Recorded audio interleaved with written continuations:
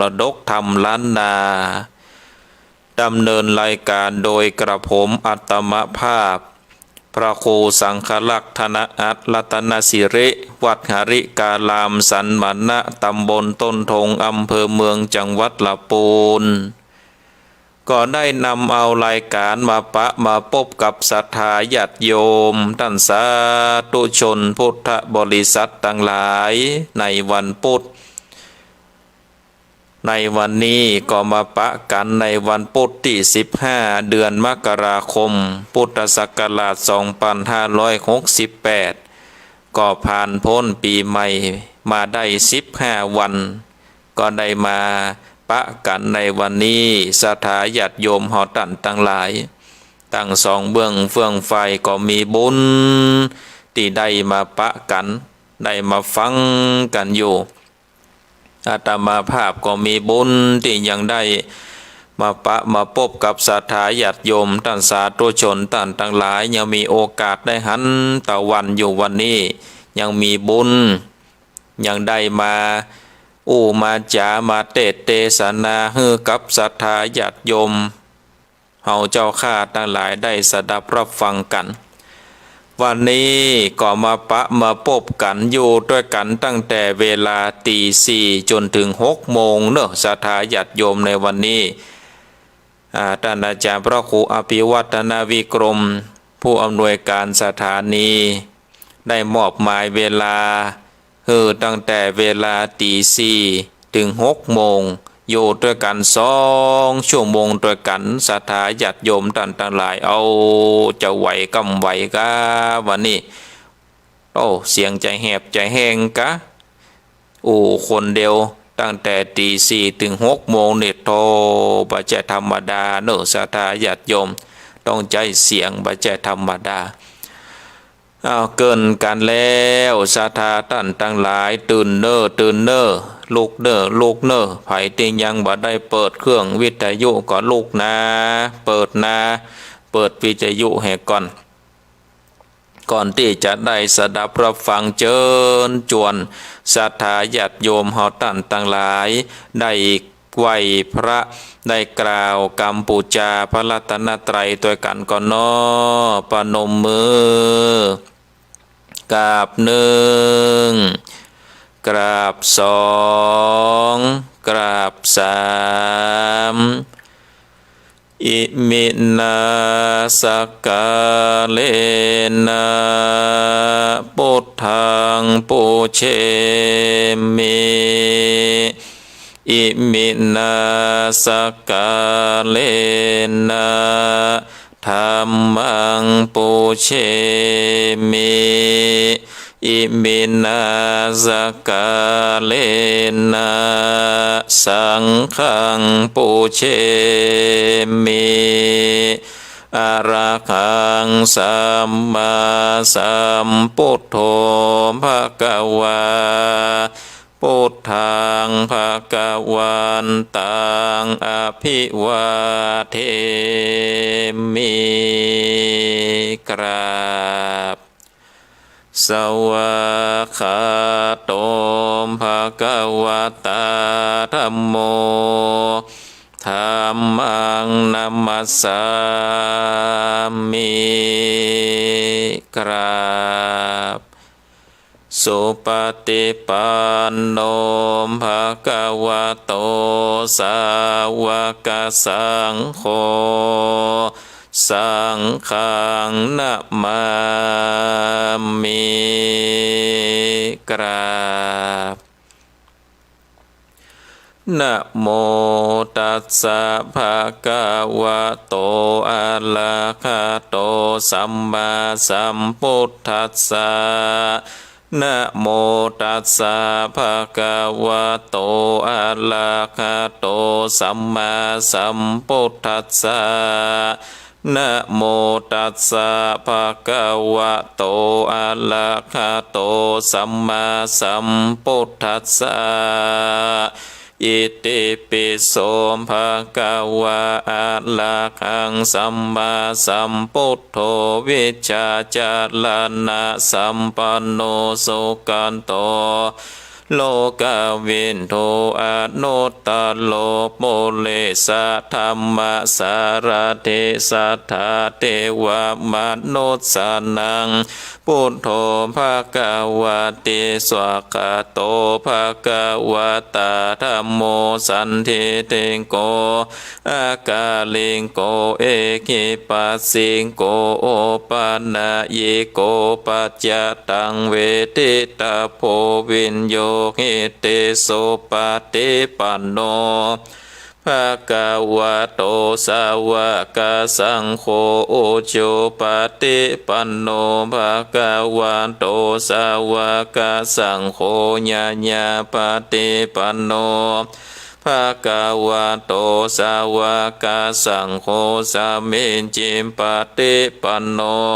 ภะคะวะโตสาวกสังโฆญะเทธังจัตตาลิปุริสยุคานิอัตถา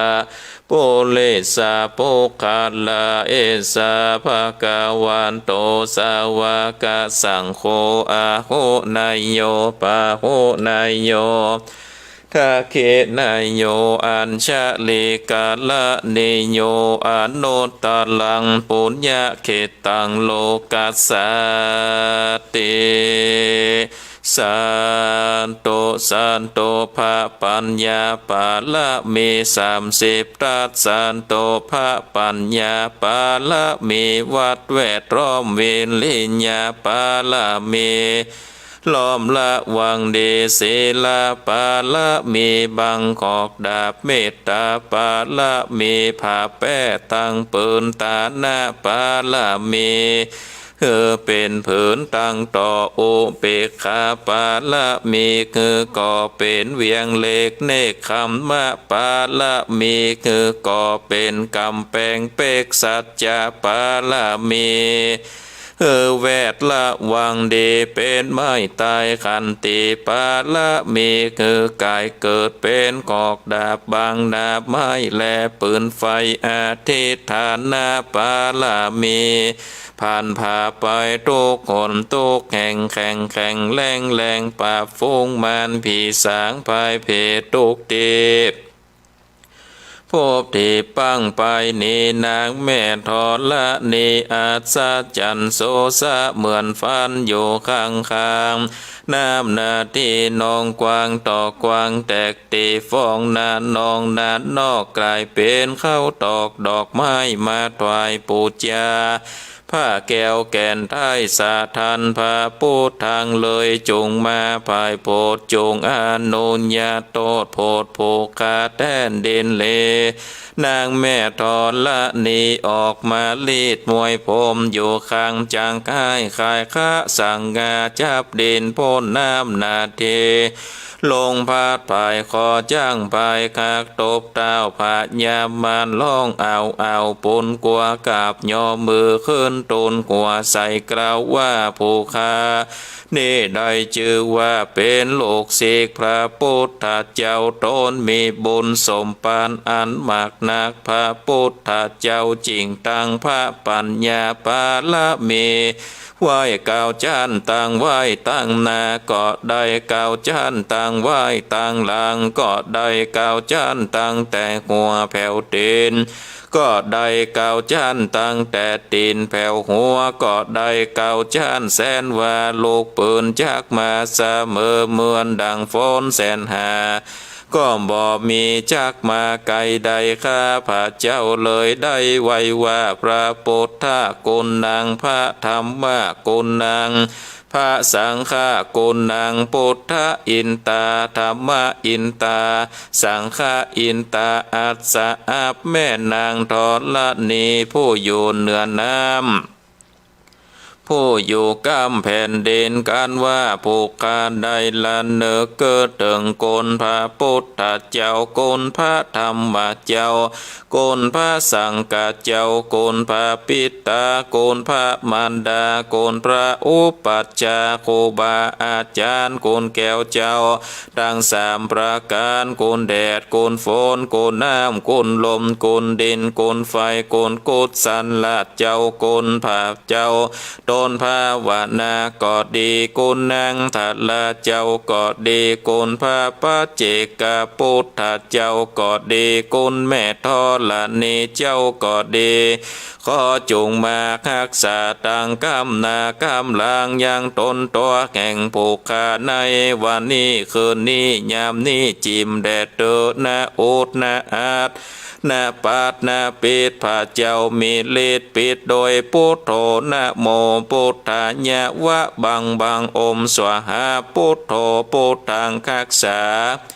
ธัมโมธัมมังรักษาสังโฆสังฆังรักษาพุทโธพุทธังอะระหังธัมโมธัมมังอะระหังสังโฆสังฆังอะระหังพุทโธพุทธังกันหะธัมโมธัมมังกันหะสังโฆสังฆังกันหะพุทโธเมนะโถธัมโมเมนะโถสังโฆเมนะโถอายุวันโนสุขังภะลังกราบหนึ่งกราบสองกราบสามเอาละศรัทธาญาติโยมท่านสาธุชนพุทธบริษัทต่างหลายเฮาได้กล่าวกรรมปูจาพระรัตนตรัยย่อมจิตย่อมใจเพื่อที่จะได้เป็นดังภาชนะรองรับเอาพระสัทธรรมเทศนาแห่งองค์สลีสัพปัญโญพระพุทธเจ้าซึ่งเป็นน้ำธรรมคำสอนที่ครูบาอาจารย์นักปราชญ์โบราณเพื่อนได้แต่งเพื่อนได้ก้อนไกเอาน้ำธรรมคำสอนแห่งพระพุทธเจ้านี่มาเป็นเรื่องเป็นราวมาเป็นธรรมข้าวมาเป็นธรรมคำสอนแบบพื้นบ้านล้านนาก็เป็นจารีตหีดหอยที่ใจเตดเป็นระบำทำนองติใจเตดมาแต่ม้นแล้วหลายร้อยปีมาสถาญาติโยมต่างหลายต่อไปก็เชิญจวนญาติโยมพุทธบริษัทเฮาเจ้าข้าทั้งหลายได้ตั้งอกตั้งใจสดับรับฟังพระสัทธรรมเทศนาวันนี้ก็จะได้เทศน้ำเทศธรรมแบบผูกเดียวจบเนาะเป็นธรรมคำสอนศรัทธาท่านทั้งหลายก็ตั้งอกตั้งใจฟังวันนี้จะเทศธรรมบุคคลสี่จำพวกคือกับศรัทธาท่านทั้งหลายได้สดับรับฟังกันก็เจิญจวนได้ตั้งอกตั้งใจสดับรับฟังเนอนะโมตัสสะภะคะวะโตอะระหะโตสัมมาสัมพุทธัสสะ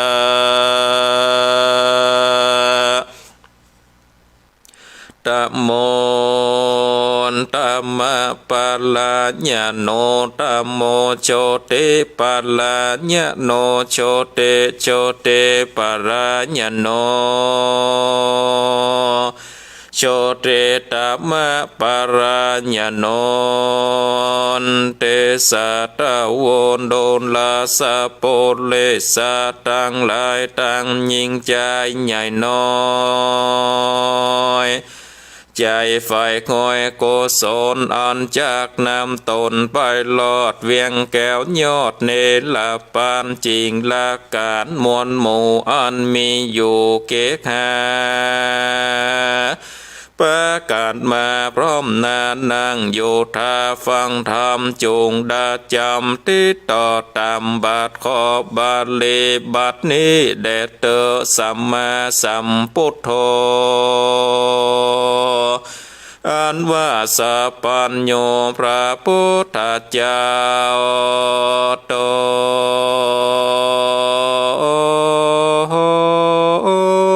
นอันเป็นเก้าเตโลกาได้เทศนาบอกไว้ว่าคนโลกใดยิ่งใจแม่นเมลายเหลือ แลนโยโจกแงอานาในปาลาเตตองน้อยเตือนทองดงภายตั้งตีไก่และไก่บาทน้อยใหญ่เนคมคามคนลายลามแต่ใส่นับบอดใดดิเลแม้นคนมีหลายหลากก็มีมากปานใดจัดนับไปตามเหตุมีสี่ประเภทเป็นตาขอสัทธาน้อยใหญ่จงได้จำไว้ในมโนตวันตาโมตามะปาลาญาโนมีคนมืดมามืดไปเป็นก้าวแจงมามืดไปเล่าเป็นไปคนมากลายตุกเตดบ่อป้นสี่ประเภทไปในคนมืดมามืดไปนั่นเล่าพระพุทธเจ้าจากใครว่าคนผู้ใดจัดก่อนใจลิงค้อนตั้งดามกะตามกรรมจะถอยตั้งใหญ่น้อยลายประการหันคนผ่านมาไกลออกปากไล่ขับหนีหันเจียงจีเจ้ามาปินติบาทเข้าตามกองบ่อเตปองใส่บาทบอกโง่อามพิวาดวันตาใจปาลาคึกหยาบกะตำบาปดังวันใจแห่งมันบอดบายบอกเกยได้ยอตานยังอาหารข้าวน้ำวัตถุพรำปัจจัยผืนขวาใบผ้าแผ่นอาสนะเต้นจองนอน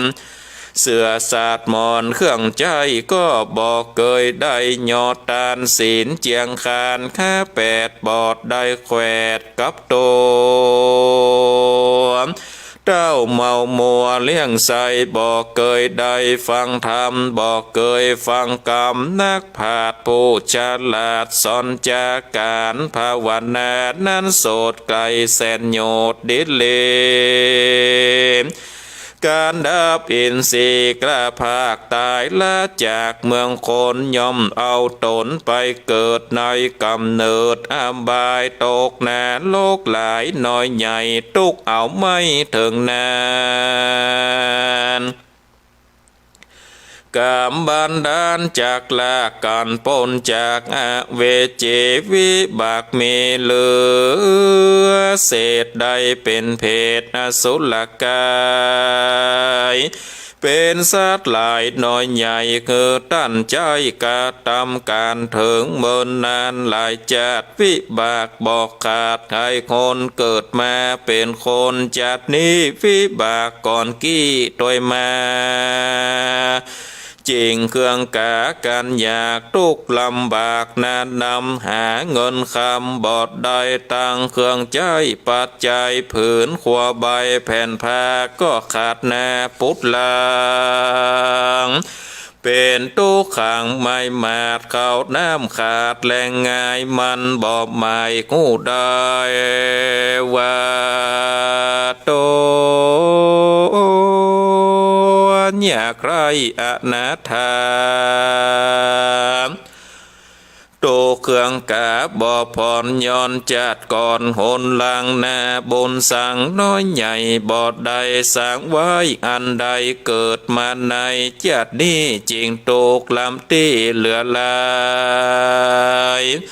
การบอบใหม่งูหลอดย้อนใบบอดตาลนลวดเอาตนหลีกเว้นหนีจากเส้นตั้งบนสร้างบาปนนติดต่อถมปานป้อตั้งวานการว่าดับขันกาภาคตายละจากเมืองคนก่อนย่อมเอาตนไปเกิดในกำเนิดอำบายคนยิ่งใจดังนี้พระกล่าวจี้จะขายว่ามืดมามืดไปแต่แล้วบ่ปนโศกเศร้าเครื่องกาเวียนไปมาบ่ผ่อนดังคนจากบ่อนตึบตาน แล้วภายผ่านพอกเต่าโสติมืดเศร้าสันเดียวและนาตาโมโชติปันลาญะโนคนจำพวกหนึ่งใสพระติไว้จากใครว่ามืดมาแจ้งไปภายนาคือคนโลกลายิงใจทุกยากลายบอดหน่อยทุกตำต้อยอนาถาสาแวงหาเลี้ยงใส่ปอกุ้มควายคืนวานอกเป็นควันไม่เดือดบอกงูเหงือดเครื่องกามันปิดจาดลาดนางานเหตุโง่เจ้งเจตไหนใจว่าหอยในจัดแล้วได้กาดแก้วเสียบุญบอดได้หนุนยกยืนโดยใจจืนยอดตานยังอาหารข้าวน้ำว่าตูพรำปัจจัยผืนขัวใบแผ่นผ้าแก่คนกำพระอานาถาตั้งคนจัดลาแก่เท่าตั้งเจ้าสมณะพรามศีลดวงงามข้าแปดบอดได้แขวดกับตนเจ้ามาวนประมาทบ่เกิดความตั้งบนใจตาโลนคึกหยาบกระทำบาปนันนามเตียวตั้งดำจันใจบ่เตียวไตตั้งดีตั้งบนมีบ่น้อยบ่ติดหอยตัวตนเกิดเป็นคนจัดนี้จริงตกลำลีเลือดลายการมานกฎหมายงนหลอดลวดละตอดตังดำบอกกะตำกามบาปอันเกิกหยาบนานามีศรัทธายังเชื่อใจไฟเอื้อตังบนตาโนนจะใจตามกาได้มีมาบอดลาสาพระบาทบ่เว้นขาดเสียเสนเต้าอาเจนเกิดสอดเอาตัวลอดตามทามตั้งมัวดำหลีกเวนโดยตามเส้นกองดีการดับอินทรีย์หมบโมย่อมไปสู่สวรรค์ทุกคืนวันจื่นจ้อยในภาษาซอยเมืองบนเลือเกิดเมืองคนโลกใดก็บ่อยากไรเครื่องเขเข้าของมีพร้อมพามตั้งข้าวน้ำปัจจัยเงินคำใส่แผ่นผ้าตั้งจ้างมางัวควายสมบัติหลายเลือดแลดโดดตั้งแผ่เตตานมีปะลิวันคำใจหวังแวดไกลใหญ่ๆคนยิงใจดังนี้พระเก่าจี้จะขายว่ามืดมาแจ้งไปภายนาบอดโรคตามจ้าตาลนเป็นดังคนกล้าภาคออกมาจากกุกหาแล้วกายกาเตียวตองไปที่แจงสองหันใสพอตั้งใดที่แจงหันจุกแห่งอันนาอุปมาแถมหนึ่งใสดังคนไตเตียวเด่นยกเอาตีนตั้งกูขึ้นไปอยู่สีวิกายบอดนานลายสักหยาดก็ขึ้นโลดลาดเจียงคานบ่อปอนานเนินจาขึ้นขี่ม้าอาจารย์ในลำดับไปขี่จางโตเอกอังงางอนแล้วละกุญจรตัวองค์อาจขึ้นภาษาคำแดงตกบ่อแฝงจองคอยโศกเจิญจ้อยคืนวันและนาโชติปัลลาญาโนคนจำพวกหนึ่งเหล่าพระเป็นเจ้าจะขายว่าแจ้งมาแจ้งไปนาบอดตามจ้ามองเกคือคนโลกีโลกใต้สร้างบนไว้นำนาดในเข้าขาจัดก่อนบนบอกก่อนไข่คน เกิดเป็นคนจัดเนบนก่อนกี้โดยมาพ่องเป็นพญาภาพดาวพ่องเป็นเต้าสามเบยเมืองยาสะเลืองแผ่กว้างไผ่บ่ออ้างเตรียมตา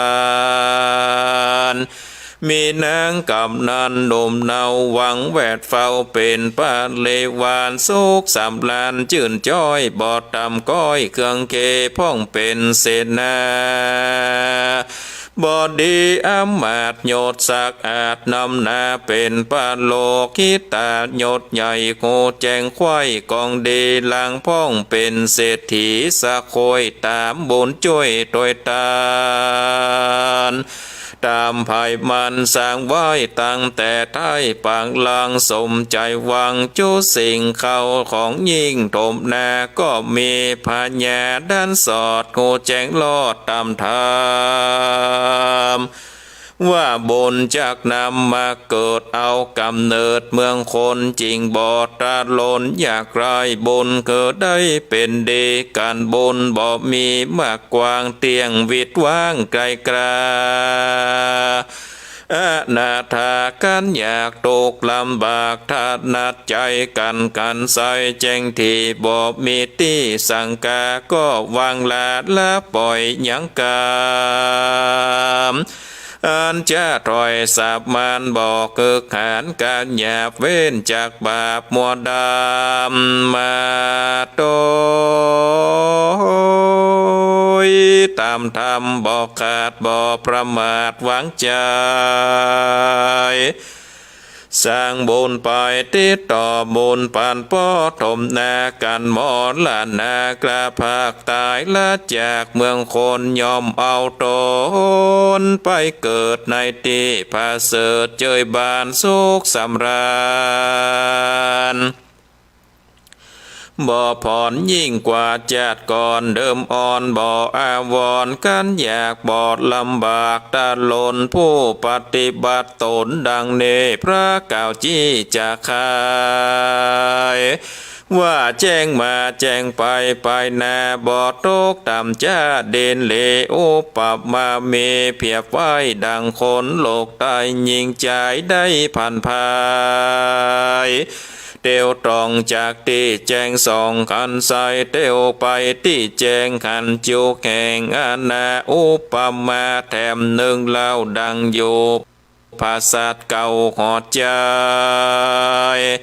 แล้วย้ายไปอยู่ใหม่ในภาษาใหญ่เจียงคานดังเกจังสานตัวเอกอ่างแล้วลงจากจ้างงางอนขี่กุญชรตัวใหม่กูแจงควายใจนายดังคนใจขี่ม้าตัวอาจกระอาจจะน้อยยอมคู่ใจแข่งเจ้าแล้วละมาเก่าบัดเดียวขี่มาเร็วองค์อาจสินตัววาดพันภายดังขี่เสวิกายลดลาดแล้วใหญ่บาทละนีขี่เสวิกายเดลดใหม่อันละอันกาไว้ไปหลังและนา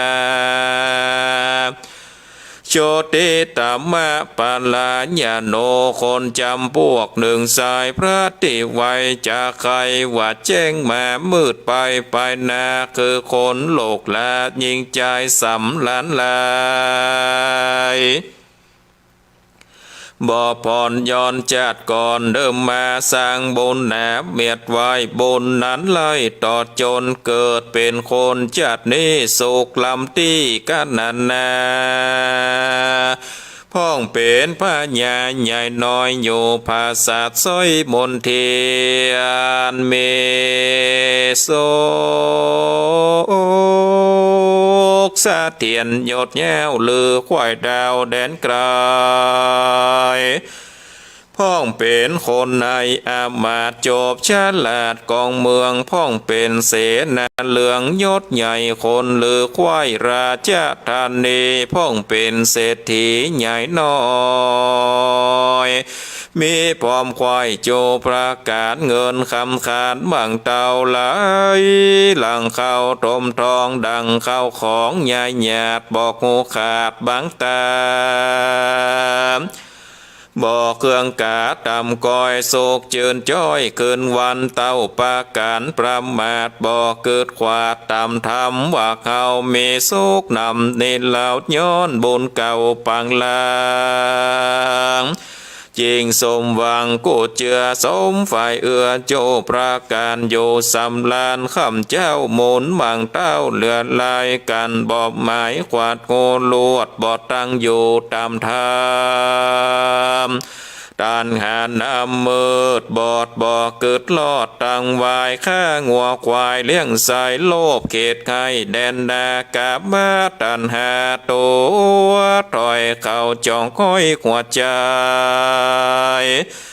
ลูกเมียไผบอกโอ้เอาเป็นโจ้แปลงปันตุกเกินวันข้าเจ้าดื่มแต่เหล้าสุดลาบอกคนนาไพรน้อยตั้งคนถอยเครื่องเค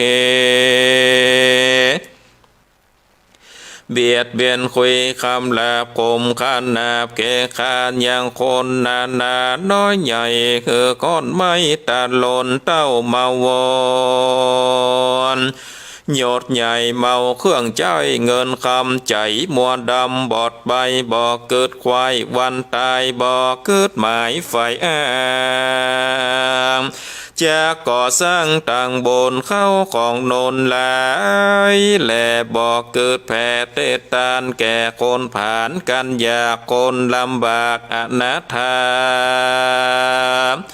การวัดว่าน้อยใหญ่บอกเคยได้โอปัฏฐมมีเงินคำเสียเปล่าหมุนบังเต้าเสียได้บอกโคถวายกลมเก่าไว้พระเจ้ายอดตา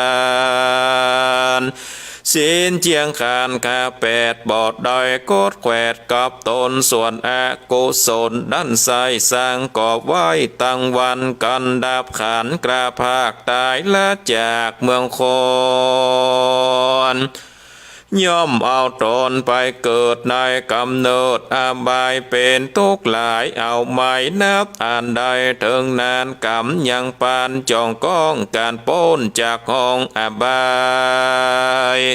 ได้กับกายมาเกิดเอากำเนิดเป็นคนย่อมตาลนกันอยากตกลำบากมองผ่านคนสาบมันดังเนพระกล่าวจี้จากใครว่าแจ้งมามืดไปนาเป็นคนถอยจ้าจังเลยจะเตรียมเพียบไว้ดังคนโลกใต้ยิงใจได้พันภายเตียวตรองจากดีแจงส่องกันใสแล้วก็กร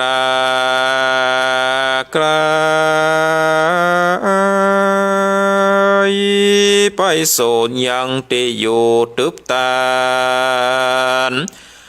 พอบอกกันที่แจ้งย้อนจุกแห่งตันตาอุปมาแถบหนึ่งใสดังโยภาษัทใหญ่ใสเศษแล้วลาเนตใหญ่บาทจากภาษาเจียงคา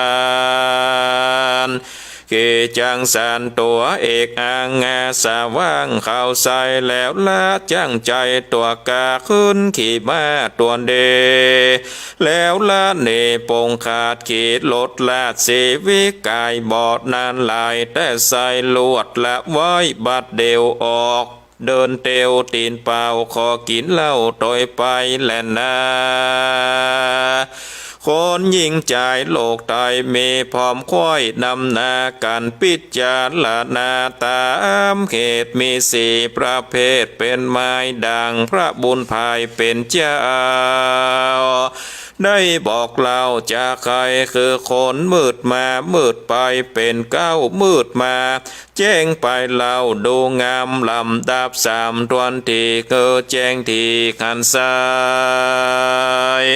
แจ้งมาแจ้งไปนาบ่อตำจ้าตาลนจ่าพวกคนตวนสี่พระกล่าวจี้จากใครว่าแจ้งมามืดไปสุดซ้อยเป็นคนถอยสามานค คนสงสารโลกตอยมีบ่อไล่เลือดลายการกฎหมายตามเขตมีสี่ประเภทเป็นตาดังไข่จ๋าแต่ต้นติดสืบส้นถึงไปดังนี้แลนาตัสสมาสัตโวเกตนันสายขอน้อยใหญ่ยิ่งใจด้านต่างหลายมวลหมู่อันมานั่งอยู่ฟังธรรมจงจักจำคือมันเกิดสอดดันขันนิ่งเอาวัดตัวแข่งเขานี่ลาจัดนับเขาแนวใดจำพวกในน้ำใสกันกึดดอยตามมีจงเว้นหนีตั้งแบบรีบเข้าหาบตั้งบนจากโนนช่วยกำเกิดล่วงล้ำภายมันมีความโศกสำลานจื่นจ้อยสมไฟคอยโจประการบอนยาจะแลนนาจะโตปุกาลาการทาการทาเนทิตากิญญาสังวานนาวิเศษจาของเขตคนสีจำปวกก็บังกมสมเลศสันเด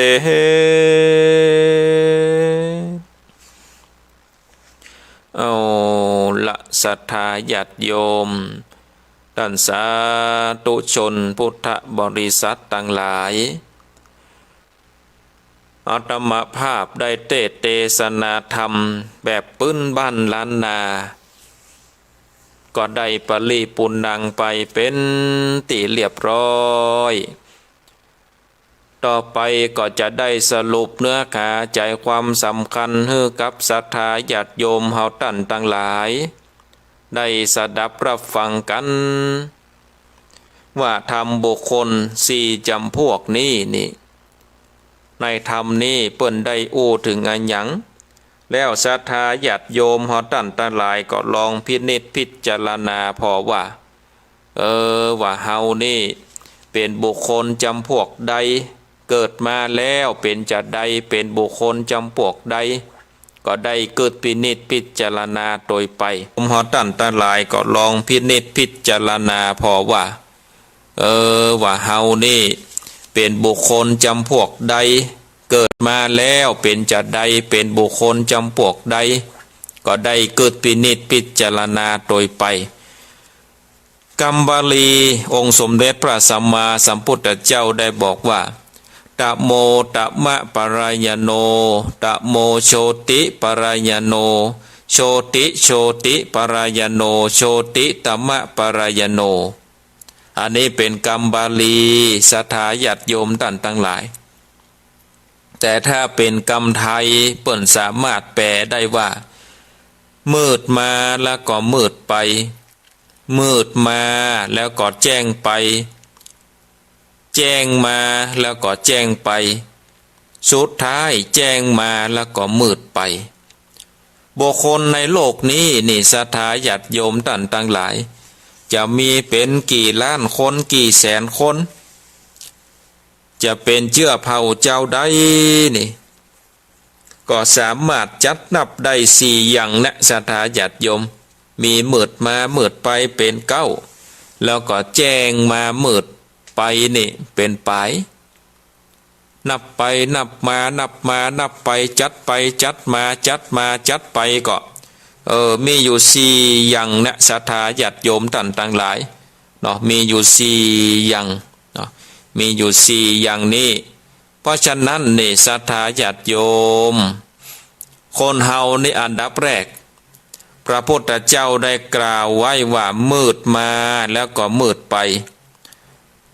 เพราะว่าชาติก่อนนั้นนี่บ่ได้กระทำบุญอย่างซักอย่างบ่ได้กระทำบุญเมื่อได้บ่ได้กระทำบุญแล้วนี่กันว่าเกิดมาชาตินี้นี่ศรัทธาญาติโยมก็มาเป็นคนทุกข์คนไร้เข็นใจเป็นคนทุกข์คนไร้เข็นใจแล้วก็เกิดมานี่ก็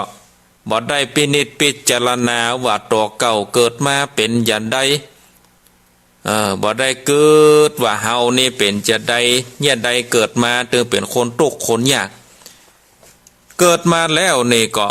หันตูดเจ้าพระเนนมาบินที่บาทก็ดีหันคนทุกข์คนอยากมาขอทานหันเปิ่นมาบอกบุญบอกกุศลก็เอาทำเป็นบักหูบอกหันตึงบอกเกิดพิจารณาที่จะใส่ที่จะทำบุญเป็นคนขี้จิขี้ทีเนี่ยศรัทธาญาติโยมท่านทั้งหลายแม้กระทั่งวัดทานก็บ่ได้คือทานศีลก็บ่ได้รักษาศีลศีล8วันพระวันศีลเข้าวัดษาออกวัดษาอย่างใดก็ตึงบ่สนใจที่จะไปวัดไปวาศรัทธาญาติโยมบ่ได้รักษาศีลกินทานภาวนาเนี่ยมันต้องไปถามเนาะทานก็ตึงได้คือทานศีลก็ตึงได้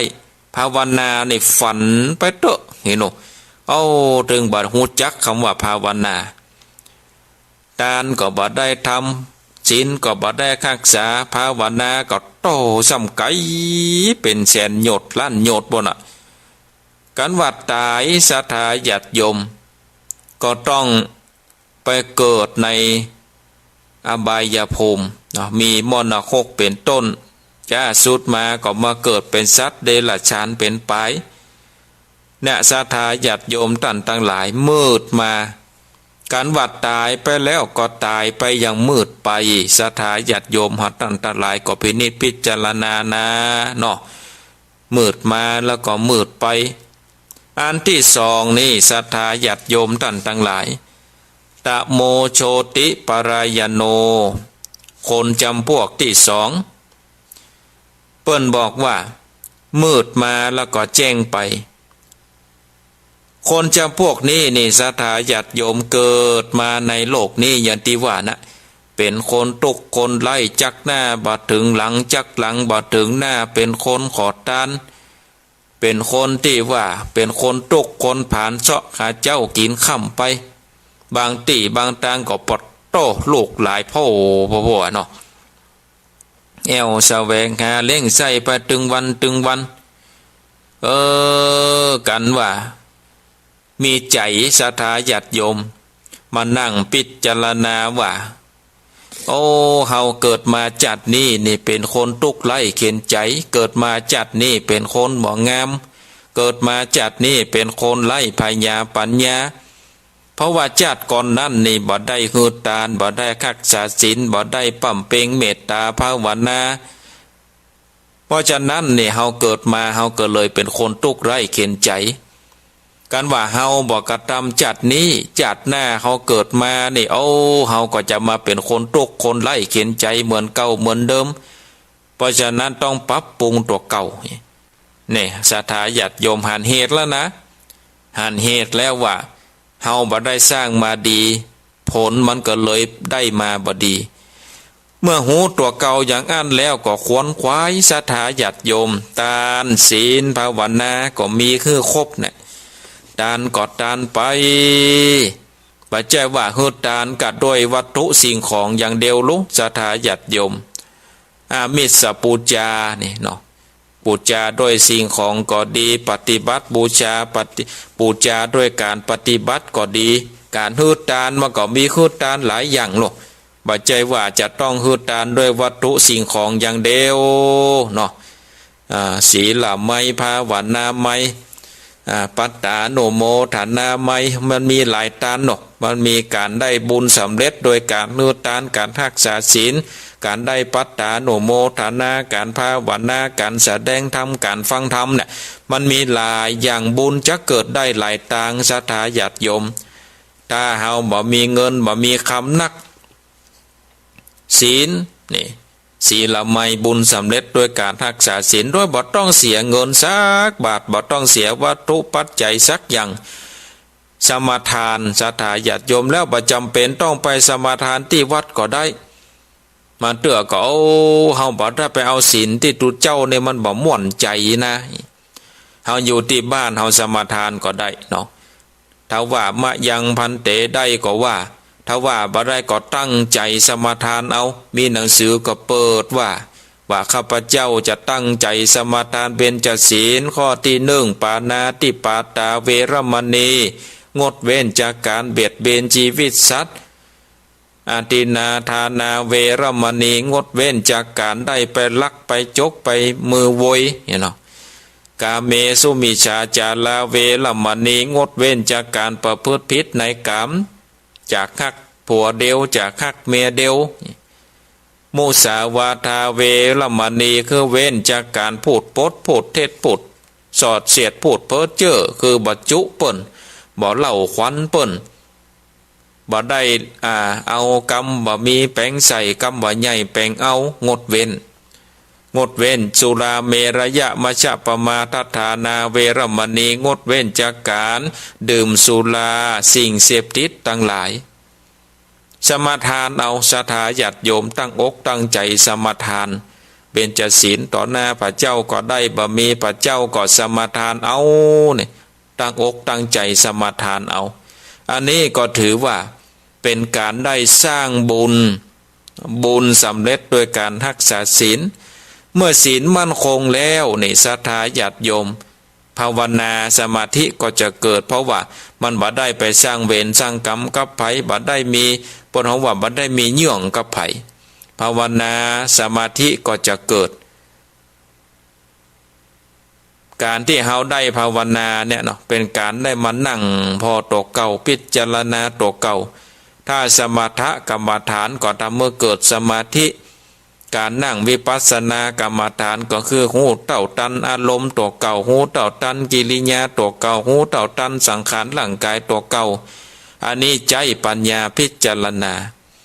แต่ถ้าสมถกรรมฐานก่อนทำเมื่อจิตใจสงบเป็นสมาธิเบื้องต้นสมาธิเบื้องกลางสมาธิเบื้องสูงไปนะจนเข้าฌานญาณไปอันนี้ก็ถือว่าเขาก็สร้างบุญนี่โดยบ่ได้เสี่ยงเงินเสี่ยงคำสักบาทอย่างที่อาตมาภาพได้ปาศรัทธาญาติโยมได้ไหวพระได้กล่าวกรรมปูจาพระรัตนตรัยได้ว่าอิติปิโสสวากาโตสุปฏิปันโนได้ไหวปรมีเก้าจันถ้าไปมีเวลาว่างก็สูตรไปธรรมจักกับปวัตนสูตรก็ดีบทสวดมนต์ก็สูตรไปเถอะศรัทธาญาติโยมนี่ก็ได้บุญเหมือนกันโดยบ่ต้องเสี่ยงเงินเสี่ยงคำสักบาทแต่วัดทานอันเป็นวัตถุปัจจัยนั้นก็เป็นการได้เกื้อหนุนกับวัดกับวาเนาะเกื้อหนุนกับวัดกับวาเกื้อหนุนกับตัวเจ้าสามเณรคือว่าปัจจัยทั้งสี่เนาะมีจีวรอาหารมีเสนาสนะที่อยู่ที่อาศัยแล้วก็มียารักษาโรคอันนี้ก็ศรัทธาญาติโยมตันหลายเขาเป็นเจ้าพุทธก็บำรุงได้ถวายทานพระพุทธศาสนาเพราะวัดวานี่มันก็บ่ใช่เป็นของไผเนาะศรัทธาญาติโยมเฮาตั้งหลายก็เป็นของเฮาตั้งหลายหมดเป็นอุปถากอุปธรรมกัมจูวัละพุทธศาสนาไม่ใช่ว่าเป็นของตุลุงกอเป็นของตุลุงงออย่างวัดหาริกาลามสันมณะนี่ก็ไม่ใช่เป็นของอาตมาดอกพระครูสังฆลักษณะอัตตุเจ้าสันมณะบ่ได้อยู่ที่นี่หรือว่าตายไปก็ไม่จะได้เอาวัดไปโดยนี่จะไปอยู่ที่อื่นก็ไม่จะเอาวัดหาริกาลามนี่ไปโดยได้รู้เนี่ยศรัทธาญาติโยมเฮาตั้งหลายก็สามารถที่จะได้จ่าเนาะจ่าว่าบ่ใจเป็นของตุเจ้าเบอร์โทรศัพท์นี่ที่โทรมาบัดเดี๋ยวนี้ใต้มันใต้7372ไปฟังโทรมาเด้อเนอะยังบ่ได้เปิดสายเด้อนะนี่โทรมา2เทื่อแล้ว7372ใต้มันขอความกรุณาอย่าเพิ่งโทรมาจะไปฟังโทรมาเตื้อยังบ่ได้ถึงเวลาในการเปิดสายเตื้อใจเย็นใจเย็นถึงได้ได้จ่าแน่นอนวันนี้อยู่ด้วยกันถึง6 โมงปุ่นก่อนใจเย็นอยู่ด้วยกันถึง6 โมงศรัทธาญาติโยมตั้งหลายอยู่ด้วยกันไปจนถึงเวลา6 โมงก่อนเด้อศรัทธาญาติโยมเฮาตั้งหลายเพราะฉะนั้นก็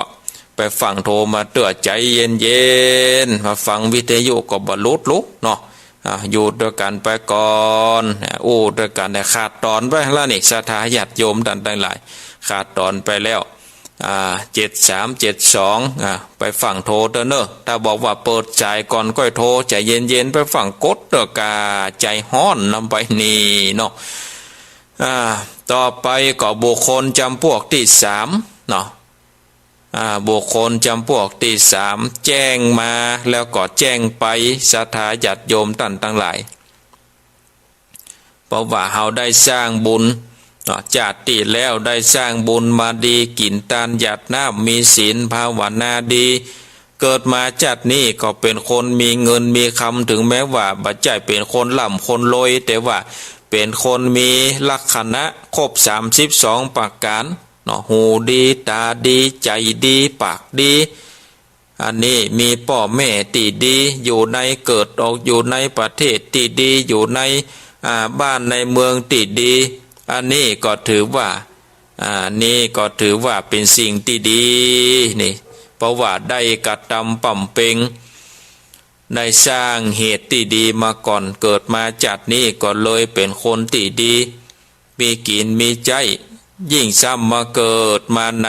พระพุทธศาสนาแห่งองค์สลีสัพปัญโญพระพุทธเจ้าเนี่ยยิ่งดีศรัทธาญาติโยมท่านทั้งหลายมาเกิดมาจากหนึ่งจากใดก็มาปะใส่พระพุทธศาสนาถือว่าเป็นกุศลศรัทธาญาติโยมเป็นบุญแสดงว่าเขาได้สร้างบุญมาดีอธิษฐานมาดีเลยมาปะใส่พุทธศาสนาเพราะฉะนั้นนี่เฮานี่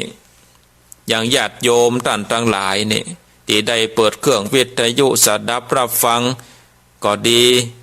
มาฟังทางระบบอินเทอร์เน็ตก็ดีมาฟังในการถ่ายทอดทางระบบเฟซบุ๊กก็ดีอันนี้ถือว่าเกิดมาดีหมดมาจวบปบใส่พระพุทธศาสนาพระโคตมะพุทธเจ้ามันจะมีกับตนนี้ตนเดียวรู้ศรัทธาญาติโยมท่านทั้งหลายในพัทธลกัปนี้จะมีพระพุทธเจ้ามาตรัสรู้5 พระองค์เมื่อเดี๋ยวนี้ล่วงไปแล้ว4ตนที่เฮาไว้ถึงวันนี้นะเป็นพระพุทธเจ้าตนที่4พระโคตมะสักกยมุนีสัมมาสัมพุทธเจ้าเดิมทีก็เป็นเจ้าชายสิทธัตถะนี่เนาะได้มาแสวงหาโมกขธรรมจนได้บรรลุอนุตตรสัมมาสัมโพธิญาณที่ปืนต้นสลีมหาโพธิ์ใกล้แม่น้ำเนรัญชลาก็ได้สั่งสอนเวไนยสัตว์แต่ตั้งศาสตร์พระพุทธศาสนาขึ้นมาสืบมาจนถึงเฮาตั้นตั้งหลายมาก็ 2,500 กว่าปีมาแล้วศรัทธาญาติโยมอันนี้ก็ที่เฮาไว้นี่เป็นพระพุทธเจ้าตนที่4แล้วจะมีแห่งตนหนึ่งคือพระศรีอริยเมตไตรตอนนี้ก็เป็นนอโพธิสัตว์อยู่เป็นนอโพธิสัตว์กำลังปั่มเพ็งเพราะว่ายังบ่ได้เกิดมาเตอแลกำลังได้เก่งค้อนพุทธศาสนาของพระโคตมะเจ้าอยู่กำลังเป็นนอโพธิสัตว์ตนเตียวไปมาในวัฏสงสารได้ปั่มเพ็งสร้างบารมีรอที่จะได้มาเกิดเป็นพระพุทธเจ้าตนที่5คือพระศรีอริยเมตไตรอันนี้ก็หลังจากที่เกิดมาครบ5 พระองค์แล้วก็สุดซ้อยไปก็เจ้าว่ามีกะ5 พระองค์นี่นะศรัทธาญาติโยมต่อไปก็จะมีพระพุทธเจ้าสืบไปเรื่อยๆการหลังจากนั้นก็จะมีพุทธเจ้าเต็ม10 ตน10 ตน5 ตนเดียวไปก็แล้วแต่กับแล้วแต่กับนั่นกับใดก็ไปแต่ว่ากับที่เฮาเกิดมานี่จะมีพระพุทธเจ้าทั้ง5 ตนอย่างที่อานิสงส์อันได้ฟังธรรมมหาจารย์เวสสันดรจาดกถึง13 กันนี่นะศรัทธาญาติโยมเฮาท่านทั้งหลายก็พาธนาก็จะได้ไปเกิดในศาสนาของพระศรีอริยเมตไตรย่าใดถึงต้องพาธนาไปเกิดในจาติพระศรีอริยเมตไตรสัมมาสัมพุทธเจ้าเพราะว่าในคัมภีร์เปิ้นได้ถึงว่าในยุคนั้นนี่จะบ่มีคนตุกศรัทธาญาติโยมแล้วก็จะปลาเหี้ยวนี่ก็จะมอง คนที่จะอายุยืนยาวหลายหมื่นปีคนนี่จะมีกินมีใจเป็นคนรวยเหมือนกันหมดเนี่ยเกิดอยากได้เงินเงินก็ปรากฏเกิดอยากได้คำคำก็ปรากฏเกิดกินอันใดก็ปรากฏเกิดอยากจะกินหมูกระทะก็ปิ้งมาเลยกลางเฮือนเนี่ยเนาะต่อถึงวันนี้ก็จะนะคะเนาะเกิดอันใดก็สั่งเก็บมาเลยสั่งเก็บมาจูเฮือนอันนี้ก็ถ้าจะอย่างอันนะคะเนาะเกิดอันใดก็จะกินอันนั้นเนาะถ้าจะเร็วหรือเก็บก็โหเนาะถึงวันนี้เก็บกาฟุตแพนด้าแพนเดอร์กาอยู่ที่ไหนก็บ่ต้องไปจ่ายกาดก็ได้คะแนนมีสตังค์จ่ายเด้อเนาะคะแนนมีสตังค์จ่ายเด้ออยากกินอันไหนมามีฮันโมน่ะอยากกินชาอยากกินกาแฟอยากกินข้าวอยากกินยำอยากกินลาบกินชามันมีฮันหมดศรัทธาญาติโยมสามารถกดมาได้เลยกดมาส่งถึงจูตี้ส่งถึงตีนขันได้อิ่มใช่ไหมกันเนาะบางพ่องนี่อยู่หอพักส่งเห็นห้องนอนหมดเนี่ยศรัทธาญาติโยมแล้วก็ถึงวันนี้ก็ถึงมีหูทิพตาทิพลุกเนาะเนี่ยเขาเกิดมาแบบเขาทำบุญมาดีศรัทธาญาติโยมต่างหลายญาติโยมเขาต่างหลายที่ฟังอยู่นี่ก็ทำบุญมาดีก็เกิดพินิจพิจารณานะเนาะมีหูทิพมีตาทิพหูทิพตาทิพนี่จะใดศรัทธาญาติโยมก็โทรศัพท์พอรู้อยู่ที่ไหนตั้งใดก็หันหน้ากันอยู่เมืองนอกเมืองนาอยู่ตั้งใดก็หันโมดตะกอนในเขียนจดหมายหากันเนี่ยโมนเขียนไปฉบับหนึ่งเป็นเดือนบนกว่าจะได้ครับกว่าจะได้อ่านกว่าจะได้หูข่าวต่างบ้านต่างจองบ่ได้ดีหูติบตาติบอยู่ที่ไหนก็หูข่าวกันเนาะป่นฆ่ากันท่านใดยิงกันท่านใดก็หูเกิดอุบัติเหตุท่านใดภัยตายท่านใดก็หูอยู่เมืองนอกเมืองนาอยู่ที่ไหนก็หันหน้ากันเนี่ยตาติบศรัทธาญาติโยมต่างหลายอยู่ที่ไหนตั้งใดข่าวสารอันใดก็หูติบนี่อยู่ที่ไหนก็ได้ยินวิทยุกาเปิดยูทูบยูแทบกาอย่างศรัทธาญาติโยมต่างหลายนี่เนาะคนหนึ่งอยู่ลำปางคนหนึ่งอยู่เชียงรายคนหนึ่งอยู่เชียงใหม่คนหนึ่งอยู่ลำพูนเนี่ยอาตมาภาพนั่งอยู่เนี่ยศรัทธาญาติโยมก็มีหูติบลุกเนาะได้ยินอาตมาภาพนั่งอยู่ลำพูนว่ะจังพ่องก็อยู่เชียงรายอยู่ลำปางอยู่ที่อื่นที่ไกลอยู่ตั้งใดต่างประเทศปุ่นก็มีสามารถได้ยินเสียงอาตมาภาพได้เทศนาธรรมมามาจาในวันนี้นี่เนี่ยหูติบศรัทธาญาติโยมต่างหลายเนี่ยเขาก็มีบุญเพราะว่าญาติก่อนได้เขาได้สร้างเหตุมาดีดูเขาได้สร้างเหตุมาดีจัดนี่เขาเลยเกิดมาดีแล้วก็เกิดมาดีนี่ก็ได้สร้างไปแถมศรัทธาญาติโยมได้คือตานได้คักษาศีลได้ฟังธรรมได้ฟังครูบาอาจารย์แต่ละตนแต่ละองค์ได้มาสลับซับเปลี่ยนกันนี่ได้มาคือธรรมะเนาะได้มาเทศนาธรรมบางตนก็ถนัดธรรมเมืองก็เทศธรรมเมืองบางตนป่นถนัดบรรยายก็เทศบรรยายได้ก้อนใกล้เอานำทำคำสอนขององค์สลีบวรสัมมาสัมพุทธเจ้ามาเทศนามามาจาถ้าเป็นของกินอย่างว่าเสิร์ฟของกินถึงตีนอนว่าศรัทธาญาติโยมอย่างประเด็นนี้บางพ่องก็ย่ำลูกแล้วนี่เนาะตื่นแล้วนะแต่ย่ำบ่ลูกเตื้อหนาวอาตมาภาพอยู่ในห้องจำวัดอยู่ในห้องนอนก็สิมพอเย็นด้านใดลูกมานั่งเปิดเครื่องส่งเปิดวิทยุจ๋าสีเย็นมาไปติ๊กเนี่ยศรัทธาญาติโยมต่างหลายสีหนาวมานี่จะได้ตุ้มผ้าแถมผืนก้าไปเดี๋ยวนี้นี่สีเย็นมานี่นะนั่งคนเดียวก็หนาวกันศรัทธาญาติโยมต่างหลายพ่องก็ว่าตุดเจ้าบ่หนาวก้าเนี่ยก็ซึ่งบ่หนาวก็คนอย่าเดียวกันศรัทธาญาติโยมต่างหลายอันนี้คือว่าเขาได้สร้างมาดีเนาะเขาได้สร้างมาดีเขาก็จะได้เกิดมาดีและที่เกิดมาดีก็เป็นเจ้าฟ้ามหากษัตริย์เป็นคนมีเงินมีคำเป็นคนมีทรัพย์มีฐานะที่ดีก็ได้สร้างบุญสร้างกุศลแถมศรัทธาญาติโยม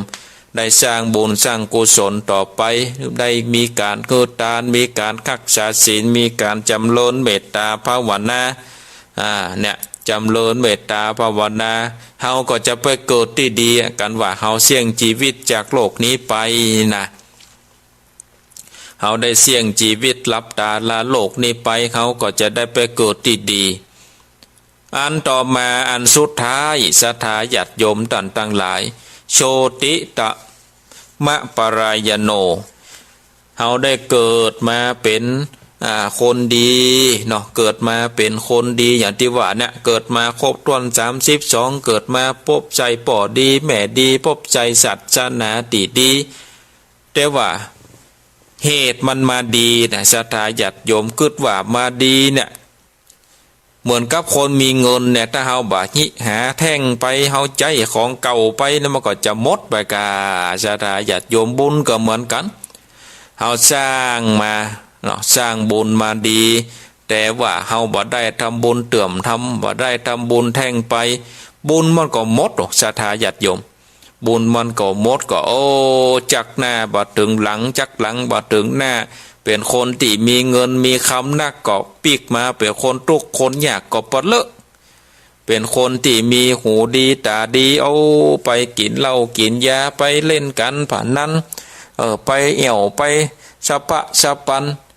เป็นคนทุกคนไล่ไปเหียเอาเงินเอาคำไปเสี่ยงกับอย่างอื่นไปเหียบางเถื่อก็เป็นคนดีคนดักเอากินเหล้าเสพยาก็กลายเป็นคนจอมเจาะเดาะด้อยเป็นคนผสมองค์กะไปเหียอย่างอันนี้คือว่าแจ้งมาแต่ว่ามืดไปศรัทธาญาติโยมบ่อันบ่ไหวพระไหวเจ้าบ่จักกินจักทานเนาะตายไปก็ศรัทธาตันทั้งหลายตายไปก็ถือว่าจบไปสิ้นไปเนาะจบไปสิ้นไปเหียเนี่ยศรัทธาญาติโยมท่านทั้งหลายก็ได้พินิจพิจารณาเอาเนอว่าเฮาเกิดมาในจัดนี้นี่เฮาเกิดมาในจัดนี้นี่มาปะใจพระพุทธศาสนาเฮาทำดีแล้วหรือยังเนาะเฮาทำดีแล้วกะนี่ศรัทธาก็ลองพินิจพิจารณาพอนะพินิจพิจารณาพอว่าเฮาเกิดมาเฮาเกิดมาในโลกนี้นี่เฮาได้กระทำดีเนาะเฮาได้กระทำสิ่งที่ดีมาแล้วนี่เฮาก็ได้สร้างบุญสร้างกุศลแต่อาตมาเชื่อแน่นอนว่าศรัทธาญาติโยมที่ได้ฟังในเจ้าวันนี้นี่ถือว่าเป็นคนแจ้งมาแล้วก็แจ้งไปเหมือนกันหมดเนาะแจ้งมาแล้วก็แจ้งไปเหมือนกันหมดขณะนี้ก็เวลาตี5:04ได้อาตมาภาพจะขอพักกำเดี๋ยวก่อนเนอะศรัทธาญาติโยมไปฟังไหลไปทางใดเด้อนะจะขอยั่งกินน้ำกำก่อนขอเสียงมันอากาศมันเย็นนะเนาะศรัทธาญาติโยมอากาศมันเย็นแล้วก็ปีกมาปะกันแถมเนอะในช่วงที่2นะศรัทธาญาติโยมช่วงแรกเวลาก็ปริปุณนังแล้วตี4ถึงตี5 1 ชั่วโมงเนาะ1 ชั่วโมงแล้วก็ตี5ถึง6 โมงในแหมช่วงนึงนะศรัทธาญาติโยมไปฝั่งหนีไปไหนเด้อเนอะบ่ใจว่าตุเจ้าดักไปโอเคจะไล่วิทยุหนีแล้วจะปิดวิทยุหนีแล้วมันจะนาศรัทธาญาติโยมอาตมาภาพพักกินน้ำกำเดียวพักเสียงกำเดียวพักกินน้ำกำเดียวเนอะศรัทธาญาติโยมรอกำเดียวนะรอกำเดียวขอพักขอยั่งเหตุกำหนึ่งแล้วก็มามาจ๋ามาฟังธรรมะกันต่อไปเนาะอันนี้ก็จะขอพักยั่งกำเดียวเนอะศรัทธาญาติโยมเฮาตั้นทั้งหลายขอพักขอนย่างกันกำเดียวแล้วก็มาปะกันในช่วงที่2เน้อศรัทธาญาติโยม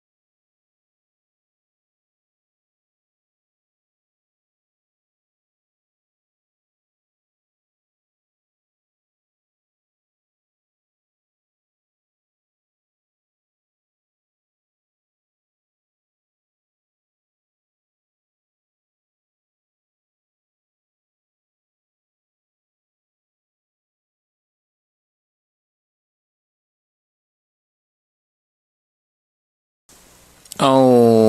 ละศรัทธาญาติโยมหอตั้นทั้งหลายได้พักกันกำเนาะได้พักกันกำกินน้ำกินท่าพักเสียงเหี่ยกำก็ยังแควนขึ้นมาหน่อยลูกศรัทธาญาติโยมท่านทั้งหลายยังแควนขึ้นมาแถ่น้อยคนเดียว2 ชั่วโมงโต้มใจธรรมดาเนื้อศรัทธาญาติโยมท่านทั้งหลายว่าใจธรรมดาต้องใจกำลังภายในเนาะต้องใจกำลังภายในอันว่าอยู่ด้วยกันเนาะศรัทธาญาติโยมเนาะอยู่ด้วยกันก็สามารถที่จะได้อยู่ด้วยกันไปอยู่ด้วยกันไปจนถึงเวลา6 โมงเนอะศรัทธาญาติโยมอยู่ด้วยกันไปจนถึงเวลา6 โมงก็จะได้ได้จ๋ากับศรัทธาญาติโยมกับศรัทธาญาติโยมไปญาติโยมก็ได้เปิดเครื่องวิทยุสดับรับฟังก็บัดนี้ไปไหนเด้อกะเนาะศรัทธาญาติโยมก็กำเดียวบ่ได้นี่เนาะได้ปัดตาไปกำเดียวมได้หรอกวันนี้ก็เป็นรายการพิเศษได้มอบหมายโดยท่านอาจารย์พระครูอภิวัฒนาวิกรมเพราะว่าท่านอาจารย์อาพาธไอแล้วก็ยังบ่เสียงยังบ่ปกติเตื้อเห็นเนาะเสียงยังบ่ปกติเตื้อก็เลยว่าลวดแตนรายการไปจนถึง6 โมงเลยแตนเวลาที่บ่ได้เข้ามาหลายปุตตะกาเนาะวันนี้ก็แตนกับด้านอาจารย์ได้มอบหมายเวลาฮื้อกับศรัทธาญาติโยมท่านทั้งหลายก็อยู่ด้วยกันเนาะก็อยู่ด้วยกันอยู่ด้วยกันไปจนถึงเวลา6 โมงเด้อศรัทธาญาติโยมจนถึงเวลา6 โมงเดี๋ยวสักกรรมก่อนเด้อไปฟังโทรมาเด้อศรัทธาญาติโยมเฮาท่านทั้งหลายเฮาได้มาพบกันแล้วนี่ก็การที่เฮาได้เกิดมานี่ศรัทธาญาติโยมก็เพราะว่าเฮามีหน้าที่เนาะเฮามีหน้าที่ที่จะต้องได้ปฏิบัติที่จะได้ต้องทำก็แต่ละหน้าที่นั่นก็แต่ละคนมันบ่เหมือนกันเนาะทุกคนเฮาก็ต้องมีหน้าที่ของชาวประมงคือการหาปลาหน้าที่ของปอกก้าก็คือหากำไห้หน้าที่ของศิลปินก็คือว่าการสร้างศิลปะหน้าที่ของพระก็คือสอนมนุษย์หน้าที่ของเจ้าพุทธก็คือการทำความดีสำหรับพระนั่นนี่ศรัทธาญาติโยมท่านทั้งหลายสำหรับพระนั่นก็มีหน้าที่อยู่2 อย่างก็คือส่วนที่เป็นกิจวัตรก็คือเป็นต้นทุนทางธรรมได้แก่การทำวัดเจ้าทำวัดแรงบ่ได้เว้นการศึกษาบ่ได้อบรมภาวนารักษาพระวินัยแล้วก็หน้าที่หน้าที่1ก็เป็นหน้าที่ของการเผยแพร่ประกาศธรรมะขององค์สมเด็จพระสัมมาสัมพุทธเจ้าสำหรับหน้าที่ของชาวพุทธก็คือทำความดีก็คือได้ปฏิบัติตามศีลทำกรรมฐานมีการพูดการรักษาศีลภาวนาเป็นต้นอันนี้ก็คือหน้าที่เฮาต่างคนต่างก็มีหน้าที่อย่างบัดเดี๋ยวนี้นี่อาตมาภาพก็มีหน้าที่ในการได้เผยแผ่ธรรมะได้ได้จ่าเอาธรรมะมามาจ่าเก็ดเล็กเก็ดน้อยได้มามาจ่าเฮือกับศรัทธาญาติโยมศรัทธาญาติโยมท่านหลายก็มีหน้าที่สดับรับฟังแล้วนำไปประพฤติใจในชีวิตประจำวันจะใจได้นี่อาตมาภาพก็ไปหู้ใหญ่ๆเนาะก็คือศรัทธาญาติโยมก็ได้พินิจพิจารณากันเอาเนาะแล้วก็เมื่อเฮามีหน้าที่แล้วนี่การที่จะเป็นมนุษย์เป็นคนนี่ต้องเป็นคนที่มีความฝึกมีการฝึกตนดีแล้วเป็นผู้ประเสริฐศรัทธาญาติโยม พระพุทธเจ้าตรัสเป็นบาลีว่าทันโตเศรษโธมนุษย์เสสุในบรรดามนุษย์ทั้งหลายผู้ที่ฝึกตนไว้ดีแล้วเป็นผู้ประเสริฐที่สุดในการฝึกฝนตนในทางพระพุทธศาสนานั่นนี่คือว่าการได้ปฏิบัติในทางพระพุทธศาสนาย่อมอาศัยการฝึกตนก็คือการฝึกกายการฝึกวาจาการฝึกใจไผที่สามารถฝึกได้นั่นคนนั้นเป็นคนที่ประเสริฐที่สุดหลักธรรมที่สนับสนุนการฝึกปฏิบัติตนนี้มีอยู่3ประการคืออาตาปีสัมปชาโนสติมา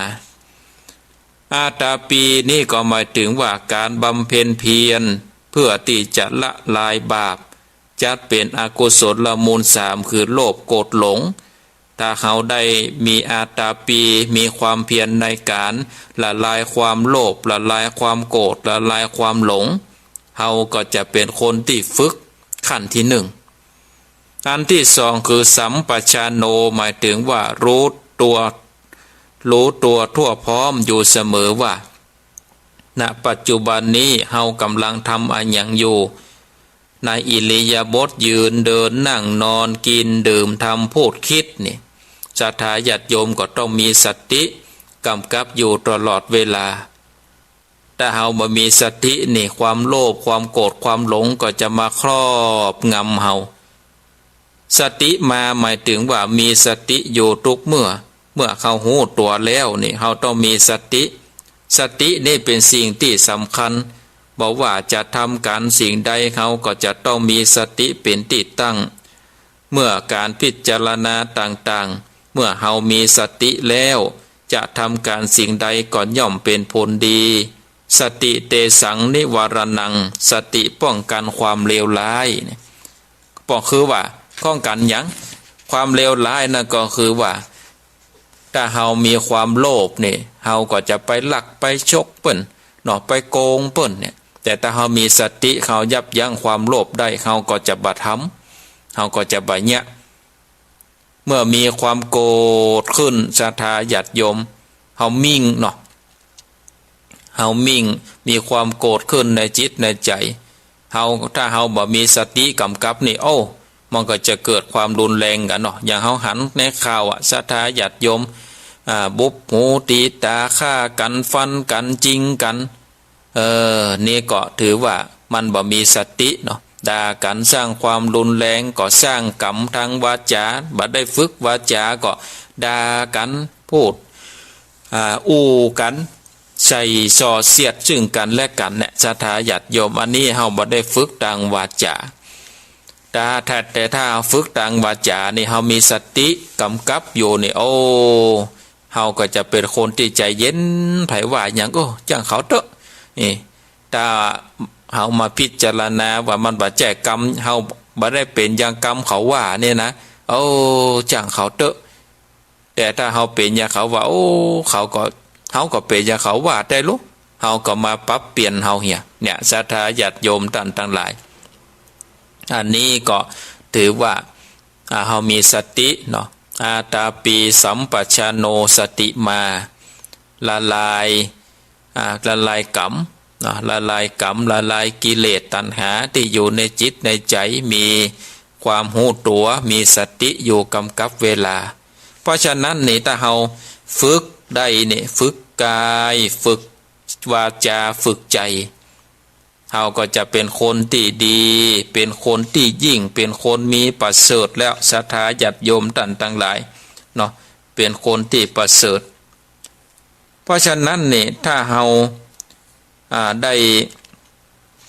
มีทานมีศีลมีภาวนานี่ถือว่าเฮาก็มาละลายความโลภมาละลายความโกรธมาละลายความหลงศีลธรรมนำให้ดีศรัทธาญาติโยมศีลธรรมเนี่ยนำชีวิตคือดีถ้าเฮามีศีลมีธรรมอยู่ในจิตในใจเนี่ยอยู่ที่ไหนถึงเป็นคนจุ่มคนเย็นอยู่ที่ไหนถึงเป็นคนที่ฮักอยู่ในสังคมก็ได้อยู่ที่ไหนก็ได้เพราะเฮามีศีลมีธรรมคนจะดีมิใช่ดีที่มีทรัพย์ มิใช่นับเผ่าพันธุ์ชันษา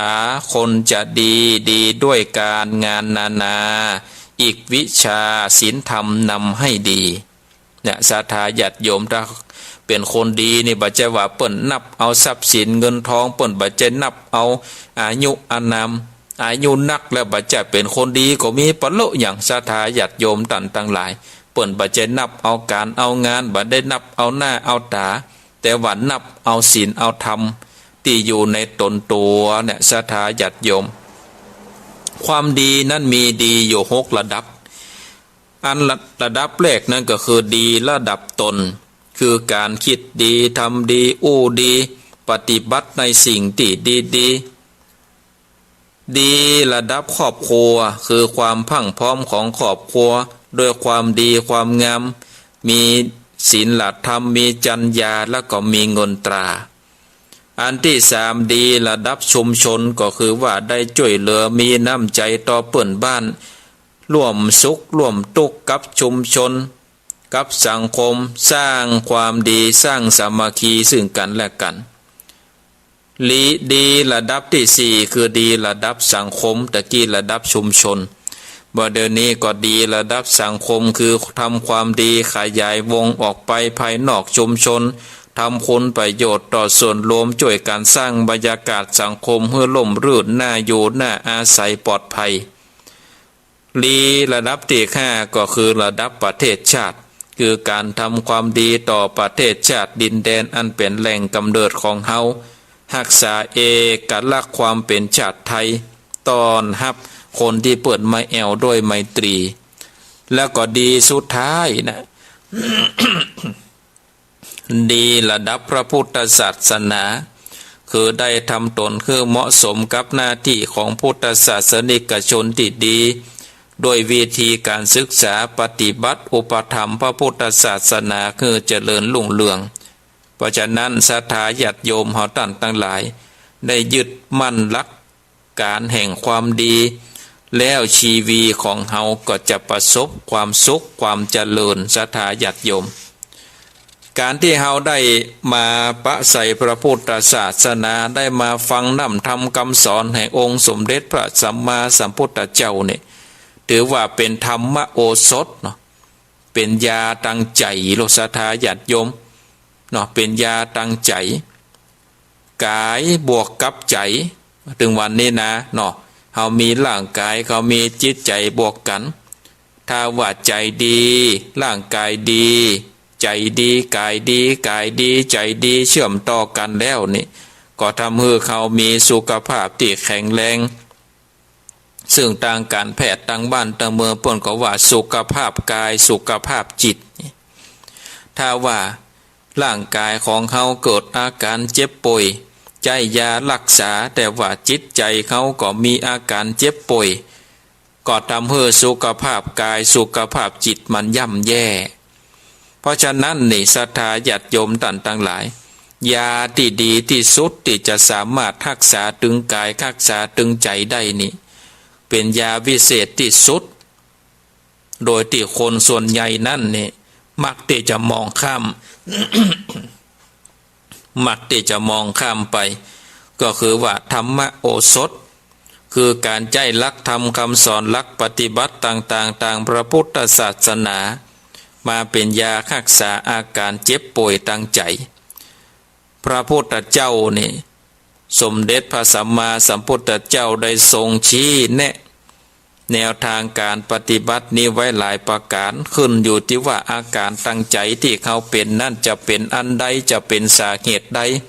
เขาก็สามารถเลือกธรรมโอสถมารักษาได้ถูกต้องได้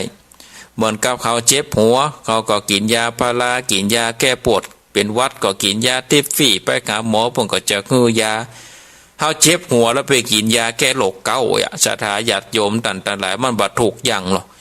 เพราะฉะนั้นเขาเป็นโรคใจอันใดเขาก็เลือกใจธรรมะซึ่งเป็นยาที่จะเป็นยาบำรุงทางจิตทางใจของเขาคุณประโยชน์ของธรรมโอสถในทางพระพุทธศาสนานั้นนี่มีสรรพคุณสามารถบรรเทาโรคเมื่อกับคนต่างหลายได้คือ1บรรเทาความซึมเศร้า ถ้าใจยาขยันใจยามันชีวิตก็จะบ่เศร้าหมองหลวงพ่อพยอมได้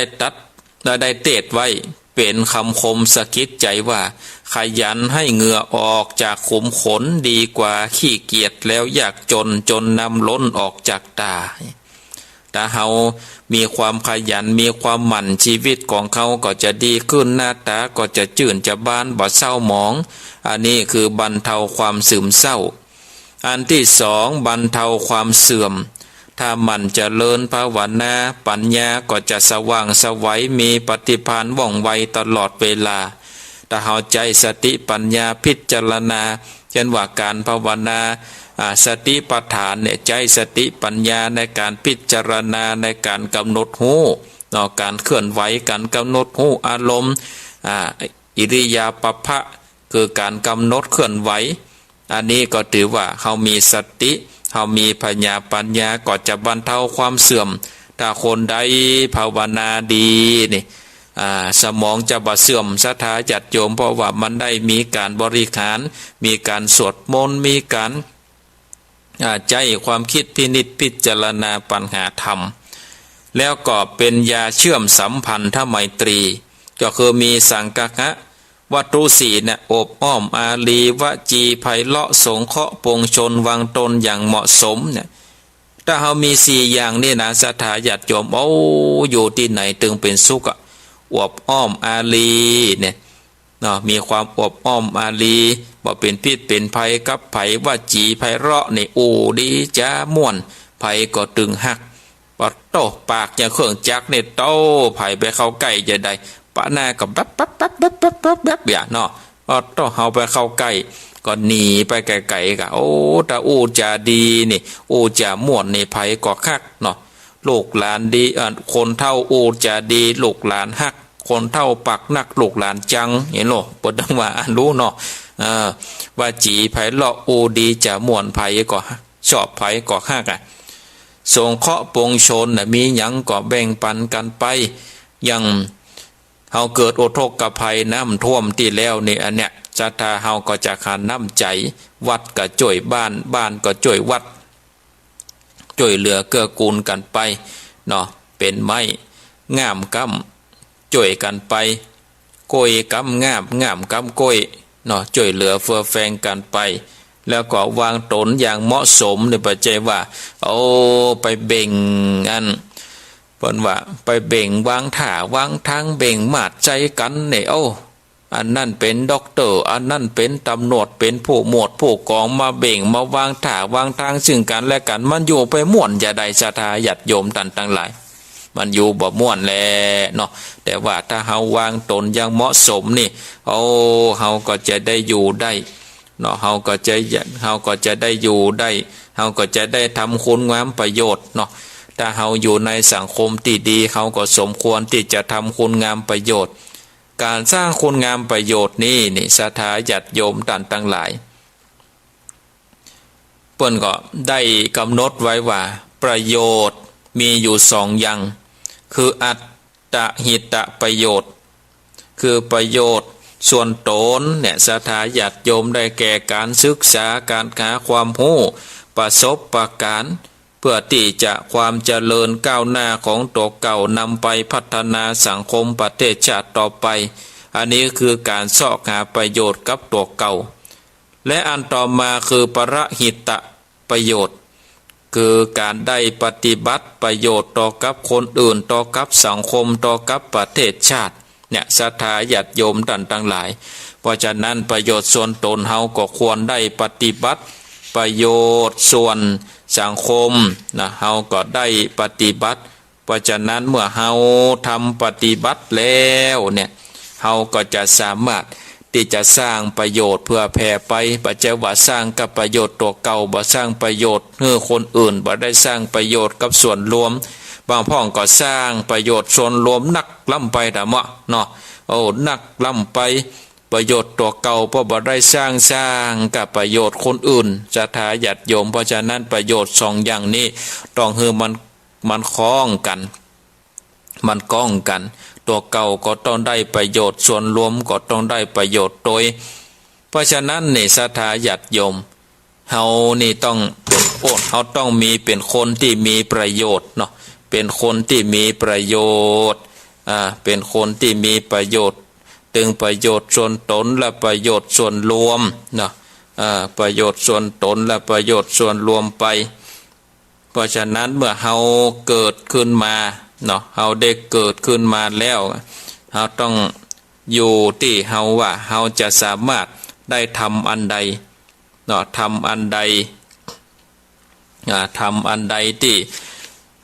ได้มีกับตนกับตัวเฮาก็ได้พินิจพิจารณาไปเนอะศรัทธาญาติโยมแต่อย่างที่กี้ที่ว่านั่นน่ะอย่างที่ได้เตะทำไปนะว่าเฮาจะเป็นคนจำพวกใดบุคคลสี่จำพวกจะเป็นคนจำพวกใดมืดมาแล้วก็มืดไปมืดมาแล้วก็แจ้งไปแจ้งมาแล้วก็แจ้งไปแจ้งมาแล้วก็มืดไปนะศรัทธาญาติโยมจะเป็นคนจำพวกใดเนี่ยอันนี้คือประโยชน์ส่วนตนนะศรัทธาญาติโยมประโยชน์ส่วนตนเลยว่าเฮาจะเป็นคนจำพวกใด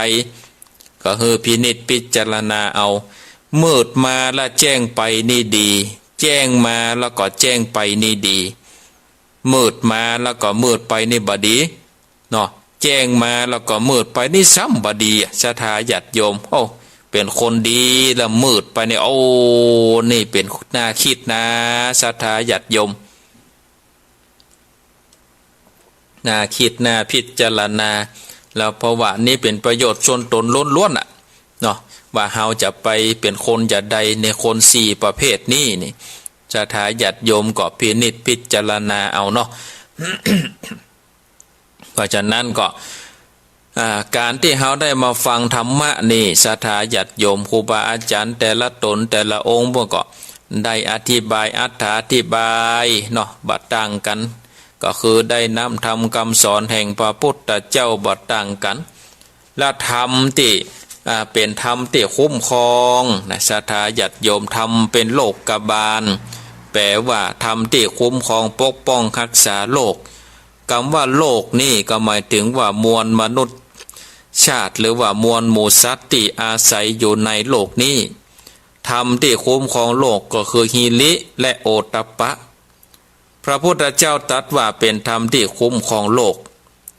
หิรินี่แปลว่าความละอายแก่ใจโอตตัปปะแปลว่าความเกรงกลัวต่อบาปถ้ามนุษย์มีธรรมสองประการนี้นี่โลกก็จะล่มเย็นเป็นสุขเพราะว่าปัจจุบันนี้นี่แม่น้ำลำธารภูเขาป่าไม้เหล่าสัตว์ทั้งหลายถูกทำลายไปก็เพราะอะไรหยังเพราะว่าเฮาบ่มีความละอายแก่ใจเขาบ่มีความเกรงกลัวต่อบาปแล้วบ่เดี๋ยวนี้หันจะได้ธรรมชาติเหล่านั้นก็ล้วนปิกมาเอาคืนน่ะเนาะปิกมาเอาคืนบอกว่าจะเป็นแม่น้ำลำธารป่าไม้ทั้งหลายก็ปิกมาเอาคืนเฮาทั้งหลายแล้วน้ำท่วมกาอากาศร้อนกาอากาศหนาวอากาศเย็นกาลมพายุกาเนี่ยตั้งหลายนี่ก็ล้วนเกิดจากฝีมือของมนุษย์เขานะไปทำลายเปิ้นก่อนต่อมาก็ธรรมชาติก็ปิกคืนมาทำลายเขาหิริโอตตัปปะนี่ศรัทธาญาติโยมมันมีคำตรงกันข้ามเนาะหิรินี่ตรงกันข้ามคืออหิริกะโอตตัปปะนี่ตรงกันข้ามกับอโนตตัปปะอหิริกะนี่แปลว่าความบ่ฮู้จักละอายความบ่ละอายแก่ใจถ้าเฮาทำอะไรอย่างไปเฮาทำตามใจตัวเก่าอันนี้คือว่าเฮาบ่เก่งอกเก่งใจเขาบ่มีความละอายแล้วศรัทธาญาติโยมอันนี้คือว่าอหิริกะคือบ่ฮู้จักมีความละอายแก่ใจแล้วอโนปตัปปะนี่แปลว่าความบ่เกรงกลัวต่อบาปบ่เกรงกลัวต่อกฎแห่งกรรมบ่เกรงกลัวต่อความลำบากในผลแห่งกรรมบ่เกรงกลัวว่าตัวเก่าจะเดือดร้อนสังคมจะเดือดร้อนบ่เกรงกลัวว่าจะไปสู่ทุกขติภูมิคนที่บ่กลัวต่อบาปนี่บางเตื้อก็จะหูว่าเป็นอันตรายต่อตัวเก่าต่อทรัพย์สินต่อชื่อเสียงแต่ตัวเก่าก็ฝืนทำไปนะเปรียบเหมือนว่าแมงเม่าไม่กลัวไฟห โอ้อยู่ว่ามันฮ้อนนะก็ยังบินเข้าไปใกล้บินไปตายอยู่ศรัทธาญาติโยมต่างทั้งหลายเพราะฉะนั้นถ้าเฮามีหิริมีความละอายแก่ใจโอตตัปปะมีความเกรงกลัวต่อบาปนี่เฮาก็จะไปสุขติภูมิแน่นอนเนาะจะไปจะเกิดที่ต่างที่ดีแน่นอนเกิดในสุขติภูมิแน่นอนศรัทธาญาติโยมเฮาท่านทั้งหลายอันนี้ก็ได้ได้จาเฮอกับศรัทธาญาติโยมเฮาท่านทั้งหลายได้ครับโกครับทราบกันตอนนี้ก็เวลากับตี5กับ35นาทีก็จะได้เปิดสายคือกับศรัทธาญาติโยมเฮาท่านทั้งหลายได้โทรมาเนอะตอนนี้ก็เวลาถึงเวลาจะได้เปิดสายแล้วศรัทธาญาติโยมถึงเวลาจะได้เปิดสายแล้วโทรมาได้เลยไผที่โทรมาตะกี้ไผที่โทรมาตะกี้2 สาย 3 สายตะกี้โทรมาได้0865878177เปิดสายแล้วโทรมาได้เลยจะเลินปอนไว้สาครับท่านพระครูมาแล้วเมืองฝางแต่ผมก็เรียกว่าเบาใจเอาถงแล้วสุดมาได้ยินหลายพูดแล้วโอ้พูดแล้วเปิ่นก็ออกโลพูดแล้วเมากับปีใหม่เนี่ยกะเมากับปีใหม่แต่วันนี้ปีใหม่กันเลยท่านพระครูครับจ้าครูครับภาพของเนยหนาวนะโอ้หนาวเมืองฝางน่าจะหนาวนะเนาะโอ้เขาได้เล็กหน้าเล็กชี้นะครับเพราะว่านี่ตามฟังท่านพระครูอยู่เนอะจ้าตุโมทนาครับผมหับสายต่อไปจะเลินปอนกราบแทบไตไว้สาท่านพระครูสังฆรัตนอัตรัตนศิริวัดอดิกรามสมณะต้นหงส์อำเภอเมืองจังหวัดลำพูนครับน้องเปียว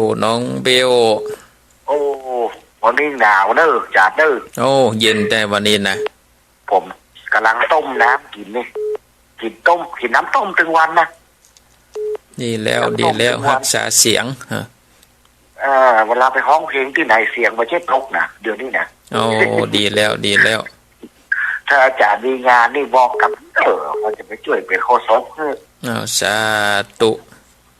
แล้ววันนี้อาจารย์ไปดังใดครับวันนี้ก็มีการอยู่พ่องดีก่ออาจารย์ก็สบายดีเนาะสบายดีโอ้ฟังกันตั้งแต่ตี 3มาแล้วโอ้ดีแล้วตี 2 ครึ่งแล้วจะได้ขอคือกำลังใจอาจารย์ด้วยนะครับสาธุโมทนาครับผม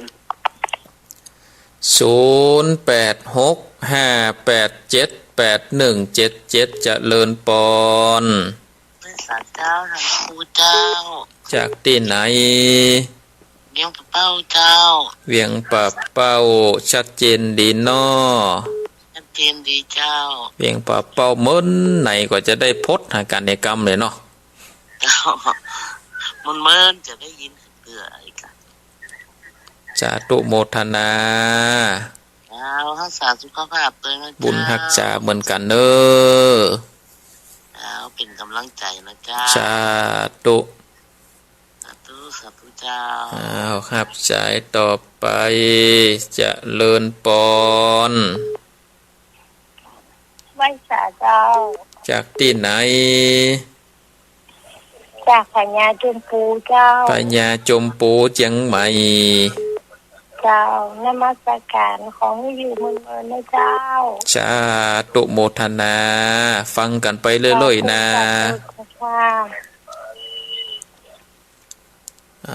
ครับสายต่อไป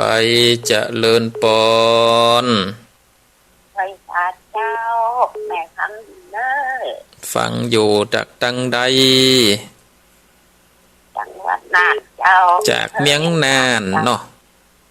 เจ้าเมียงน่านเจ้าหนาวก็เมียงน่านมาให้พอดีนี่แหละเจ้า แต่วันหนาวจนชันก็ขนาดนั้นน่ะเนาะ เจ้ามันหนาวเนี่ยอันนี้แหละทำนี่เหมาะ เหมาะขนาดกะ เหมาะขนาดนั้นนะมีประโยคนี่นะ นะกะ เลือกเอาจะเป็นคนใดก็เลือกเอาเนาะ เจ้าทำเป็นว่า39 นาทีกันแหละแม่ เอา พอ อันกะ เจ้าฟังที่แหลกมาแล้วไว้จบนะ เอาจับเวลา39 นาทีพอดี เจ้า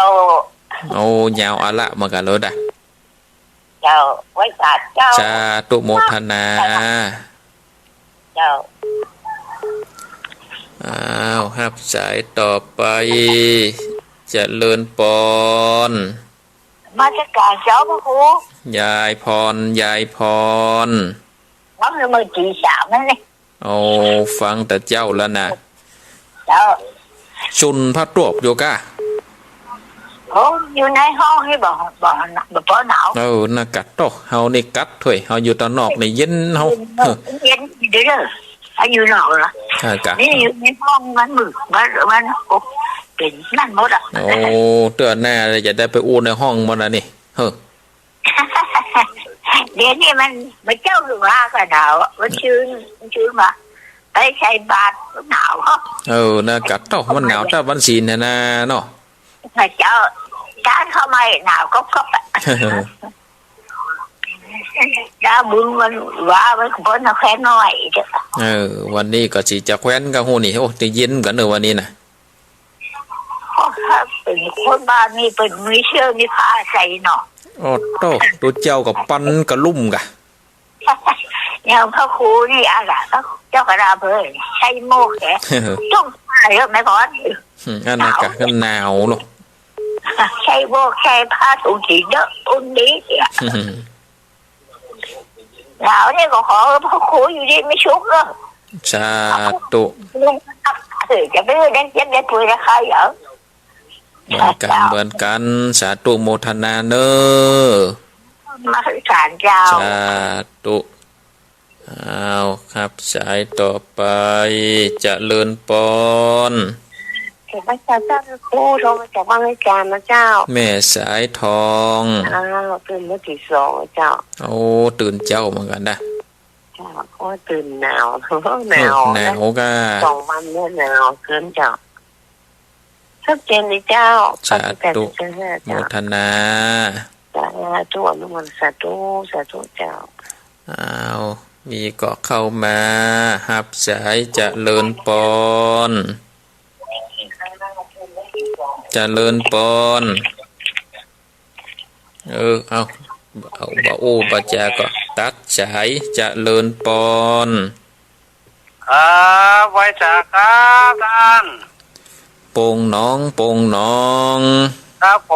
มจำกันได้อยู่เนาะ โอ้จำได้กะป่อบุญธรรม ครับผมสวัสดีปีใหม่นะครับ เมื่อไหนจะหลันได้ยินเสียงกันเนี่ยก็เหมียนเนาะ ครับเหมือนนั้นเหมือนได้ออกมาเตือหนึ่งเนาะแล้ว นั่น กด น่ะ ชั่ว กะ โมงเดียวเนาะ มันหลันไป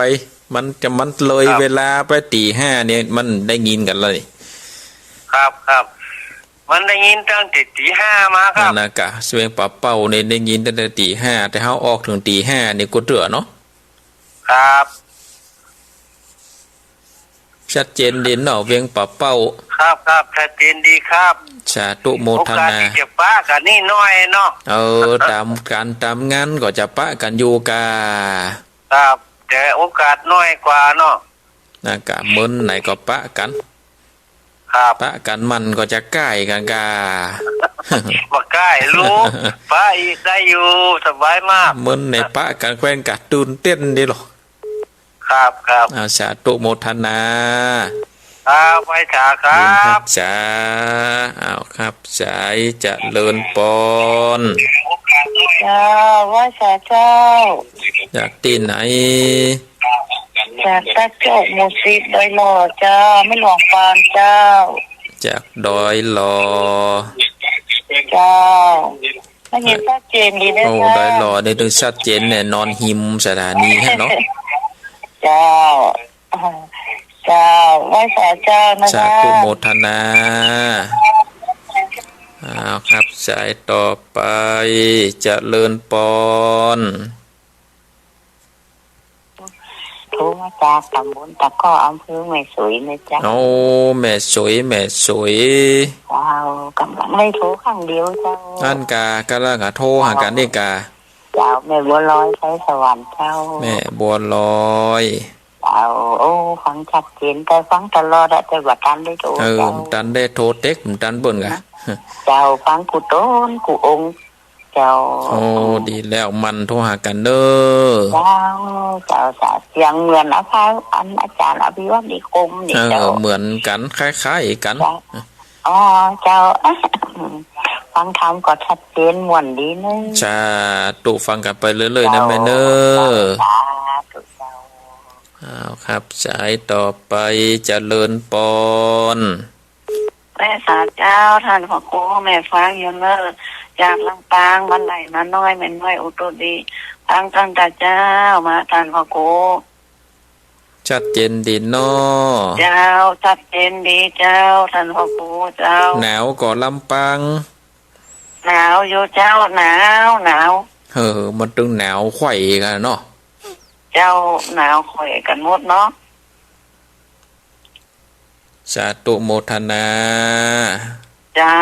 จ้าไว้สาเจ้าไม่เป็นกำลังใจเนอะท่านพ่อครูเน สา อะ ธุฟังกันไปเรื่อยๆเนอะ เจ้าฟังตลอดเลยเจ้า สาธุบุญรักษา เจ้าไว้สาเจ้าสาธุเจ้า สายต่อไปเจริญปอนเจริญปอน สาเจ้าธรรมครูเรียนคนชื่อ เพ ฟิลิ น ปเด้ แม่ อ เพน ความชัดเจนนี่ก็จากธรรมครูเด้อถ้าพลาดจะนับธรรม โอ้ ครูเด้อ ได้นักขนาดกะ จ้า เดี๋ยววันที่16ปะกันเนาะ จ้า สาธุโมทนา ผู้เดินทางปลอดภัยเลย สา อากาศ ธุ สภาพเด้อมาเจ้า อ้าวครับสายเจริญปอน กราบไหว้สาเจ้าท่านพระครู แม่สีทอน เจ้า ฟังแต่เจ้าแล้วเด้อ มาเดียวมีไหนมีใช้ประกันก็ว่ามีนี่ นี่แม่ของเจ้า เอามีแม่คลองแล้ว เจ้า แล้ววันนี้จะขึ้นชัยประการเจ้าจะขึ้นไปชัยประกา จะ ร ขึ้นไปปูนก่อน จะไปคืนเดียวได้เพราะว่าจะได้ไปประชุมอสม อ๋อ เพราะว่ามันได้แจ้งย้ายอย่างสักอย่างเจ้า เอาอันกะ เจ้าจะไปคืนเดียวได้แล้วก็พลิกลงมา ปิ แล้ว ก ก็ ลงมาแล้วก็ยาวเนาะ ยาวเจ้า สาธุโมทนา เจ้าไหว้สาเจ้า บุญหักษาอ้าว0865878177เจริญปอน มาจัดการครับ มาสการครับหลวงพ่อ โอ้ยอากาศเย็นมากเลยตอนนะช่วง โอ้ นี้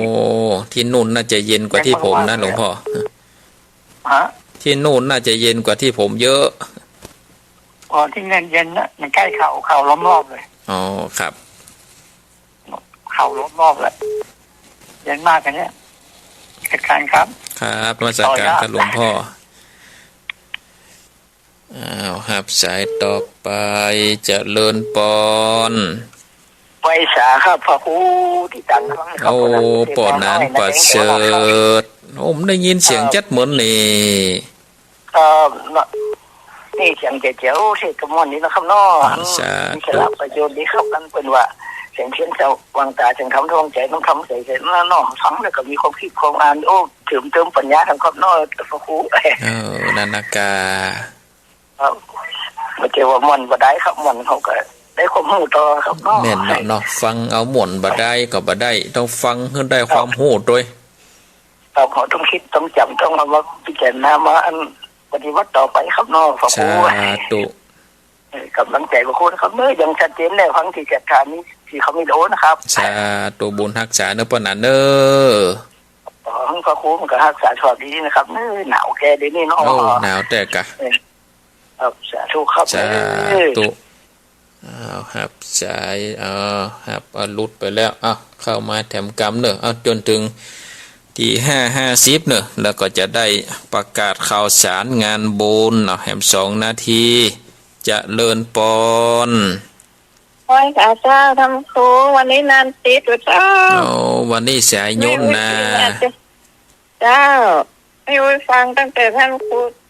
ไหว้พระเตะชามชัดเจนมาเดนในศูนย์จึงเพลงเข้าหน้าเจ้าขวายมาเนี่ยใครศูนย์บ้างละกะเจ้าหนาวใส่ผ้าตู้ผ้าอุ่นๆนะเจ้าตึงหนาวด้วยกะอุ้ยก็รักษาสุขภาพเนอะไม่อุ้ยเนอะเจ้าสมมติกันดาวขนาดเลยเจ้าแต่ว่ากัดเนาะอยู่บนดอยสูงดูเจ้าปีนี้ปีเดียวเนาะหนาวปีแล้วบอกปอหนาวนะเจ้าแล้วก็มาค้อนในปีนี้เจ้าไว้สาวเจ้าบุญฮักจ้าก็เวลาฮ้อนก็จมเพื่อมันเนาะฮ้อนแต่ฮ้อนว่าก็ยังบ่เย็นเนี่ยพ่องเวลาเปิดหนาวก็หนาวแต่หนาวว่าฝนตกก็ตกแต่ตกว่าหาหมอนนี่เนาะเปิดแห้งเปิดแรงก็แรงแต่แรงว่าฝนบ่มีชักน้อยเนี่ยจมศรัทธาญาติโยมเนี่ยมนุษย์มานาเอาอย่างแน่นอนบ่ได้เนาะเสื้อแขนยาวก็ก็จะได้ใส่ให้กับนี่กะบางปีก็ซื้อเสื้อแขนยาวบ่ได้ใส่สักกำปีนี้ได้ใส่แล้ว2 จัน3 จันบุนเนาะฮับสายหำกำเจริญปอนสาธุเจ้าแม่ฟังเน้อจากดังใดแม่ศิวิไลปาลานดอยสะเก็ดเจ้าปาลานดอยสะเก็ดเจ้ากูจะโทรติดเจ้าบ่จะมันย่นกันสาธุโมทนาได้ไหวสาธุบารมีเจ้าดีแล้วสาธุเจ้าสาธุขออนุญาตยกหูก่อนเด้อสาธุเอาแม่จันฟ้องเข้ามาก่อนเจริญปอนไหว้สาเจ้า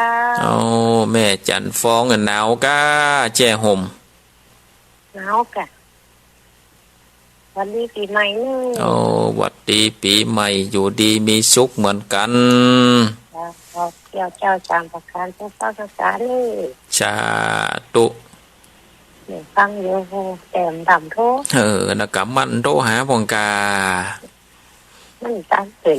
ตันเปิ่งก็โทรมาหลังไม่กะเวลาอื่นก็ได้ไม่เปิดกันติ๊กเนาะเอาบุญนะบุญได้ยินเสียงกันบุญแล้วนะเสียเดียว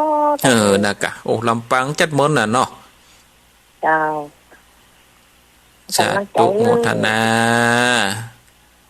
สาธุขออนุญาตยกหูก่อนเด้อศรัทธาญาติโยมเวลาก่อนไล่หลังมาแล้วเวลาก่อนไล่หลังมาแล้วก่อนที่จะลาจากกันไป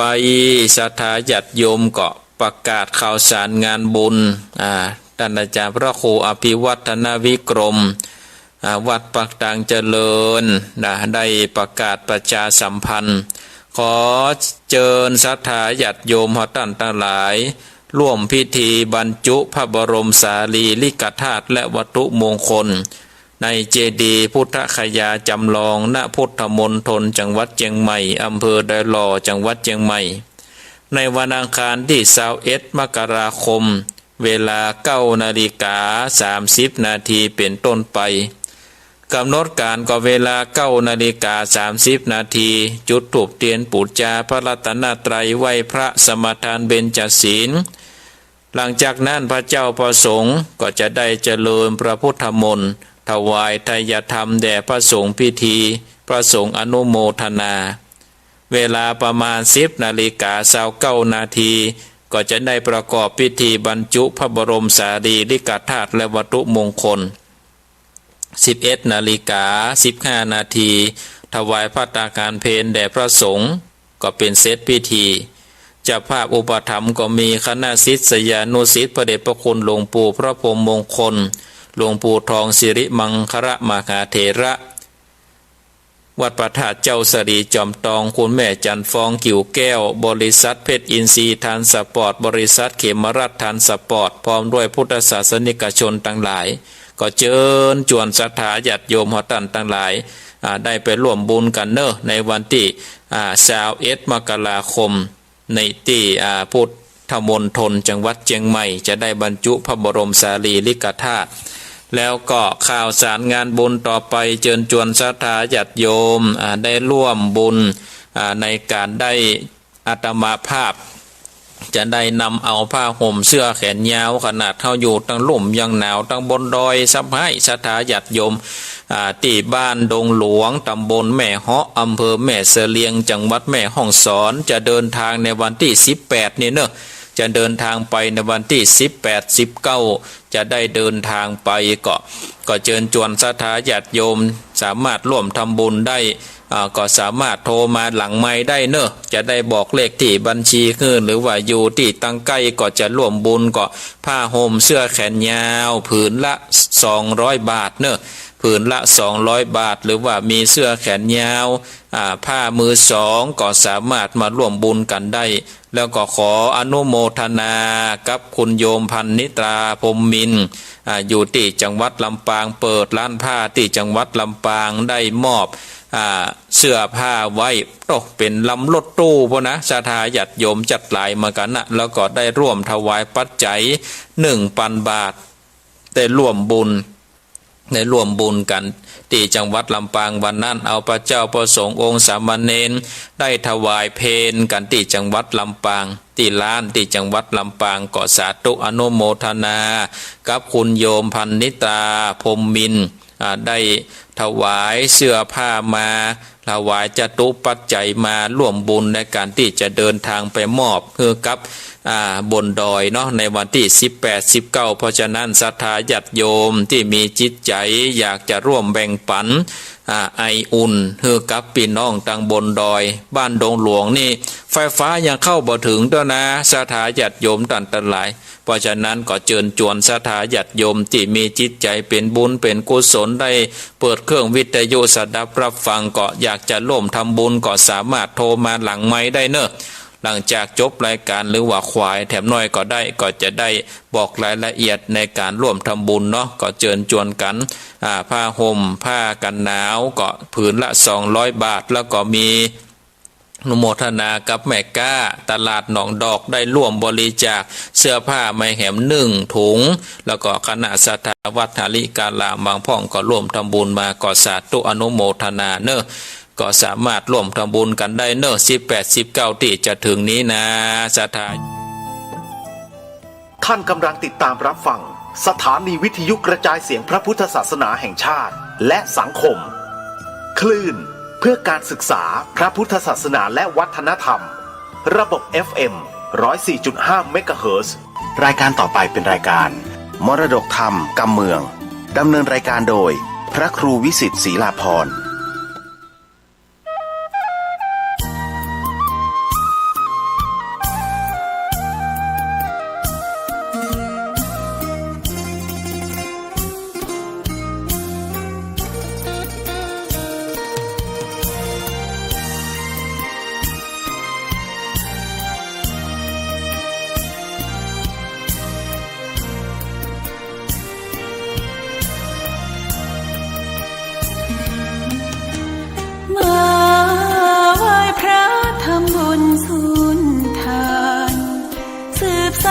ตำนานโบราณกาลนานมีวัดวังสิงห์คำอำเภอเมืองเชียงใหม่แห่งนี้และนาญาติโยมน้องพี่สามัคคีรวมทานร่วมทุนวัดวังสิงห์คำรู้กันทั่วคอนพระครูวิสิทธิ์ศรีลาภรณ์เทศสอนให้พรเกื้อกูลเจ้าคณะตำบลป่าแดดหน่อเนื้อนาบุญเจริญพรญาติโยมคุณ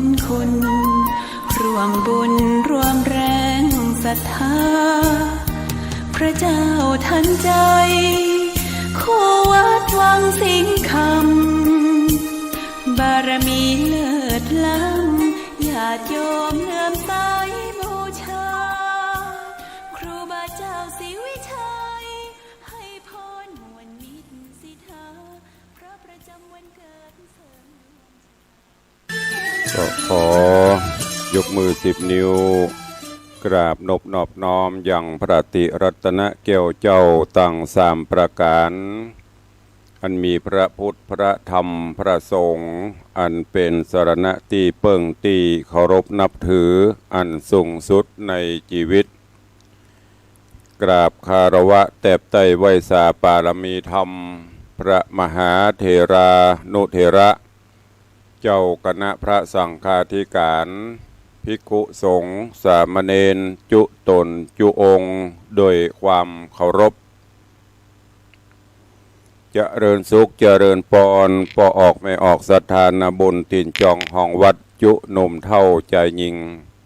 ก็ขอน้อมต้อนรับทุกท่านเข้าสู่รายการ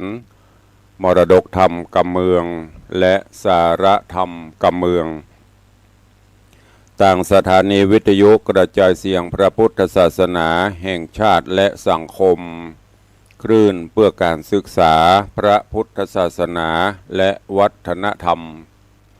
คลื่นพระพุทธศาสนาและจริยธรรมส่งสัญญาณออกอากาศต่างสถานีวิทยุวัดฝ่ายหินตำบลสุเทพอำเภอเมืองเชียงใหม่จังหวัดเชียงใหม่ในระบบคลื่นความถี่ FM 104.50 เมกะเฮิรตซ์สถานีวิทยุคลื่นพระพุทธศาสนาและจริยธรรมในความอุปถัมภ์ของมูลนิธิพระบรมธาตุเจ้าดอยสุเทพส่งสัญญาณกระจายเสียงในระบบคลื่นความถี่ FM 96.0 เมกะเฮิรตซ์พร้อมกันนี้ก็ขอยกมือ10 นิ้วกราบถวายการต้อนรับและเจริญพรต้อนรับครูบาอาจารย์ท่านเจ้าพระเจ้าประสงค์องค์สามเณรตลอดจนปอออกแม่ออกศรัทธานาบุญอุบาสกอุบาสิกา FC แฟนรายการทุกรูปทุกท่านที่ได้เข้ามาติดตามรับชมรับฟังทั้งภาพและเสียงการไลฟ์สดทาง Facebook ไลฟ์ของสถานีมรดกธรรมวัดวังสิงคำ Facebook ไลฟ์ของธรรมะคลายเครียด Facebook ไลฟ์ของธรรมะภาคเหนือ Facebook ไลฟ์ของอาจารย์พระครูสมุวิศวัตรวรกิโจ Facebook ไลฟ์ของทีวีวัดฝ่ายหินตลอดจนหน้าจอ Facebook ไลฟ์ของ FC ญาติธรรมแฟนรายการทุกท่านที่ได้เข้ามาแล้วก็เมตตาแชร์เสียงธรรมแชร์เสียงบุญนี้ไปยังกลุ่มเพื่อนๆของท่านกราบขอบพระคุณท่านผู้อำนวยการสถานีเจ้าหน้าที่ช่างเทคนิคทุกสถานีขอบพระคุณญาติธรรมทุกท่านที่ได้ให้กำลังใจรายการนี้ดำเนินโดยกล่าวกับผมอาตมภาพพระครูวิสิทธิ์ศรีลาภรณ์ตุลงในวังเจ้าคณะตำบลป่าแดดเจ้าอาวาสวัดวังสิงคำตำบลป่าแดดอำเภอเมืองเชียงใหม่จังหวัดเชียงใหม่เป็นผู้ดำเนินรายการปะกันเป็นประจำตั้งแต่เวลานี้เป็นต้นไปจะได้น้อมนำเอาเสียงธรรมะแบบปืนบ้านล้านนาภาษากำเมืองมาเทศนาฮือทุกท่านก็ต้องขอประทานอภัยสุมาอภัยสำหรับญาติโยมที่อยู่ในภาคอื่นบางท่านก็อาจจะรับฟังภาษาถิ่นภาษาเมืองเหนือรู้บางท่านก็อาจจะฟังรู้บ้างไม่รู้บ้างบางท่านก็อาจจะฟังไม่รู้เลยก็ติดตามรับฟังกันไปเรื่อยๆฟังวันละนิดวันละหน่อยเดี๋ยวก็จะรู้ศึกษาค้นคว้าไปก็จะเป็นกำไรชีวิตสามารถที่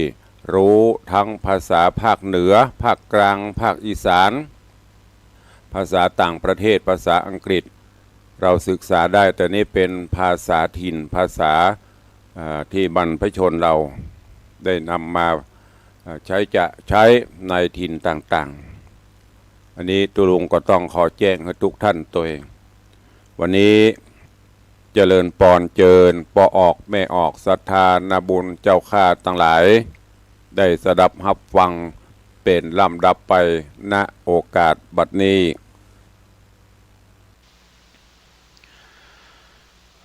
นะโมตัสสะภะคะวะโตอะระหะโตสัมมาสัมพุทธัสสะพุทธันจะธัมมัญจะสังฆัญจะรัตนัตะยังอะหังวันตามิสัมปัตตาคัมมันตุเมสาทะโวโดกะราสัพปุริสะตังลายนี่ใหญ่ห้องนี้จักกล่าวจี้กาแก้ไขยังทำดวงใส่เกลือเก่าจักไข่แต่เก้าเมินมาในอาติตะกาละนานนักแก่ลวงมาแล้วแต่ไปหลังอันสืบมาตั้งแต่เก้าปางเมื่อเจ้าตนครูตนสัพปัญโยชื่อว่าวิปัสสีพระมุนีเทศนายังทำสั่งสอนโลกกะฮือคำโปนจากโอคะสงสารฮือถึงเวียงแก้วยอดนิพพานนาแก้วกูอันเป็นนายนำหมู่และคนและฝูงปุถุชนน้อยใหญ่จุมมาไฟอ้างไฟสมปานอติตการเมินมากคนและเทวดาอยู่เฝ้าหากปูจาตนพระพุทธาอยู่เกลาเมื่อตนเจ้ายังโพดสงสารเหินเมินนานสะร่ำนานนักพร่ำอติตายามนอนนายังมีรัฐาเมืองใหญ่ฝูงหมู่คนอาสะไรอยู่ยินดีไพร่ราชบ้านคนมีหลายหลากคนอยู่มากหลวงหลายคนปันปวงใหญ่น้อยใหญ่ทุกผู้ไฟยินโจมหากเป็นเมืองอุดมสุขมากฝูงหมู่ไพรราชสุขหลายอยู่สุขสบายเที่ยงเต่าทุกเมื่อเจ้าแรงงายบอกมีโอนตะรายมาค่อนขิงเป็นเมืองยิ่งอุดมสุขเกษมมากนักก็มีแรงอาถาเศรษฐีจะภริญญาจะขามมานิเวสนังติทันติในกาละยามนั้นยังมีเศรษฐีผู้บาปไปและนางเตรียมใจตนเมียมีใจบนเวกรรมสะเอาพร้อมด้วยลูกเต่ายิงใจอยู่เตรียมใจกับพ่อแม่บอดใดภายเพศนาอยู่ดาไปอยู่ในส่วนสองกาไว้เศรษฐีกึดบอดดีเที่ยวถูกตังพ่อแม่ลูกวงใหญ่เขามีใจตังเดียวเอากันกำเกี่ยวบิดเบี่ยงใจค่อนเงียงงอคอนายจิตใจขอบอดถูกตังพ่อแม่และลูกควรในหากมีใจเหมือนกันจุผูยามนั้นแย่เศรษฐีใจบาปใบมันเดือดไม่ปาลายะมาฟังธรรมพระพุทธเจ้าที่แต่ใจบาปเศร้านักหนาส่วนป้อเศรษฐีเก่าใจโคตรเขาฟังใจโคตรเขาฟังธรรม จริงหูอันหลายอย่างหลายอันหลายอย่างหูจักบ่วงในธรรมย้ำกลางคืนดำเดิกมากเสียทีหากดานอนก็มีแล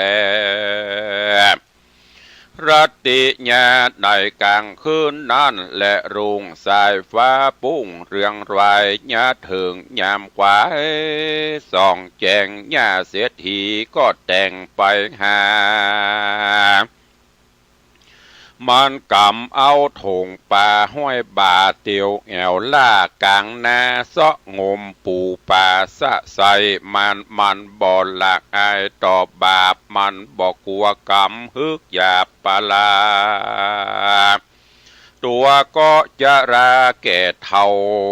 แอวงมว่าเสาะซอกตามสะลอกเงื่อมหูเอามือจกดูผับไข่แปงตาใส่งมหอยน้อยใหญ่ได้เล็งพอไข่ไปมาเท่าหนังจะใจบาปเท่ากากาบงาบอเวจีเท่าหัวยีศอกกอกแอวเสาะศอกเก็บเอาหอยอยู่ไก่จ้อยวอยสอดไส้กันเก็บได้เต็มโถงเท่าหลังโกงจริงไว้นากับคืนกว่าเหือนมันเนี่ยงะงันกลมพอโดยใจหม้อพงพางรีบเอามาขังใส่หม้อแล้วเอาฝามาปิดก่อขังดีกัวหอยหนีกว่าจ้อยเอาพระตีต่อยก้นหอยตวงไว้เป็นกองเนื้อฝากเนี่ยละลูกละลากเหลือลายหอยมิดลายเป็นหมู่อันกกกองอยู่บนฟากห้องออกปากว่าเฮวายว่าตายเป็นหมู่เจ็บแสบไม่บู้ตั้งตัวเป็นตุกโขยิ่งลำอันญาเสียถีมาคำเขือกกกก้นตุกยิ่งล้นดาตายญาผีภายสั่งมาใจบาปมาเตกขนาบเข็นข้าฮือความนาสู่มอลานาฝูงหอยนาอยู่ในน้ำตุกมากซ้ำทมทองน้ำตาดนองสะใสจริงกล่าวให้วอนวานว่าโอ้ยนอแม่เศรษฐีเป็นเจ้าตูข้านี้เล่าอยู่ยังในน้ำในนาบ่ปองได้มาผิดกับไผจักเตียวไปต่างใดก็ยินยากเต้าเอาหน้าผากทะเลดินเป็นอาจีนบ่ขาดเอาก้นจีฝากฟ้าเอาหน้าทะเลดินอาหารการกินก็ยินลำบากกินแต่ซากใครดินตั้งซากเน่าใบไม้และหญ้าเน่าบ่ได้มัวเมาแอวลาเสาะสอดกว่ากินของคนจิตบ่เบบนต่างบาปกลาเต้าเอาก้นจีฟ้าเอาหน้าทะเลดินก็หันยินมีแต่หมูหอยบัดนี้แม่เสียที ปล่อยบ่อินดูสังบ่มุตูหมูขาน้อยสัตว์อันเป็นหอยนี้เล่าจามบัดนี้ก็ยังว่าจักเอาแกงกินพอดูตีนก็หาบอดใดตุกยากไล่เมื่อยามเตียวแม่นดังหรือผู้ขามีตีนก็จักเอาก้นแล่นหนีบินป้ายกว่าเหตุภัยยะล่ามาเติงเถิงตนโดตูขาอาสะลาย อยู่น้ำในนาก็เงียวว่าจื่นบานจะบ่ได้ไปเกิดขวางบ่เติกหนต่างเตียวไตแห่งคนยิ่งใจได้โลกตายบ้านนี้แม่เศรษฐีป้อยมีใจละหัดมากำจัดโศกโศกของกินลำในโลกโลกา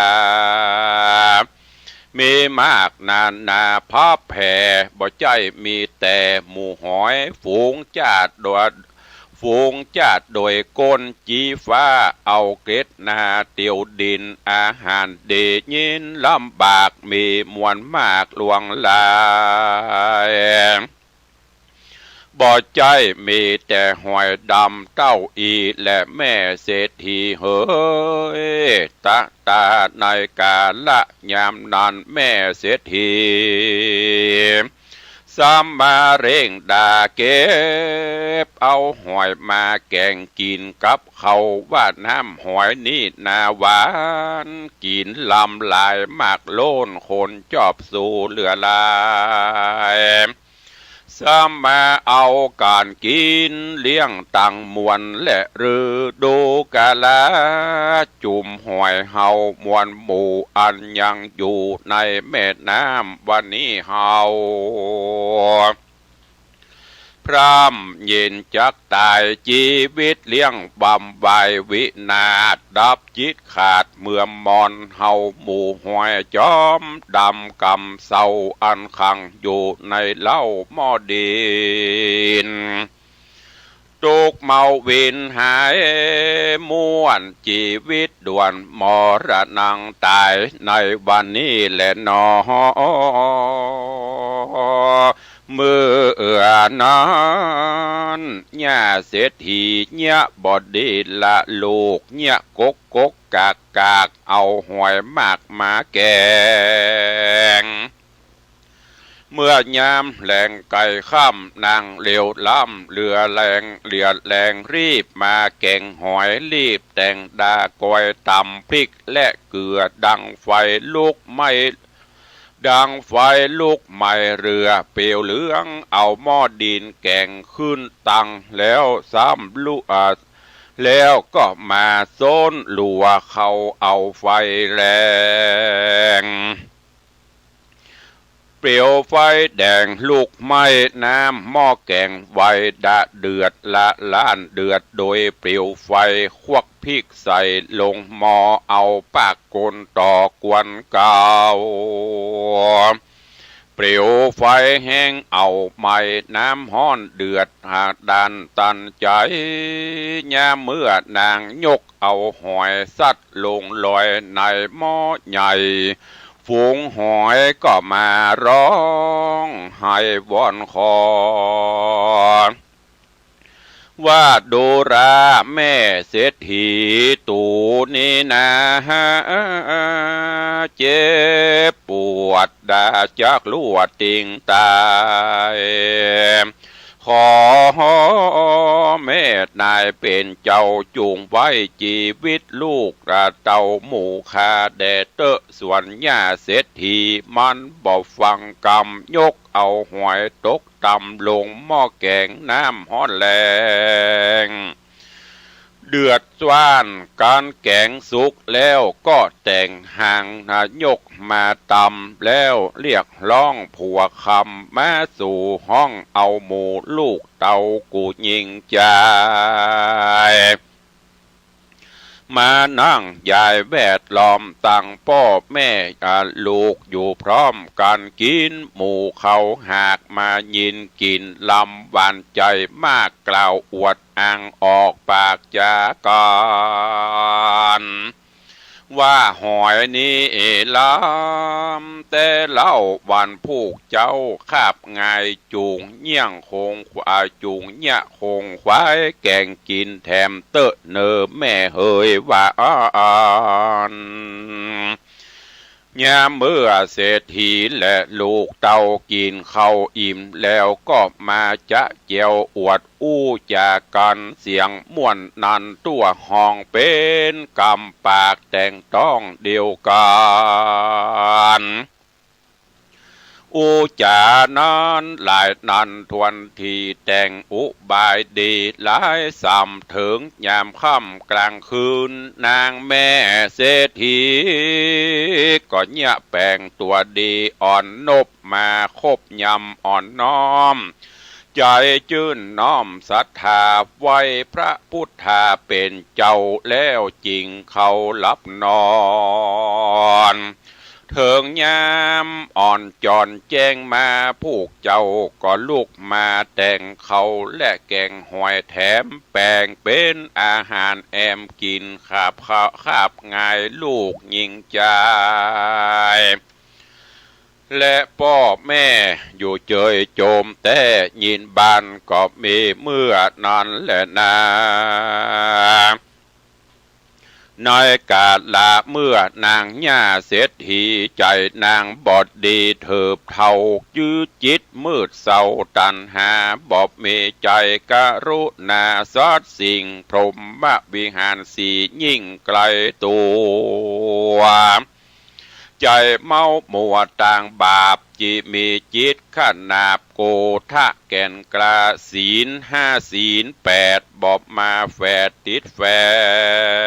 งบอดย้ำแยงหยอบเยายังผู้เท่าแก่ตายายจื้อว่าได้เป็นนา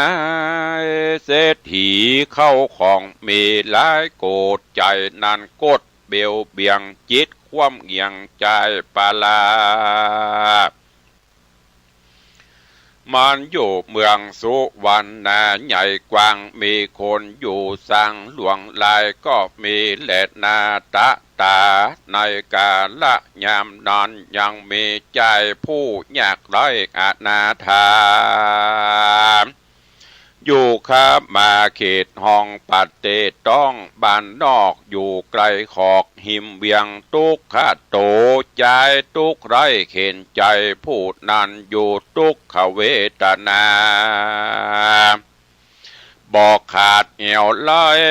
ลาดหาไม้หลัวมาขายเลี้ยงชีวิตตัวบอกขาดเป็นอาหารเขาคาบแรงงายทุกคำเจ้าแอวคงควายซอกินเป็นดูกขินแอว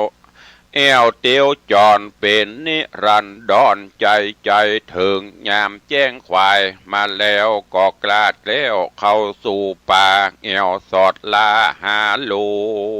วเป็นอันตุกโขลำบากเต่าว่าใจนั้นบ่พรากจากศีลธรรมปัญจสีลังศีล5 เสนเจ้าบ่หลีกเว้นอยู่รักษายังมีในกาละวันหนึ่งเจ้าแก่นไทยใจผ่านเข้าสู่ดงดานห้วยใหญ่ก็ไปพบใส่งูเห่าความโศกเศร้าปาลาก็มาโจรใส่งูเห่าตัวใหญ่หิงสาก็โตสาโคดคิวมาโศกกับติวตนใจเจ็บปวดลายดิ้นสั่นกลางดงตันปากว่าอ่างบ่มีคนใดมาปะหันใส่เจ้าปิดให้งูเห่ามีหลายตุกกะตะใจหนุ่มเนาจริงลวดเข้าสู่มรณาดับขันธามวยหมอดดับจิตถอดเป็นผีเป็นกะเป็นแต่กรรมเวนมีไปหลังได้คืนปังมาครอบมาซะย่องตอบฮือตายในกลางดงไพรป่ากว้างกลางเถื่อนจ้างดงดอนโดยจิตอาวรแห่งเจ้าจริงเอาวิญญาณเข้าปฏิโสนกำเนิดมาบังเกิดในต้องญาเศรษฐีได้45 วันดีมาควายญาเศรษฐีก็ต้องใหญ่ปามันอ ต้องกุมารนอนอ้อยนางจิงก้อยยกป่าตาตีนแอวสะแหวงหากินเตี้ยวต้องไปรอดแผ่วห้องกลางนาเสาะสะแหวงหาหอยแถมเล่ายามเมื่อนางเท่าเก็บหอยได้ยินเสียงวอยในต้องเป็นเสียงห้องมาจากต้องนางแห่งนางเสียงนั้นครางแหบให้ฟังแต่ใส่กับหูก็ดูมาจากต้องนางกิ่งซ้ำเงียงหูดักฟังดูทวนทีก็ได้ยินเสียงดังมาแต่ในปุ่มนางก็มีแลในเมื่อนางเศรษฐีได้ยินเสียงให้แห่งเด็กน้อยในตองประมาณนางก็ยินสั่งกาใจบ่ใจน้อยนางจิงก้อยไหวนาขึ้นมาสู่กาวาเฮือนแห่งห้องส่วนเสียงลูกให้ในต้องก็ลวดดักเสียนางย่าเศรษฐีกันว่ามารอดแผ่วเฮือนมันก็จะเสียงมันกล่าวตานและแก่เจ้าบ้านคนเฮือนว่าแจเจือนไปในเสียจ้าบ่อยู่นางจิงรีบไปเอาหม้อตองปากบินปองปากบินปองเอามาขังยังหอยนาฟุ้งใหญ่อันนางเก็บได้นำมาญาเมื่อตาวันเดือดใหม่ฮ้อนแต่ใส่นักหนายามนอนหมู่หวยก็มาห้องลำหาไอออกปากไว้เป็นกำคนว่าหมู่เฮามาจนตาอยู่ข้างแกหม้อใหญ่วันนี้พร่ำใดจักตายนอนกลิ้งหงายเสียงขาดย้อนแย่ผีพรายบาปเมืองเพงย้อนแย่ผีพรายบาปเปียงเป็ดเนี่ยดังเพดมาแต่งซ้ำยับมาขังไว้ในหม้อตั้งใจล่อกลางจะตั้งไว้ต่อกลางจานมาเย็นผานใจลำบากกันบ่วันนี้ก็วันพูกหมู่เฮาจากถูกเอาแกงกันบอดยามแรงก็ยามคำหมู่หอยดำกำหลวงลายตุกวำไวถนัดเปิ้นจักมากำจัดแกงกินตุกเมาวินลำบากกาละหากแต่วันนี้นาเฮาจากตายหนีฮาดปัดพรากเอาตัวจากหนีกันโฮวัตะโอยนอจุงเอากันอยู่ก่อนเตอะเนอป้อปิตามันดาป้อแม่จุงเอากันดักลี่อยู่แต่ในดินอย่าฮื้อคนยับเอาไปกินแกงแค่แกงอ่อมดังตูข้าเนย่อมติงตายโหโอยหนอ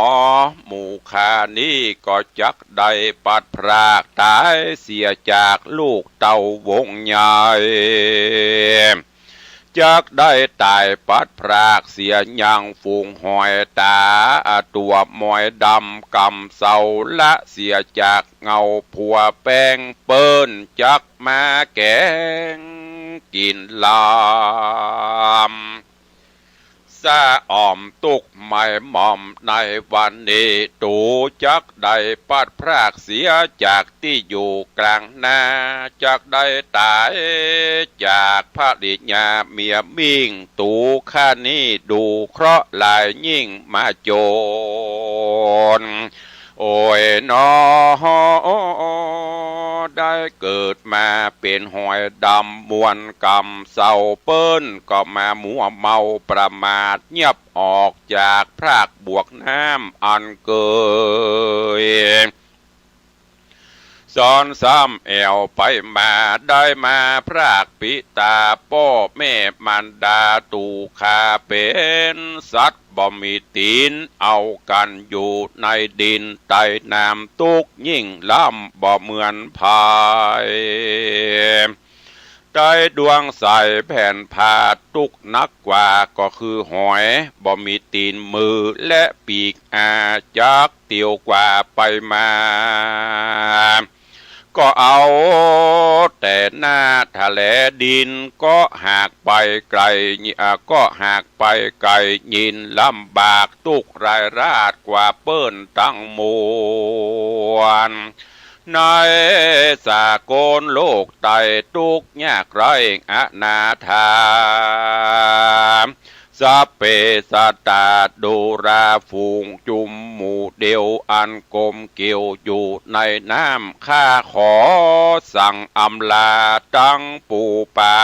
ตั้งแมงดาและกุ้งนิวเหนียวกุ้งนิวว่าผงอันเคยเป็นสิวและสหายตั้งกบขาดลายและเขียดน้อยจุงเอากันก้อยดักอยู่ลักแม่ขุดคู่อยู่ในหัวอยากฮือคนมาจกจูยับเอาไปเตอะเนอดูราสหายทั้งหลายเฮยวันนี้น่าเลยฮอนหายตุกแสบไม่เหลือหลายเหตุภัยยะอันหลายมาตกใส่ฝูงราหอยนี่นาพร้อมถนัดบ่ได้ไปลักของไผ่บ่ได้ผิดกับพูดใดคนอื่นเตาอยู่ระรื่นในน้องเอาตัวปองในดินอาหารกินเลี้ยงใส่ก็กินแต่ใบไม้อันเน่าและมูลใครเก่าแก้มดินชีวิตอินทรีย์เลี้ยงยากบ่มีพูดใดมาอุปถากเลี้ยงลุ่มลาเอาการเอวหาเสาะสอดตามที่ใดมีมาบอดใดข้ามขาเบียนโตดฝูงหอยโสดอยู่ตามธรรมหากินยามแลง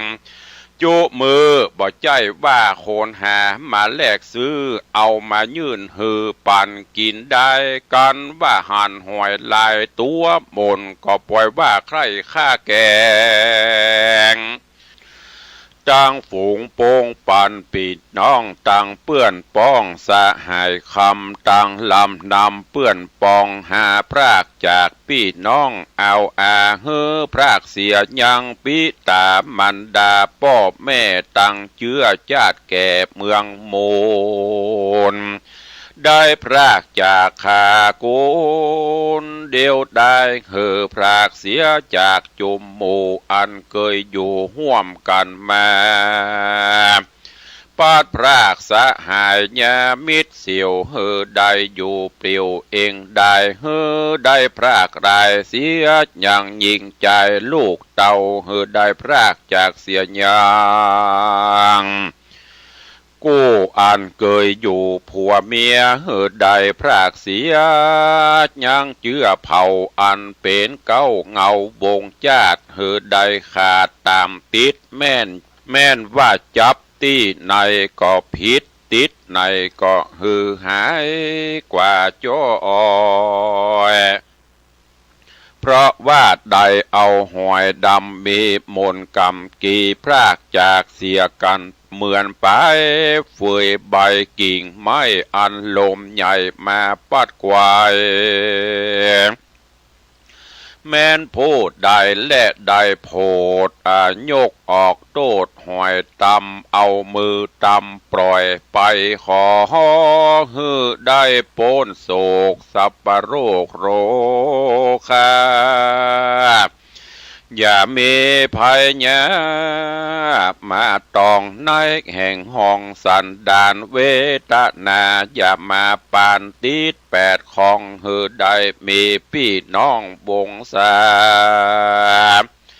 มีสุขนาดหนามากหลวงหลายมีลูกใหญ่สืบจะลูกมีลูกยิงใจสืบเชื่อก็จุงเอาเครือหัก แป่งกันฮือมีผิวพรรณขาวผ่องวันหน้าผ่องดีงามดีอายุมีเตืองอาเตี้ยงมันอย่าด่วนสันวันปันตายอยู่สุขสบายเตอะเจ้าได้อยู่กับนอดเนาพ่อแม่อย่าได้แผ่หน้าไปไหนเฮือมีใจหุ้มห่อหักแป่งพ่อแม่วงใหญ่ติดตามไปอย่าขาดอย่าได้ปัดพรากนี่ไก่จุงมีใจโจกลาบอยู่สุภาพต่อเต่ารอดเถิงเยื้อเผ่าวงศาหากเต้าเครือสายเหือใดอยู่สุขสบายตุกเมื่อปุกกะละพูดใดได้โพดเอาเชื้อโสดหอยดำกำกี้เฮือไปสู่จะเฮือไปอยู่ดีชื่นบานใจเฮือเงินคำไหลมาต่อหน้าเฮือสมดังกำขาเฮือปอนในเมื่อหอยวิ่งบอนฮะร่ำให้อยู่จะใหญ่ในหม้อที่กลางห่อเฮือนจานเสียงบานดานตัวห้องพับแผ่นต้องเฮือนเสียทีเสียงดังมีเฮือนจานหอยห้องให้ครางโดยเสียงอันดังส่วนยาเศรษฐีได้ฟังยินหลากจินออกปากเจียนจาซึ่งสายตาลูกตาเอาว่าหอยกำเศร้าหลวงลายเอาการร่ำไรหุยให้อยู่ในหม้ออันกูแม่หากขังจักเป็นสั่งมึงจุงไปพอลูกนางยิงมิใจหม้อฟังกำจริงไปดูหอยดำกำเศร้าแล้วจะบอกเราตามกำดีว่าข้าบ่มีกรรมจุไล่ว่าหอยหมูนี่จ้างให้เหมือนคนดังรือและมาเวโวนจะปากคานี้หากหาคายินหลากอัศจรรย์ยามนอนนางลูกมันเกาะไข่หัวเป็นเสียงโนข้าขากแล้วก็พรากจากหันขึ้นมาตะตากาเลสในกาละยามนอนยังมีนกจอกเหือนตัวหนึ่งอันจับอยู่ที่ตีนก่อนได้ยินเสียงวิงวอนหอยหายมันก็บินไปไข่กล่าวแก่สองเท่าเสียที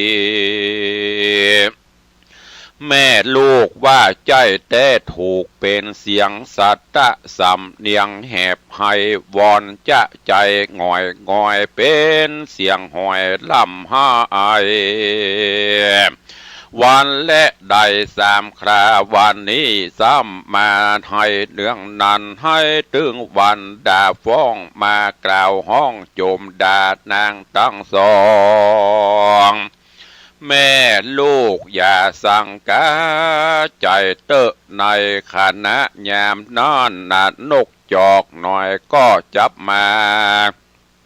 นกจอกหน่อยอันจับอยู่ห้อยใจขาจริงจะอุปมากรรมเก่าประวัติเล่าจาดไปหลังเฮือหญ้าเสียทีฟังทวนถูกคือนางสองแม่ลูกจงฟังทลาบุพเพจาตาหังละจาตะตาในกาละเมื่อก่อนมีบ่พรไกกาข้าได้เกิดมาเป็นพญาสวยลาดนั่งภาศาสกินเมืองเตจะเรื่องภาพซ้ำเข้าน้ำมากลำเลือหลายหลากได้ภาพซ้ำสุกไป เมื่อนานยังไม่ในวันหนึ่งข้าก็ได้ปากจะขายจำฮือนางสาวไปเก็บเอาหอยมาแกงอ่อมมีตังหอยมอมและหอยอยากตองเก็บใส่ซองใส่ซาใหญ่ปลากีบข้างคืนมาสู่กาวาเฮือนไผ่มันรีบดายานฟ้าวฟังเป็นอันกั้งแกนเล่นแกงหอยเสียงวอยวอยปากด้านจากกันสุกแล้วดากันสุกแล้วดาหากดาโป่งลงโคนปันปวงสะสู่แกงหอยแตงหางเข้ามากินไผก็ยินดีมวนมากเลี้ยงกันหากเสียงนานเต็มโฮงการเสียงมีดังตุกที่ในหอทวนมนปอโมดมอดปัดเมียงปัดเมียนขอดกินเสียงครางเล่นกันม่วนต่อเตาเสียงทวนตั้งวานการพะญาโจตีตายกลากาดดับจีดขาดตายไปก็ได้มาเกิดในกำเนิดเป็นนกจอกเฮือนตัวน้อยมาจับอยู่ห้อยใจขาการมรณาตายไปก็ซ้ำจักใดไปตกนรกสะบวยมกมอดไม่ตลาบใดเมื่อนานเสียงเจร่างการนานมากใด5 ปันจากบอกไกกาก็กะเหตุใดเอาหอยมาแกงอ่อมบิบากยอมเต็มตัวก็ปูนดีกว่าแต่ใส่วิบากมาไล่ตุยตันอยู่นี่แหละว่าอ่อนยามนั้นย่าเศรษฐีผู้เฒ่าจริงจะซึ่งลูกเต่ายิงเดียวว่าดูราสมชะเหลียวเฮยน้อยนาเจ้าจุงไปบอกแก่พ่อพิตา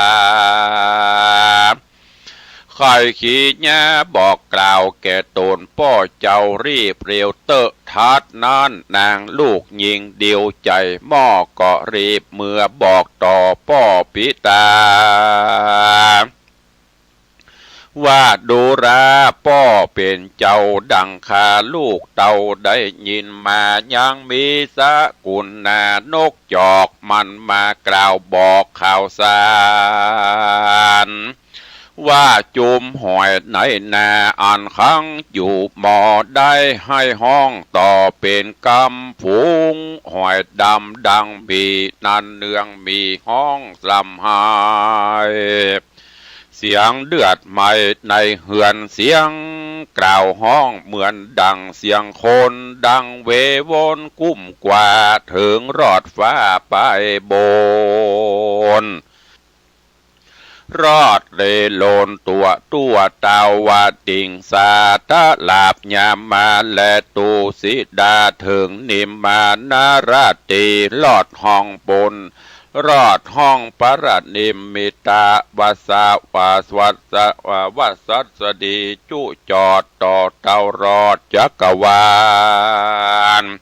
เสียงบ้านดานก้องเกิดเสียงห้องเดือดจมซ้ำพับรอดคำไปไกลแผ่วรอดใดเวจีปุ้นก็มีแลเมื่อปู่เศรษฐีได้ยินกรรมดีทวนถูกอันนางลูกเต่ามาจาส่วนปิตาพ่อแม่จริงกล่าวต่อลูกยิงเดียวว่าดูราชมชะเลวเฮ้ยหนุ่มน้อยกูพ่อก็บ่เชื่อถอยกำจา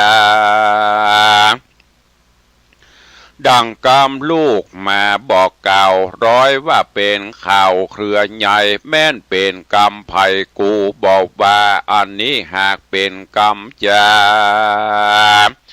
แห่งสากูนานกจอกเหือนมาว่ากูนี่นาบ่เชื่อแล้วถ้าเท่าอาคือปู่เศรษฐีแย้มอย่าย้ายแย้มใครหัวตีเป็นนว่าจีออกปากเฮอเฮอเฮอเฮอโดยเสียงอันดังมากนักแลกาตากาเลในการละยามนอนยังมีสุนักขามาหน่อยตัวหนึ่งมีแต่ก่อนเมินมา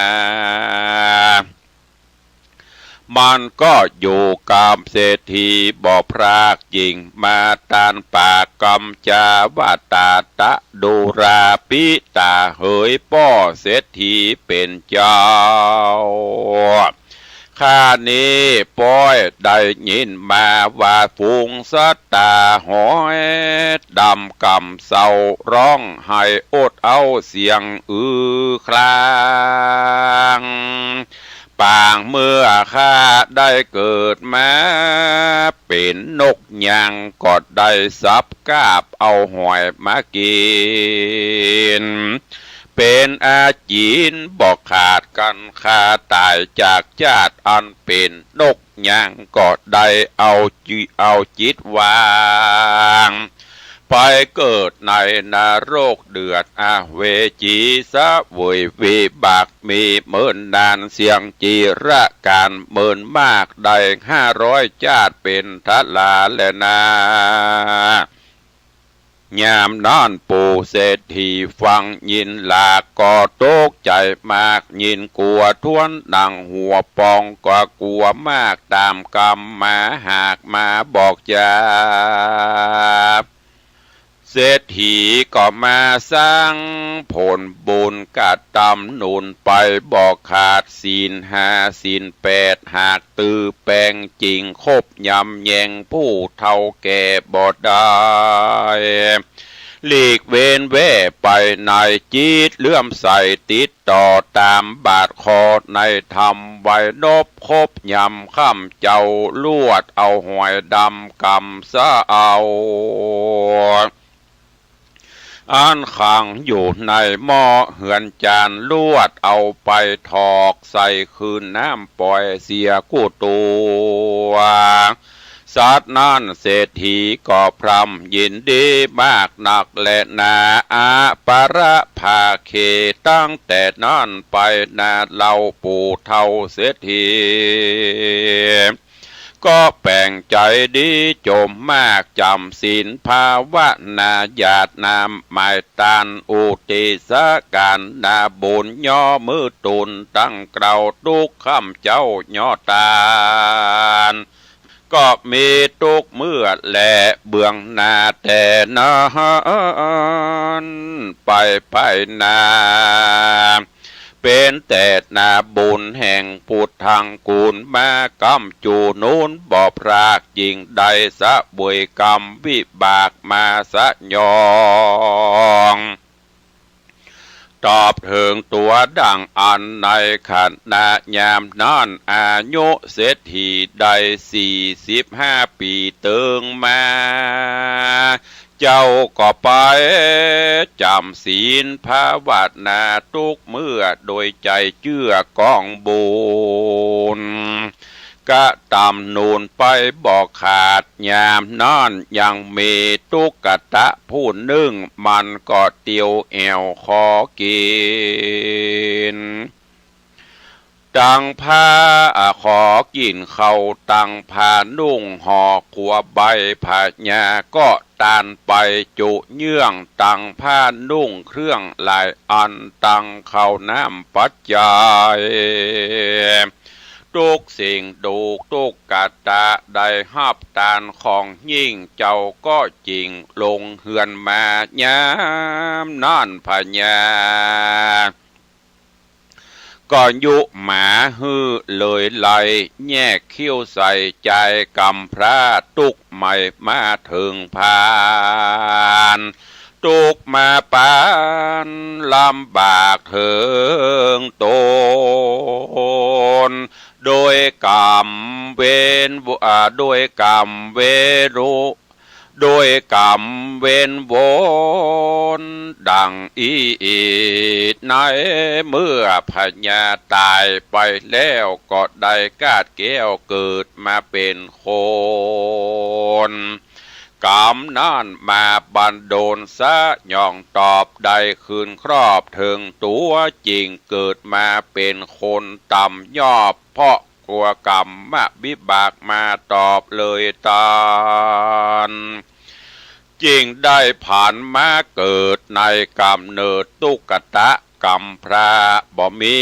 เสื้อผ้าและของกินยินมาเป็นตุกนักแก่หือพ่อแม่ตายละจากใจจริงตุกยากเหลือหลายเข้าของหลาย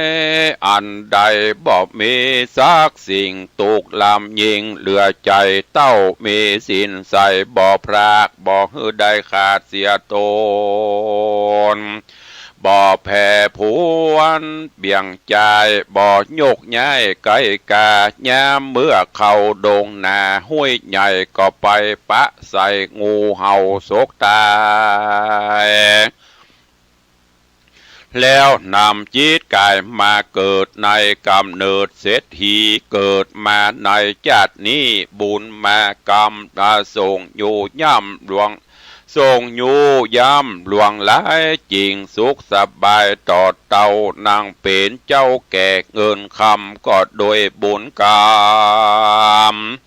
อันได้รักษาศีลเป็นอาจินบอกขาดจริงมีสัมปติมากสมไฟอ้างอยู่เมืองสุวรรณใหญ่กว่าอ่างเหลือตาเกิดมาในชาตินี้ซ้ำมารักษาศีลภาวนาบ่หือได้ขาดบ่ปามมาดกองธรรมอยู่ครบยำนองน้าวตลาบต่อเต้าเท่าแก่จราอยู่สั่งสอนบูตาลูกเต่าตั้งหมู่เล่าปัจจานราชอยู่รักราชปิตามันดาตั้งวัดว่าตั้งเอาอาปีน้องโจมเพื่อนป้องมิตรสหายบอกข้าสัตว์หือตายดับจาดฮือเขาได้ลำบากดีหลีอนิจจังทุกขังอนัตตานี้มันบ่มีเตียงมาอ่านหูความเงียงอันไปมาอยู่เอาอัฏฐาลีลามันเตียงบ่บิดเบียงเสียผลฮือเป็นกุศลส่วนบุญไปนาแม่นมีกรรมบาปกลับมาหากหายไปกรรมอันใดเอาหอยดำไปแกงอ่อมก็เตียนย่อมผิดธรรมยามนั่นคนตั้งหลายม้วนหมู่เขาก็มาตั้งอยู่ฟังธรรมเอากันครบแยงยำอ่อนน้อมโดยใจชื่นพร้อมศรัทธาจริงจวนกันเมตตาภาวนาทุกเวลาข้ามเจ้าตามแบบเบาแห่งโพธิสัตว์เจ้าหากสั่งสอนมาและนาการว่าสั่งสอนคนต่างหลายแล้วก็คือเขาของเป็นตานแก่คนและสัตว์มีใจบานบริสุทธิ์ดังน้ำใสสะอาดก็มีแลผู้กะละผู้ฮือหมากเมียงปูยาเป็นตานมีจะโลดกินปรากหอมฮือผ้าเหลืองเป็นตาลมีผิวเนื้อบริสุทธิ์ขาวนักฮือตาลเงินคำจ้อตุงและชัดเพดานกลางมุงบนหัวพระเจ้าดังอัญจาก็จักได้เป็นพญาอินตาใด660ชาติแล้วก็ได้เป็นพญาจักรวรรดิราชราชา มหากษัตริย์ตนใหญ่จักได้ภาพไข่ประเทศราชบ้านน้อยเมืองใหญ่ต่างมวลนั้นส่งไข่นึ่งจะแลอันว่าฮือเกิบสุบตีนเป็นตาลย่อมมียวญาณจางมามากนักฮือตาลนาวิทย์และบอดน้ำเป็นตาลเตียนย่อมเกิดเป็นขุมเงินขุมคำได้84,000 ขุมฮือตาลฮือเข็มเป็นตาลจากมีปัญญากล้าคมยิ่งนักฮือมีดขูดมีดโกนและพระควานเสียมและขอบกเป็นตาลเตียนย่อมระงับดับเสียอย่างบาปอันใดโตดต่างลายจักก็จักล่ำงับกับหายไปเสียงฮือเข้าก้าคิงเป็นตาลแม้ในปัจจุบันนี้และชาติหน้าก็จักมีอายุมันยืนยาวมากนักแลฮือผ้าจีวละจีวรกำปนเป็นตาลเตียนย่อมนำสัตว์ออกจากนรกฮือโปนวิบากกรรมเว้นตังมวลฮือตานปิมปาสารูปจะเอาก็จากได้เป็นอรหันตาโตนึ่งไปนาจะและฮือตาลน้ำพึ่งน้ำอ้อยก็จักมีหัวใจบริสุทธิ์มีเสียงก็ม่วนจะหวานและฮือน้ำสุยนาและน้ำบริโภคเป็นตาลจักมีฮือโตนอันข่าวดังเทวดานั่นแหละฮือตานยาหายพญาติโลกาจักได้อยู่สุขสวัสดีตุกเมื่อจักมีอายุมันยืนยาวมากนักปุกละผู้ใดได้ห่วมสร้างและแปลงยังกุฏิวิหารและปลูกต้นไม้สลีมหาโพธิ์เป็นตาลได้เอาลูกเอาหลานแห่งต้านและลูกแห่งตนมาบวชเป็นภิกขุสามเณรก็ดีก็มีอานิสงส์มากหนักแม่นจักพาธนาเป็นพ่อพระเจ้าแม่พระเจ้าก็จักสมฤทธิจุเยื่องจุปาการได้ก่อเจติญะโดยตีนมือตนก็ดีได้จ้างต้านผู้อื่นแปลงก็ดีด้านต่างหลายฝูงนี้จักใดเมื่อเกิดจันฟ้าเลิศเมืองพรหมและนาได้ที่ทำต่ำสร้างแปลงศาสนาวัดวาอารามฮือได้เจริญการกุงรุ่งเรืองนั้นเล่าก็จักมีเข้าของสัมปติอยู่ดีมีสุขนั่นแหละนะประการหนึ่งได้ภาวนาบทว่าพุทโธธัมโมสังโฆอันนี้ยิ่งกว่าได้สร้างอย่างเศนาสนะบุญใหญ่อันใดมาโดยกาญวจีมโนตวานันพระพุทธเจ้ายกศรัทธาลูกนั้นออกมาว่าเหตุว่าเป็นขุมคำอันพระเสริฐมากนักหนา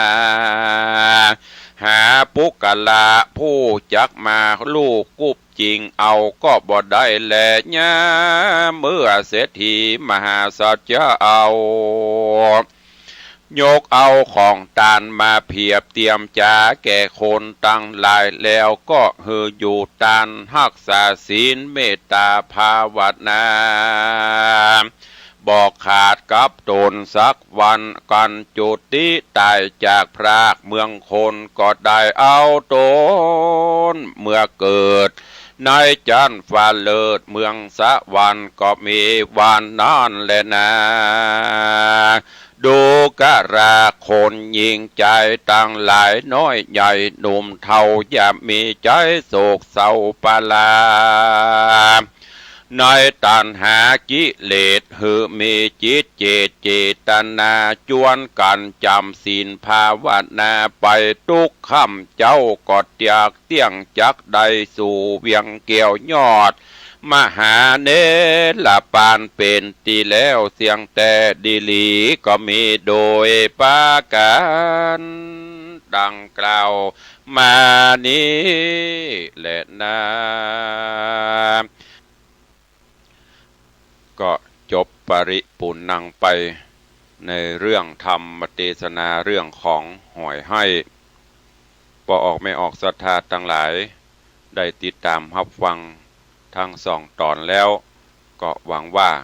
คงจะได้สาระคติธรรมจากธรรมเรื่องนี้หอยเป็นสัตว์เดรัจฉานที่ต่ำอยู่ในดินในน้ำเสาะว่าหากินแต่ว่าในธรรมนั้นเพิ่นก็ยังได้กล่าวบ่เคยไปเบียดเบียนไผอย่างที่หอยบอกไว้ข้าบ่ได้ไปสร้างโทษสร้างกรรมเพื่อไผเสาะว่าหากินหญ้าเน่ากินไข่กินคูดไป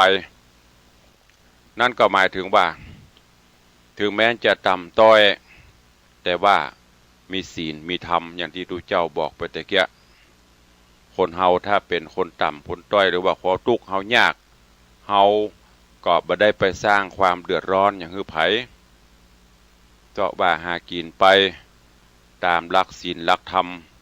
ปฏิบัติธรรมแล้วก็รักษากายญวจีมโนทวารของตนคือได้ดีที่สุด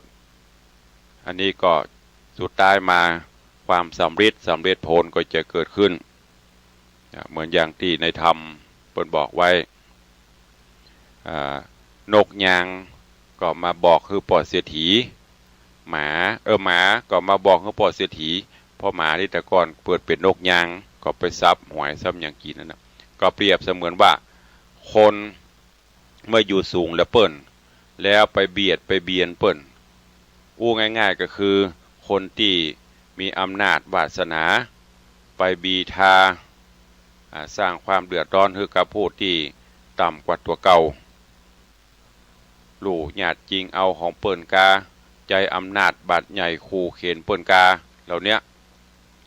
สุดท้ายมาล้มหายตายจากไปก็ดีหรือยิ่งจัดปัจจุบันนี้บัดต้องรอกรรมเวรจัดหน้ากรรมเวรบดเดียวมันตัวตานบวยไล่บดเดียวตานบดเดียวยันที่พ่ออุ้ยแม่มอนเขาเปิ้นจะสอนสู้เขาหลังหลายระวังเน้อกรรมเวรจะตัวไปจัดหน้าจากนั้นไปเปิ้นว่าจะไต่ขอบดงขอบเบียนไต่ขอบบุรีบดเดียวนี้มันเล่นโดดใส่ทันทีเน้อวิบากกรรมเวรเพราะฉะนั้นถ้าเปรียบง่ายๆอย่างนี้ก็คือเฮาตุกเฮาก็อยู่ตามตุกไปปฏิบัติธรรมไปเสาะว่าหากินไปคนที่มีฐานะสูงขึ้นมาก็จะไปเบียดเบียนคนทั้งลุ่มช่วยสงเคราะห์อนุเคราะห์ซึ่งกันและกันที่สำคัญคือมีศีลมีธรรมบ่ว่าจะอยู่ในจันใดเพศใดวัยใดมีศีลมีธรรมประพฤติปฏิบัติเพราะบ่มีภัยที่จะอยู่ครองโลกบ่มีภัยที่จะอยู่ครองชีวิตไปยืนยาวเพิ่นถึงบอกนะเนี่ยอนิจจังทุกขังอนัตตามันเป็นของบ่เที่ยงบ่มั่นความเงี่ยงไปมาอันนี้เพิ่นเอามาเปรียบเทียบเนอะในเรื่องของธรรมเทศนาเรื่องหวยให้นี่ถ้าเฮาคิดได้พิจารณาอย่างเฮาก็จะได้มีจิตใจที่เป็นสุขเนอะจึงฝากไว้กับญาติโยมทั้งหลายตัววันนี้เวลาหมดเวลาขอนำรายการจากไปก่อนเนอะอยู่ดีมีสุขเหมือนกันจุตนจุองค์จุผู้จุคนจตารโอธรรมาวัฏันติอายุวันโนสุขังพะลัง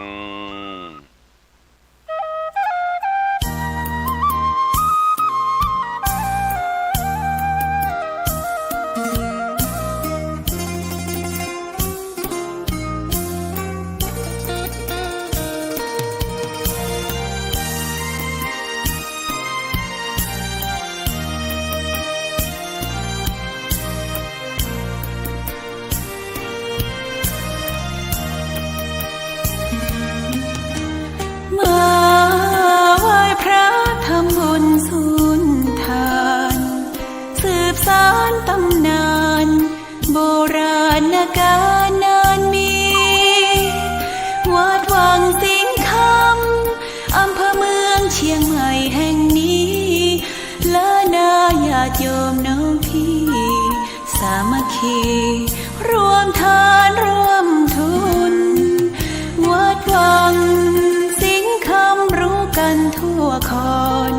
พระครูวิสิตศิลาพรเทศสอนให้พรเกื้อกูลเจ้าคณะตำบล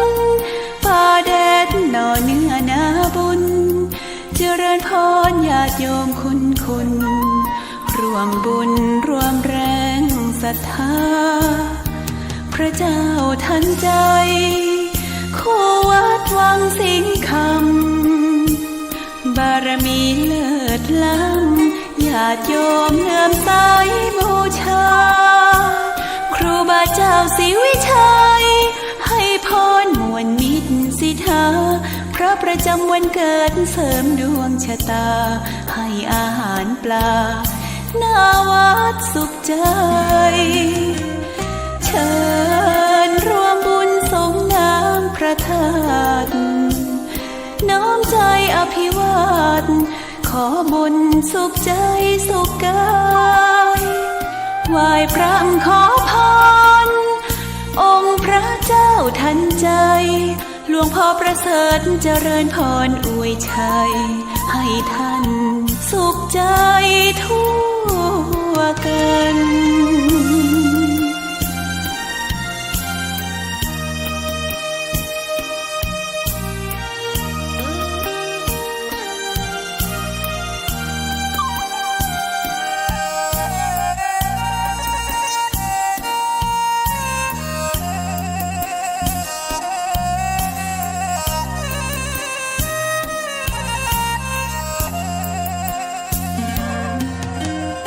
เชิญรวมบุญสงน้ำพระธาตุน้อมใจอภิวาทขอบุญสุขใจสุขกายไหว้พระขอพรองค์พระเจ้าทันใจหลวงพ่อประเสริฐเจริญพรอวยชัยให้ท่านสุขใจทั่วกัน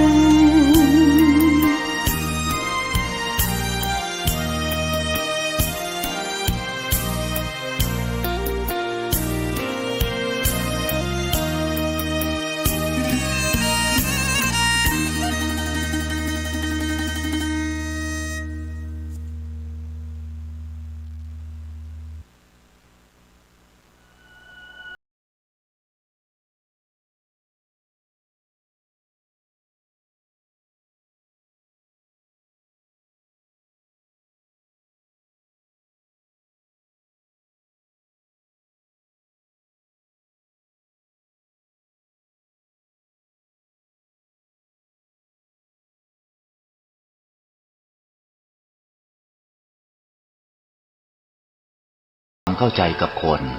การทำความเข้าใจคือการศึกษาเรียนรู้คนอื่นและให้คนอื่นศึกษาเรียนรู้เราด้วยพระสงฆ์อยู่ได้เพราะศรัทธาจากศาสนิกและศาสนิกอยู่ได้เพราะปัญญาจากพระสงฆ์หน้าที่หลักของพระสงฆ์คือการทำงานเผยแผ่ชี้ทางสวรรค์คือทำให้คนที่ยังไม่เข้าใจมีความเข้าใจถูกต้อง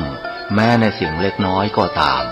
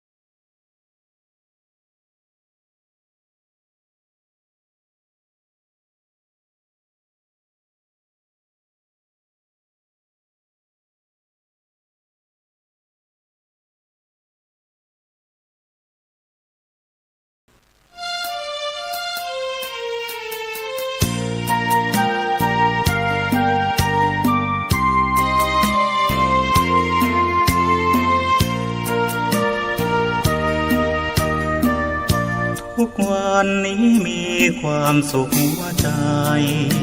ไม่โลภโกรธหลงอะไรมีธรรมวินัยใส่ใจเป็นสุขไม่โกรธไม่แค้นไม่เกลียดใครให้ใจเราทุกข์ปล่อยวางร่าเริงสนุกปลดเปลื้องทุกข์ด้วยคุณความดีไม่อิจฉาใครให้ใจมองเศร้าร่ำรวยอย่างไรช่างเขาขอเพียงเราพอเพียงที่มีใหญ่โตแค่ไหนมากเงินทองกองเท่าคิรีถ้าหากใครซึ่งความดีไม่มีความหมายอายคนนินทาเป็นบุญหนุนนำตัวเราได้ฟังธรรมะตั้งแต่เช้าขัดเกลาจิตใจเรื่อยมาหลวงพ่อเจ้าคุณพระเทพคือกูลศรัทธาให้พระมาเทศนาช่วยตอบปัญหาที่ค้างคาใจและคงโชคดีที่พระให้พรเชิญร่วมธรรมสัญจรได้พักผ่อนแดนธรรมรำไปสร้างบุญกุศลถวายทานกันตามปัจจัยอิ่มบุญเพิ่มพูนเราให้หน้าตาแจ่มใสจิตใจงดงาม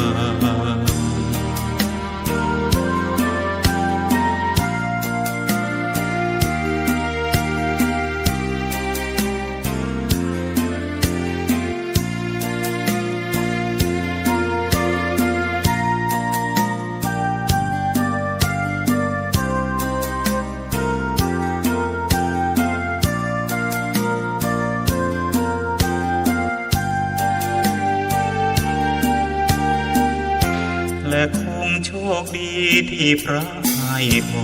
รเชิญร่วมธรรมสัญจรได้พักผ่อนแดนธรรมรำไปสร้างบุญกุศล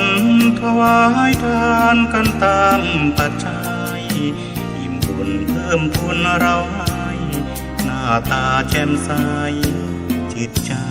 งดงาม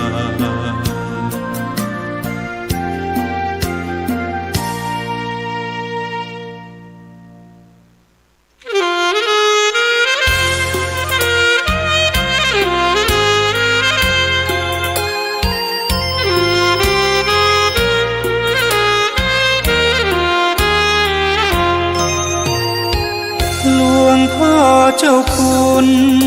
พระธรรมเสนาบดีเจริญพรญาติโยมผู้มีจิตศรัทธามาร่วมสร้างบุ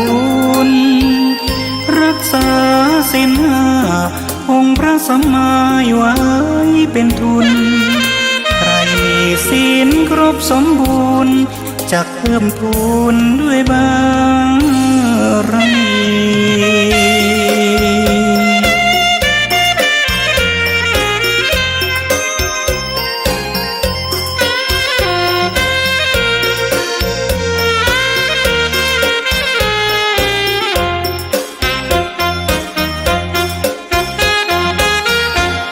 จะขอสาธุยกศีลห้ามารดนาชนาเอ่ยให้ท่านฟังใครทุศีลให้ระวังกำเบนช่างตามราวีศีลข้อหนึ่งพึงจดจำอย่าสร้างกรรมในข้อนี้ชอบฆ่าสัตว์ตัดเนื้อชีวีไร้ปราณีไม่มีเมตตาอายุจะสั้นเพราะกรรมตัดร้อนให้เดือดร้อนทรมานโรครุมเร้าทั่ว กายาขาดศีลปานาเว้นไม่ปราณีใครละศีลข้อนี้ได้ก็จะปลอดภัยในชีวิตอายุยืนหมื่นปีโรคภัยรีไม่มากล้ำกลายศีลข้อสองต้องระวังใครพลาดพลั้งอันตรายมีสินทรัพย์ตั้งมากมายต้องมาลายก็เพราะกรรมเวรลักทรัพย์เขาโกงเข้ามาถึงเวลาโดนฆ่าเข็นรวยทางลัดผิดกฎเกณฑ์ให้ละเว้นขออธินาเว้นได้ก็จะมั่งมีเป็นเศรษฐีที่ไรนาอยู่เป็นสุขทุกเวลามากเงินตราทั้งบารมีตาเมงสุมิจฉาอย่าลักพาลูกเมียเขาชีวิตจะอับเฉาเพราะเมามัวกามโลกี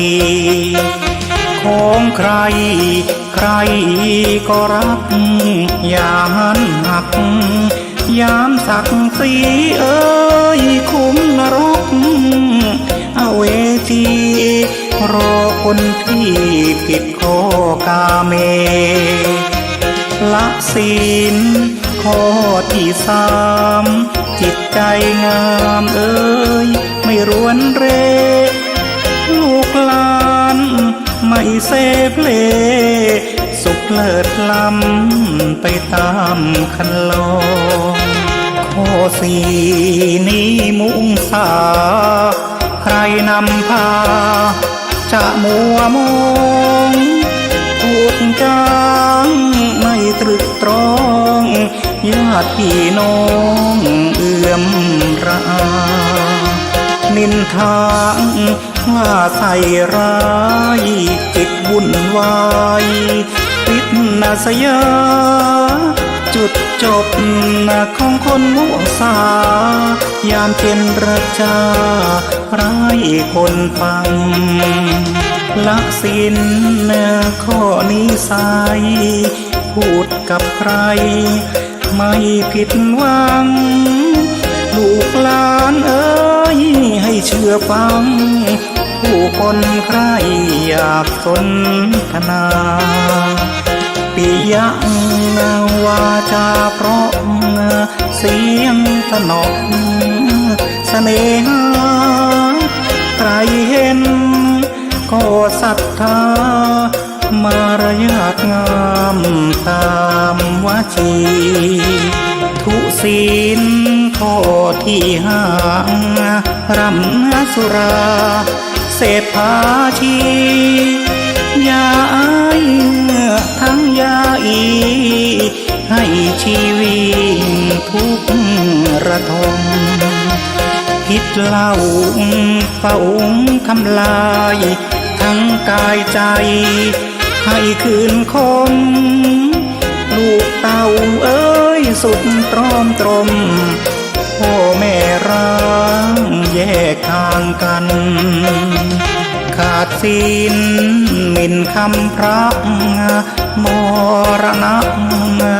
เป็นที่มั่นไฟนรกตามลงทันอายุสั้นก่อนถึงวัยดูก่อนญาติโยมอย่าละเลยโปรดจำไว้มีศีลห้าหน้าผ่องใสใครรักษาได้ก็สุขใจ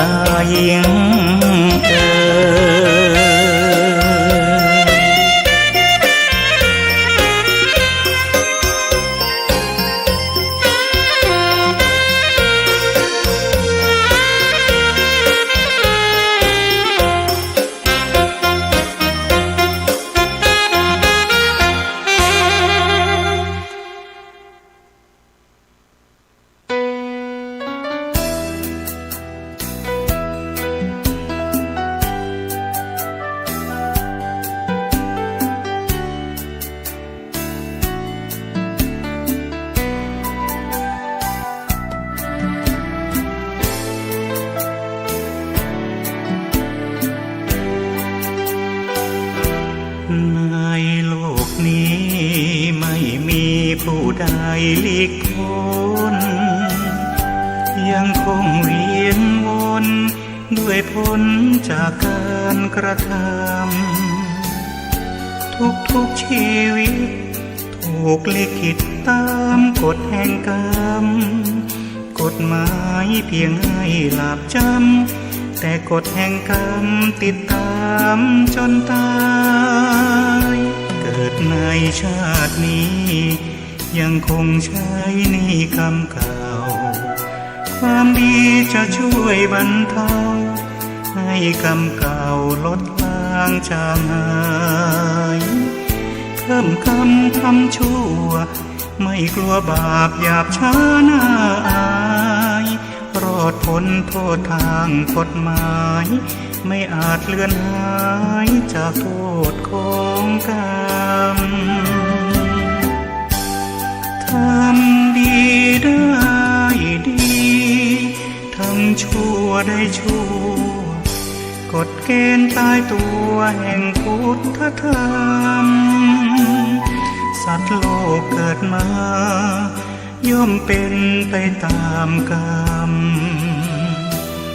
ดำรัสตรัสคำเป็นสัจธรรมจากองค์สัมมา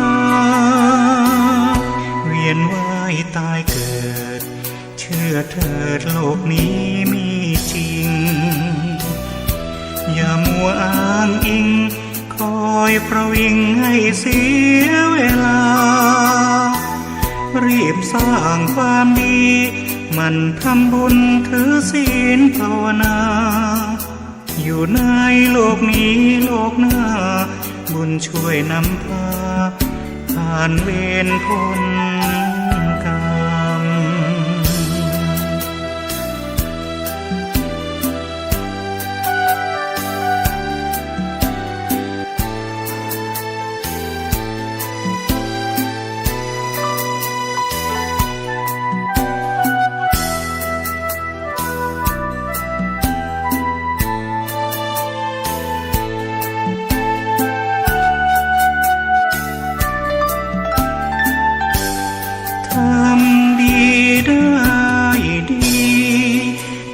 ชั่วได้ชั่ว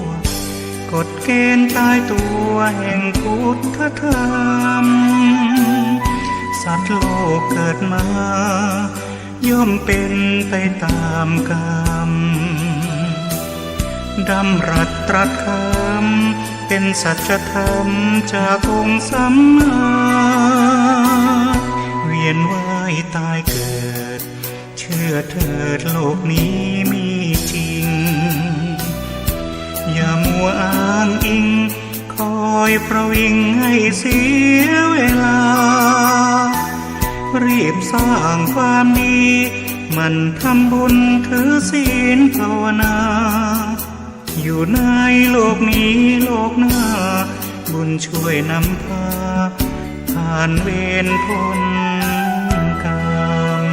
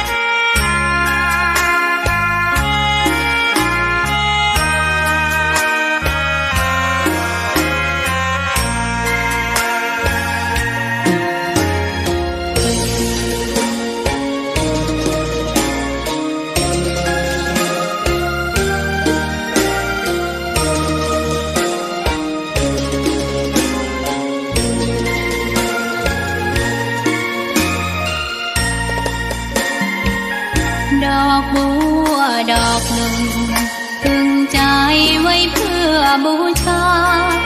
แด่องค์พระศาสดาสัมมาสัมพุทธเจ้ามีความงามเงียบไม่เปรียบเทียบเขาเทียบเราใครมองไม่งามช่างเขาแต่เจ้าก็คือดอกบัวด้วยความสัตย์ซื่อยึด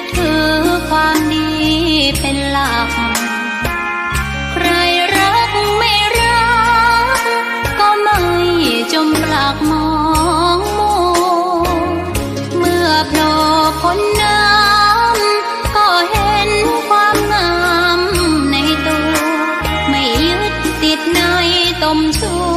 วขอเป็นดอกบัวดอกเดียวใครไม่มองว่าบัวงามเด่น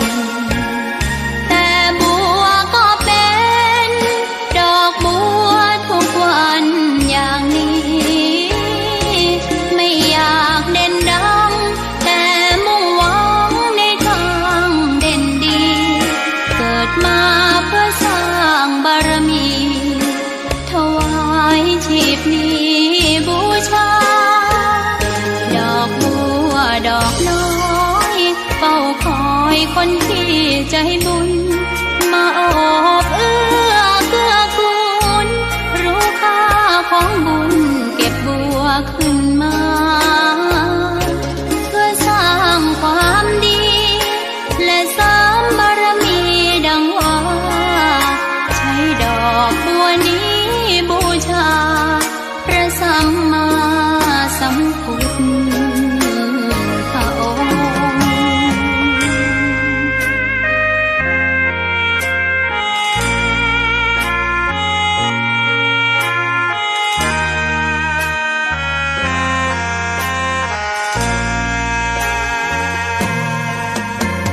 ใครไม่มองว่าบัวงามเด่นแต่บัวก็เป็นดอกบัวทุกวันอย่างนี้ไม่อยากเด่นดังแต่มุ่งหวังในทางเด่นดีเกิดมาเพื่อสร้างบารมีถวายชีพนี้บูชาดอกบัวดอกน้อยเฝ้าคอยคนที่ใจบุญมาโอบเอื้อเกื้อกูลรู้ค่าของบุญเก็บบัวขึ้นมาเพื่อสร้างความดีและเสริมบารมีดังว่าใช้ดอกบัวนี้บูชาพระสัมมาสัมพุทธองค์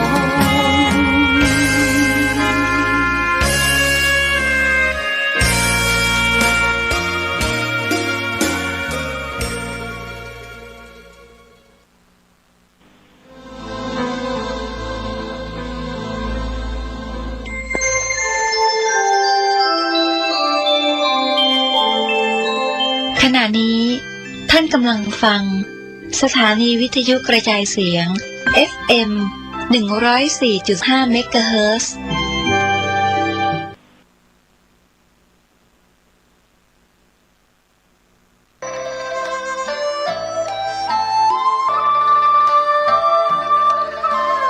ขอเชิญร่วมบูรณะปิดทองพระเจ้าตากเขียวและบูรณะปฏิสังขรณ์พระธาตุเจดีย์มงคลธรรม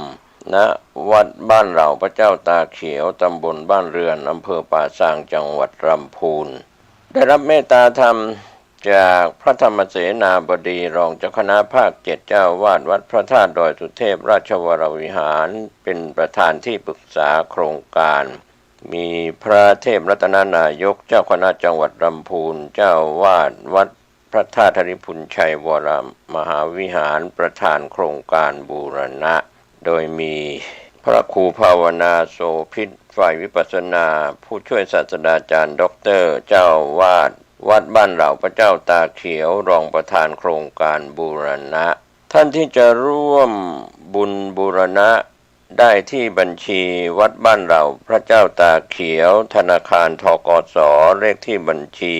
020188714 ติดต่อสอบถามร่วมทำบุญได้ที่พระครูภาวนาโสภิตเจ้าอาวาสวัดบ้านเราพระเจ้าตากเขียวโทรศัพท์0969525159ได้ทุกวันนะครับก็เป็นส่วนที่จะได้ร่วมบุญร่วมกุศลในการบูรณะปิดทอง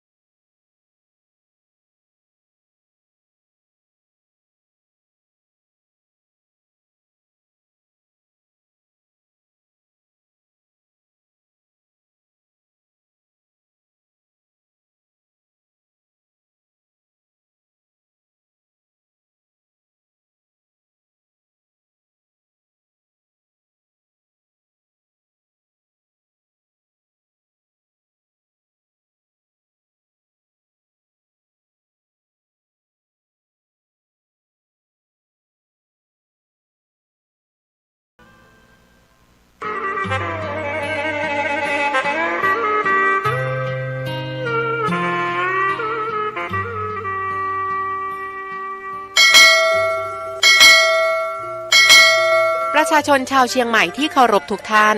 ขณะนี้จังหวัดเชียงใหม่กำลังเผชิญกับปัญหาหมอกควันและฝุ่นละออง PM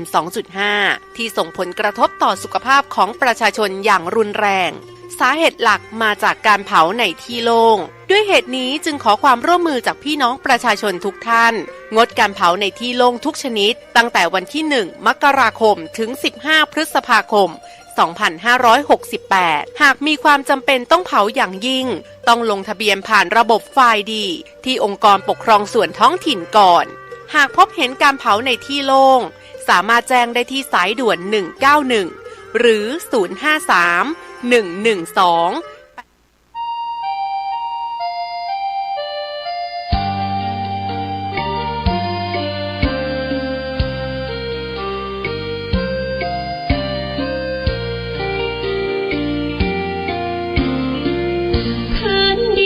ถิ่นแคว้นในแดนกว้างขวางเมืองฝางอำไพเลิศล้ำวิไลชวนให้ไปหาทุ่งเขาเนาไพรหากใครได้มาม่วนใจนักหนาได้มาแอวเมืองฟ้าทำล้ำเที่ยวทำตักเต่าแดนเก่าโบราณเรียบล้อลำธารเที่ยวดอยอ่างขางเขื่อนน้ำแม่นางเยี่ยมชาวบ้านยางป่าคาดอยลางกลางทำผาพึ่งพนาสวยน้ำใสน้ำใจสะอาดเมืองฟ้าธรรมชาติเสกสรรปั้นมาหลากพื้นเผ่าพันธุ์ร่วมกันพร้อมหน้าเสน่ห์นำพายมาเมืองฟ้าดอยดงแห่งนี้มีชื่อเมืองฝางท่ามกลางลมหนาว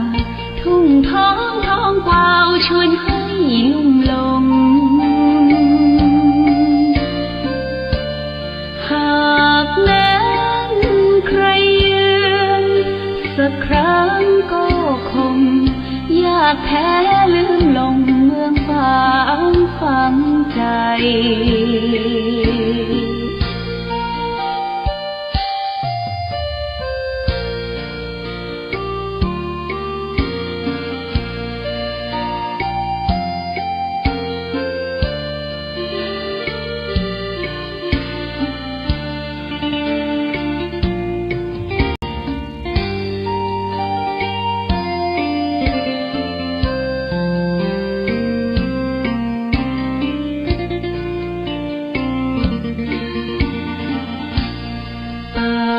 สวยน้ำใสน้ำใจสะอาดเมืองฟ้าธรรมชาติเสกสรรปั้นมาหลากพื้นเผ่าพันธุ์ร่วมกันพร้อมหน้าเสน่ห์นำพายมาเมืองฟ้าดอยดงแห่งนี้มีชื่อเมืองฝาง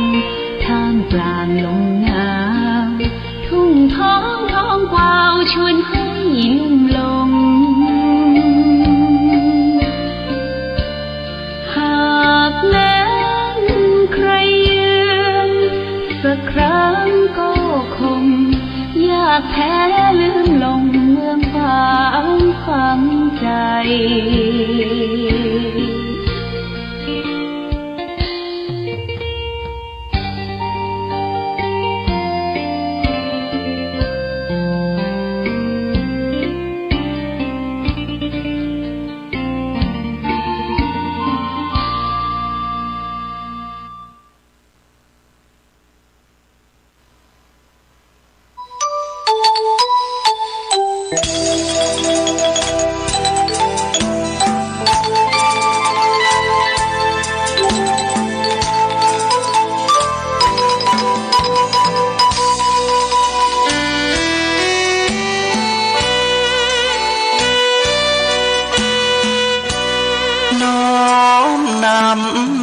ตำนานผ่านทุกรุ่นองค์บุญหลวงพ่อแก้วทันตะจิตโตมีบุญญาบารมีมากโขมีพุทโธเป็นที่นำทาง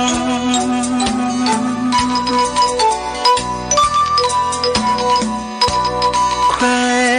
นแดนกำเนิดเกิดมาบ้านสันป่าคาอำเภอแม่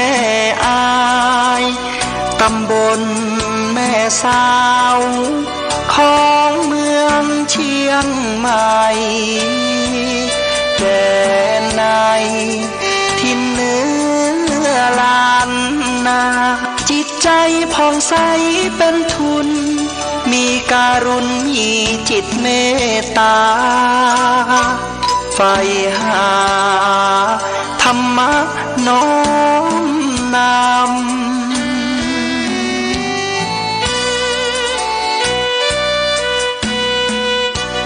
โยมพ่ออุ่นแม่ปอมาหิงสาบิดามารดาผู้เลี้ยงดูเส้นทางธรรมน้อมนำคำชูเดินสู่เส้นทางของผ้าเหลือง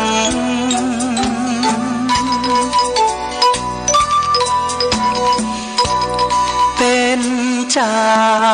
อาวาสวัดพระบาทอุดมน้ำบ่อสาวาน้ำนี้ลือเลืองเป็นเจ้าคณะอำเภอพัฒนารุ่งเรืองฟูเฟืองเทศธรรมปทักกถาหยิบยกอุปมาเมตตาชื่นชีวาญาติโยมผู้ฟังพร้อมพรังญาติโยมศรัทธา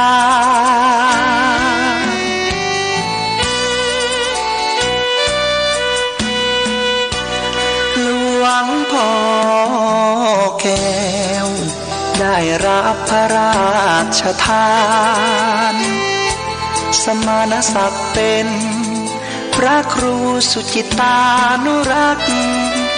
นามผู้พิทักษ์รักษาจิตด้วยความดีแห่งนี้เป็นพระนักปกครอง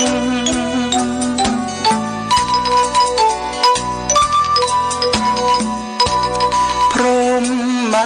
วิหารธรรมน้อมนำเป็นหลัก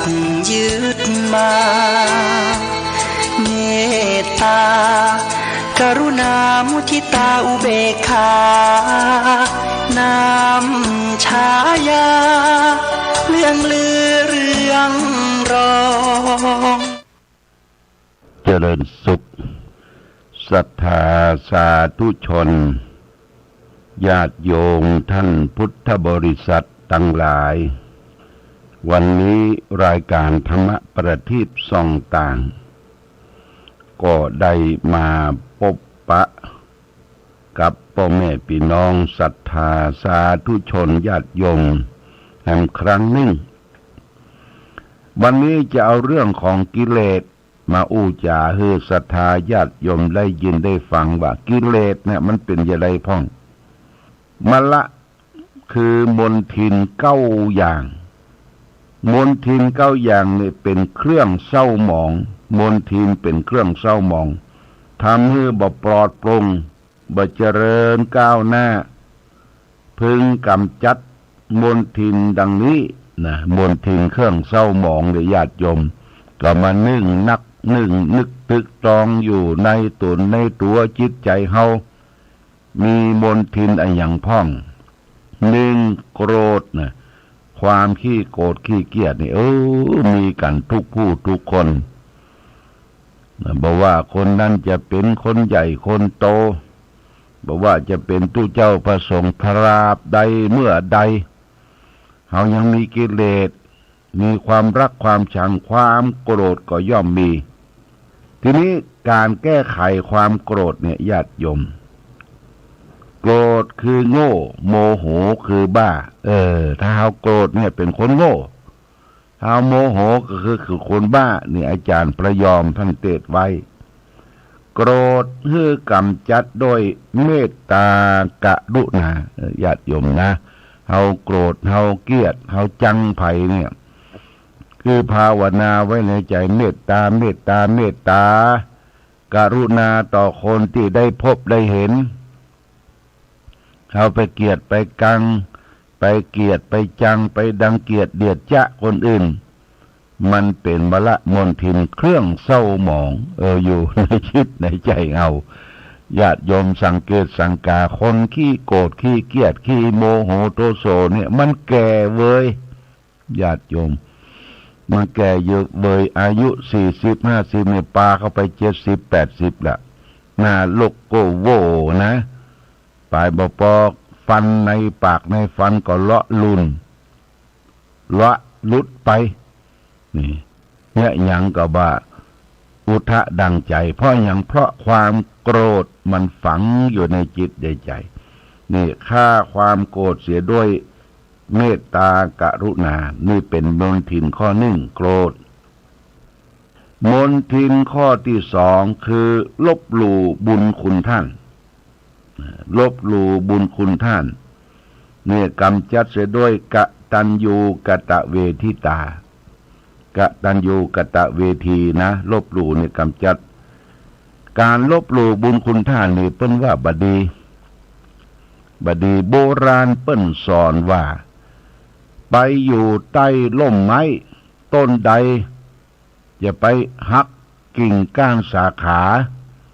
คือเฮอร่มเฮอเงาเฮาเฮอกึดญาติโยมเฮอกึดว่าเฮาไปเปิ้งปะอาศัยเปิ้นจะไปหักกิ่งไม้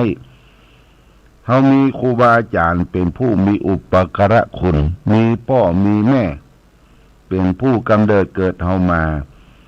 ถ้าไปลบหลู่บุญคุณของพ่อแม่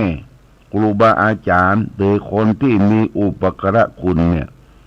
เพราะว่าเป็นมนทินเป็นเครื่องเศร้าหมองกำจัดเสียโดยนะกตัญญูกตเวทีกตัญญูรู้คุณกตเวทีตอบแทนคุณนะญาติโยมจำไว้เนอะบทกลอนบทหนึ่งท่านว่าแม้นว่าใครเอื้อเฟื้อเกื้อหนุนจงแทนคุณจนกว่าจะอาสันแม้ไม่มีสิ่งไรจะให้ปันก็มันสรรเสริญเจริญพรญาติโยมนะเอาว่ามีอะไรอย่างที่จะไปตอบแทนเพิ่นก็เอาคุณงามความดีเล็กๆน้อยๆมาสรรเสริญเจริญพรจะไปลบล้างจะไปเอาอย่างทุกสิ่งทุกอย่างที่บดีบังงามมาลบหลู่บุญคุณท่านนี่เป็นข้อที่สองเนี่ยมนทินเครื่องเศร้าหมองมนทินเครื่องเศร้าหมองตัวที่สามคือริษยานี่ก็คือขวายนะญาติโยมขวายเปิ้นอิจฉาเปิ้นริษยาเปิ้นหันเปิ้นดีอดดนทนจูบ่ได้หันเปิ้นขี้ร้ายก็ไปดูแค้นแหมมันตึงใจบ่ได้ญาติโยมนะริษยาเนี่ยริษยาเป็นมรมนทินกำจัดเสียโดยมุทิตาจิตนี่เปิ้นมีมุทิตาจิตคอยเอื้อเฟื้อยกย่องเทิดทูนยินดีสีไข่กับคนที่เปิ้นได้ดิบได้ดีเปิ้นสำเร็จผลในความตั้งใจทำงานของเปิ้นยกตัวอย่างง่ายๆเปิ้นถูกหวยรวยเบอร์มีบุญมาวาสนาส่งเปิ้นร่ำเปิ้นรวยอย่าไปริษยาบางคนบอกคิดหน้าคิดหลังจะไปว่าเปิ้นเหมือนชิบหายละวะพวกก็ไปเกี่ยวกันอย่างอโมทนากะเด้อว่าอโมทนาเปิ้นมีบุญเก่า บุญเก่ามีบุญกุศลเนี่ยคือเมื่อริษยาและแสดงตนเป็นพลที่มุทิตาจิตพลอยยินดีกับคนที่ได้ดิบได้ดีนี่เป็นมนทินตัวที่สามริษยามนทินตัวที่สี่ก็คือตระณีตระณีก็คือขี้เหนียวนั่นญาติโยมขี้เหนียวขี้ตังนี้ ขี้เหนียวขี้ตังนี้จะกินก็กลัวผานจะตานก็กลัวซึ่งบะจกบะจายบะกินบะตานคนโบราณว่าคนไหนครอบครัวใดบะกินบะตานเปิ้นว่ากินข้าวหายตันวะนะกินข้าวหายตันจะเจริญบ้างมีนี่ยากเพราะฉะนั้นเมื่อเฮาตะนีนี่ก็เป็นมรมนทินเครื่องเศร้าหมองกำจัดเสียโดยจาคะจาคะแปลว่าแบ่งปันสละสิ่งของตนคือเป็นประโยชน์กับของคนอื่นประโยชน์คนอื่นนี่ข้อที่สี่นะตระนีเนอเป็นมนทินเครื่องเศร้าหมองข้อที่ห้ามายานี่เป็นความเจ้าเล่ห์ญาติโยมนะเจ้าเล่ห์มารยาสาไถเป็นเจ้าเล่ห์ถ้าอู้กระเปิ้นตาล็อกแลกแล้วก็ไหว้สานี่บ่ใช่เอ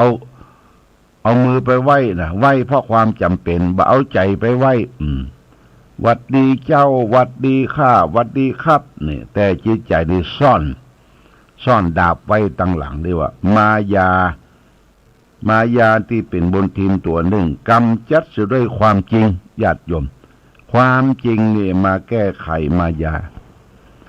คนเฮาต้องจริงจากใจและก็จริงจากทางวาจาตัวใจคิดอย่างใดวาจาก็ว่าไปตามอันกายก็ทำไปตามวาจานี่คือความจริงใจเนี่ยมายาสาไถเป็นมายาเป็นเครื่องเศร้าหมองตัวหนึ่งเครื่องเศร้าหมองตัวที่หกคือมักอวดมักโชว์มักอวดมักโชว์เรียกว่าโชว์อัพเพื่อแก่บุคคลอื่นทั้งที่ตัวยังบ่งูตัวยังบ่เก่งตัวยังมีความสามารถก็มักอวดมักโชว์เป็นกิเลสตัวหนึ่งในมรมนทินความมักอวดเนี่ยกำจัดเสียโดยอัตตัญญุตาความเป็นผู้รู้จักตนรู้จักประมาณรู้จักการดำเนินชีวิตอย่าไปอวดเปิ้นอย่าไปโชว์เปิ้นมักอวดนี่เป็นมรมนทินเครื่องเศร้าหมองตัวที่หกนะคือกำจัดด้วยอัตตัญญุตารู้จักประมาณตนมรมนทินตัวที่เจ็ดพูดปดก็พูดที่บ่เป็นความจริงกำจัดเสียด้วยวจีสัตย์ก็คืออู้ด้วยเป็นความจริงความสัตย์ความซื่อ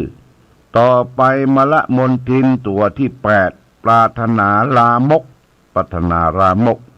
ความปรารถนาลามกคิดนั่นคิดนี่คิดปรารถนาลามกคิดชอบคิดคนนั้นคนนี้คิดหยอกคิดเย้าคนอื่นความปรารถนาลามกนี่นะหยอกเย้าคนอื่นทั่วไปเปิ้นแต่งตัวมาวันนี้งามอิลิเลยเนี่ยวันนี้รอเป็นพิเศษเนอเนี่ยความปรารถนาลามกเนี่ยเปิ้นคือกำจัดเสียโดยสันโดษนะสันโดษคือวางตัวให้เหมาะสมจะไปว่าสูงจะไปว่าต่ำนะญาติโยมสุดท้ายมรมนทินตัวสุดท้ายเครื่องเศร้าหมองคือเห็นผิดนะก็คือเห็นบดีญาติโยมเห็นผิดทำดีบ่ได้ดีทำชั่วได้ดีเนี่ยคือคนเห็นผิดทั้งนั้นเหตุผิดกรรมจัดเสียโดยสัมมาทิฏฐิคือความเห็นชอบนะญาติโยมความเห็นชอบเพราะนั้นสรุปว่าเครื่องเศร้าหมองกิเลสที่มีอยู่ในตนตัวเฮาเนี่ยมรมนทินเครื่องเศร้าหมองมีมี9อย่าง1โกรธ2ลบหลู่บุญคุณท่าน3ริษยา4ตระณี5มายา6มักอวด7พูดปด8ปรารถนาลามก9เห็นผิดนี่ เขาก็มานั่งนึกตึกตองดูอันใดมีในตัวเขากี่ข้อเขาก็พยายามแกะออกบางทีเขาก็ยอมทุกสิ่งทุกอย่างนี่จะไปโอดจะไปอู้ปดมดเท็จยอมแพ้ยอมการแพ้เป็นพระชนะเป็นมารก้มหน้าหลับตาสร้างสมแต่คุณงามความดีไปเกิดมาทั้งทีทำดีให้ได้จะตายทั้งทีให้ได้ฝากดีไว้ทำดีไว้ให้ลูกทำถูกไว้ให้หลานทำความชื่นบานไว้กับประเทศชาติบ้านเมืองของเราวันนี้ขอความผาสุกความเจริญความมีธรรมจงมีแก่ศรัทธาสาธุชนญาติโยมทุกท่านรายการธรรมะประทีปส่องต่างต้องขอลาก่อนคือท่านทั้งหลายได้ประสบสุขโชคดีประกอบไปด้วยอายุวันนะสุขภระเหมือนกันทุกรูปทุกท่านทุกคนด้วยเถิด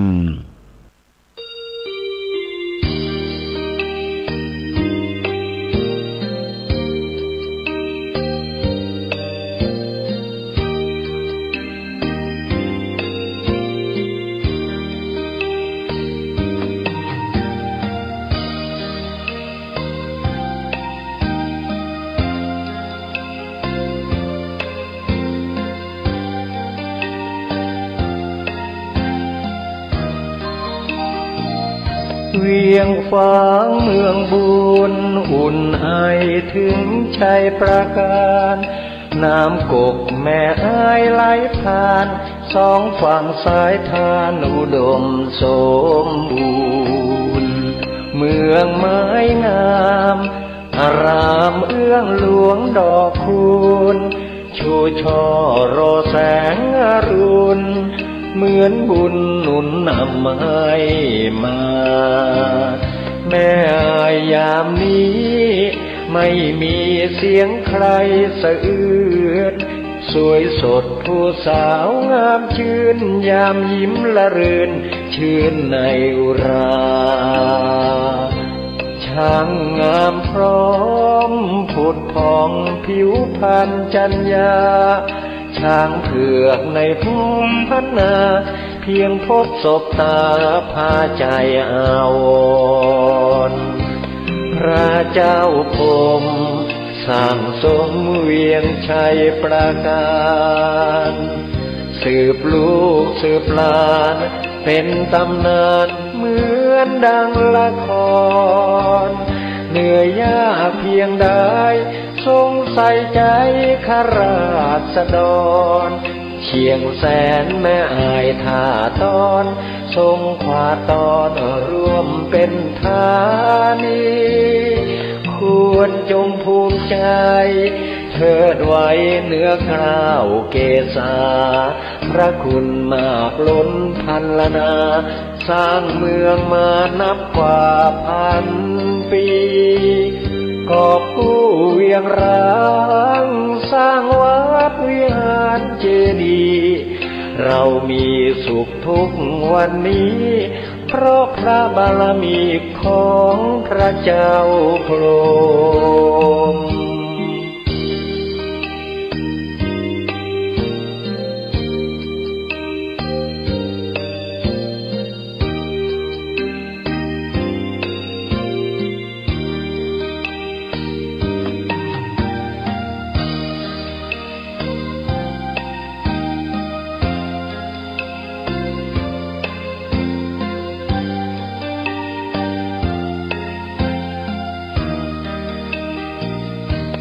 พระเจ้าพรหม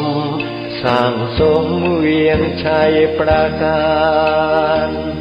สืบลูกสืบหลานเป็นตำนานเหมือนดังละครเหนื่อยยากเพียงใดทรงใส่ใจข้าราษฎรเชียงแสนแม่อายท่าตอนทรงขวาตอนร่วมเป็นธานีควรจงภูมิใจเทิดไว้เหนือกล้าวเกศาพระคุณมากล้นพันละนาสร้างเมืองมานับกว่าพันปีกอบกู้เวียงร้างสร้างวัด เรามีสุขทุกวันนี้เพราะพระบารมีของพระเจ้าพรหม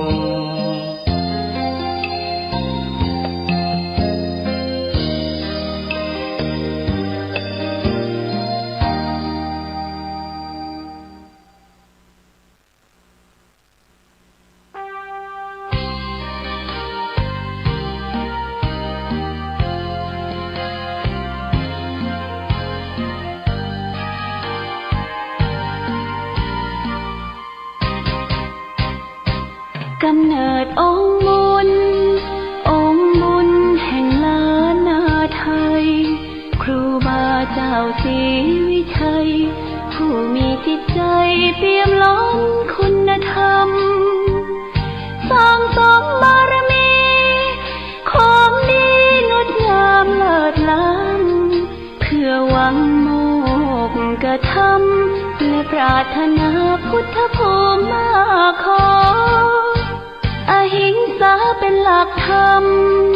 น้อมนำมาปฏิบัติมักน้อยสันโดษเด่นชัดไม่เกลียดไม่โกรธและไม่โมโหเจริญรอยตามทางนั้นละของพุทโธนะโมพุทธายะสิ้นชีพสรีรัมผู้คนกราบไหว้องค์บุญผู้เฟื่องแห่งเมืองล้านนายึดใจเรื่อยมาองค์ครูบาศรีวิชัยผู้คนทั่วทิศทั่วแคว้นในดินแดนไทยขอพรกราบไหว้พึ่งใจพึ่งบารมีอนุสาวรีย์แห่งนี้ครูบาสูงใหญ่ให้คนบูชาน้อมไหว้สำนักวิปัสสนานะโมสวาแห่งนี้วัดพระบาทอุดมให้ท่านชื่นชมพึ่งบารมีเชิญชวนญาติโยมน้องพี่ไหว้บารมีขององค์ครูบา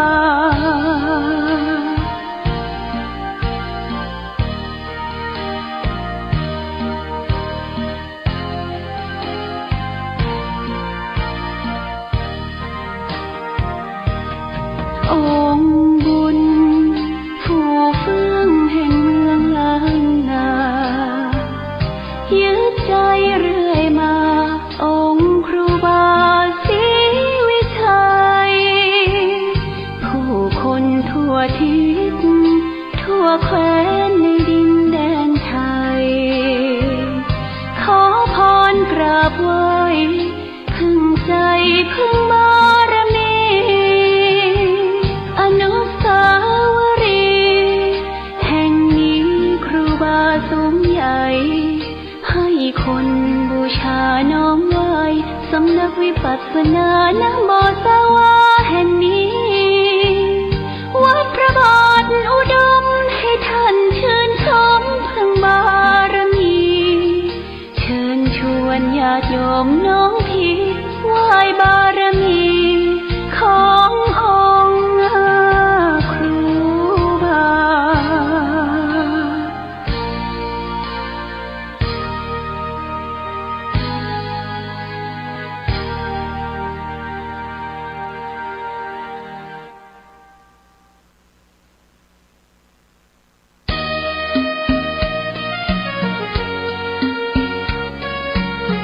ธงชาติและเพลงชาติไทยเป็นสัญลักษณ์ของความเป็นไทย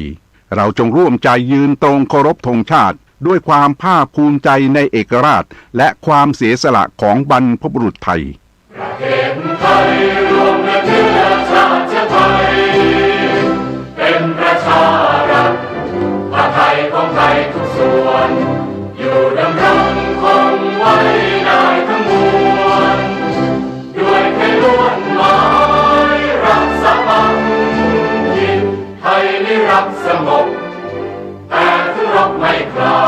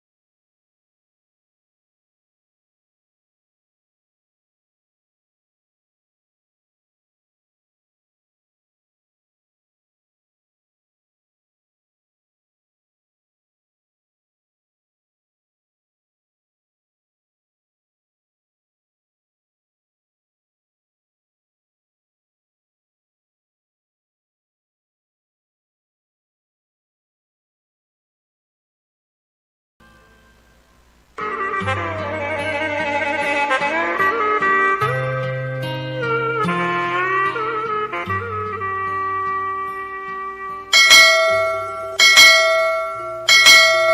ชาชนชาวเชียงใหม่ที่เคารพทุกท่านขณะนี้จังหวัดเชียงใหม่กำลังเผชิญกับปัญหาหมอกควันและฝุ่นละออง PM 2.5 ที่ส่งผลกระทบต่อสุขภาพของประชาชนอย่างรุนแรงสาเหตุหลักมาจากการเผาในที่โล่งด้วยเหตุนี้จึงขอความร่วมมือจากพี่น้องประชาชนทุกท่านงดการเผาในที่โล่งทุกชนิดตั้งแต่วันที่ 1 มกราคมถึง 15 พฤษภาคม 2568 หากมีความจำเป็นต้องเผาอย่างยิ่งต้องลงทะเบียนผ่านระบบไฟล์ดีที่องค์กรปกครองส่วนท้องถิ่นก่อนหากพบเห็นการเผาในที่โล่งสามารถแจ้งได้ที่สายด่วน 191 หรือ 053-112-808 ตลอด 24 ชั่วโมงมาร่วมกันแก้ไขปัญหามลพิษทางอากาศและสร้างเชียงใหม่ให้เป็นเมืองที่น่าอยู่ด้วยความปรารถนาดีจากสมาคมวิชาชีพวิทยุโทรทัศน์ภาคประชาชนเชียงใหม่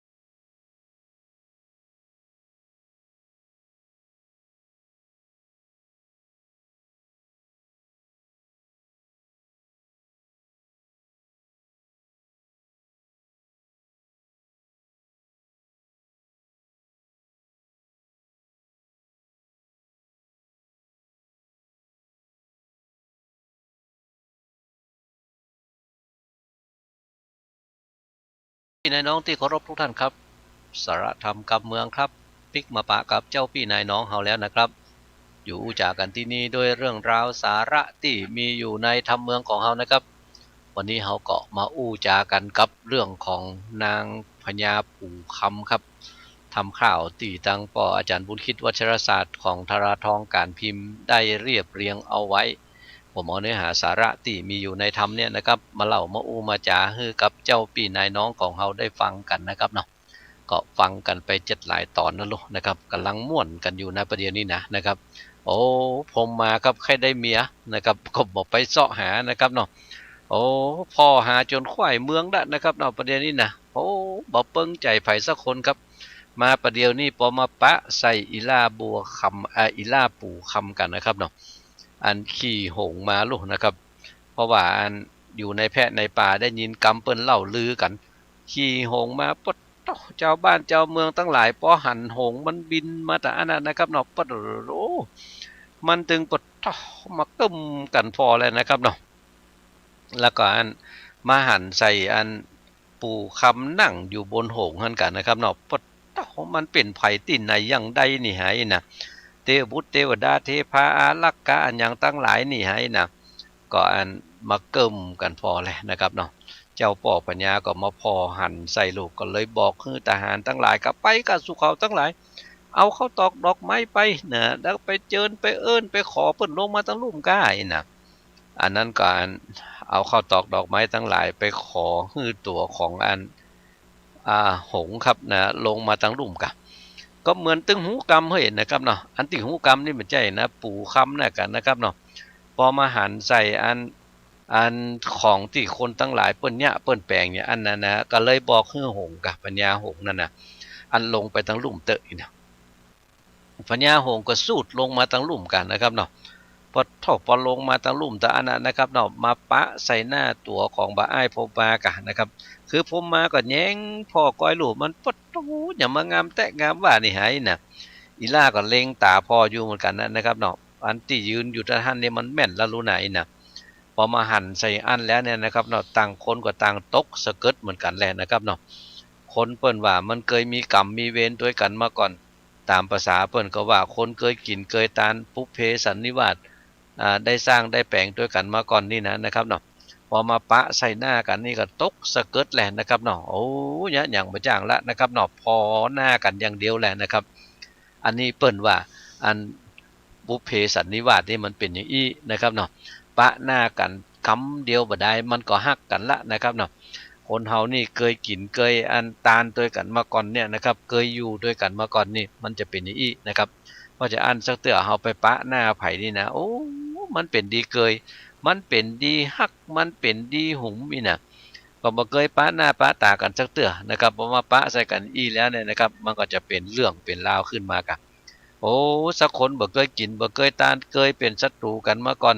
เนี่ยนะครับเนาะพอปะหน้าปะตากันจังกันก็มีนะครับสักคนนี่โอ้กล้าหันหน้าบ่ได้ก็ถึงม่วนละนะครับสักคนย่ำได้หันหน้านะครับเนาะกล้าหันตั้งหลังบ่ได้นะกล้าหันงอนบ่ได้นะก็ดีจังแล้วก็มีเฮ้ย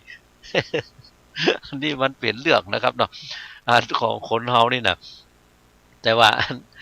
อันตัวของอันบ่อ้ายพรหมมาครับมาหั่นใส่ตัวของอีล่าแล้วเนี่ยนะครับเนาะตกสะเกิดกันไปละอีล่าก็ตกสะเกิดเหมือนกันนะครับพอหน้าพอตากันบ่ได้ลุ้นนะครับเนาะปะเจ้าป่อปัญญาหั่นอย่างอันแล้วเนี่ยนะปึ้งใจแตะนะปึ้งใจมันงามแตะงามว่าอีล่าเหยมึงเป็นไผที่ไหนยังใดนี่หาอีน่ะ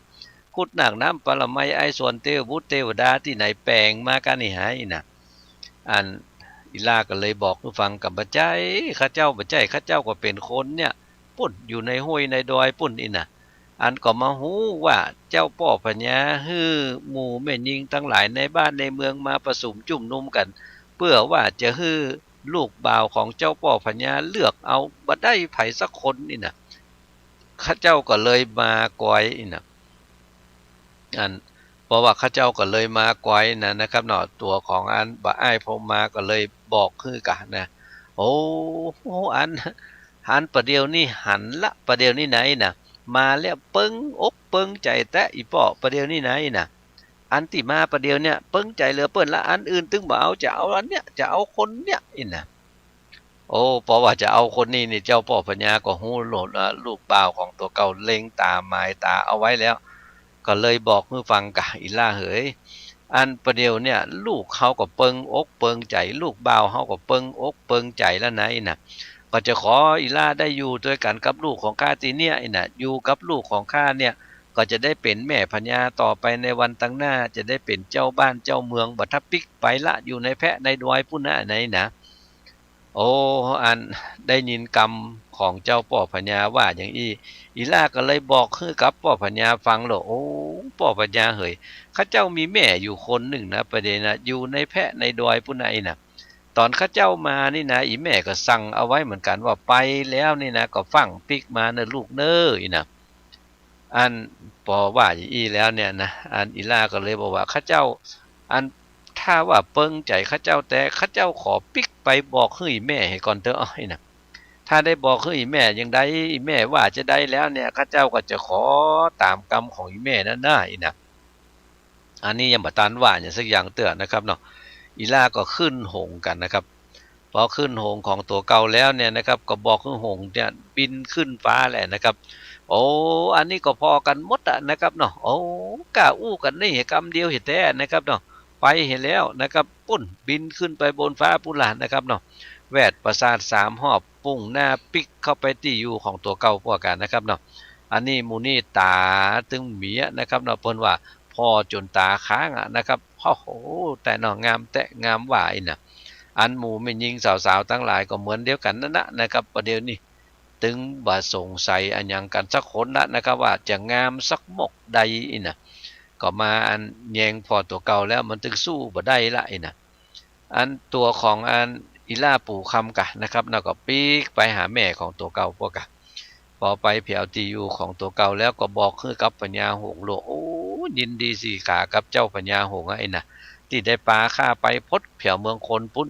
ประเดี๋ยวนี้ปิกมาหาอีแม่นะก็ขออยู่ตัวอีแม่ที่เนี้ยอีน่ะปัญญาหงก็เลยเตียวเข้าแพะเข้าป่าไปกะอีล่าก็เลยมาบอกคือกับแม่ของตัวเก่าแม่ประเดี๋ยวนี้นะที่ข้าเจ้าไปนี่นะเปิ้นเปิงใจข้าเจ้าขนาดใดน่ะประเดี๋ยวนี้เจ้าพ่อพญาเปิ้นจะเอาข้าเจ้าไปเป็นลูกไปเนอะแม่เนอะอีน่ะ โอ้สุธรรมมาพอได้ยินอย่างอันแล้วเนี่ยนะบอกลูกของตัวเก่าลูกเฮ้ยคือถือมันดีเนี่ยลูกเน้อน่ะอันที่ไปนะเฮาไปจูเปิ้นนะน่ะเฮาไปจูเปิ้นเฮาไปหาเปิ้นนะถ้ามันบดีบดักอันยังมาบัดบ่ฮักบ่ชอบอันยังมาเนี่ยมันจะไล่เฮาได้กำเดียวนะลูกเฮ้ยน่ะกำจะไป2กำจะไปแม่ว่าเอาอีเตอะถ้าเขาฮักเฮาแต่น่ะเขาตึงมาตยเอาเขาตึงมาเสาะหาเฮาคำเพว่าน่ะถ้าเขามาเสาะเฮาคำเพมาฮับเอาเฮาไปนี่นะมันยังแค้นไก่น่ะมันบ่ใจยังก็เฮาไปเสาะหาคนเดียวเฮาไปคนเดียวลูกอีน่ะโอ้ยแม่มันจะเฮาไปคนเดียวอย่างนั้นนะแม่นะคนอื่นเพิ่นก็ไปกันหมดลุ่มๆเลยจะได้ก็แล้วแต่เตอะคือตัวของสุธรรมมาก็กึดใจว่าเนี่ยถ้าไปอย่างเดียวแล้วเปิ้นปะเปิ้นเปิงใจถ้าเปิ้นเอาไปอยู่ตัววันลาวันลูนมาเปิ้นจังมาก็ไล่ปิกอย่างเดียวแต่อากาศน่ะก็บ่ฮู้ที่บ้านที่จองอยู่ที่ไหนถ้าเปิ้นใครได้เฮาแต่เปิ้นฮักเฮาแต่เปิ้นจะตยมาหาที่ของเฮาเพ่น่ะ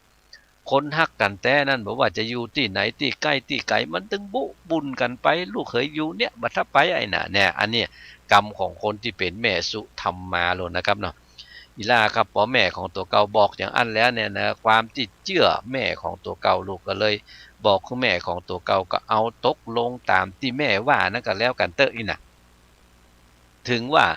ใจมันจะกื้อตึงหาจะได้ก็แล้วแต่นะครับเนาะแต่ความที่ฮักความที่เคารพนับถือแม่ของตัวเก่าเนี่ยนะครับเนาะก็เชื่อฟังกรรมแม่กันนะครับอยู่ตัวแม่ของตัวเก่าที่หั่นไปนะครับทีนี้ตัวของอันอิล่าปูคำนะครับบ่ปิกมาแล้วนะครับเนาะพออิล่าปูคำบ่ปิกมาแล้วเนี่ยได้นะครับเนาะปดโทพรมมาครับกินบ่ได้นอนบ่หลับแล้วนะครับเนาะอัน 2-3 วันนั้นเก่าๆเนี่ยนะครับเนาะก็ยังกึดใจอยู่ว่ามันถ้าจะปิกมาวันพุธถ้าจะมาวันฮือถ้าจะมาวันหนึ่งถ้าจะมาถ้าไปติ๊กๆบ่มาสักเตื้อนะครับเนาะตาเงียนพอตั้งบนฟ้าพุ่นนะตึงบ่หันมาหรอกก็พอบ่หันมาอีเหลือแก่แล้วเนี่ยนะครับเนาะอันตัวของอันบ่อ้ายผมมากันนะครับประเด็นนี้กินเข้าบ่ใครล้ำกินน้ำบ่ใครลงแล้วนะครับเนาะกึดเติงหานี่คนนี่กึดเติงหานักมันก็บ่ดีนะครับพอกึดเติงหานักแล้วเนี่ยนะครับกึดเติงมันบ่ใช่ว่ากึดเติงแล้วได้หันหน้านะครับกึดเติงแล้วบ่ได้หันหน้าเนี่ยหอยอันเนี่ยนะครับเนาะก็กินบ่ได้นอนบ่หลับเป็นย่องเป็นผอมมาอยู่ติ๊กๆแหละประเดี๋ยวนี้น่ะอันหน้าเปิดตาจางมาละนะครับเนาะเจ้าพ่อปัญญาก็เลยบ่ฮู้เนี่ยได้เหมือนกันนะครับเพราะว่าเฮาก็บ่ฮู้จะว่าจะได้นะครับเนาะตอนมานั้นก็บ่ฮู้มันลุกทางใดมาน่ะทีนี้จะได้นะฮะก็เลยฮ้องลูกของตัวเก่ามากับลูกเฮ้ยประเดี๋ยวเนี่ยอันมันบ่ปิกมาแล้วนะพ่อก็บ่ฮู้ว่าเนี่ยใดไหนนะเซาะคนใหม่ไปลูกไปนะ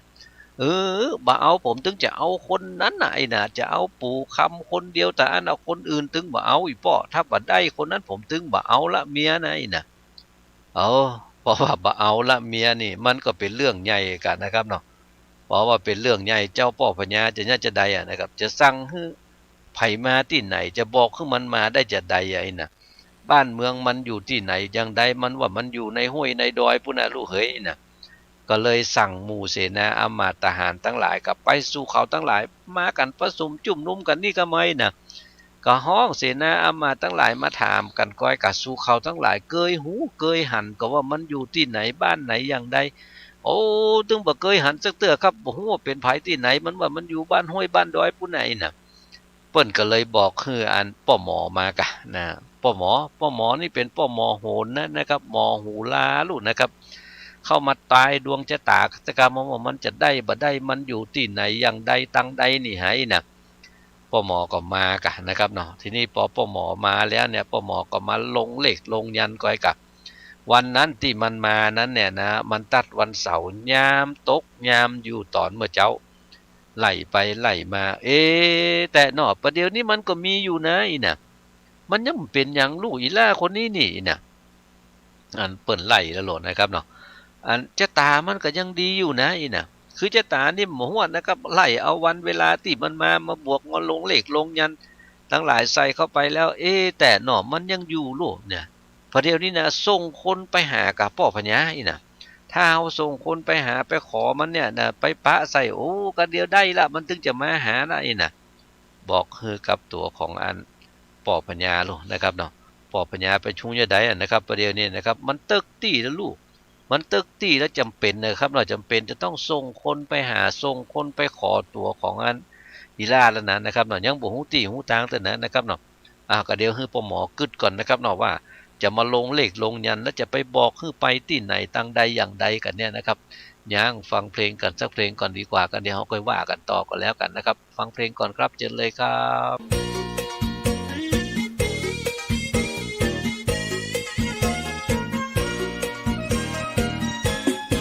พ่อหลวงบ้านเฮานี่น่ายกย่องการงานบ่เคยบกพร่องเป็นคล่องในราชการ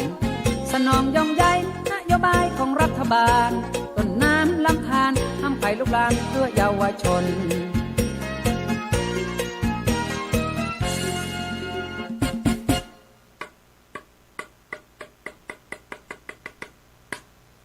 โอ้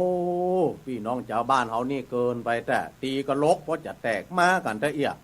บางทีแจกผ้าห่มแจกข้าวสารมาอยู่ไหนกันเพราะบ่เสี่ยงเนาะพ่อหลวงจะอู้อย่างก็อู้ไปเถอะมันถึงมีกันแต่เอียอ้าวก็เมาเหล้าเลยจะมาประชุมกับเปิ้นอย่างนะฮะเมาเหล้าเมายาอย่างพ่อหลวงเหม็นขี้เฮฟพี่เอฟเนี่ยอันเนี่ยมาแอดเฮ้ยแอด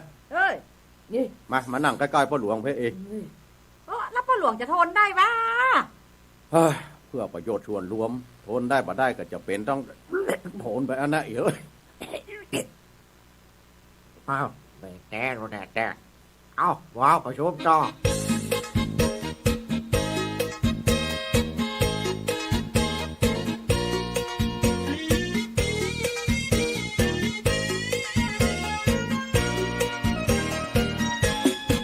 เดี๋ยวนี้เมืองไทยเจริญก้าวหน้าเป็นเร่งกันพัฒนาเพราะว่าไฟฟ้าถนนการจราจรแน่นอนปลอดภัยทุกคนเพราะเพิ่นรณรงค์เพื่อประชาชนใส่หมวกกันน็อก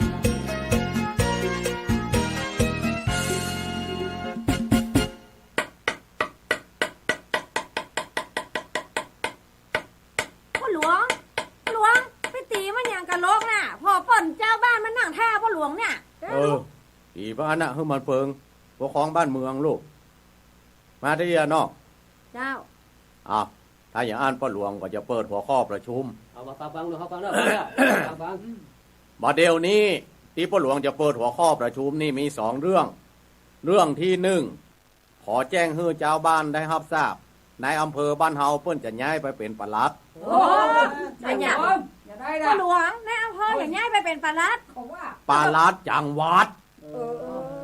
มาเถียงข้อที่2พ่อหลวงมีแนวคิดว่าจะตั้งสหกรณ์หมวกกันน็อกในหมู่บ้านของเฮาช่วยกันระดมทุนทุกคนทุกหลังคาเดือนแล้วซื้อหมวกกันน็อกมาไว้บ้านนี่เหี่ยสัก2 แกนระดมทุนเจ้าบ้านเฮามีจะเป็น700-800พ่อหลวงเลยได้ใส่ทั่วจะได้เถียงใครจะไปที่ไหนก็มาเจ้าไปใบละ10 บาท2 ใบก็20 บาทมันจะเพิ่มจะพูนเงินทุนขึ้นไปเรื่อยๆเขาก็ไปซื้อมาไว้กำแก่น2 แก่นกำแก่น2 แก่นมันก็ได้จัดหน้ากากเข้าใจก่อนก็เสือมันออกไปพร้อมเดียวกับ4-5 คนนี่รู้ป่ะหลวงก็สู้กับเปียแชร์ใส่ดอกเอานะกะถ้าผายได้ดอกนักคนนั้นก็เอาไปแหละแม่ก็มัดเถียงแล้วก็ปิดประชุมเนาะปิดประชุมหลวงยังฝนไหลไกลอ่ะ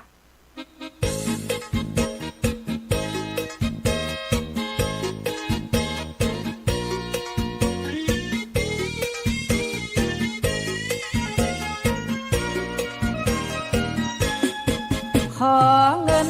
กองกลางนี้ไปซื้อหมวกพ่อหลวงก็เลยโดนจวกเรื่องเงินซื้อหมวกกันน็อกมีมอเตอร์ไซค์ชอบใจสบายอยู่หรอกแต่หมู่เดียวย่ำตอกว่าหมวกกันน็อกประโยชน์บ่มี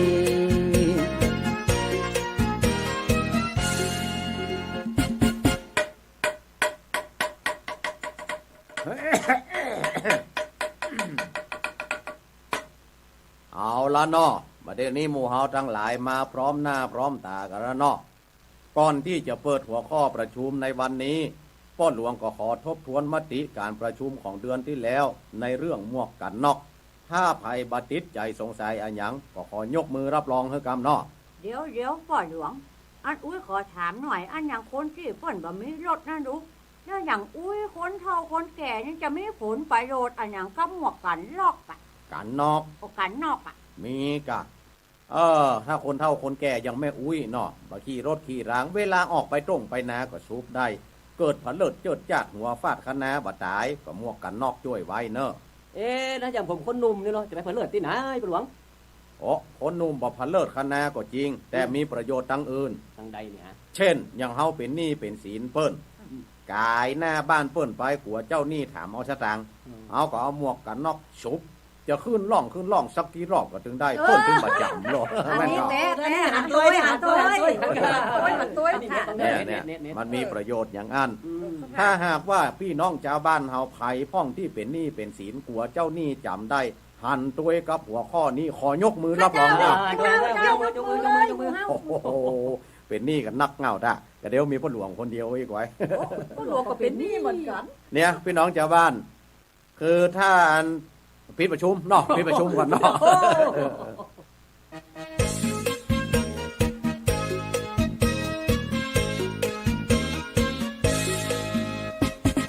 ฟังเพลงกันไปแล้วปิกมาอู้จากันต่อครับสาระธรรมกำเมืองผมวิโรจน์อินทนนท์กำลังอู้จากับเจ้าปี่นายน้องของเฮาในช่วงเว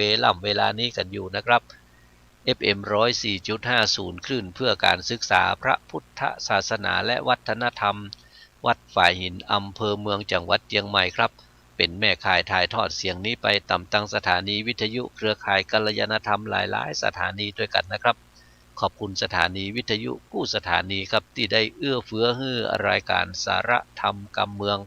ออกอากาศให้กับเจ้าปี่นายน้องของเฮาได้ฟังกันนะครับบอกไปแล้วป้อหมอก็ว่าแล้วนะประเดี๋ยวนี้นะจะไปเสาะหาที่ไหนยังได้ไผยังได้นี่หายนะเนาะมันไปทางนี้ลุยนะคนทางนี้นี่มันจะมีไผพ้องนี่หายนะอันมันไปตามมันออกนี่ลูกอันตัวนกนั่นนะตัวหงนั่นที่มันบินไปนะอันคนตามมันออกเนี่ยมันจะมีไผที่มันเป็นคนเคยไปแพะไปป่าเป็นพรานป่าเคยไปเสาะอันจีนเสาะป่าอันอย่างตั้งหลายตามห้อมนั้นนะสู่เขาตั้งหลายไปเสาะมาไปนะ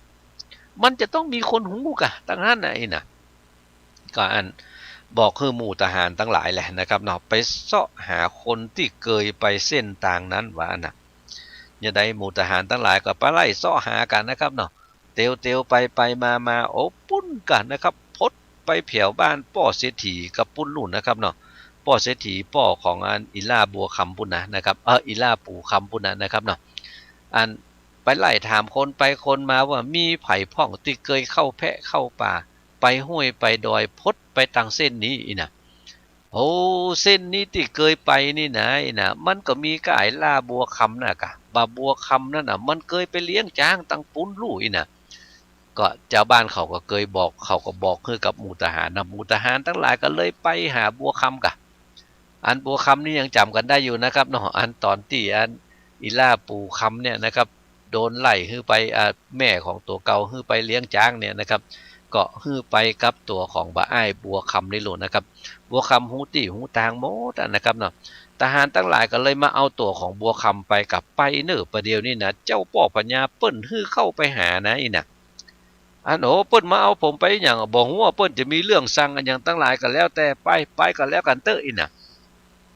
ก็อันบัวคำก็จำเป็นครับเนาะได้เข้าไปหาเจ้าป่อปัญญากะพอไปหาเจ้าป่อปัญญาก็บอกให้ฟังเล่าให้ฟังหรออันประเดี๋ยวเนี้ยนะปู่คำมันมาตกปากฮับกรรมเอาไว้แล้วประเดี๋ยวนี้ไปตั้งใดแซบกับบ่ฮู้อีน่ะโอ้ข้าเจ้าฮู้จักกะปู่คำเนี่ยอีน่ะ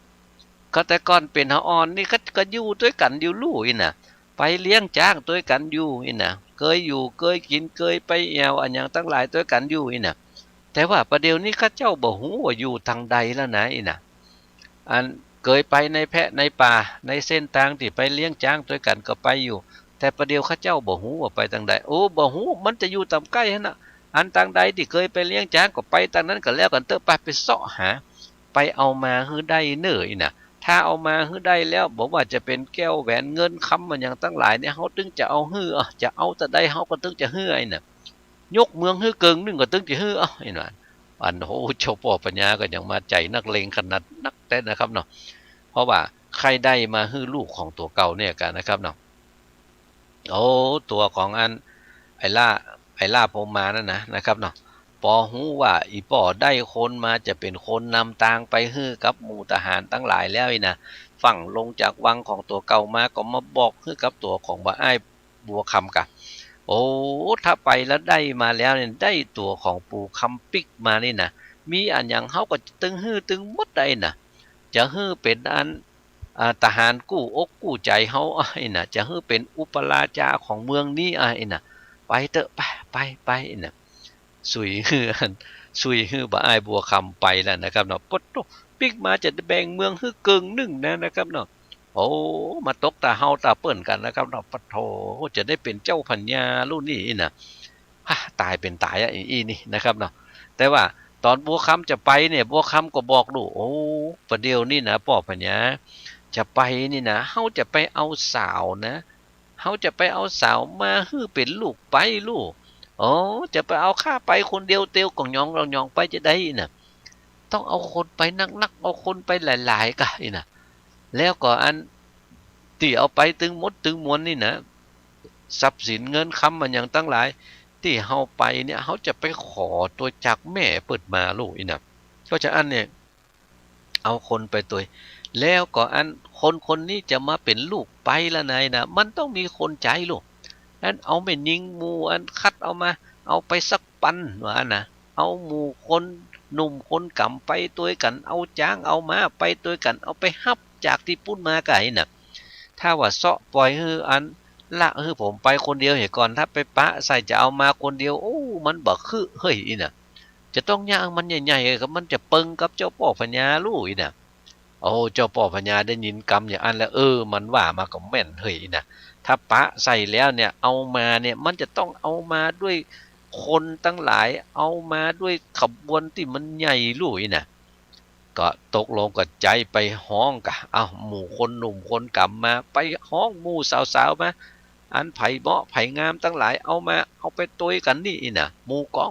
งเอาไปแห่ว่าน่ะก็เกี่ยมเป็นการใหญ่แล้วนะครับเนาะปะท้อพรั่งพร้อมบริบูรณ์กันเสร็จเรียบร้อยแล้วเนี่ยนะครับเนาะตามกรรมของเจ้าพ่อพญานะครับมันจะหมกสักวัน2 วันเนี่ยกันนะครับเนาะเสร็จเรียบร้อยแล้วตัวของบ่อ้ายพอได้วันดีคืนดีมาแล้วเนี่ยนะครับเนาะก็อันบอกคือหมู่คนทั้งหลายกับปะเฮาก็ปากันไปกับประเดี๋ยวนี้วันนี้เป็นวันเลิกดียามดีแล้วอีน่ะพออันดวงชะตาอย่างเสร็จเรียบร้อยแล้วลูกนะครับเนาะได้เลิกได้ยามก็ปากันยกออกจากบ้านจากเมืองไปกันนะครับเนาะเปิ้นว่าเสียงอดเอานะครับเนาะมันเข้าสู่ในแพะในป่ามันตึงลุ่มล่ำเลยนะครับเอามันบ่ใจน้อยๆลูกนะครับเนาะอันตีกองกันเข้าไปโอ้ไปอย่างอี้ก็ถ้าจะม่วนมันม่วนอย่างเงี้ยนะครับเนาะอันใดเวลามาค่ำมาแรงมากับปากันนอนกันนะครับเนาะนอนกันไปตีกองกันปดซ้ำในแพะในป่าเนี่ยนะครับเนาะอันมันบ่เคยมีอย่างอี้ลูกนะครับเนาะเสียงมันตึงดังตุ่มต่ำแต่นั่นนะซ้ำดึกซ้ำดังนะครับเปิ้นว่าซ้ำดึกมาเสียงอันยังมันบ่มีซ้ำมันเสียงมันดังเหลือเก่าเสียงกองมันก็ยังมาไก่แต่เน้อนะครับเนาะลูกมาแม่เจ้าเนี่ยกินอย่างกันเสร็จเรียบร้อยแล้วก็เตียวกันไปต่อไปแถมนะครับเนาะคนมันหลายนี่ไปไหนมันม่วนนะครับอู้กันไปตัวพ่องจิขี้ข้างกันไปพ่องเล่นกันไปพ่องนี่นะครับเนาะอันมันเนี่ยคือมันบ่กล้าครับแต่ถ้าไปไหนถ้ามันไปคนเดียวนะว้าวมันเหมือนกับมันไก่เบยไก่บอดแท้ๆนะครับเนาะจอยไว้นะครับเนาะเหงื่อไหลออกมาอยู่แล้วนะใครอยากกินน้ำตัวแต่มันเหมือนจะตายเงานี่แต่นะถ้าไปแล้วเนี่ยนะครับอันปะคนมาเนี่ยนะครับพอถามนี่นะไปที่ห้านที่นี่ไก่ก็นี่บ่ได้เลยนะปะโถมันยังมาไก่เบยไก่บอดนะอันนี้แต่ถ้ามันไปหลายนี่นะครับโอ้มันม่วนละนะครับเนาะอดเอาเปิ้นถึงว่ารู้นะครับเนาะอันกรรมที่เปิ้นเนี่ยการเนี่ยเปิ้นว่ารู้เนี่ยคนเดียวหิมตายเนี่ยหลายเหมือนเล่นนะครับไปที่ไหนก็เหมือนเดียวกันเนี่ยก้าเนี่ยนะครับเนาะไปคนเดียวหิมตายไปหลายเหมือนเล่นนะครับแต่ไปกันได้อยู่นะครับเนาะ ปอปลากันไปเข้าในแพะในป่าลุ่มล่ำกันไปละนะครับเนาะโอ้อันได้หลายวันเข้าเนี่ยนะครับเนาะมันก็ปุ้นกันนะครับเนาะไปเผียวใกล้ที่อยู่ของตัวของอันสุธรรมาใกล้ที่อยู่ของอีล่าปู่คำไปแล้วโหลดนะครับได้ยินเสียงตุ่มต่ำมาแล้วลูกประเดี๋ยวนี้นะเอาเสียงนั้นมันเสียงเจ็ดไก่อยู่นะครับเนาะแต่ว่ามันเป็นในแพะในป่ามันบ่มีเสียงอันหยังละนะครับเนาะเสียงมันก็เลยไปไก่ไปมันก็ดังแหละนะครับเนาะตัวของสุธรรมาพอได้ยินใส่อย่างอันแล้วเนี่ยบอกลูกของตัวเก่าลูกเฮยอันนี้มันเสียงก้องในนะทึดทัดเฮยนะโอ้สงสัยอันหมู่ข้าศึกศัตรูจะมากันเหก้านี่หายนะแล้วมันจะมาหาภัยที่ไหนแต่เนาะก็เป็นดีสลั่งสังกาแต่เนยนะอีล่าปู่คำก็ซ้ำมาว่าคือกับแม่ทำแม่มันไทยจะป่อเศรษฐีสั่งคนมันยับพอแถมมาก้านี่หายนะเฮาก็มาอยู่จูคำเพแล้วนะโอ้ก็เป็นดีกลัวกันแล้วกันนะครับเนาะเพราะเป็นดีกลัวที่จะได้นะครับอีล่าปู่คำก็เลยบอกคือกับหมาของตัวเก่าลูกหมาดำนะครับหมาดำที่ไหนทำหมอก็หมาดำตัวที่อันจักตีนสิ้นของอีล่ามาหาแม่ของมันเนี่ยนะครับเนาะเป็นหมาที่ตัวเก่าเลี้ยงไว้ตอนที่ยังอยู่ที่บ้านของป่อเศรษฐีอยู่เนี่ยนะครับยังจำกันได้อยู่นะครับเนาะตอนที่อันสุธรรมาโดนฆ่าตายนั่นแหละนะครับเนาะหมาตัวเนี้ยเป็นคนเป็นตัวที่มันจักตีนสิ้นอีล่านะครับเนาะพดมาจนเพียวที่แม่ของตัวเก่าตายนะแล้วก็อีล่าก็เลี้ยงเอาไว้ตัวนะครับเนาะมาตัวนี้เป็นหมาหูกำธรรมะนะครับเนาะอีล่าก็เลยสั่งกำหมาไปกะนะอันไอ้ดำไปพอกำหมอให้นะมันมีอันอย่างไผที่ไหนอันอย่างยังได้มาก่อนลุ่มล่ำปัจจัยไปหูไปหันอย่างได้แล้วฟังปิกมาบอกเด้อนะอันหมาก็ฟังไปกันนะครับเนาะตามกรรมของเจ้าได้บอกลุงนะครับฟังล่นเข้าแพะเข้าป่าไปตามเสียงที่มันมาตึงตั้งมันเป็นอันอย่างที่ไหนอย่างใดนี่หายนะไปถึงแล้วก็ไปโพกไว้กันนะครับเนาะมันจะเข้าไปฟอกรรมเดียวหรอกมันไปโพกพออยู่ต่ำข้างต่างแล้วเนาะอันตึงตั้งเตียวกันมาลุ่มล่ำมันเป็นไผที่ไหนอย่างใดนี่หายนะโอ้มาตัวนี้แยงไปแยงมามันหันใส่โลโหหันมันบ่อ้ายบัวคำรู้นั่นนี่นะบัวคำมาโลอินะเอาคนตั้งหลายตัวมาแถมอินะมาก็ฟังล่นปิกมาบอกคือกับตัวของอีลากะนะครับอันประเดี๋ยวนี่บัวคำลู่เป็นคนเอาคนตั้งหลายมากันลุ่มล่ำนี่นะถ้าจะบ่ใจเป็นเรื่องที่มันบ่ดีนะถ้าจะเป็นเรื่องดีไอ้นะโอ้แม่พญาประเดี๋ยวนี่นะแม่เศรษฐีประเดี๋ยวนี้เปิ้นปากันมานี่แล้วนะไอ้นะ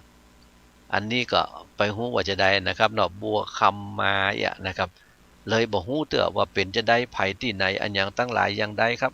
อันฟังกับหมาว่าก่อนบ่ได้นะครับเนาะเวลาของสารธรรมกับเมืองมดเสี่ยงกันไปเห็นแล้วนะครับเนาะจะไปหนีก็บ่หนีก็ค่อยว่ากันแถมกันแล้วกันเต้นนะครับเนาะวันนี้ผมวิโรจน์อินทนนท์ขอล่ำลาเจ้าพี่นายน้องของเฮาไปด้วยเวลาเพียงแต่อีก่อนนะครับโชคดีมีใจเป็นของเจ้าพี่นายน้องเฮาจู่ผู้นายคนครับสวัสดีครับ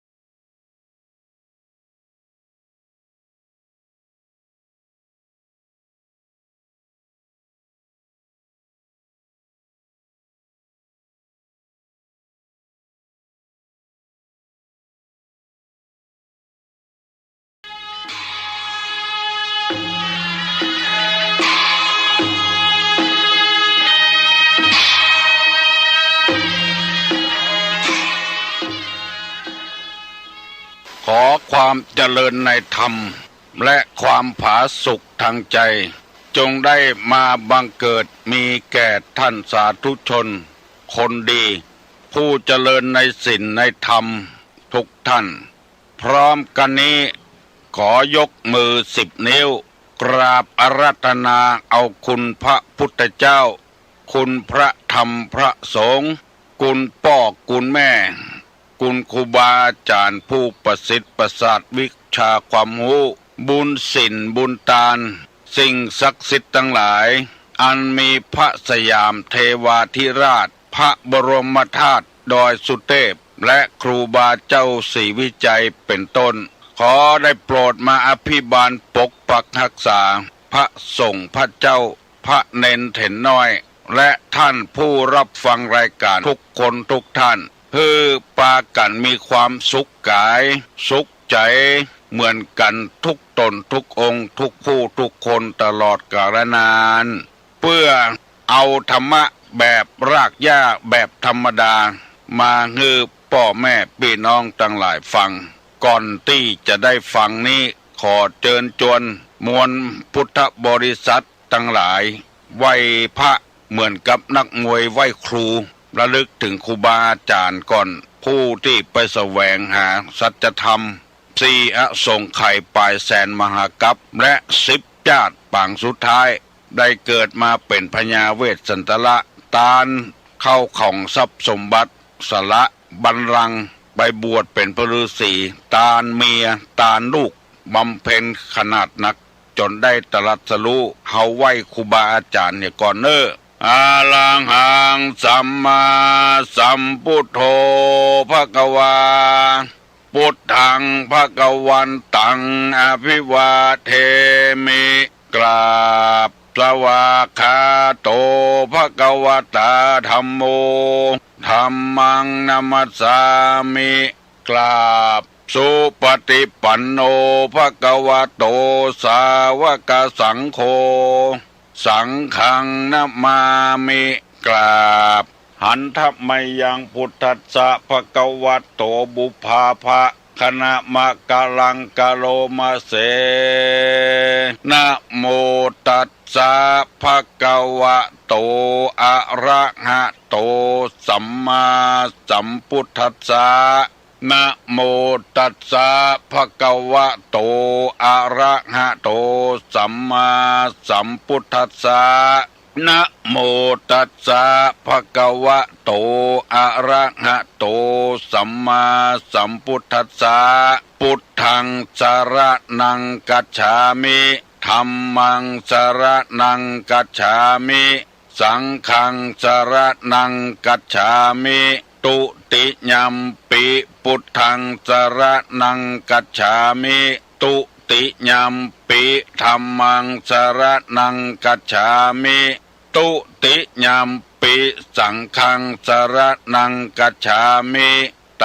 ติยัมปิพุทธังสรณังกัจฉามิ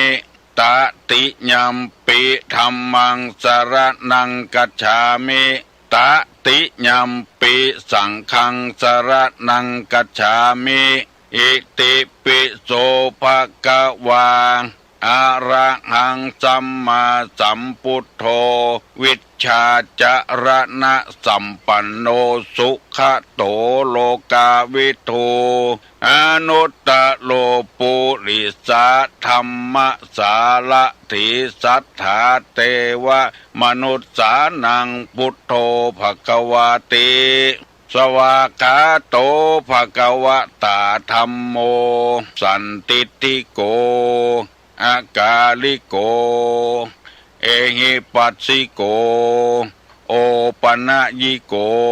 ปัจจัตตังเวทิตโพวินยูหิติสุปฏิปันโนภควโตสาวกสังโฆอุจุปฏิปันโนภควโตสาวกสังโฆญาญะปฏิปันโนภควโตสาวกสังโฆสามิจิปฏิปันโนภควโตสาวกสังโฆญาติตังจัตตาลิปุริสายุคานิอัฏฐปุริสาปุคลา เอสาภะคะวะโตสาวกสังโฆอาหุไนโยปาหุไนโยทักขิไนโยอัญจลิกาละนิโยอนุตตะลังปุญญเขตังโลกัสสาติกราบหนึ่งกราบสองกราบสามกาเลนะธรรมัสสวนังเอตัมมังคารมุตตะมังแปลว่าการฟังธรรมตามการเวลาเป็นมงคลอันประเสริฐมาแล้วนึพ่อออกแม่ออกมาแถมแล้วอันยังมาเสียงก้องเสียงก้องเสียงมองต่ำเข้าเสียงตุเจ้าเทศนาธรรมมาถึงในวัดมาถึงกุฏิท่านมหาท่านพ่อครูท่านปลัดท่านใบดิกาท่านสมุมาถึงท่านอาจารย์มาถึงในบ้านมาถึงในเฮือนมาถึงในมุ้งในสุดมาถึงเฮือนเตาไฟถึงห้องน้ำมาถึงในรถในลามาถึงในกาดในลีมาถึงในไร่ในสวนเสียงธรรมะมาถึงกุฏิกุฏางตี้ตั้นผู้ฟังตั้งหลายเปิดวิทยุรับฟังสถานีวิทยุกระจายทั่วไปถึงในบ้านในจองขอขอบคุณกับพี่น้องทั้งหลายที่โทรศัพท์มาใส่ชื่อรายการนี้ว่าธรรมะไร้สารพิษก็มีธรรมะบ่มีพิษบ่มีภัยกับไผเปิ้นโทรมาบอกว่าธรรมะไร้สารพิษบ่มีสารแปลกปลอมมีแต่ปุ๋ยธรรมชาติทั้งนั้นก็เข้าท่าดีแต่ว่ารายการของเฮานี่ติดมาเมินแล้วถ้าท่านเปิดวิทยุจากสถานีต่างๆที่เปิ้นไฟเขียวฮึคือเปิ้นถ่ายทอดเอาท่านจะได้ฟังเครื่องกระจายนี่ทั่วบ้านทั่วเมืองบางวัดบางวาเปิ้นก็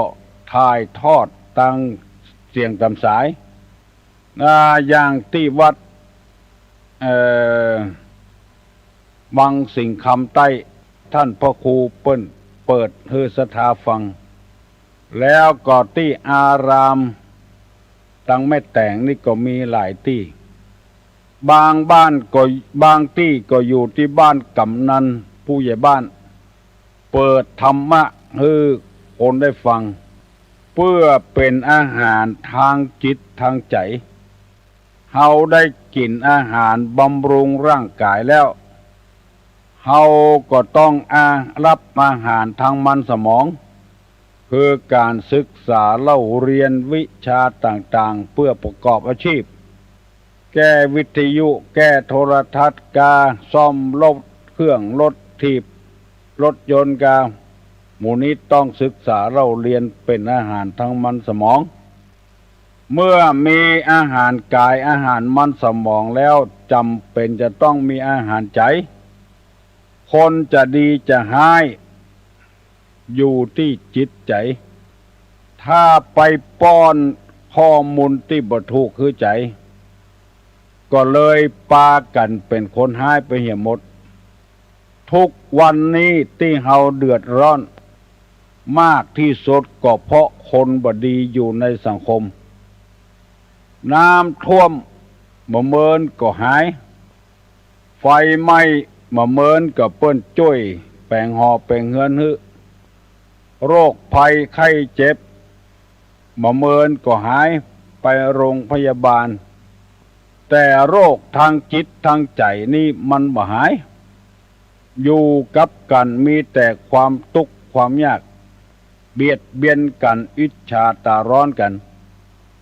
ข่มเหงเต็งแป้กันเอาเปรียบกันเพราะโรคทางใจทั้งนั้นเกิดขึ้นกับคนจะเอาไผ่มาแก้ได้ทหารก็จ้างตำรวจก็จ้าง ยับได้ก็เอาไปใส่คอกใส่ขังปรับหมายเหียต้านละ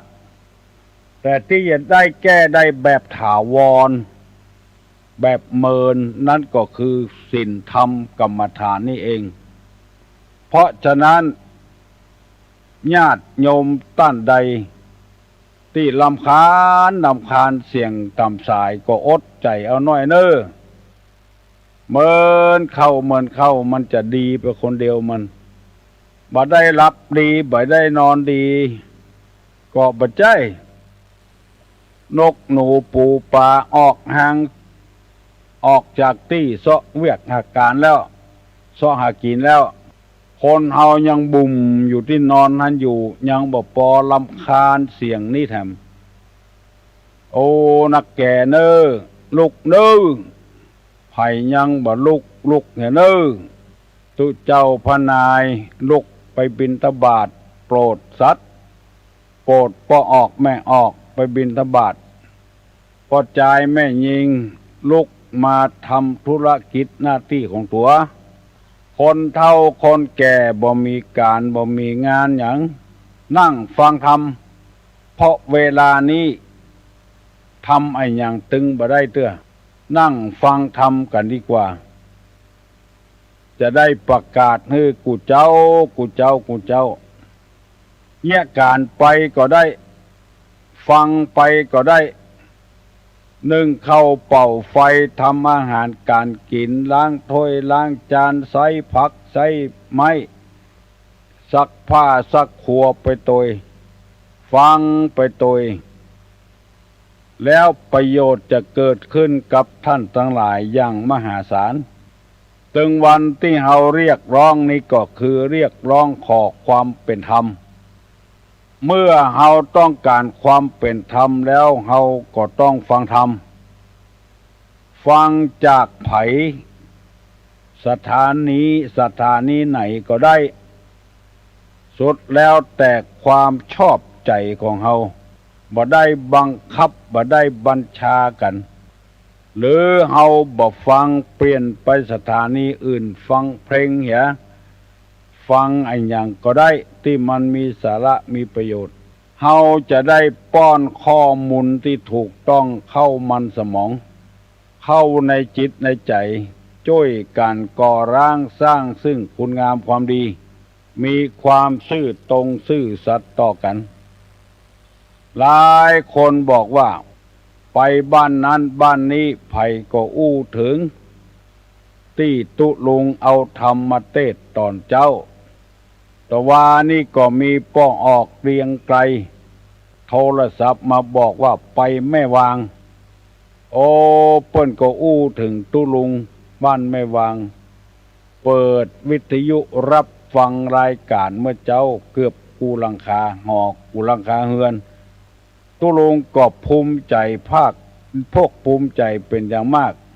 เหมือนกับเอาน้ำทิพย์มาฉลมใจเหมือนกับสืบชะตาอายุฮือตุลุงได้ยืนนานต่อไป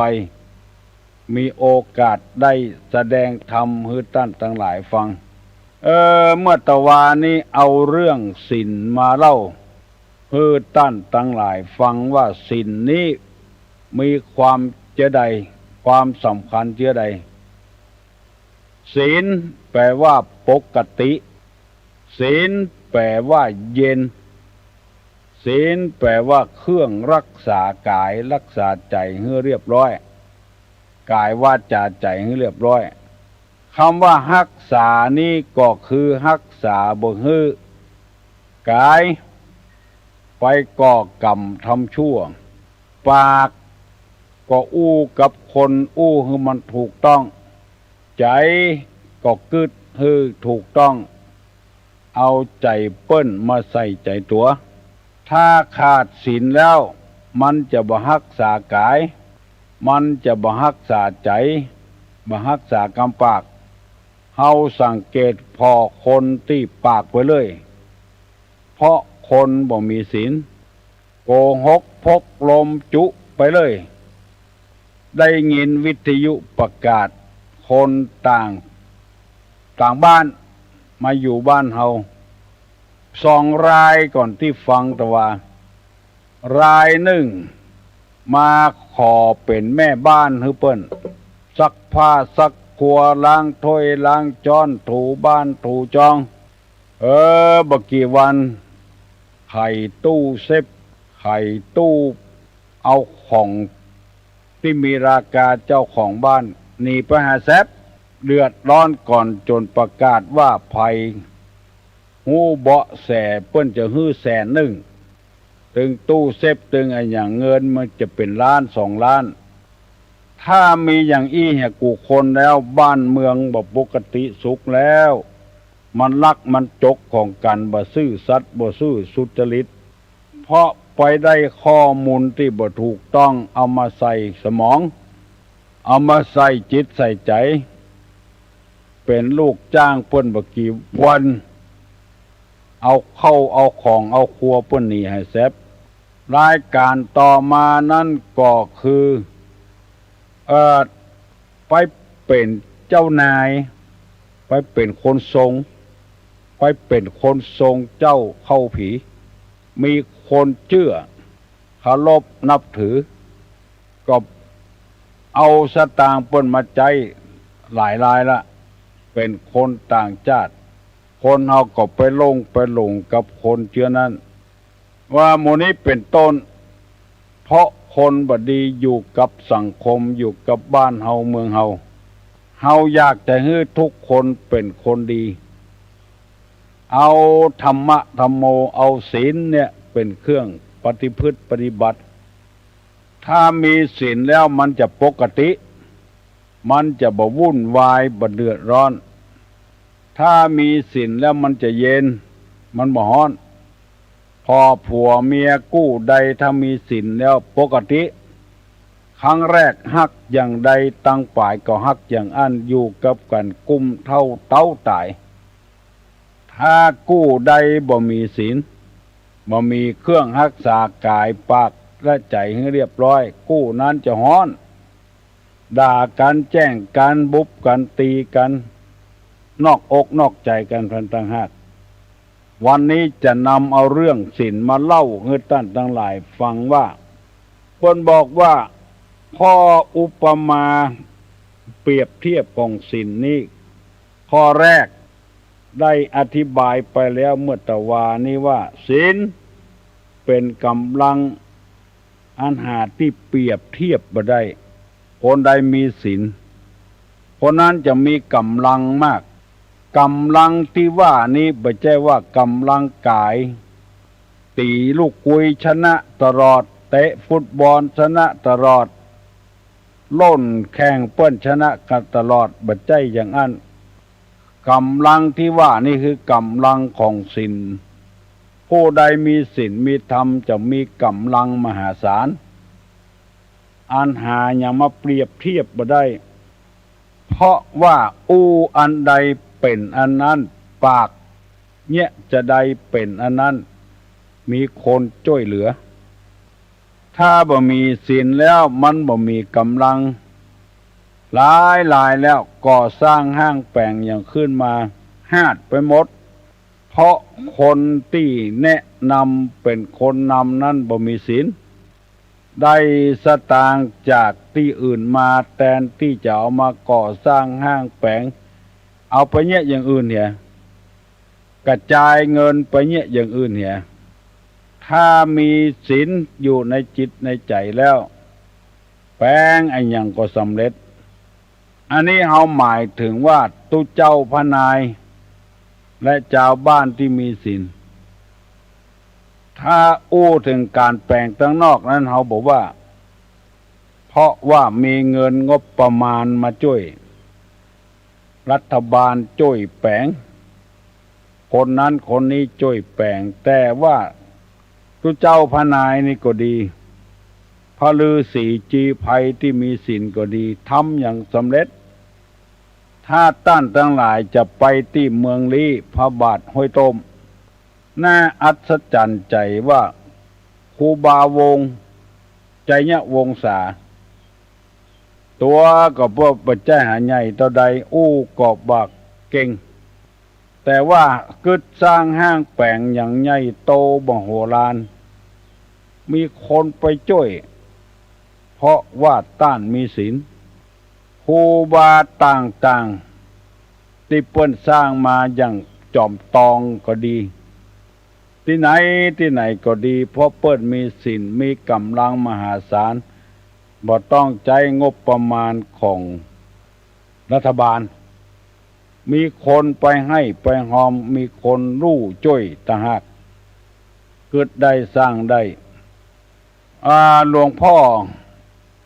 ทางภาคอีสานหลวงพ่อคูณสามารถสร้างโรงยาเป็นหลังสามารถสร้างวิทยาลัยของหลวงพ่อคูณได้เกิดจากอะไรอย่างก็บ่ใจม่วนเป็นกูมึงแต่ว่าเป็นคนมีศีลกึดแท้ทำแท้ช่วยเหลือสังคมแท้อยู่ที่ไหนเจริญที่หันอันเนี้ยศีลเป็นกำลังมหาศาลยกตัวอย่างให้ฟังง่ายๆจึงขอเชิญชวนพ่อแม่พี่น้องท่านผู้ฟังทั้งหลายบอกว่าจะเป็นเจ้าพุทธก็ดีศาสนาอื่นก็ดีปากันรักษาศีลเตอะเป็นคนซื่อสัตย์สุจริต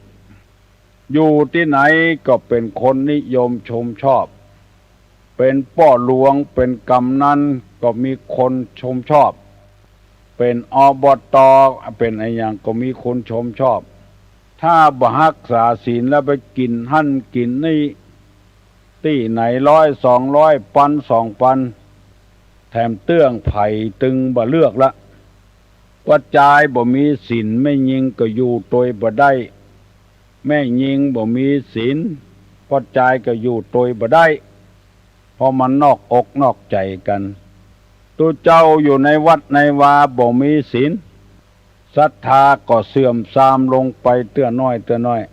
บางทีจนพอประชุมกันไล่กันก็มีเรื่องตลกเล่าว่าตัวเจ้าบ่มีศีลอยู่วัดวันนั้นฝนตกวันค่ำเนี่ยอย่างก็ไปจ้างเนี่ยไปไล่จวนชาวบ้านฝนตกซินี่มาจ้างนี่อย่างเฮาปากับไปไล่ตัวเจ้าออกวัดบ่บ่ะ ก็เพราะว่าขาดศีลนั่นเองอันนี้เป็นข้อหนึ่งที่ตุลุงนำมาเสนอเมื่อตะวาข้อที่สองศีลเป็นอาวุธสูงสุดเป็นอาวุธสูงสุดเป็นที่เข้าใจกันแล้วว่าอาวุธนี่คืออะไรอย่างอาวุธก็คือเครื่องฆ่าเป็นต้นว่าปืนกาลูกปืนกาหอกกาดาบกาของมีคมอันนี้เป็นอาวุธที่สูงสุดถ้าคนใดมีศีลแล้วจะมีอาวุธป้องกันตัวภัยบ่สามารถที่จะมาทำร้ายได้คิดคดทรยศได้เพราะเปิ้นอยู่ตามปกติเปิ้นเย็นเปิ้นกายวาจาใจเปิ้นเรียบร้อยบ่มีอคติอย่างกับไผเพราะเปิ้นมีศีลจึงเป็นอาวุธร้ายสามารถฆ่า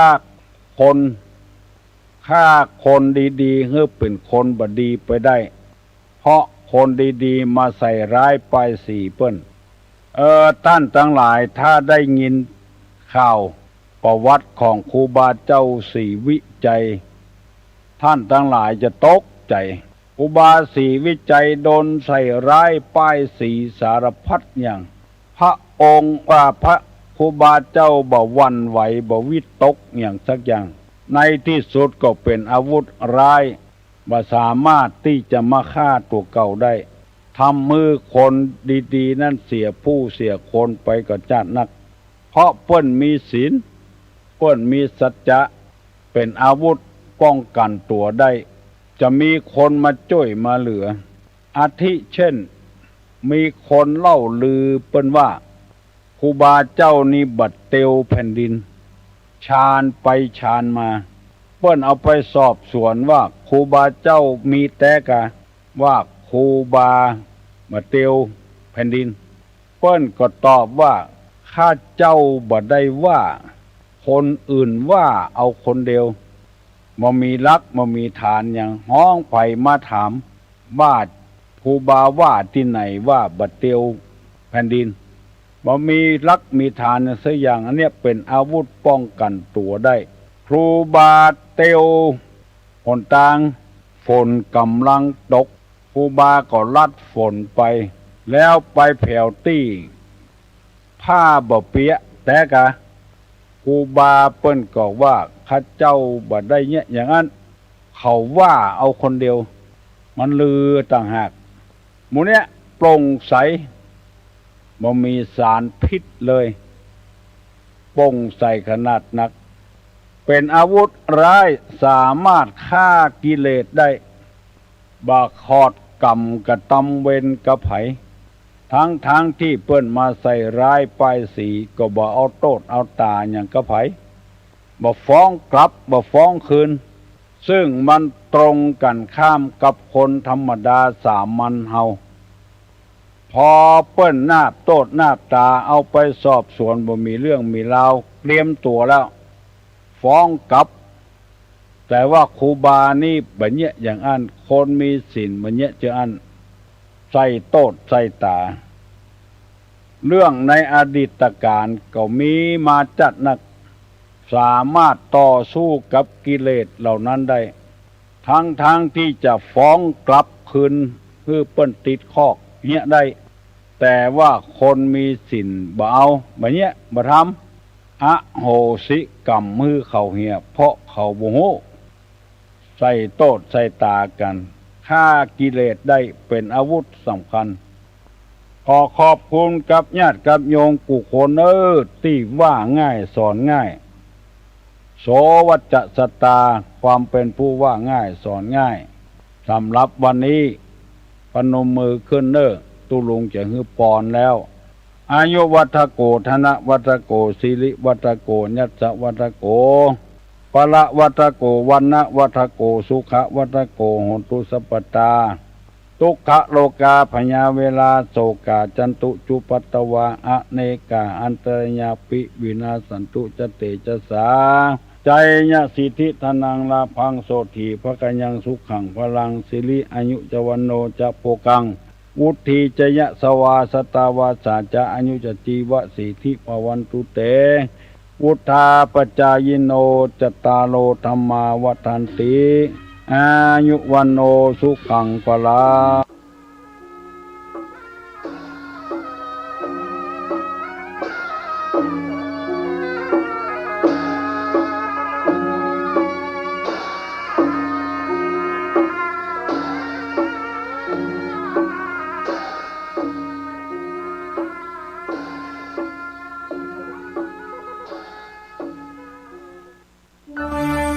เนื่องในโอกาสพระราชพิธีสมมงคลพระชนมายุเท่าพระบาทสมเด็จพระพุทธยอดฟ้าจุฬาโลกมหาราชสมเด็จพระปฐมบรมกษัตริยาธิราชแห่งพระราชวงศ์จักรีพุทธศักราช 2568 รัฐบาลขอเชิญชวนประชาชนร่วมพิธีสืบพระชะตาหลวงประเพณีมงคลของชาวล้านนาภายในงานพบกับพิธีหอมบุญถวายเจ้าเหนือหัวพิธีแห่ไม้ค้ำโพสาธิตภูมิปัญญาในการจัดเตรียมเครื่องประกอบพิธีกรรมการแสดงศิลปะวัฒนธรรมการละเล่นต่างๆและการสาธิตการ์ดมั่วระหว่างวันที่ 13-20 มกราคม 2568 ณ สวนสรานรมและวัดพระเชตุพนวิมลมังคลารามขอนอบน้อมแด่พระรัตนตรัยสวัสดีกัลยาณมิตรทุกท่านนะครับเช้าวันนี้เย็นอากาศเย็นยิ่งขึ้นแล้วก็ตามที่มีประกาศว่าอากาศก็จะเย็นไปถึงเดือนหลายเดือนอยู่นะครับประมาณว่าหลายเดือนอยู่ก็เลยว่าอากาศเย็นนี่ก็เป็นเรื่องของความสบายอย่างหนึ่งแล้วก็เป็นเรื่องของความไม่สบายอย่างหนึ่งสบายก็คือว่าเวลาทำงานเราทำงานเนี่ยนะครับมันถึงแม้มันจะเหนื่อยแต่มันไม่ร้อนทำให้เราทำงานได้ปริมาณมากๆอันนี้คือผลดีของอากาศเย็นแล้วก็อีกอย่างหนึ่งก็คือ เราเย็นสบายไม่ต้องเปลืองสิ่งที่อำนวยความสะดวกให้แก่เราเช่นแอร์เช่นพัดลมอะไรประมาณนี้นะครับทำให้เราประหยัดค่าไฟฟ้าไปอีกแต่ว่าที่ข้อเสียของมันที่มันมากับความเย็นนั้นก็คือโรคภัยไข้เจ็บซึ่งก็มีเป็นต้นว่าโรคหวัดโรคไอแพ้อากาศแพ้ความหนาวเป็นผื่นคันอันนี้แหละครับมันมาด้วยกันมันมากับลมถ้าใครสามารถต้านทานไว้ได้ก็ถือว่าคนนั้นก็รอดตัวไปสำหรับคนที่ต้านทานไม่ได้ก็เป็นผื่นบ้างคันตามที่ต่างๆบ้างอันนี้ก็มากบ้างน้อยบ้างตามสภาพตามเหตุปัจจัยของแต่ละคนนี่ก็ต้องระมัดระวังรักษาความสะอาดของร่างกายคือขนาดเรารักษาความสะอาดแล้วนะครับมันก็ยังมีให้เห็นอยู่มีเป็นอยู่แต่ว่าถ้าสมมุติว่าเราไม่รักษามันเสียเลยนะมันจะเป็นอย่างไรอันนี้ก็คิดดูก็แล้วกันนะครับเรามาพูดถึงเรื่องของความทุกข์เนี่ยนะครับความทุกข์เนี่ยมันเหมือนลูกตุ้มของนาฬิกาเราเคยเห็นนาฬิกาเรือนใหญ่ๆที่เป็นเรือนตั้งสูงใหญ่ๆน่าจะมีลูกตุ้มแกว่งไปทางซ้ายบ้าง แกว่งไปทางขวาบ้างแกว่งอยู่นั้นอย่างนั้นแหละนะครับตราบใดที่มันยังแกว่งได้ลูกตุ้มนี่บางเครื่องนาฬิกาบางเรือนนะครับก็ใช้ถ่านบางเรือนก็ใช้ไขลานถ้าเป็นลูกตุ้มในส่วนใหญ่แล้วจะเป็นไขลานซะมากกว่าไขลานแล้วถ้าลานมันหย่อนถ้าลานมันจะใกล้หมดมันก็รวนเรมันก็แกว่งบ้างไม่แกว่งบ้างบางทีก็หยุดแกว่งไปเฉยเลยอย่างนี้เอาดื้อๆเลยอย่างเนี้ยนะครับอันนี้ก็เรียกว่านาฬิกาหมดลานต้องไขลานมันใหม่บางยี่ห้อบางนาฬิกาก็จะใช้ถ่านนี่บางทีก็ทนบ้างไม่ทนบ้างก็แล้วแต่มาพูดถึงลูกตุ้มของนาฬิกาเนี่ยมันแกว่งซ้ายแกว่งขวาแกว่งไปทางซ้ายทีหนึ่งไปทางขวาทีหนึ่งแกว่งไปทางซ้ายก็หมายความเป็นปริศนาหมายความถึงความอยากได้ตัณหาความอยากได้ใครมีสารพัดที่มนุษย์ต้องการมันไม่มีที่มันจะสิ้นสุดครับแม่น้ำเสมอด้วยตัณหาไม่มีนัตถิตัณหาสมานัตถีแม่น้ำเสมอด้วยตัณหาไม่มีแกว่งทุกวันแกว่งทีนี้มันไม่ได้แกว่งไปที่เดียวมันแกว่งกลับมาไปทางขวาอีกแกว่งมาทางขวาอันนี้ก็เรียกว่ามันเป็นความทุกข์มันเป็นความเบื่อมันเป็นความเบื่อมันเบื่อแล้วมันก็ไปทางซ้ายอีกมันก็ไปอยากได้อีกอยากได้คือภาษาชาวบ้านเขาเรียกว่าเบื่ออยากเดี๋ยวก็เบื่อเดี๋ยวก็อยากเป็นอย่างนั้นเป็นวิปริมาณทุกข์ก็คือเป็นทุกข์อยู่ร่ำไปนะครับก็ชีวิตมันมีเบื่ออยากใช่หรือไม่อันนี้เราตอบได้เลยว่ามันใช่เดี๋ยวเราก็เบื่อเดี๋ยวเราก็อยากเพราะฉะนั้นเนี่ยลูกตุ้มนาฬิกาเนี่ยแกว่งจนเราหัวหมุนคิดอะไรก็ไม่ออกบอกอะไรก็ไม่ถูกมันวุ่นวายไปหมดยุ่งเหยิง ชุลมุนไปหมดเลยวันนะมันมีเรื่องให้คิดวันมันมีเรื่องให้อยากต้องการสิ่งนั้นต้องการสิ่งนี้เป็นลูกตุ้มนาฬิกาแล้วก็เป็นจิ้งหรีดที่ถูกปั่นหัวกระนั้นหรือ เรานี่เหมือนเป็นจิ้งหรีดที่ถูกปั่นหัวอยู่ทุกวันตื่นมาตอนเช้าเราก็ต่างคนก็ต่างมีภาระไปเป็นจิ้งหรีดให้เขาปั่นนะไม่ว่าผู้ใดก็ตกอยู่ในสภาพจิ้งหรีดโดนปั่นหัวถูกปั่นหัวเป็นลูกตุ้มนาฬิกาหมุนไปแกว่งไปทางซ้ายแล้วก็แกว่งมาทางขวาสนุกดีไหมล่ะก็สนุกดีนะก็ดูแล้วมันก็สนุกดีก็มันมนุษย์ก็ท้าทายชอบท้าทายชอบเสี่ยงหาความสุขบางทีไปเจอความสุขก็ติดอยู่ในความสุขอีกเหมือนช้างตัวใหญ่นะช้างนี่อายุเป็นร้อยปีนะครับที่เขาทำคำนวณดูนี่ว่าอายุของช้างนี่อายุ100 ปีถ้าอายุของเต่านี่อายุ200 ปีนานนะถ้าอายุของคนนี่ก็เดี๋ยวนี้ก็ประมาณ70 80บางทีก็ไม่ถึง60กว่าบางทีก็น้อยกว่านั้นก็แล้วแต่เหตุปัจจัยอีกนะครับทีนี้เราจะทำอย่างไรกับลูกตุ้มนาฬิกานี่ดีเพราะว่าลูกตุ้มนาฬิกาเนี่ยปุถุชนคนหนึ่งเนี่ยนะครับเกิดมาแล้วเนี่ยมันก็ต้องตายไม่มีใครรอดพ้นไปได้สักคนเดียวแล้วเราทำไมจะต้องมาถูกเขาปั่นหัวเหมือนจิ้งหรีดนะเหมือนจิ้งหรีดที่ถูกปั่นหัวหรือว่าเหมือนกับลูกตุ้มนาฬิกาที่แกว่งไปแกว่งมาล่ะทีนี้มันมีทางออกนะครับทางออกของศาสนาเราพูดถึงศาสนาพุทธของเรานี่ก็มีทางออกนะเรามาพูดถึงสาเหตุเสียก่อนว่า ทำไมเราเป็นลูกตุ้มทำไมเราแกว่งไปทางซ้าย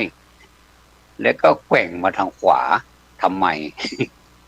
ทำไมไม่อยู่นิ่งๆก็มันอยู่นิ่งไม่ได้เพราะมันมีลานอยู่มันมีไขลานให้มันแกว่งอยู่เดี๋ยวก็ไปทางซ้ายทีไปทางขวาทีถึงเวลามันก็บอกนะบางทีก็เป็นเสียงเพลงสนุกมากเพราะมากเลยแล้วก็เพลินก็อยู่กับนาฬิกาแล้วก็เห็นว่านาฬิกานี้ก็ให้ความเพลิดเพลินต่อเรา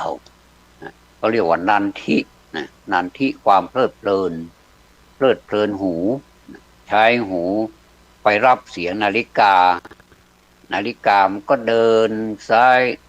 แกว่งไปทางซ้ายทีแกว่งไปทางขวาทีตอกแตกตอกแตกบางที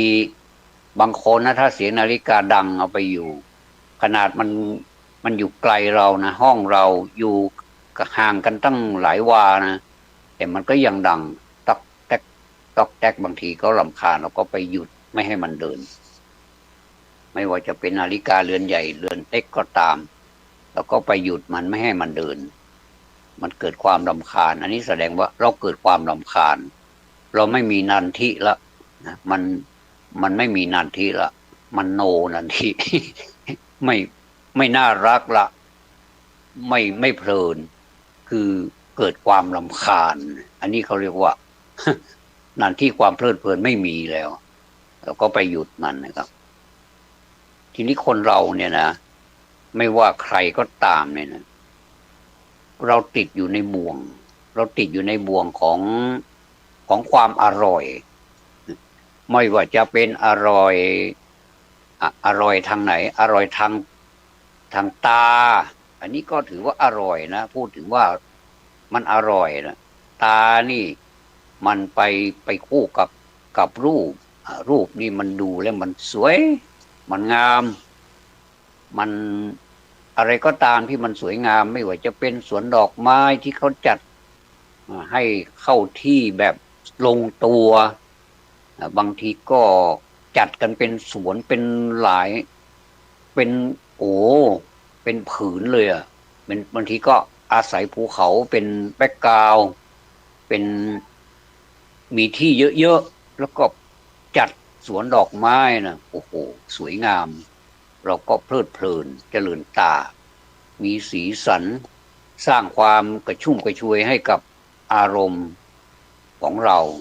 เกิดนันทินั่นน่ะเกิดความเพลิดเพลินอันนี้พูดถึงดอกไม้ต้นไม้รวมไปถึงสิ่งของต่างๆความเจริญรุ่งเรืองเทคโนโลยีอะไรต่างๆที่ทำให้เราดูแล้วมันเพลิดเพลินเราก็ติดอยู่ในความเพลิดเพลินนั้นอันนี้คือตาเพลิดเพลินกับรูปเห็นผู้ชายเห็นผู้หญิงสวยก็รู้อยู่นะว่าจากการสวยของเขาเนี่ยไม่ได้สวยจากธรรมชาติถึงว่าจะแม้ว่าจะสวยตามธรรมชาติก็เถอะเราก็ถือว่าเป็นสิ่งบวกเป็นสิ่งที่เพลิดเพลินอยากเห็นแล้วก็อยากเห็นอีกผู้หญิงก็เหมือนกันเห็นผู้ชายรูปหล่อสมาร์ทก็อยากเห็นแล้วก็อยากเห็นอีกเก็บเอาไปฝันเป็นตุเป็นตะไปได้อย่างนี้ก็มีบ่อยนะครับมีบ่อยก็แสดงว่าเราติดอยู่ในรูปตานี่ติดอยู่ในรูปหูติดอยู่ในเสียงถ้าเสียงมาถ้ามันเป็นเสียงดอกไม้ภาษาดอกไม้ก็โอ้โหหลงระเริงเลยบอกว่าเราเนี่ยเขาเรียกว่าเหมือนกับลอยเลยตัวลอยเลยเพราะว่ามันมีรสอร่อยหูไปกระทบกับเสียงดอกไม้ภาษาดอกไม้ค้าขาครับผมอะไรประมาณนี้ก็เกิดความเคลิบเคลิ้มเกิดนันทิความเพลิดเพลินแต่เวลาถ้ามันเป็นก้อนอิฐเป็นภาษาก้อนอิฐเป็นสิ่งที่แข็งเป็นสิ่งที่ไม่พึงปรารถนามันมากระทบเราอันนี้เปรียบเทียบเหมือนก้อนอิฐความจริงมันก็ไม่หนักมันก็ไม่เจ็บไม่ปวดไม่มีบาดแผลไม่ได้ทุบด้วยก้อนอิฐจริงหรอกแต่ว่าท่านเปรียบเทียบเอาไว้ว่ามันเป็นก้อนอิฐแต่มันกว้างมันปามาแล้วมาถูกศีรษะแล้วก็หัวล้างข้างแตกนะถูกศีรษะแล้วก็ไปหัวล้างข้างแตกนู่นมาถูกหัวเราก็หัวเราก็หัวล้างข้างแตกเป็นแผลมีเลือดมากบ้างน้อยบ้างอันนี้เขาเรียกว่าเป็นก้อนอิฐบางทีก็เป็นอาวุธอย่างอื่นบางทีปากพูดไปก็เหมือนกับเชือดเฉือนจิตใจคนฟังด้วยทำให้เขาตกใจบางทีก็ถึงกับตายไปเลยก็มีบางทีตกใจสะดุ้งหวาดกลัวช็อกตายก็มีอย่างนี้ก็มีให้เห็นนะก็บางทีไปเยี่ยมผู้ป่วยนะแทนที่จะให้ดอกไม้เขาก็ไม่ให้ไปให้ก้อนอิฐซะนี่ก็มันเป็นความจริงนะว่าคนเรานี่จะไม่รอดแล้วเนี่ยแต่ว่าไปพูดซ้ำให้เขาตกใจก็ตายไปเลย ก็มีตกใจแต่ถ้าบอกว่าโอ้ไม่เป็นไรหรอกเป็นได้ก็หายได้หมอเขาเก่งนะเนี่ยหมอเนี่ยเขาเก่งมากเลยดูแลเดี๋ยวก็ดีขึ้นเดี๋ยวก็หายหรอกเดี๋ยวเราก็กลับบ้านเราก็ไปฉลองกันนะอะไรประมาณนี้เขาก็ใจฟูขึ้นมาเลยเกิดนันทิอีกเกิดความเพลิดเพลินเกิดความอร่อยในคำพูดของคนนั้นอีกนะแล้วก็ติดอยู่ในความอร่อยนั้นบางทีมันก็เป็นผลดีกับคนไข้นะการพูดจาดีการให้กำลังใจอะไรกันมันก็เป็นผลดีกับคนไข้ด้วยเหมือนกันนะครับแต่ว่าถ้าพูดความจริงเกินไปบอกว่าโอ้แบบเนี้ย หน้าก็ถอดสีแล้วไม่มีเลือดละตายแน่ๆเลยแบบเนี้ยจองสาราวัดได้เลยอย่างเงี้ยนะหรือไม่ก็เตรียมจัดงานได้เลยอย่างเงี้ยโอ้อย่างนี้นะเขาบางคนเขาบอกว่าหน้าตบปากนักเนี่ยแต่ผมก็ไม่ใช่นะมีคนได้ยินผมได้ยินคนอื่นพูดว่าถ้าแบบพูดแบบนี้หน้าตบปากนักก็เขาคงจะยังไงคงจะไม่ชอบอ่ะนะส่วนตัวเราก็ไม่ชอบญาติเราพี่เราน้องเราใครก็ไม่ชอบเพื่อนเราถ้าใครมาพูดแบบนี้เราก็ไม่ชอบเหมือนกันเราไปพูดกับเขาเพื่อนเขา ครอบครัวเขาคนในครอบครัวเขาก็ไม่ชอบดังนั้นนี่ก็ต้องรู้จักกาลเทศะด้วยเหมือนกันนะครับทีนี้เมื่อมาหูแล้วตาหูจมูกก็ชอบในกลิ่นที่มันน่าจะอร่อยมันหอมมันรันจวนใจนะอะไรก็ตามถ้ามันรันจวนใจแล้วมันทำให้เกิดความเคลิบเคลิ้มนะเคลิบเคลิ้มนี่มันก็เป็นนิวรณ์อีกนะโอ้โหนะมันเป็นนิวรณ์ก้อนเบอร์เลอร์เลยนะก้อนโตนะเหมือนกับหินก้อนใหญ่มาทับหัวเราหรือว่ามาทับเราให้ตายไปเลยเนี่ยก็เรียกว่าเกิดเป็นนิวรณ์เลยเกิดความเคลิบเคลิ้มอันนี้คือเราเป็นเหยื่อของเขาเป็นเหยื่อของจมูกกลิ่นหอมถ้าไม่หอมเราก็ไม่ชอบอันนี้ก็เกิดความไม่ชอบอีกลิ้นเนี่ยโอ้โหนะปัจจุบันนี้เห็นกันจังเลยนะครับเรื่องลิ้นนี่เราก็เห็นตลอด24 ชั่วโมงเลยเรื่องลิ้นอันนี้มนุษยชาตินี่แสดงว่าโอ้เขาพัฒนาไปถึงขั้นนี้แล้วกินได้ตลอดเวลา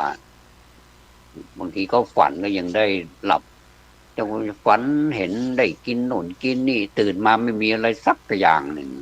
เสียอกเสียใจเกิดโทมนัสอีกไม่ได้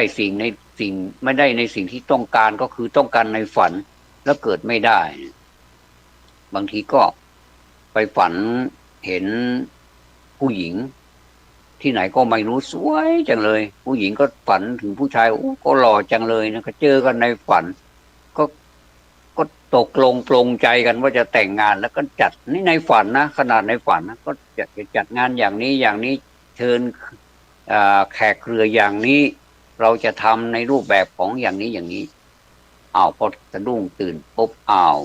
ความฝันหายไปหมดเลยเล่าก็เป็นตัวเป็นตะไม่ปฏิติดประต่ออันนี้เขาเรียกว่าจิตมันไปเรื่อยอันนี้พูดถึงลิ้นเมื่อกี้นี่พูดถึงลิ้นกินได้ทุกเวลาเลยไม่ว่าขนาดนอนได้มาตื่นหนึ่งละนอนตั้งแต่หัวค่ำเลยล่ะนะตั้งแต่2 ทุ่มไปถึงประมาณสัก5 ทุ่มเกือบเที่ยงเกิดมันหิวทำยังไงได้ก็มันมีร้านนี่นะก็ไปร้านก็ดันมันอยู่ติดบ้านด้วยโอ้โหยิ่งสะดวกใหญ่เลยนะไปทั้งชุดนอนนั่นแหละ ไปทั้งชุดนอนนั่นแหละโอ้ใครจะว่าเราจะเอาตังค์ไปให้เขาก็ไม่รังเกียจเราหรอกเอาตังค์ไปให้เขา100 200 20 บาท30 บาทเขาก็รับหมดนะ ขนาดทอนสลึงก็ยังทอนเลยนะนี่ซื่อสัตย์มากเลยเขาก็ยินดีต้อนรับตลอด24 ชั่วโมงอันนี้เขาเรียกว่ามันสะดวกต่อมนุษย์เหลือเกินเพราะมนุษย์เป็นคนสร้างสรรค์มาแต่ศาสนาของเรานี่บอกว่าสิ่งเหล่านี้มันเป็นสิ่งที่ทำให้เราหลงระลึงพุทธศาสนานี่สอนประยุกต์เข้ากับวิทยาศาสตร์นะครับท่านลองคิดดูสิเรามาช่วยกันคิดนะที่ว่าสอนประยุกต์ให้เข้ากับวิทยาศาสตร์ก็คือว่า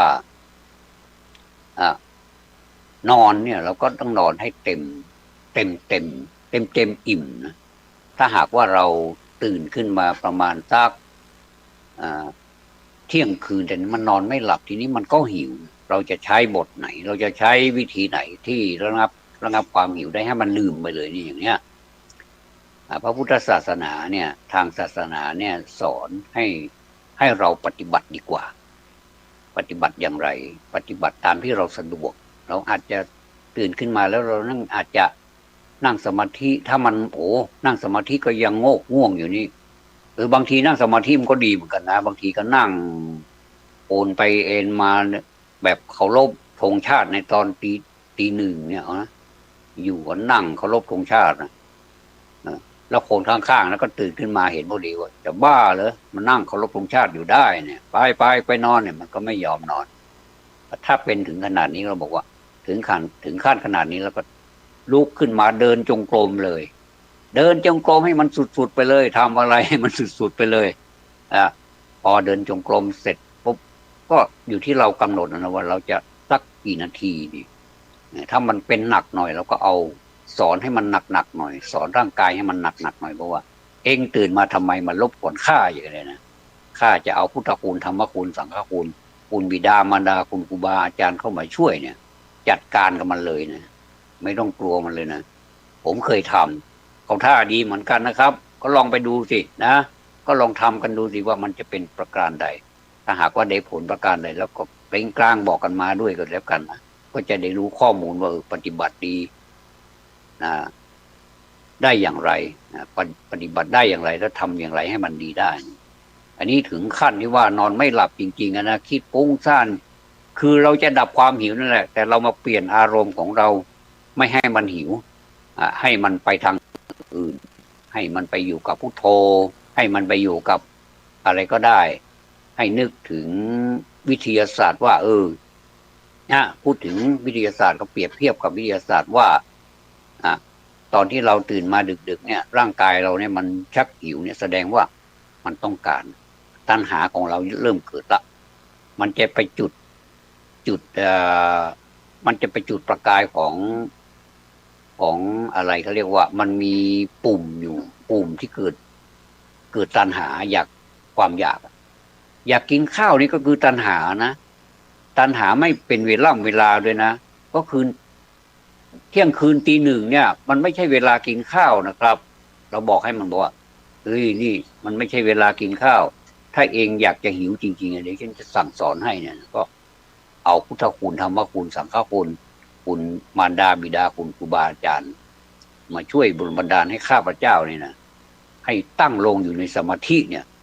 เหมือนพระเดชพระคุณหลวงพ่อสมเด็จพระยานวชิโรดมหลวงพ่อวิริยังท่านสอนเอาไว้เนี่ยนะ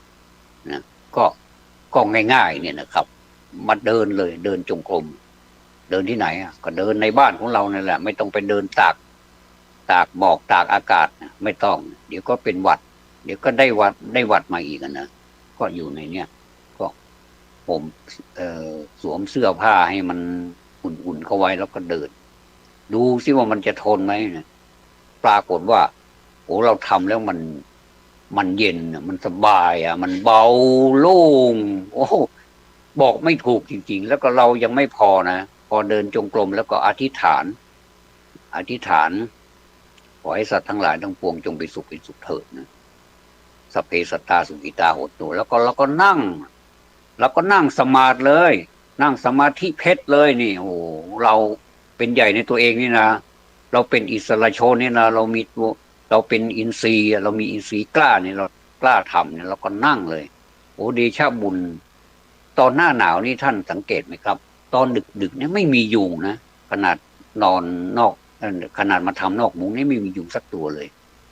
ยุงมันคงจะไปอยู่ที่อุ่นๆสักที่หนึ่ง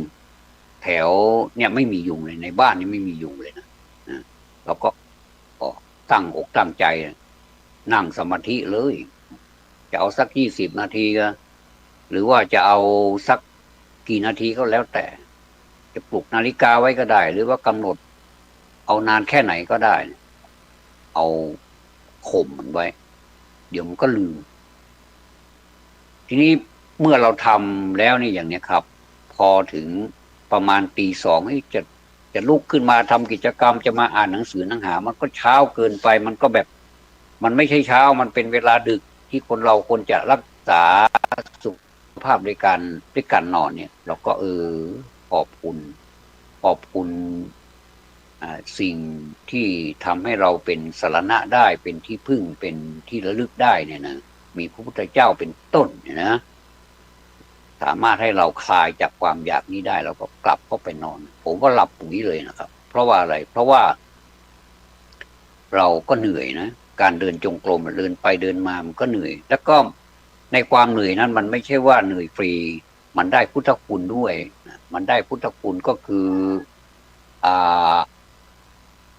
ได้กำหนดลมหายใจเข้าออกเป็นพุทเป็นโธเนี่ยนะครับ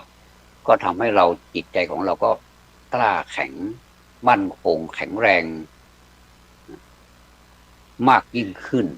และยังไม่พอเราก็มานั่งสมาธิอีกแล้วก็ทำให้จิตใจของเรานี่ แข็งแกร่งยิ่งขึ้นถ้าเป็นเหล็กนี่เราก็เป็นเหล็กกล้านะสามารถเอาไปใช้ในกิจการงานอันควรแก่การงานได้แล้วก็สวยงามด้วยแล้วก็ทนด้วยประหยัดด้วยเนี่ยนะครับเนี่ยจิตใจของเราก็จะเป็นอย่างนี้แหละครับท่านเสร็จแล้วเราก็เข้าไปนอนโอ้สบายมากเลยไม่ต้องไปหาแล้วไม่ต้องไปหาอะไรรับประทานแล้วเพราะมันไม่ใช่เวลาอันนี้ผมพูดตามหลักแล้วนั่นก็แล้วแต่ท่านแต่ละท่านนะครับว่าใครจะรับประทานตอนไหนคนเราทำงานไม่เท่ากันทำงานไม่เป็นเวลาไม่เท่ากันบางคนหลายท่านก็ทำงานกลางวันปกติหลายท่านก็ทำงานกลางคืนนะบางท่านก็ทำงานเป็นพาร์ทไทม์กลางคืนด้วยครึ่งคืนก็มีประมาณสัก3 ทุ่มก็เดินทางแล้วก็ประมาณสักเที่ยงคืนแล้วก็กลับบ้านแล้วก็มานอนต่อมาถึงก็ยังไม่นอนเลยก็ยังกินนู่นกินนี่แล้วบางทีก็ถ้าทำอย่างที่ผมว่านะให้เดินสักหน่อยนึงเพื่อให้กระเพาะอาหารของเรานี่มันรู้ตัวแล้วมันอบอุ่นแล้วมันทำงานได้ดีเพราะมันมีพลังมันใช้ธาตุไฟของมันนี่เผาผลาญอาหารที่เรารับประทานเข้าไปเนี่ยมันก็ดีที่พูดถึงว่านะก็ดีแต่ว่าถ้าเราไม่ทำมันผลที่มันจะตามมามันก็มีเหมือนกันนะครับเพราะว่าตอนนั้นนี่กระเพาะอาหารนี่มันพักแล้วก็แสดงว่าเรากินเข้าไปนี่มันก็ไม่มีอะไรไปย่อยกระเพาะอาหารมันไม่ยอมย่อยมันจะหลับอย่างเดียวเพราะมันไม่ใช่เวลาที่มันย่อยมันก็จะหลับอย่างเดียวก็เหมือนกับตาของเราถ้าเราจะหลับอย่างเดียวนี้เราก็ไม่ไปสนใจอะไรหรอกเราก็หยุดไม่อ่านหนังสือไม่ท่องไม่ทำงานไม่คิดอะไรสักอย่างเลยนะครับก็คือจะหลับอย่างเดียวปล่อยวางหมดเลยนะโบราณเขาพูดว่าคนเราเนี่ยเหมือนถ้านอนเวลานอนหลับเนี่ยเหมือนคนที่ตายแล้วบางทีก็จากไปเลยโดยที่ว่าไม่ล่ำเวลาอะไรเลยก็มีเรียกว่าไหลเป็นไหลตายก็มีเหมือนกันครับส่วนมากคนต้องการแบบนั้นนะแต่ก่อนที่จะไปถึงจุดนั้นก็ทำความดีให้เยอะๆมีเมตตามีกรุณามีมุทิตาอุเบกขามีธรรมะปฏิบัติไปเยอะๆมีโอกาสก็บอกให้คนอื่นได้รู้บ้างรู้มากก็ยิ่งดีการพูดมากก็มันถ้าพูดในสิ่งที่ควรก็ควรพูดไปเถอะพูดธรรมะนี่พูดเท่าไหร่ผมก็ไม่เบื่อหรอกสำหรับผมนะครับก็นี่แหละนะครับก็เมื่อเป็นอย่างนี้แล้วเนี่ยเราก็ควรจะทำตามที่แพทย์แนะนำว่าควรจะกระตุ้นให้กระเพาะของเรานี่รู้นะตอนนี้เขากำลังนอนหลับอยู่ทีนี้เราเดินเนี่ยเราก็เหมือนกับไปปลุกให้มันตื่นมันก็ขึ้นมาหาวเหมือนกับเราหาวนี่แหละนะมันกำลังงงอยู่ว่าเวลานี้มันเป็นเวลาอะไรก็อย่าพูดเขาก็อย่าพูดว่ามันเป็นเวลาพักผ่อนนี่นะไม่ใช่เวลากินเราจะไปทำงานทำไมบางทีเขาแต่ว่าถ้าเราปลุกเขาขึ้นมาแล้วเนี่ยเขาก็ไม่ขี้เกียจนะมีวอร์มร่างกายนิดหน่อยเนี่ยเขาเรียกว่าวอร์มร่างกายนิดหน่อยกระเพาะก็วอร์มไปด้วยในท้องของเราเนี่ยเขาก็วอร์มไปด้วยแล้วก็ทำไปอย่างนั้นแหละก็ทำย่อยอาหารที่เรากินเข้าไปนี่ทำให้เราไม่มีผลกระทบต่อสุขภาพอันนี้เขาเรียกว่าไม่ว่าทางศาสนาก็ตามทาง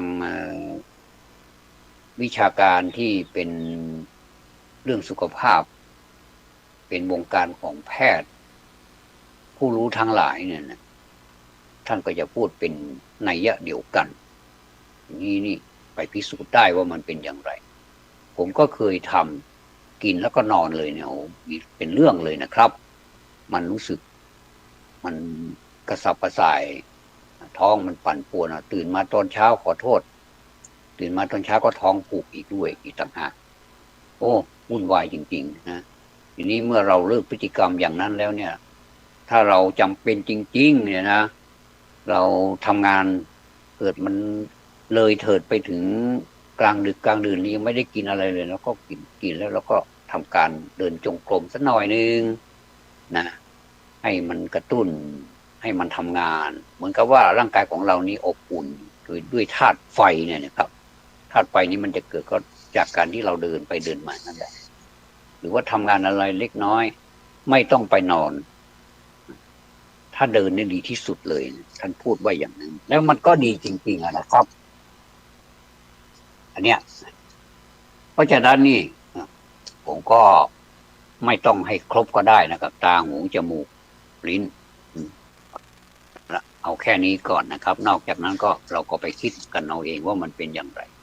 เนี่ยรสอร่อยเนี่ยนะครับท่านเปรียบเหมือนเป็นเหยื่อล่อปลาเหยื่อเนี่ยล่อปลาเขาล่อยังไงก็ใช้เอาเบ็ดขึ้นมาแล้วก็เอาไปคล้องที่เบ็ด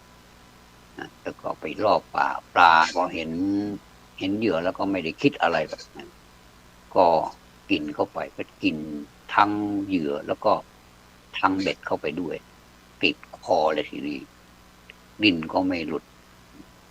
จะตายสถานเดียวจะเป็นอาหารของคนล่อปลาเป็นอาหารอย่างเดียวก็พอยกขึ้นมาก็ติดขึ้นมาเลยทั้งเบ็ดทั้งปลาเหยื่อก็อยู่ในปากปลานั่นแหละนะคนก็เหมือนกันนะครับเหยื่อก็อยู่ในปากคนนั่นแหละเป็นเหยื่อเอามาล่อปากเราก็งับแล้วก็เป็นกลายเป็นเหยื่อของเขาไปทันที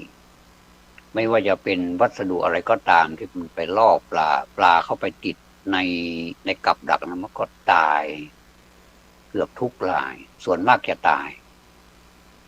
ไม่เคยรอดไอ้ที่รอดได้ก็แสดงว่ามันไม่ได้เข้าไปติดอยู่เป็นรสอร่อยเรียกว่าอัศทะท่านบอกว่าอัศทะคือรสอร่อยทีนี้ในโลกนี้มันจะมีอยู่3ประการนี่นะครับก็คืออัศทะรสอร่อยเหมือนกับเหยื่อล่อปลาแล้วก็พูดก็พูดเถอะนะถ้าเราทำอะไรนี้ต้องการรางวัลเนี่ยกับต้องการตลาดความตนีทีเหนียวออกจากจิตใจของเราเนี่ยนะถ้าเรามีแล้วเนี่ยเราก็สละไปอย่างเขามีงานระลึกถึงวันเด็กเนี่ยนะวันเด็กก็จะถึงไม่นานไม่กี่วันเนี่ยก็มีอะไรเราก็ไปให้กำลังใจเด็กเนี่ยเขาเรียกว่าอันนี้เขาเรียกว่าให้โดยที่ว่าไม่หวังผลเราไม่ได้เอาไปขายให้เด็กนะเด็กมาซื้อเรานี่ไม่ใช่เราจะให้ก็ให้ไปเลยโดยที่ว่าไม่ต้องหวังผลแล้วก็ไม่ต้องหวังผลตอบแทนว่าเด็กจะมาทำจะมาตอบแทนเราเนี่ยแต่เราขออยู่อย่างให้เป็นส่วนรวมโดยรวมนะครับโดยรวมของประเทศเนี่ยนะแล้วก็บอกให้เขาว่าเป็นเด็กดีแล้วก็ตลอดไปจนถึงเป็นพลเมืองดีของชาติเป็นลูกที่ดีของพ่อของแม่อย่างนี้เราก็พอใจแล้วล่ะไม่จำเป็นจะต้องให้เขาตอบแทนเราเมื่อนั้นเมื่อนี้เติบโตขึ้นมาแล้วได้ทำการทำงานก็มาตอบแทนมาดูแลพ่อแม่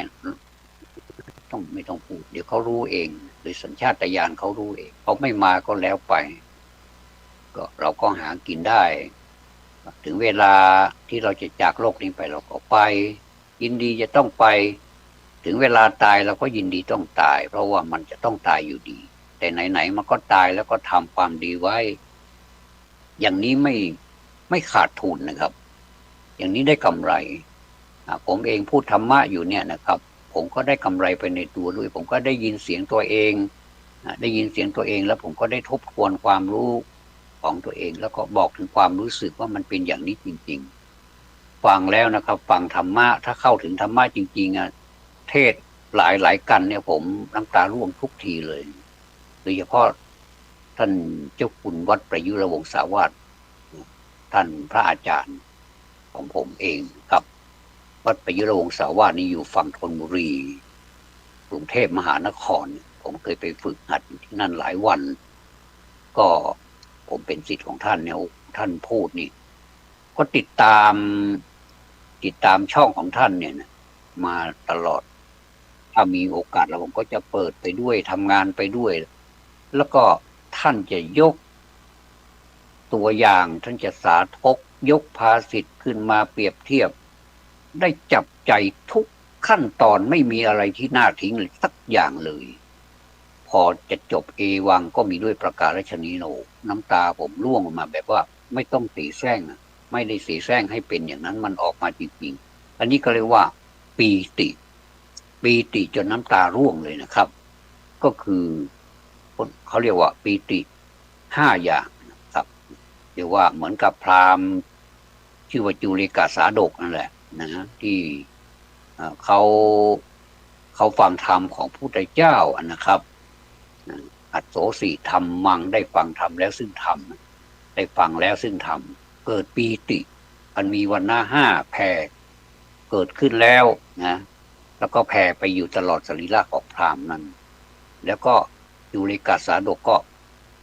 ก็เกิดความทีแรกนี่เกิดศรัทธาสิเกิดศรัทธาทีนี้มันมีอะไรมาบังศรัทธาของเขาอะนะมันเกิดจิตเขาเรียกว่าเกิดจิตที่ตนีก่อนเป็นพันดวงเกิดจิตที่เป็นตนีก่อนเป็นพันดวงคิดดูที่ว่า1,000 ดวงนี้มันมากแค่ไหนนะครับทีนี้มีศรัทธานี่มีแค่ดวงเดียวโอ้โห1 ต่อ 1,000นะครับไม่ใช่1 ต่อ 3 1 ต่อ 4ไม่ใช่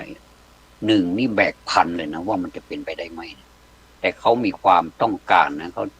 ต้องการที่จะบูชาพระพุทธเจ้าโดยการสลัดผ้าสาดกเนี่ยผ้าสาดกที่เอาผ้าไหลเนี่ยนะครับซึ่งพราหมณ์ในเวลาเขาจะไปฟังธรรมะนี่เขาจะเอาผ้าสาดกเนี่ยผ้าไหลเขาเรียกว่าผ้าห่มเป็นผ้าเขาเรียกว่าผ้าห่มเมื่อเอาผ้าห่มไปแล้วเนี่ยบอกว่าเอาสมมติว่าเขาบอกว่าผ้าห่มของเราเนี่ยนะนี่ทำไงได้เนี่ยมันมีผืนเดียวจะพูดถึงเรื่องพราหมณ์นี้สักหน่อยนึงน่าพูดเหลือเกินมันมีผืนเดียวนี้เราจะทำยังไงถ้าเราเอาถวายซะแม่บ้านของเราเนี่ยนะก็จะไม่มีห่มแม้แต่เราก็จะไม่มีห่มนี่จะทำยังไงดีนะจิต1,000 ดวงตีกับจิตกับ1 ดวงตีกันไปตีกันมาผลสุดท้ายมานี่ในโอกาสสุดท้ายมันจะมียามอยู่3 ยามคือปฐมยามเบื้องต้นมัชฌิมยามเบื้องกลางท่ามกลางแล้วก็ปัจฉิมยามที่สุดก็คือในที่สุดเขาก็ตัดสินใจได้เขาก็ยกไปเอาไปวางไว้ใกล้พระบาทของพระศาสดาแล้วก็ถวายแล้วก็เปล่งเสียงขึ้นว่าเราชนะแล้วมีพระราชาเนี่ยพระนามว่าประเสนที่กุศลนี่ก็ไปเสด็จไปฟังธรรมเหมือนกันฟังธรรมไปฟังธรรมมาทำไมพราหมณ์นี้อยู่ดีๆก็บอกว่าเราชนะแล้วก็เลยใช้ราชบุรุษนี่ไปถามว่าพราหมณ์นี้ชนะอะไรเขาก็บอกให้ฟังว่าชนะอย่างนี้ก็มากราบทูลให้พระเจ้าประเสนที่กุศลฟังพระเจ้าประเสนที่กุศลก็ทรงมีศรัทธาอีกเมื่อพราหมณ์นี้ทำกรรมนี้ทำยากเหลือเกินเนี่ยนะเราก็จะอนุเคราะห์สงเคราะห์พราหมณ์นี้ด้วยการให้ผ้าไปเรื่อยๆอันนี้ไปอ่านดูแล้วก็จะเกิดความสนุกนะครับให้ผ้าไปแล้วเพิ่มขึ้นเรื่อยๆจนพราหมณ์นั้นถวายพระพุทธเจ้าหมดเลยทุกขั้นตอนเนี่ยนะครับนี่แหละก็เรียกว่าสลัดความตนีออกไปก่อนแล้วถึงจะได้ท่านลองคิดดูสิครับว่าจิตดวงเดียวนี้สามารถชนะจิต1,000 ดวงได้ซึ่งร้ายกาจทั้งนั้นเลยล้วนแต่มีกำลังที่แข็งแรงมากเลยนะไปอ่านดูแล้วนะครับรู้สึกมีกำไรมากเลยถ้าอ่านดูแล้วนี่จะเกิดปีติเหมือนกับพราหมณ์เลยนะครับนี่เรามาถึงไหนแล้วเนี่ย1อัศทะนี่รสอร่อยเนี่ยเราจะออกมาจากสิ่งเหล่านี้ได้ก็คือมันยังไม่ใช่ข้อ1ข้อ2ข้อ2นี่เป็นอาทีนวะความเบื่อก็คือเบื่อก็เบื่อไม่จริงเดี๋ยวก็เบื่อนาทีนี้เบื่อเนี่ยแต่อีก5 นาทีข้างหน้าไม่เบื่อแล้วก็คือเบื่ออยากนะเบื่ออยากนะครับทีนี้ท่านสอนว่ามีทางออกแน่นอนเลยไม่เชื่อก็ลองดูเดี๋ยวมีทางออกเหมือนกับทางนี่แหละเราจะไปนี่แหละมันมีทางออกถึงแม้จะมีทางตันแล้วก็เดินไปให้มันมี ทางออกให้ได้มันจะหาทางให้ได้ไม่ว่าใครล่ะครับแก้ไขปัญหาตัวเองได้หมดแต่ว่าเราไม่ยอมแก้ไขเท่านั้นเองอันที่สามนี่ว่านิสสรณะอันที่สองอาทีนวะนะครับก็คือความเบื่ออันที่สามคือนิสสรณะข้อสามนะออกจากอัศทะแล้วก็อาทีนวะซะก็จบข่าวเลยก็หมดเรื่องก็เราไม่ติดใจในรางวัลเราไม่ติดใจในรสอร่อยรางวัลที่ว่านี่ก็หมายความว่าเราจะทำความดีอะไรเราก็จะไปหวังรางวัลถ้าหวังรางวัลนี้มันจะเกิดความรู้สึกที่มันไม่เหมือนกับการหวังรางวัลกับไม่หวังรางวัลนี้ความรู้สึกมันแตกต่างกันมากนะครับริบลับเลยนะครับเราก็จะตัดใจจากการติดใจรางวัลหรือว่ารสอร่อยนี้เพราะฉะนั้นเนี่ยปัญหาของมนุษย์ในปัจจุบันเนี่ยนะครับมันก็อยู่ตรงนี้นี่เองนะมันอยู่ที่รสอร่อยอยากจะได้อำนาจอยากจะได้ทรัพย์สินอยากจะได้ความสวยความงามอยากจะได้สิ่งนี้มันเพลิดเพลินมองบวกอย่างเดียวนี่ผมขออนุญาตพูดถึงเรื่องบวกนะมีคนสอนกันนะมีคนสอนกันจังเลยบอกว่าพูดอะไรคิดอะไรให้มันเป็นบวกเข้าไว้เนี่ยผมก็เห็นด้วยนะแต่มาคิดอีกทีนี่มันชักไม่ใช่แล้วไม่แน่ใจแล้วว่าการมองบวกอะไรบวกไปหมดนี่เรื่อยๆเนี่ยมันก็ทำให้เราเหลืองเหมือนกันนะเราเหลืองเมื่อเหลืองแล้วเนี่ยมันก็จะติดอยู่ในรสอร่อยเหมือนกับเหยื่อที่ไปล่อปลาแล้วก็ปลาไปงับเอาเหยื่อก็เลยกลายเป็นอาหารของคนไปเลยเนี่ยมันก็ไม่ไหวแล้วพอมาถึงความเบื่ออีกแล้วมันก็เบื่อไม่จริงมันเบื่ออยากนะอาทินวะเนี่ยมาถึงนิสสรณะเนี่ยออกจากอาสาทะและอาทินวะเนี่ยนี่แน่นอนที่สุดเลยก็แล้วแต่ท่านจะไปเลือกนะว่าท่านเนี่ยก็ต่างคนก็ต่างติดเหมือนกันเลยนะว่าใครจะไปทำได้มากกว่ากันก็ขอให้มีความเจริญในธรรมนั้นก็แล้วกันใครไปทำได้มากก็ผมขอแสดงความยินดีขออนุโมทนาด้วยแล้วก็เชิญชวนให้ทุกท่านลองทำดูสิอัศทะอาทีนวะนิสสรณะนี่เป็นข้อที่ดีที่สุดนะเพราะว่าเราจะออกจากภพภูมิตัณหาความอยากอวิชชาความไม่รู้ต่างๆเหล่านี้ไปมันก็ต้องใช้ข้อสามนิสสรณะอันนี้ผมฟังจากท่านเจ้าคุณอาจารย์เจ้าคุณพระพรหมบัณฑิตพระพรหมบัณฑิตกรรมการมหาเถรสมาคมเจ้าอาวาสวัดประยุรวงศาวาสกรุงเทพมหานครอันนี้ผมฟังแล้วน้ำตาผมร่วงเลยไม่ว่าจะเป็นเรื่องไหนเนี่ยท่านพูดแล้วมันจะเหมือนกับเราไปอยู่ในเหตุการณ์เราเหมือนเราจะไปอยู่ในต่อหน้านะต่อหน้าเลยอะต่อหน้าของท่านนะแล้วก็ฟังติดธรรมาสนั่นแหละแล้วเราก็ฟังด้วยความเอาใจใส่ด้วยความสงบด้วยความระมัดระวังในทวารของเราก็คือกายทวารวจีทวารแล้วมันไม่ให้มันสับกระสัดกระส่ายมันสับสายไปมาไม่ใช่เดี๋ยวก็ซัดไปทางโน้นทีเดี๋ยวก็ซัดมาทางนี้ทีให้เป็นเอาหูของเราเนี่ยให้เขาไปอยู่ในเสียงให้ได้ตอนนั้นนี่เราอยู่ในบรรยากาศอย่างนั้นจริงๆนะครับขนาดผมทำงานนะผมก็เหนื่อยผมไม่รู้สึกเหนื่อยจริงๆทำงาน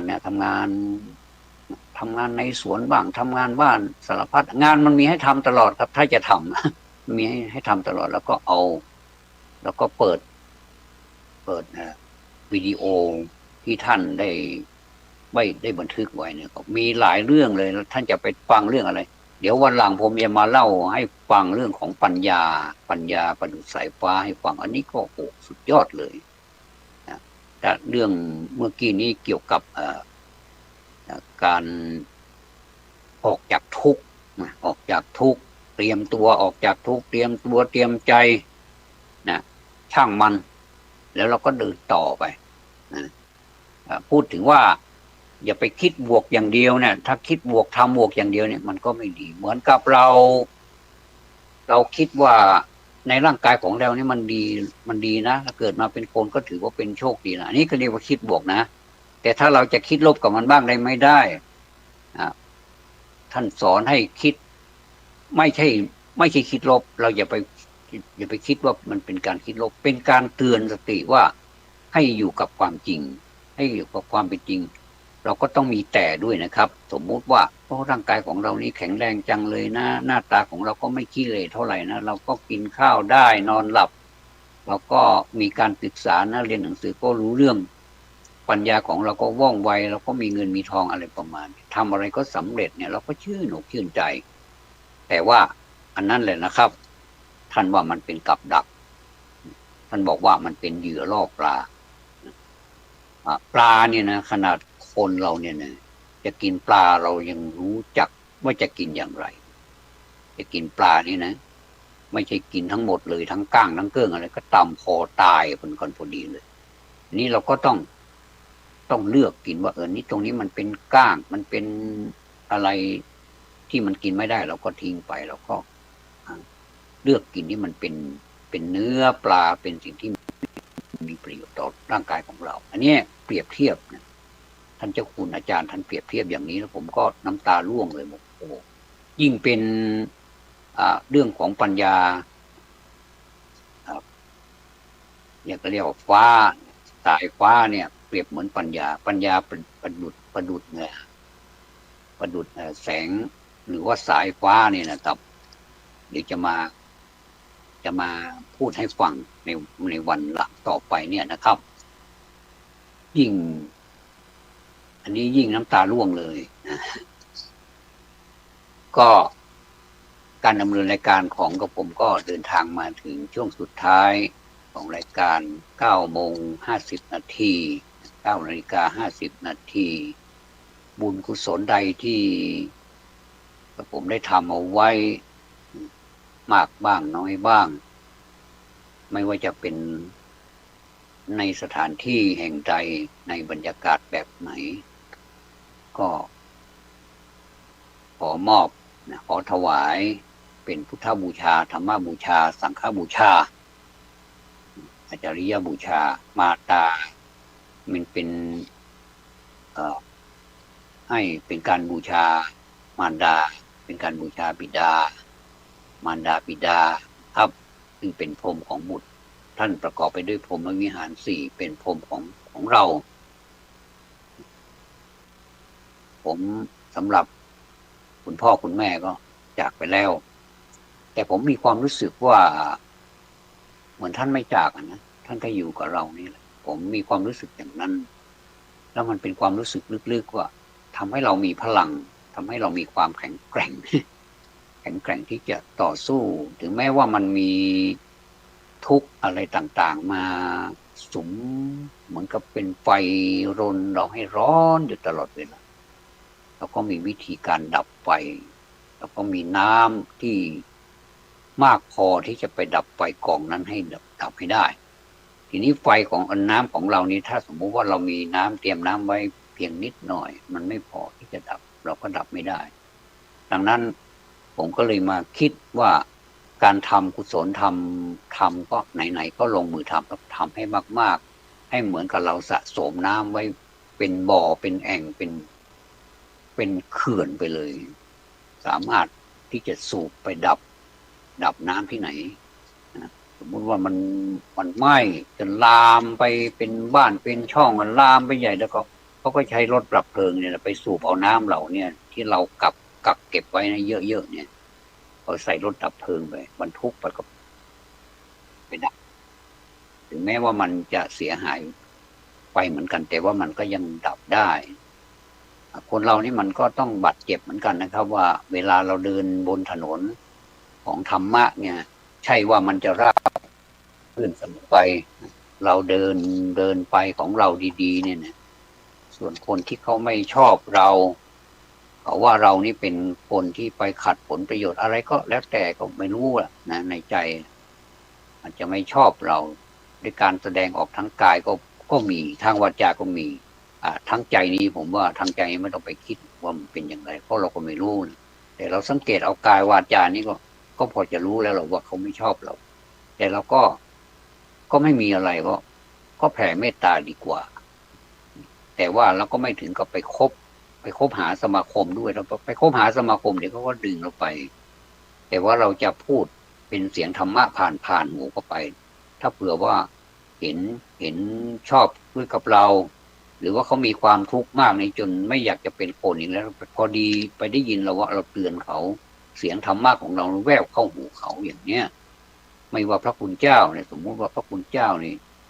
เทศนาไปแล้วเนี่ยท่านอย่าไปคิดว่ามันไม่มีผลนะครับมันมีผลไม่ว่าจะเป็นดีหรือไม่ดีเนี่ยท่านพูดไปแล้วเนี่ยมันมีผลทั้งนั้นเนี่ยพระคุณเจ้าบอกว่าท่านคนเราเนี่ยเกิดมามันต้องมีความแข็งแรงมีจิตใจที่เข้มแข็งกายก็แข็งแรงจิตใจก็แข็งแรงแล้วก็ธรรมะก็ต้องทราบด้วยก็ต้องปฏิบัติตามด้วยมันก็ไปกันได้พระคุณเจ้าก็มีส่วนมากนะต้องขออนุโมทนากราบงามๆนะครับก็เมื่อเขาได้ยินเสียงเราเนี่ยเขาก็อาจจะคิดได้อันนี้ก็เป็นอานิสงส์ยิ่งใหญ่นะขนาดองคุลิมานเนี่ยโอ้ฆ่าคนหูลายตาลายหมดเลยคือจะฆ่าหมดเพื่อให้สำเร็จหลงผิดนะทั้งที่เป็นคนที่มีปัญญามีความเพียรมีความประพฤติดีมาตลอดจนอาจารย์นี่รักมากในบรรดาลูกศิษย์ทั้งหลายเนี่ยรักมากที่สุดเลยจนเป็นที่อิจฉาของเพื่อนเนี่ยร่วมรุ่นเนี่ยก็เลยยุให้อาจารย์ก็บ้าจี้ให้องคุลิมานนี่ไปฆ่าคนแล้วก็ตัดเอานิ้วมันก็เลยกลายเป็นองคุลิมานไปเลยองคุลีเอาหมายถึงนิ้วนะครับก็เป็นมารต่อนิ้วฆ่าก็เอานิ้วเอามาห้อยเอามาสอยห้อยทำเป็นพวงมาลัยแขวนคออย่างนี้ก็มีก็เราก็หวังอย่างนั้นนะครับนะเราก็ไม่ได้หวังเพื่อประโยชน์ของตนเองแต่หวังเพื่อศาสนาเพื่อความร่มเย็นเป็นสุขเพื่อความสันติสุขของโลกนี้ผมขอบคุณรวมไปถึงสถานีวิทยุแห่งนี้ด้วยนะครับ ที่ให้โอกาสผมได้มาบรรยายมาพูดดีบ้างไม่ดีบ้างบางทีก็เครียดไปบ้างก็ต้องขออภัยบางทีก็ตลกไปบ้างนอกกรอบไปบ้างก็ต้องขออภัยถือว่าเป็นญาติเป็นพี่น้องกันก็แล้วกันนะครับสำหรับวันนี้ขอบพระคุณสำหรับการติดตามรับฟังธรรมะสวัสดีครับ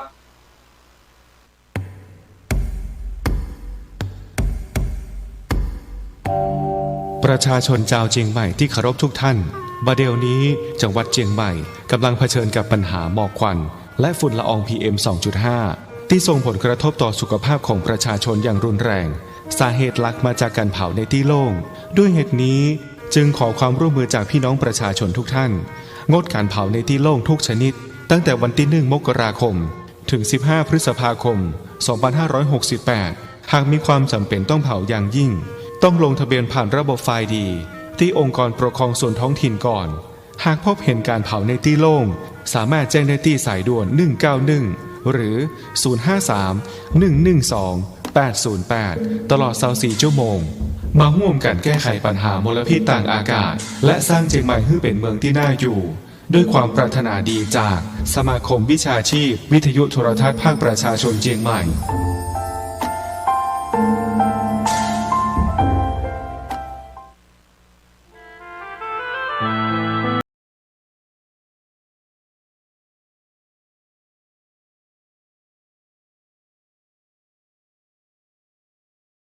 โรคแล้วค่อยๆทดลองยาเมื่อเห็นว่าให้ยาถูกโรคก็คอยดูแลไม่ให้เกิดโรคแทรกซ้อนตามขึ้นมาอีกหมอต้องไวต่อการเรียนรู้เรื่องโรคและวิธีรักษาโรคฉันใดพระสงฆ์ซึ่งเป็นเสมือนจิตแพทย์ของสังคมก็ไวต่อการเปลี่ยนแปลงของโลกและวิธีบำบัดโรคที่มากับโลกฉันนั้น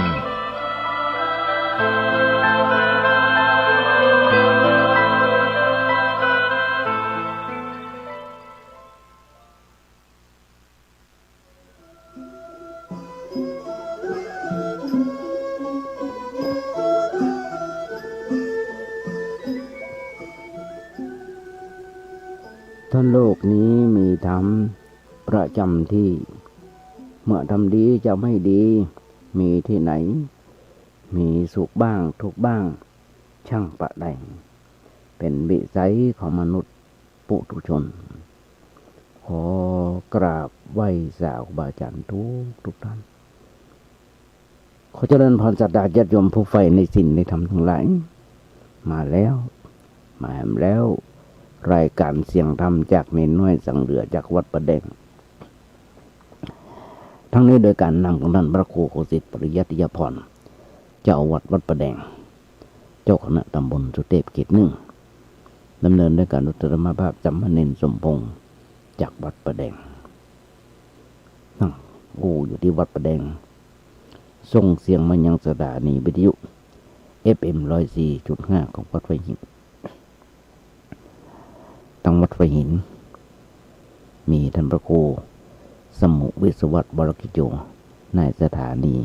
และเจ้าอธิการเมตตาถวายเวลาธรรมภาพ1 ชั่วโมงอาทิตย์หนึ่งมี4 วันเฉพาะวันพุธจาก 10 โมงจนถึง 11 โมงโดยประมาณทั้งนี้ถ้าบ่มีเหตุการณ์เกิดขัดข้องเกิดขึ้นนั่นก็คือว่ามีการถ่ายทอดสดหรืออาจารย์พระครูสมุวิศวัตในสถานีลืมก็เลื่อนไปตามนั้นบางทีท่านครูสมุวิศวัตติดกิจนิมนต์ก็ลืมลั่นไว้ลืมเปิดไว้เพราะฉะนั้นอย่างเงี้ยญาติโยมทั้งหลายโดยเฉพาะตัวธรรมภาพแล้วถึงบอกเสมอว่ากึศอย่างไรก็จะอู้ให้ญาติโยมฟังวันนี้ก็ทำเป็นวันหนึ่งเวลา 10 โมงจนถึง 11 โมงเป็นเวลาที่เหมาะปะอุ้ยแม่ม่อนบาอาจารย์บัณฑิตนักปราชญ์กำลังว่างบางคนกำลังกวาดกำลังกลางกว้างทำกับข้าวกับป่าซักเสื้อซักผ้าให้ลูกหลานแต่นต้องกวาดกำลังกลางกว้างไปตำน้ำพริกไปเปิดโทรศัพท์ฟังไปก็หายง่อมหายเหงาก็บ่ต้องไปกึดอย่างนักว่าในน้อยขี้โจมนี่มาหามแล้วเนื่องนี่ก็ว่าเป็นลูกเป็นหลานเป็นพี่เป็นน้องนี่คืองานอย่างนึงที่ในน้อยตัวนี้ได้สนองนโยบายและได้ทำตามที่องค์พระสัมมาสัมพุทธเจ้าเพิ่นได้เผยแผ่แล้วอาตมาก็มาเผยแผ่ให้ญาติโยมฟังต่อครับยุคนี้สมัยนี้ญาติโยมบัณฑิตนักปราชญ์ผู้รู้นักก็บอกว่าจะเป็นเจ้าบ้านบอกว่าคฤหัสถ์หรือคฤหัสถ์ก่อนมาองค์ญาติโยมฟังแบบปัจจุบันทันด่วนแบบถูกอกถูกใจแบบบ่ถูกอกบ่ถูกใจก็มีเพิ่นหนึ่งบอกโบราณว่าจับใจแห้งบ่จับใจกะ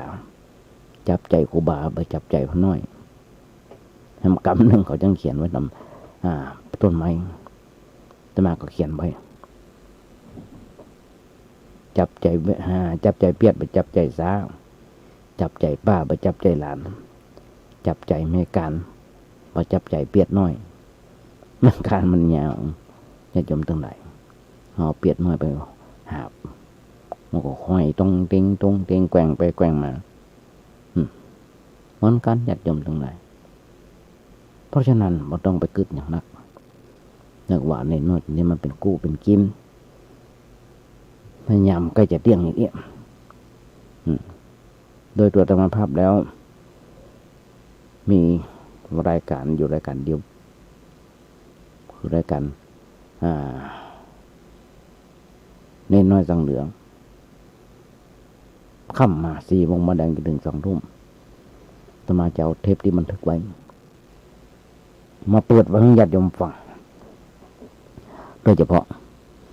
คนที่เป็นเพื่อนกันในไลน์มีเพื่อนกันอยู่ประมาณ270กว่าใน Facebook จำมาได้ใน Messenger ก็จำมาได้โดยเฉพาะใน YouTube ญาติโยมทั้งหลายออนไลน์ทั่วโลก มามีลูกหลานต่างเต้าลูกศิษย์ลูกหาทำงานอยู่ต่างประเทศส่งให้เบิ่นฟังถึงวันข้ามมากระทรงละ4 โมงมาแรงจนถึง2 ทุ่มวอร์มเครื่องหรือว่าทดลองเครื่องก็ประมาณ3 โมงครึ่งเปิดเพลง4, 5, 6 เพลง4, 5 เพลงแล้วก็เข้ามารายการวิทยุเพราะฉะนั้นอย่างเงี้ยเป็นประจำทุกวันได้ปีดีดักเท่าที่แบบมาก็ไม่ต้องไปจมไม่ต้องไปเดือดแต่มามีครูบาอาจารย์ที่เมตตาบัณฑิตนักปราชญ์ที่เมตตาธรรมภาพคอมเมนต์หรือว่าอู้กันมาในไลน์ในเฟซบุ๊กในเมสเซนเจอร์มันได้คอมเมนต์ธรรมดาเปิ้นให้กำลังใจต้องอนุโมทนากับโมทนาครูบาอาจารย์ทั้งที่หูจักและบ่หูจักส่วนมากเปิ้นจะหูจักธรรมภาพแต่มาได้บ่หูจักเปิ้นมีเมื่อกี้องค์เมื่อกี้รูปที่หูจักกันเปิ้นยังมีความเมตตาธรรมภาพมันกำลังใจธรรมภาพถึงมันที่จะมาส่งเปิ้นก็ต้องอู้กันว่าสวัสดีปีใหม่หำกำปีนี้วันนี้เป็นวันที่15บัดใดก็ผ่านเข้ามาใน15 วันก็เอาความทุกข์ความฮ้อนความโศกลำไรลำพันธ์อย่างต่างๆเอาความมาปีเก่าปีใหม่เนี่ยก็ว่ากันแต่มานึกว่าเป็นบุญอย่างหนึ่งได้บุญมีบุญอย่างหนึ่งที่ได้มาถึงเตียวว่ายืนมาถึงปี2568ผ่านเข้ามาแล้วอยู่รอดปลอดภัยดีนึกว่าจะมาป้นเหี้ยเมื่อปี67แล้ว3 วันดี4 วันไข้เจ็บป่วยกินยาเหมือนแดนเข้าแดนอย่างได้ทุกเมื่อเช้าวันก็ต้องต่อสู้กันไปชีวิตไม่สิ้นก็ต้องดิ้นกันไปเพราะฉะนั้นอย่างญาติโยมทั้งหลายอยู่เป็นกำลังอกกำลังใจกันถ้ามาคนหนึ่งที่ขอเป็นกำลังใจให้ศรัทธาญาติโยมทั้งหลายเข้ามาปีใหม่ก็หวังใจเป็นอย่างยิ่งว่าญาติโยมคงได้สิ่งที่ดีๆเข้ามาในชีวิตในครอบครัวของเราเพราะฉะนั้นถ้ามาได้บอกเราว่าแปลหรือว่าขยายใจความมาจากบทกลอนที่จะมาอู้เป็นประจำมาทโลกนี้มีธรรมประจำที่เมื่อทำดีจะไม่ดีมีที่ไหนมีสุขบ้างทุกบ้างจังอะไรเป็นวิสัยของมนุษย์ปุถุชนแล้วขอยืมเอาบทกลอนของท่านพระครู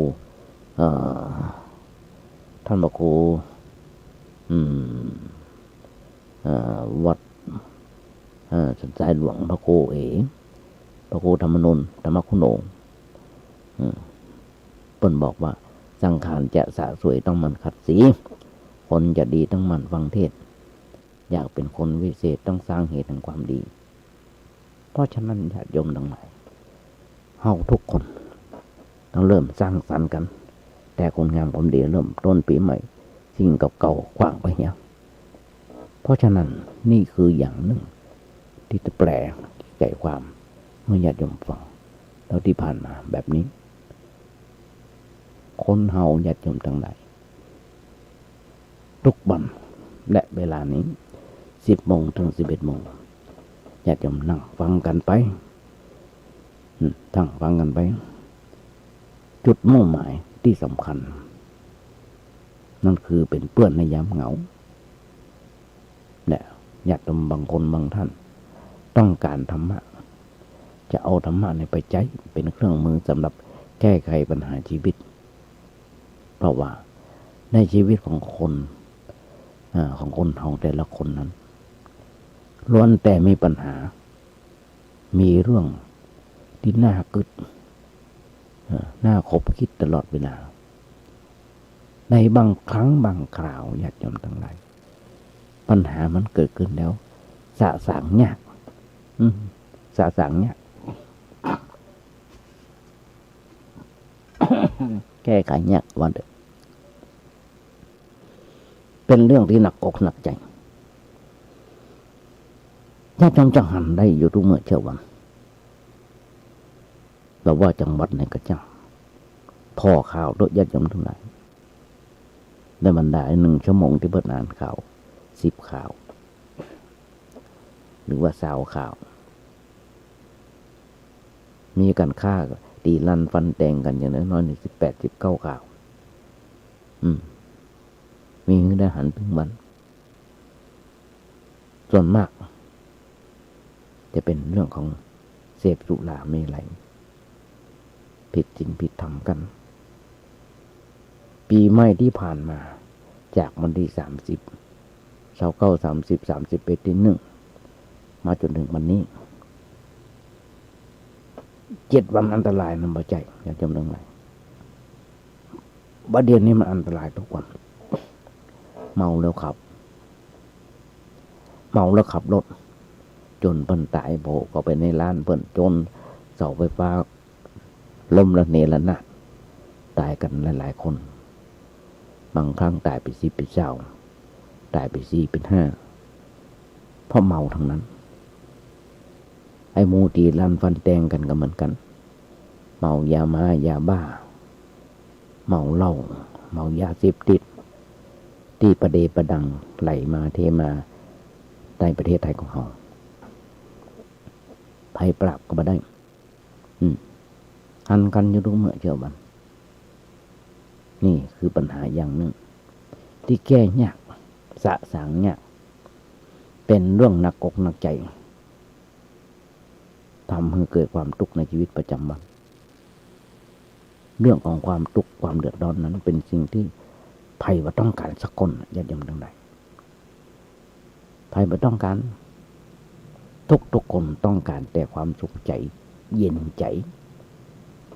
แต่ทั้งที่เฮาบ่ต้องการทุกข์นั่นแหละความทุกข์ความเดือดร้อนก็เกิดขึ้นกับเฮาได้บางโอกาสในเมื่อความทุกข์เกิดขึ้นแล้วถ้าเฮาบ่มีเวลาแก้ไขความทุกข์ก็จะตั้งอยู่ในตัวของเฮาเมื่อทำให้เขามีความทุกข์อยู่หลายวันเป็นคนเป็นเดือนเป็นปีอย่างตะวาวันซื่น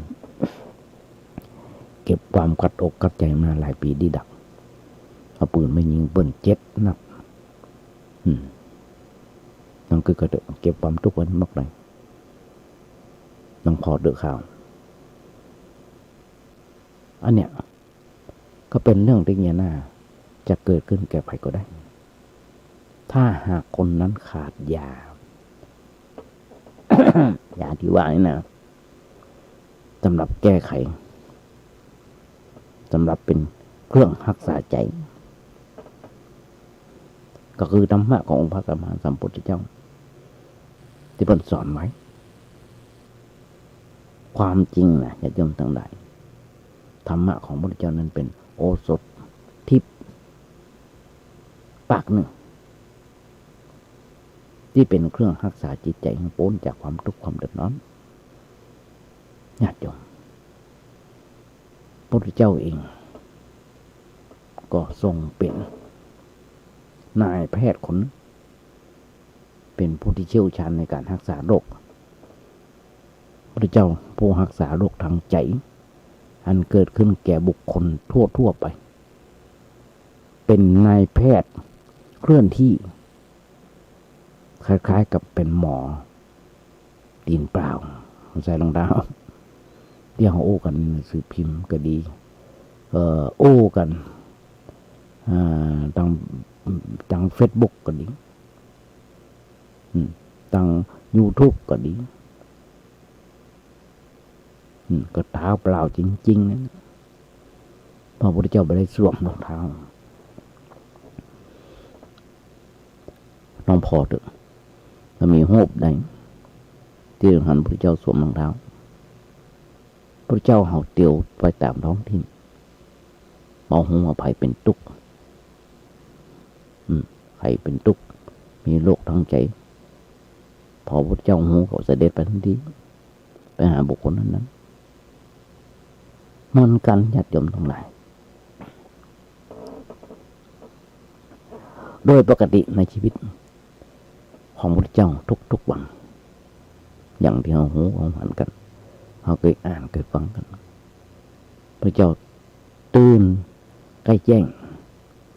ประมาณตี 3 ตี 4มาตื่นแล้วก็แผ่พยาน แผ่ญาณทิพย์ของเพิ่นเป็นหมญาณวิเศษเป็นฌานเป็นญาณที่ความมีแต่ความเมตตาปราณีส่งไปยังทั่วสารทิศเอาวัดทั้งสี่ทิศทั้งสี่เพื่อตรวจพอว่าวันนี้มีใครมีความทุกข์อยู่บ้างถ้าพระเจ้าหัวภัยมีความทุกข์ความเดือดร้อนใจพระเจ้าก็เสด็จไปทันทีไปสู่ที่นั้นที่มีความทุกข์ห้องว่าไปโปรดสัตว์เอาบาตรไปตัวบินไปบาตรไปตามต่างหรือว่าไปตามบ้านนั้นก่อนแล้วถึงจะไปบิณฑบาตต่อไปซึ่งในประวัติในพุทธประวัติเวลาพระเจ้าเสด็จไปอย่างนั้นเสมือนกับหมอไปหาคนไข้เพื่อนำยาคือธรรมะไปแจกแก่เปิ้นให้เปิ้นได้กินด้วยคลายแล้วคลายความทุกข์ความเดือดร้อนอย่างเมื่อกี้วันที่ผ่านมาถ้าจำไม่ผิดคงเป็นวันจันทร์ที่6มั้งแต่มาได้พอใน Facebook อาจารย์หลวงปู่กุศิษฐ์ปริยัติยพรไปเยี่ยมท่านอาจารย์มหาเกษมที่โรงพยาบาลไปพร้อมกับป้อหนานหวนป้อหนานหวนว่าป้อหนานสนั่นและป้อสำเนียงโตสายมูลวิยาวัจกรไปเยี่ยมไปให้กำลังใจซึ่งอาจารย์มหาเกษมมาสบายซึ่งเป็นครูบาอาจารย์เป็นมาสบายอยู่ที่โรงพยาบาลได้ฮือปอนอาจารย์มหาเกษมได้ฮือปอนมาได้ยิ้มมามีกำลังใจมาอันนี้ก็เปรียบเสมือนยาปากหนึ่งละอยากทำทั้งหลายที่ไปเยี่ยมคนไข้เนี่ยก็เหมือนกันญาติโยมทั้งหลายอันนี้เป็นสัจธรรมที่เราได้หูได้หันกันเหมือนกันพุทธเจ้ายุคก่อนสมัยก่อน พุทธเจ้าก็เสด็จไปเอาธรรมะไปแจกแก่ชาวบ้านเมื่อเบิ่นได้กินแล้วคลายจากความทุกข์ความเดือดร้อนในบางครั้งบางคราวญาติโยมจะป่าว่าพระราชานิมนต์พระองค์ไปฉันที่ในวังแต่ว่าห้างนาโบราณบอกกระท่อมริมทางห้างนาปลายตรงกลางตรงข้างตรงให้ปลายตรงมีตุบน้อยตุบนึงกำลังมีคนมีตุกอยู่มีตุกเต็มตุกกำลังน้ำตาน้องหน้าอยู่พระเจ้าจะตัดการนิมนต์ไปฉันในวังแต่ว่าจะไปที่กระท่อมมันก่อนที่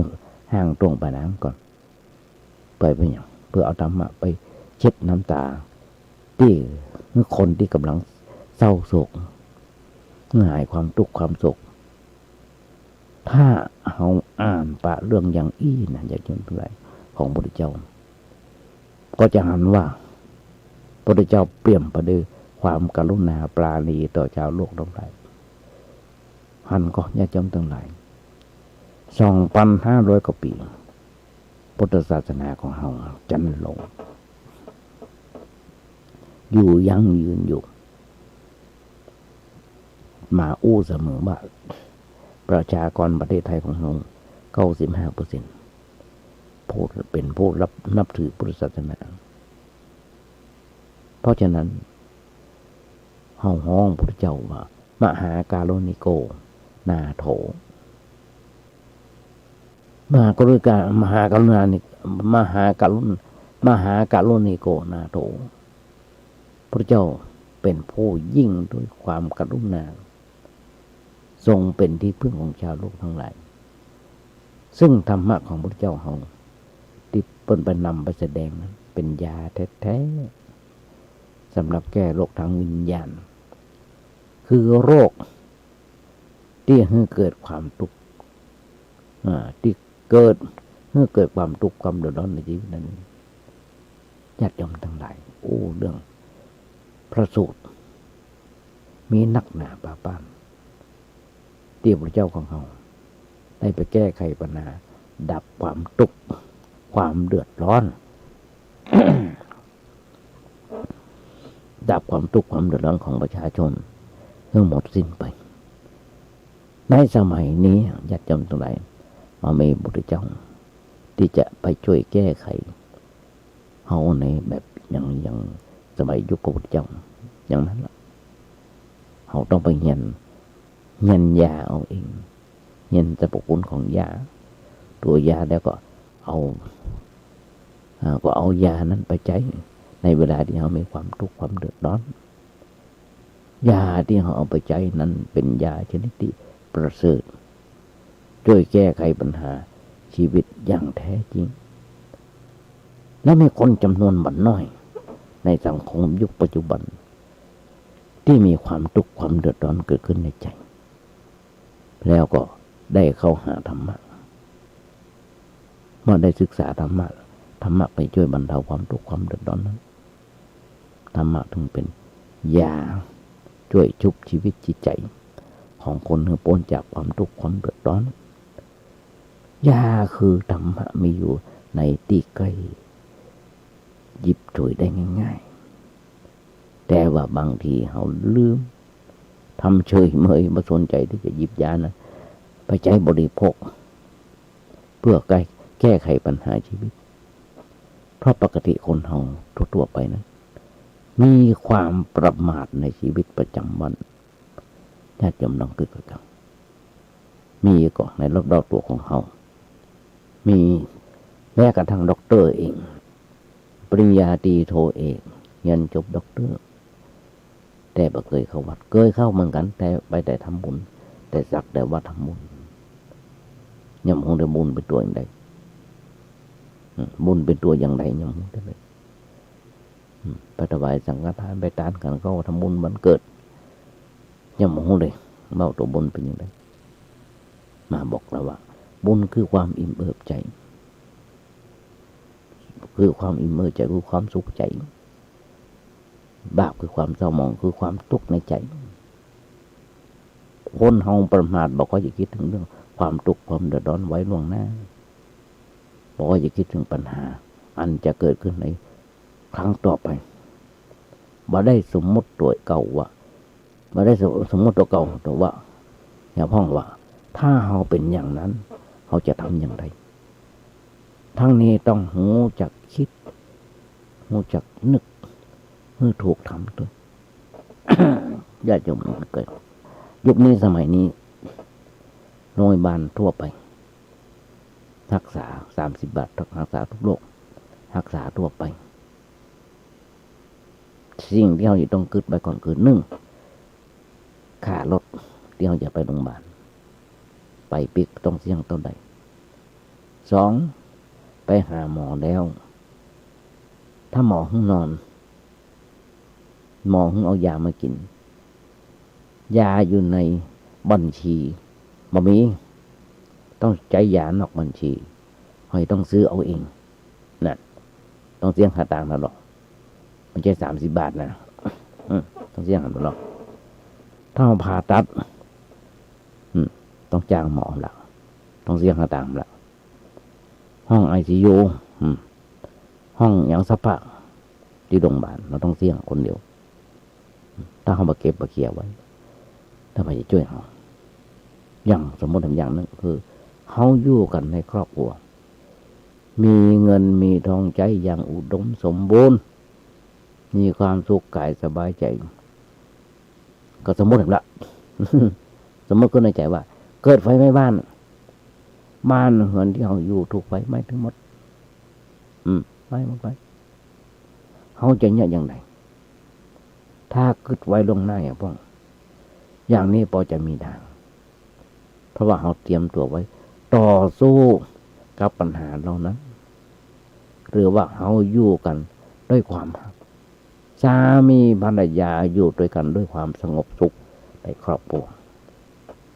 บ่เคยทะเลาะเบาะแว้งกันอู้กันลงส่งกันปอ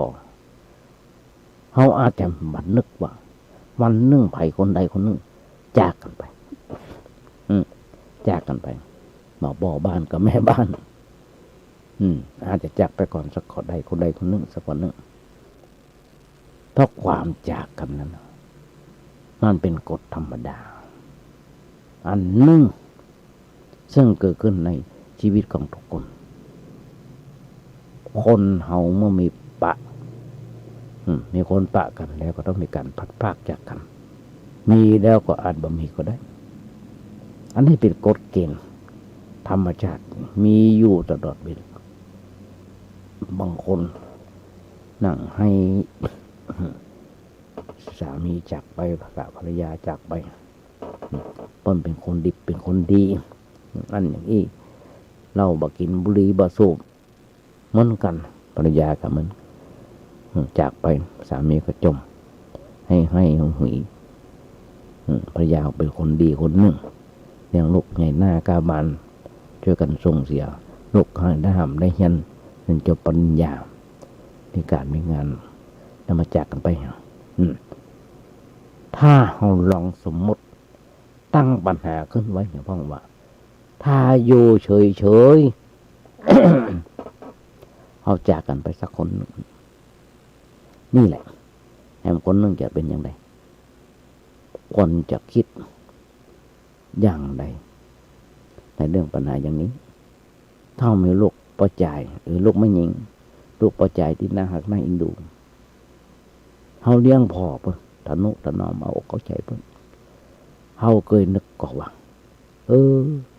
ถ้าลูกมันเจ็บไข้ได้ป่วยหรือว่าเดียวบนถนนรถจนตายหรือว่ามีอุบัติเหตุอันใดอันหนึ่งเกิดขึ้นแก่ลูกเขาจริงเนี่ยจะทำใจอย่างไรอย่างไรอันเนี้ยคนเราค่อยได้คิดไว้ตรงหน้าหรือว่าเกี่ยวกับความเจ็บไข้ได้ป่วยอย่างที่ว่าเขาอยู่ดีๆเขาไม่เคยนึกเลยว่าความเจ็บไข้ได้ป่วยถ้าสมมติว่ามันเกิดเจ็บไข้ได้ป่วยขึ้นมาเขาจะคิดอย่างไรเขาจะทำกันอย่างไรญาติโยมทั้งหลายอาตมาเคยปะโยมในวัยของเปิ้นประมาณ70บ่เคยไปโรงพยาบาลบ่เคยเข้าโรงพยาบาลบ่เคยเจ็บไข้ได้ป่วยบ่กินยาด้วยหันซ้ำไปจะว่าเปิ้นแข็งแรงก็ว่าได้พอเปลี่ยนปุ๊บก็ตายเลยพอป่วยปุ๊บก็ติดเตียงตายเลยหลายคนทำใจบ่ได้เนี่ยเปิ้นฮ้องว่าภาษาธรรมะบ่โยนิโสมนสิการหมายถึงการคิดอย่างแยบคายคิดอย่างละเอียดซอยปัญหานั้นให้มันทียิบลงไปตึงวันในตมหาเกิดเราเนี่ยจำทำไมทุกวันนี้เป็นภาระหลายคนลูกหลานตันเต้าเป็นภาระของเปิ้นก็ต้องนั่งกึดนอนกึดอย่างใดทั้งช่วยเหลือตัวเขาได้อย่างที่เคยบอกจะยังเป็นประจำว่าทุกวันนี้ธรรมะนี่ได้เริ่มป่วยหนักขึ้นมาก็คือเป็นโรคคุณหมอเพิ่นบอกว่าโรคกระดูกทับเส้นหรือว่าโรคกระดูกพรุนคงเป็นเพราะเขากินยาหนักตึงวันในเตียวรอบโบสถ์วันหนึ่ง3 รอบหลังจากสวดมนต์เช้าหลังจากฉันเพลหลังจากสวดมนต์เย็นเสร็จเตียวรอบโบสถ์วันละ3 รอบบางทีเป็น4 รอบ5 รอบเตียวได้อยู่แต่ลงทางลุ่มมาได้ละลงมาได้บอกให้ได้ละเพราะมันแกนมันเจ็บที่เก้าขาหลายๆครั้งหลายๆเดือนที่ผ่านมาปีที่แล้วที่ผ่านมาจะเดินข้างถนนเดินลงถนนได้เดินลงบันไดได้ทุกวันนี้แย่นักแก่โดยสุขภาพแล้วแย่นักแก่เพราะฉะนั้นจะมากึดบอกโยนิโสมนสิการคนเฮานั้นมีความเมาอยู่ในประจำเป็นประจำไม่ใช่เมาเหล้านะไม่ใช่เมากัญชาเมายาฟินฮีโรอีนอย่างนั้นเมาเหล้านั้นมันยังมีวันหายได้อย่างทุนทอนผู้คนบ้านมาเหล้าเช้าสายก็หายไปแต่เมาใจเนี่ยนี่เป็นประจำทุกค่ำคืนเมาในดวงใจมันเหลือขนาดเมาในความมั่งมีเมาในสิ่งที่สิ่งนั้นสิ่งนี้ลืมกึดไปว่าสิ่งนี้มันอาจจะเปลี่ยนแปลงไป เมื่อใดก็ได้ อาจจะคงทนถาวรอยู่ในสภาพแบบนี้เสมอไปอย่างถึงบอกอัตภาพของอาตมาภาพหนาคือบางศอกยาววางของเขาทุกๆคนอาตมาใจมานี่สมบุกสมบัติเกือบจะ70 ปีแล้วใจประมาณนี้นะแฮมเบอร์กี่ปีก็จะ70แล้วใจประมาณนี้นักแก่นะถึงร่างกายถึงสมองอย่างต่างๆถึงหูตาสายตาพออ่านหนังสือได้ยุ่งมันต้องใส่แว่นมันต้องใส่แว่นบางทีก็ใส่เป็นบางครั้งบางคราวตัดแว่นมานี่เป็น10 ปีแล้วมันไล่ใส่กระเปิ้ลมันค่อยได้ใส่กระเปิ้ลอย่างที่ผมบอกสุนทรภู่บอกเมาเหล้าเช้าสายก็หายไปแต่เมาใจนี่เป็นประจำทุกค่ำคืนเมาในดวงใจมันเหลือขนาดบางคนเมาในความมั่งมีเมาในสิ่งนั้นสิ่งนี้ลืมคิดไปว่าสิ่งเนี้ยมันอาจจะเปลี่ยนแปลงไปเมื่อใดก็ได้อาจจะคงทนถาวรอยู่ในสภาพแบบนี้เสมอไปความคิดอย่างนี้บ่ค่อยมีอย่างดูในจิตใจของคนทั่วไปต่อมานั่งกึดเป็นบุญเป็นคุณเป็นพระคุณอย่างยิ่งที่อาจารย์นโมโกศิปริยติวรเพิ่นได้มอบรายการวิทยุให้อาตมาได้สอนอาตมาตั้งแต่ครั้งแรกแต่วันแรกตั้งแต่ปี49มันถ้าจำผิดวันที่2 พฤศจิกายนหรือว่าวันที่9 พฤศจิกายน2549จากวันนั้นจนถึงวันนี้ถ้าอาตมาไม่ได้มานั่งนั่งจ่าญาติโยมนะรู้สึกว่าจะเป็นโรคอัลไซเมอร์40 ดื่มหน้า50 ดื่มหลังต้องลืมไปละอาตมาต้องมาทบทวน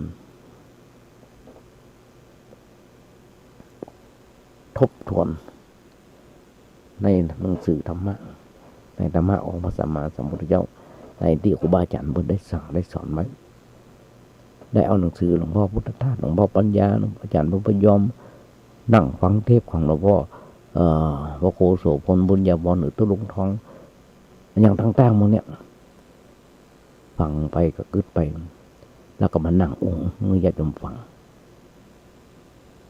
เพราะน่ะคนทำมันเปลี่ยนแปลงบางคนเปลี่ยนแปลงในเรื่องของสมองบางคนจะมาถึง50เดียวลืมหน้าลืมหลังแล้วอันอย่างก็จำมาได้แล้วเพราะฉะนั้นอาตมาขอแนะนำไว้ล่วงหน้าสำหรับผู้บ่ต้องการความทุกข์ความเดือดร้อนในจิตใจแต่เมื่อมีอันยังเกิดขึ้นในชีวิตจิตใจของเราเช่นมีความเจ็บไข้มีความตายมีความพลัดพรากจากสิ่งที่เราหักที่เรามีที่เราได้หรือมีอันยังเป็นปัญหาเกิดขึ้นเขาก็บอกเป็นทุกข์เป็นร้อนในเรื่องนั้นนักเกินไปหรือการที่จะมาเป็นทุกข์มาเดือดร้อนเกินไปในปัญหาเหล่านั้นญาติโยมทั้งหลายเราก็ต้องอาศัยการที่เราคิดไว้ล่วงหน้าเพื่อเป็นเครื่องเตือนจิตสะกิดใจมึงได้สำนึกในเรื่องอย่างนี้เพราะว่าเรื่องอย่างนี้ถ้าโอ้กันไปแล้วมันก็เป็นกฎธรรมดาที่จะเกิดขึ้นทุกสิ่งทุกอย่างเพราะว่าจะเป็นอะไรอย่างในโลกนี้เช่นเป็นคนเป็นสัตว์ต้นไม้มันก็ถูกกฎธรรมดาของกฎธรรมชาติของมันครอบงำเราทั้งนั้นสิ่งทั้งหลายทั้งหมดที่มีชีวิตบ่มีชีวิตที่มีอยู่ในโลกนี้ย่อมขึ้นอยู่กับกฎธรรมดามีกฎธรรมดาอะไรกฎธรรมดาห้องขันธ์สัจธรรมเป็นธรรมะอันหนึ่งที่พระพุทธเจ้าเพิ่นสอนเราได้หูได้เข้าใจไว้ได้หูได้เข้าใจไว้เพื่อจะได้ใจเป็นเครื่องมือสำหรับแก้ไขปัญหาชีวิตอันจะมาทำให้เขาต้องวุ่นวายในใจเกินไปในเมื่อต้องประสบกับสิ่งเหล่านั้นเรื่องอย่างนี้ เป็นเรื่องที่เราควรจะคิดคิดไว้เห็นหน่อยอาตมาบอกญาติโยมเสมอและบอกลูกหลานตันเต้าเสมออาตมาได้หันหลายๆคนที่ทำการทำงานกับที่ผ่านมาในชีวิตอาตมาภาพบางคนทำงานวัน700-800กิน800-900พวกก็ว่ากันปัญหาก็ว่ากันยกดอกไปบ่ได้เหี้ยกินวันศุกร์หยุดวันเสาร์หยุดวันอาทิตย์วันจันทร์ลาป่วยหั่นนะเอาอันดอกเอากันอย่างนั้นหรอกถ้ามาบอกลูกหลานท่านเต้าทำกับเขาทำไว้เผื่อมื้ออื่นด้วยไม่ต้องทำหลายเตื้อบ่เปลืองแก๊สบ่เปลืองสตางค์ถึงบอกถึงสอนนอนต้องมีเผื่อไว้ยกยาอย่างก็จ้างแต่มาจะมีเผื่อไว้มันจะเผื่อตัวเก่าอย่างเดียวเผื่อคนอื่นด้วยพอลูกหลานตันเต้าด้วยหมอกเจ็บไข้เจ็บหัวเมาเก้าเมาหัวมีฮื้อมีฮื้อโทรศัพท์มาห้องมาบอกมาเอิ้นได้นะคิดไว้ล่วงหน้าหรอกการเจ็บไข้เดือเปยของคนเขามันแน่มันมาแน่เสมอไปบางคนท้องไส้เสียเมายาที่นี่มีเลยยาโบราณแต่คนบางคนมาชอบกึดมาชอบกึดปัญหาแบบนี้เพราะมีความเชื่อเหลวไหลอยู่ในใจเช่นถ้านึกถึงความเจ็บไข้ก็นึกว่าไปแจ้งตัวเก่ามันเจ็บไข้ได้ป่วยถ้านึกถึงความตายก็นึกไปว่าเป็นการแจ้งตัวเก่าให้ตายก็อาตมาถึงบอกเสมอ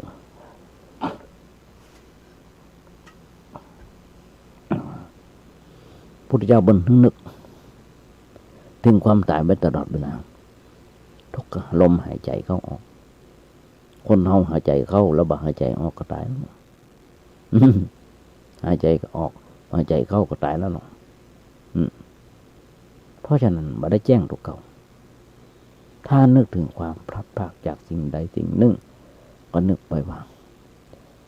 าเป็นมงคลแก่ตัวเก่าอันนี้ไม่ใช่เฮาอย่าไปเชื่อแบบนั้นแต่คนเชื่อไม่ว่าการคิดถึงเรื่องกฎธรรมชาตินั้นเป็นการคิดที่เป็นมงคลเป็นการคิดที่ก่อให้เกิดปัญญาเป็นการคิดที่เพื่อเตรียมตัวไว้ล่วงหน้าเพื่อต้อนรับสถานการณ์แบบนั้นมันจะเกิดขึ้นในจิตใจของคนเราต่อไปเพราะอย่างเพราะสถานการณ์แบบนี้เราต้องปะเราหนีบ่พ้นเราเกิดมาอยู่ในโลกเราจะต้องเจอปัญหาอย่างที่อู้มาด้วยกันทั้งนั้นบอกว่าจะเป็นภัยก็ต้องมีปัญหาอย่างนี้เกิดขึ้นในโอกาสใดโอกาสหนึ่งบอกว่าจะจ้าหรือว่าเว้ยก็ได้มันเป็นเรื่องธรรมดาที่เราหนีบ่พ้นเพราะฉะนั้นเราควรกึศเตือนจิตสะกิดใจไว้บอกตัวเก่าไว้ว่าเราอาจจะเป็นอย่างนั้นเป็นอย่างนี้อาจมีสิ่งนี้เกิดขึ้นในชีวิตของเราก็ได้และเมื่อมันเกิดสิ่งนั้นมันเกิดขึ้นจริงๆเฮาก็พอที่จะมีทางปลอบโยนปลอบประโลมใจตัวเก่าได้เพราะเราได้เคยคิดไว้ล่วงหน้าแล้วถึงมันจะมีความทุกข์มันก็บ่หนักเกินไป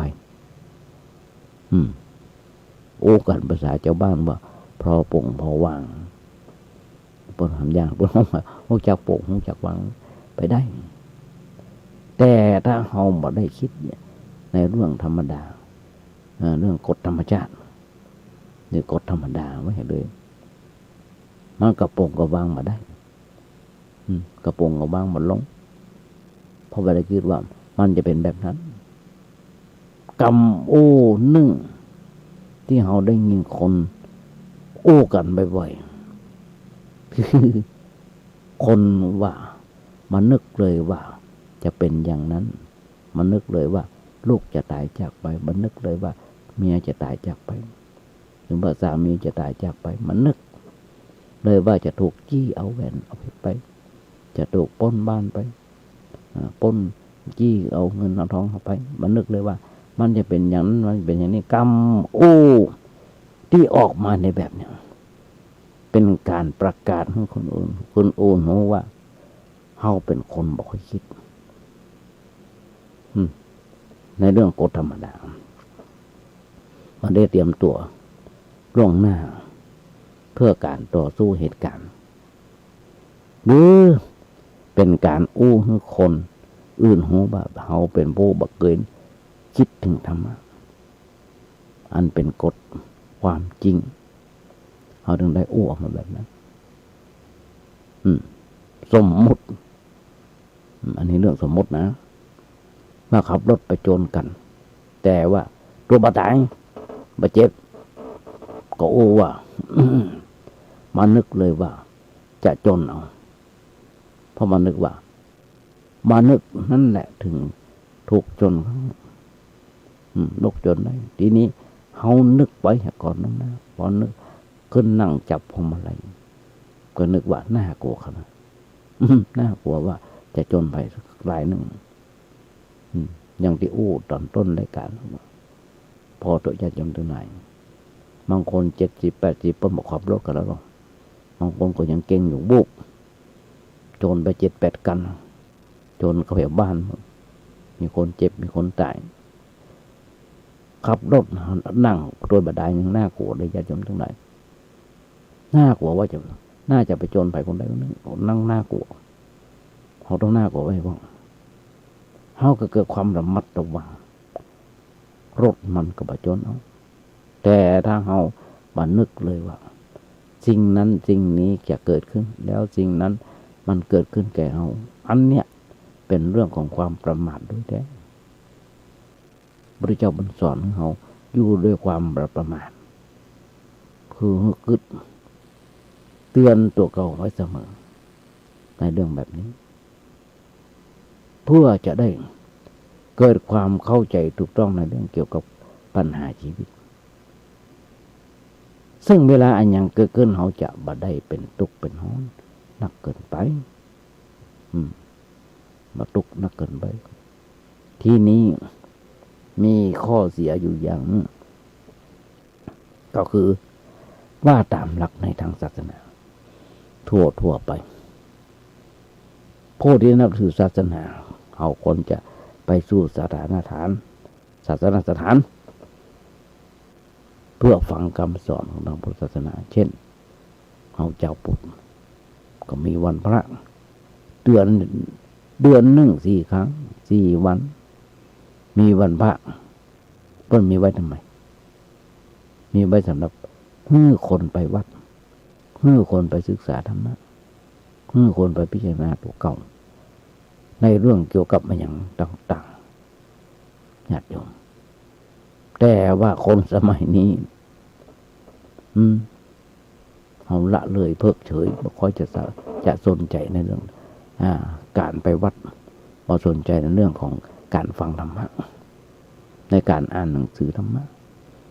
ญาติโยมทั้งหลายอาตมาได้หันทางดีภูมิใจในประเทศพม่าญาติโยมทั้งหลายวันพระเป็นวันหยุดไปกันเต็มวัดเต็มว่าแต่งตัวเรียบร้อยไปทำบุญสุนทานกันญาติโยมทั้งหลายประเทศลาวเวียงจันทร์หันอยู่มาย้อนรอยถอยความฟอของบ้านเขาญาติโยมทั้งหลายวัดวาศาสนาต่างๆบางวัดไปก็จนล้นวัดบางวัดก็มีจึงบอกสมัยนี้คนเฮาละเลยเพิกเฉยบ่เคยสนใจในเรื่องการไปวัดบ่สนใจในเรื่องการฟังธรรมะแม้กระทั่งอ่านหนังสืออันเป็นเรื่องที่เกี่ยวกับประโยชน์แก่ชีวิตโดยแท้ นี่เป็นความผิดพลาดในชีวิตประจำวันที่บ่ได้สนใจในเรื่องอย่างนั้นเมื่อมีอย่างเกิดขึ้นกระทบธรรมชาติลงโทษคือทำให้เกิดคือเป็นทุกข์ในปัญหานั้นๆญาติโยมทั้งหลายขอแนะนำว่าถ้าเรามีเพื่อนฝูงมีแก้วสหายครับอย่างที่คุ้นเคยกันนะรู้จักกันเมื่อขอช่วยเหลือวิญญาณของคนเหล่านั้นได้รับแสงสว่างทางธรรมะโดยการแนะนำชักจูงเข้ามาวัดเพื่อได้ฟังธรรมะให้พ่อหรือชักจูงเพื่อได้อ่านหนังสือธรรมะให้พ่อหรือติดตามเน้นน้อยตัวนี้ในทาง YouTube ก็ได้ในพิมพ์ก็บอกว่าเน้นน้อยสังเหลือวัดประเดงเน้นน้อยสังเหลือก็ป่าญาติโยมทั้งหลายเขาได้มีข้อได้เปรียบอย่างนึงยุคนี้สมัยนี้มันย้อนรอยต่อความไปมันไม่ได้ยุคนี้สมัยนี้เปิด YouTube พอจะฟังพอหลวงพ่ออย่างจะพ่อหลวงพ่ออย่างก็ได้หลวงพ่อพุทธศาสตร์หลวงพ่อปัญญาหลวงพ่ออย่างเกจิดังๆที่เปิดสอนธรรมะแม้กระทั่งตอนเนี้ยญาติโยมทั้งหลายเปิดมันได้ก็ได้เข้าไปใน YouTube พิมพ์ไว้เด้อธรรมะมีถึงญาติโยมเลือกเต็มแล้วก็ดังการ์ตูนธรรมะแม้กระทั่งตอนเนี้ยค่ำมาเมื่อเจ้ามาวันหนึ่ง3 เวลาก็ว่าได้ท่านอาจารย์ท่านพระครูปริยัติยานุศาสตร์อาจารย์ดร.สวัยไปเผยแผ่อยู่ต่างประเทศส่งเมื่อตะวันถึงวันตะวันก็ส่งถึงญาติโยมบอกถึงวันฟังถึงวันนั่นก็ญาติโยมทั้งหลายเขาเปิดเผยแผ่อยู่ต่างประเทศย้อนปีกำลังเขาเพิ่นชักจูงกันเข้าวัดเขาว่าพอจะได้ฟังธรรมะกันหรือเปล่าหรือว่าเขาได้ปะได้ปกเพิ่นมีปัญหาอย่างเกิดขึ้นในชีวิตในครอบครัวเขามีธรรมะเป็นของแจกเขาก็แจกคนจะแนะแนวทางแต่คนนั้นเพิ่นห้องว่าแนะวิถีชีวิตเพื่อปรับปรุงชีวิตให้เกิดความสำนึกรู้สึกตัวในหน้าที่การงานในหน้าที่อันตัวจะต้องปฏิบัติในความโหอันตัวจะต้องมีไว้เป็นไว้เพื่อนนำไปแก้ไขปัญหาชีวิตของตัวต่อไปถ้าเฮามีเพื่อนฝูงมิตรแก้วสหายคำแล้วเฮาได้ช่วยแนะนำชักจูงเพื่อนมาในแบบนี้นั่นแหละคือการกระทำที่เป็นมหากุศลต่อบุคคลที่เขาควรจะฮักเคารพรักใคร่นับถือบางคนญาติโยมทั้งหลายเพื่อนฝูงอกหักรักคุดทุกเมื่อพุ่นหรอไปนั่งกันเอาเหล้าใส่ปากหม้อจนกันกินเหล้าเมายาก็เดือดร้อนไปทุกตัวหัวในแห่งท่านก็ญาติโยมทั้งหลายไผว่าเมาเหล้าแล้วมันดีไผว่าเราเมาแล้วมันไม่ดีคนเฮานะคนบางคนหักเพื่อนแต่ชวนเพื่อนไปทางต่ำอย่างที่บอกชวนเพื่อนไปแอวไปกินเหล้าเมายาอย่างที่ว่าไปหมดกันสันเหล้าต่างๆเนี่ยพอโอ้ยเริ่มเป็นบาดเนอะดึงเพื่อนลงนรกการดึงเพื่อนลงนรกอย่างนั้นบัดยื้อว่าหักกันแกแล้วบัดยื้อว่าจะช่วยเบื้องพ้นจากความวุ่นวายในด้านจิตใจเพราะฉะนั้นบุคคลจะส่งเสริมชักจูงในเรื่องอย่างนั้นเฮาเป็นเพื่อนเป็นมิตรเป็นญาติเป็นอะไรอย่างกับไผก็ควรจะได้แนะนำเพื่อเปิ้นในทางดีทางงามนั่งใกล้ไผก็ควรจะจุดแสงสว่างส่องเปิ้นได้หันและแสงสว่างนั้นก็คือธรรมะอันเป็นดวงประทีปนำทางชีวิตของทุกคนมีโอกาสใดที่จะส่องแสงไปให้ไผได้เราก็ควรจะเอาแสงนั้นไปให้เปิ้นหรือว่าว่าไผมีอย่างเป็นเรื่องเดือดร้อนร้อนใจเราก็แนะนำพร่ำจูงเปิ้นเหล่านั้นให้เข้าหาธรรมะอย่างเนี้ย ก็จะเป็นการช่วยกันในทางจิตทางวิญญาณเป็นการช่วยกันในทางเป็นการช่วยเหลือที่เกิดประโยชน์แก่ชีวิตของสังคมอย่างแท้จริงอันนี้อย่างหนึ่งอันนี้อย่างหนึ่งญาติโยมต้องแถมอย่างหนึ่งปกติวันพระไม่ได้หยุดงานแต่ว่าวันเสาร์วันอาทิตย์หยุดงานทุกวันอาทิตย์เป็นวันพระก็ว่าได้เราก็เอาวันอาทิตย์เขาวัดเขาว่าเรื่องเนี้ยญาติโยมทั้งหลายไม่ใช่เป็นเรื่องประหลาดอะไรอย่างเป็นเรื่องมันเป็นเรื่องสมมติพระพุทธเจ้าสมมติว่าวันพระเป็นวันหยุดงานอย่างที่บอกวันพระเป็นวันหยุดงานมาถึงบอกอย่างเขามาได้หันประเทศพม่าเป็นวันพระเป็นวันหยุดงานนั่งไหนกันเขาวัดเขาว่าเอาวันทางจันทคติเพราะคนในสมัยนั้นเปิ้นถือวันทางจันทคติเป็นเกณฑ์สมมติว่าพระเจ้าเปิ้นมีอายุยืนมาถึงสมัยนี้พระเจ้าก็จะบอกว่าอุบาสกอุบาสิกาเนี่ยตั้งแต่บัดนี้เป็นต้นไปเขาอนุญาตให้ทุกคนมาถืออุโบสถในวันอาทิตย์หรือมาฟังธรรมมาในวันอาทิตย์ได้ถือว่าวันอาทิตย์นั่นแหละเป็นวันสำหรับทำคุณงามความดีกันต่อไปพระเจ้าเพิ่นอนุวัตตามโลกเหมือนกันก็คือมูลไปตามโลกเหมือนกันนั่นแหละไม่ใช่ฝืนโลกตลอดไปเปิ้นฝืนในเรื่องที่มันจะทำให้โลกเสื่อมแต่ถ้าสิ่งที่ใดมันเป็นเรื่องเป็นสิ่งที่ทำให้โลกเขาเจริญก้าวหน้าเปิ้นก็ฝืนได้ทุกคนก็ฝืนได้พระเจ้าก็บอกคัดคืนอย่างว่าเป็นทางดีก็อนุโลมตัวเอง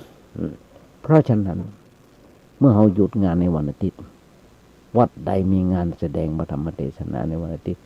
เขาก็คนจะพากันไปฟังที่นั่นทุกวัดไปได้ญาติโยมทั้งหลายวันไหนก็ไปได้ในความคิดต่อมานะทุกวัดไปฟังธรรมะไปเมื่อใดก็ได้ไปวันใดก็ได้วัดวาอารามนี่ก็เหมือนกันวันจะหมุนมันตันสมัยตันเหตุการณ์ชาวบ้านเพิ่นจะหยุดงานกันในวันอาทิตย์เฮาก็เปิดโบสถ์เปิดวิหารวันอาทิตย์แสดงมาธรรมเทศนาวันอาทิตย์ทำกิจกรรมทางศาสนากันในวันอาทิตย์คนที่สนใจที่จะไปฟังธรรมะได้บ่ต้องลำบากยากเย็นอะไรอย่างนี่อย่างนึงที่มันญาติโยมฟังเพราะฉะนั้นญาติโยมทั้งหลายมีนักหนาป่าบ้านหลายอันหลายอย่างหลายเรื่องหลายวาวหลายเรื่องหลายราวพอตันจบเรื่องมาเดี๋ยวพอเวลาเวลาก็จะหมดแล้วเพราะฉะนั้นเนี่ยญาติโยมทั้งหลายที่อาตมาบอกญาติโยมฟังเป็นประจำว่า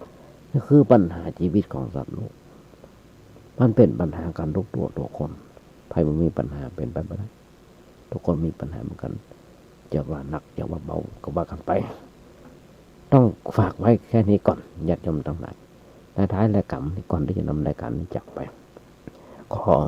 เอางานบุญงานกุศลเอิญให้ญาติโยมฟังหรือว่าแจ้งความก้าวหน้าในวัดประแดงสักร้อยนึงซึ่งทางวัดประแดงของเรามีพระครูกุศิษฐ์ปริยัติยาพรเจ้าวัดประแดงเจ้าคณะตำบลสุเทพเขต 1มีดำริจะมีการก่อร่างห้างแปลงซ่อมแซมเสนาสนะที่วัดประแดงก็บอกบนญาติโยมมาหลายปีดีดักและมีต่อไปครับตอนนี้มีการปรับภูมิทัศน์ที่อุโบสถวัดประแดงรอบโบสถ์วัดประแดงของเขามีการสร้างรั้วล้อมรั้วที่โบสถ์วัดประแดงตอนนี้มีถมดินไปแล้ว100 กว่าลำ170 กว่าลำถมดินที่หลังโบสถ์100 กว่าลำแล้วก็จะมีการแปลงอย่างต่างๆต่อไปตอนนี้มีการแปลงกำแพงต่างหลังโบสถ์ข้างโบสถ์ด้านทิศตะวันตกด้านทิศใ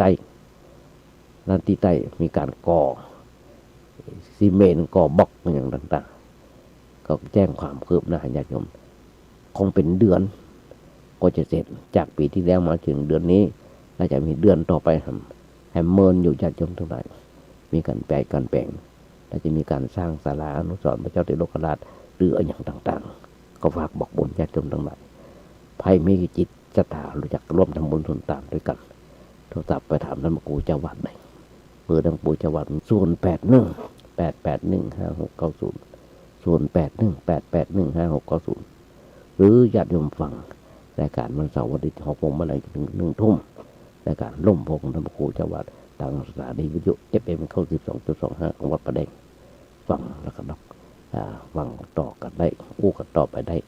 ฝากบอกบุญญาติโยมทั้งหลายโดยท้ายรายการวันเนี้ยต้องกราบขอบพระคุณในน้ำใจของท่านพระครูสมุทรที่สวัสดิ์วรกิจชนให้สถานีและเจ้าอธิการเมตตาถวายเวลาธรรมะขอกราบขอบพระคุณสวัสดีปีใหม่ท่านพระครูเจ้าวัดท่านพระครูสมุทรสวัสดิ์ด้วยและสถานญาติโยมทั้งหลายวันนี้อาจจะเป็นวันครบรอบวันเกิดของใครคนใดคนหนึ่งแต่มาขออำนวยพรสถานญาติโยมทั้งหลายเขามีความสุขมีความเจริญคิดสิ่งหนึ่งสิ่งใดส่งความมุ่งมั่นปรารถนาขอญาติโยมอย่าเจ็บอย่าไข้กันเลยวันบุกได้เป็นวันหุยออก เป็นใบวันหุยออกไม่เจ้ามาดีๆแยงๆแมลงมาอยู่สักๆนี่ก็คุยแค่นี้ฝากบอกบุญฝากญาติโยมทั้งหลายทั้งนั้นขอเจริญพร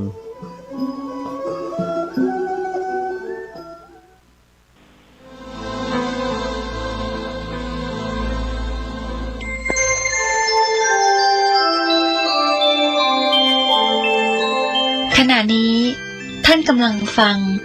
สถานีวิทยุกระจายเสียง FM 104.5 เมกะเฮิรตซ์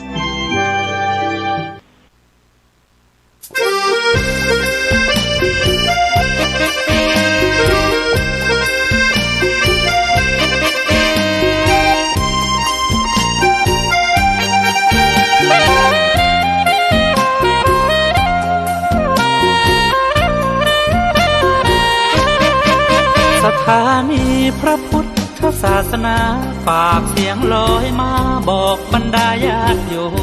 มที่มีใจใช้ธรรมฉโลมที่มีใจใช้เพลงฉโลมบอกบรรดาญาติโยมให้ฟังคลื่นนี้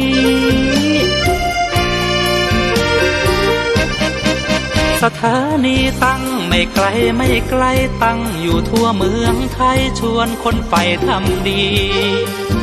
เชิญฟังกันทั้งวันดีเจสร้างสรรค์พากันสุขีใครอยากฟังธรรมเชิญทางนี้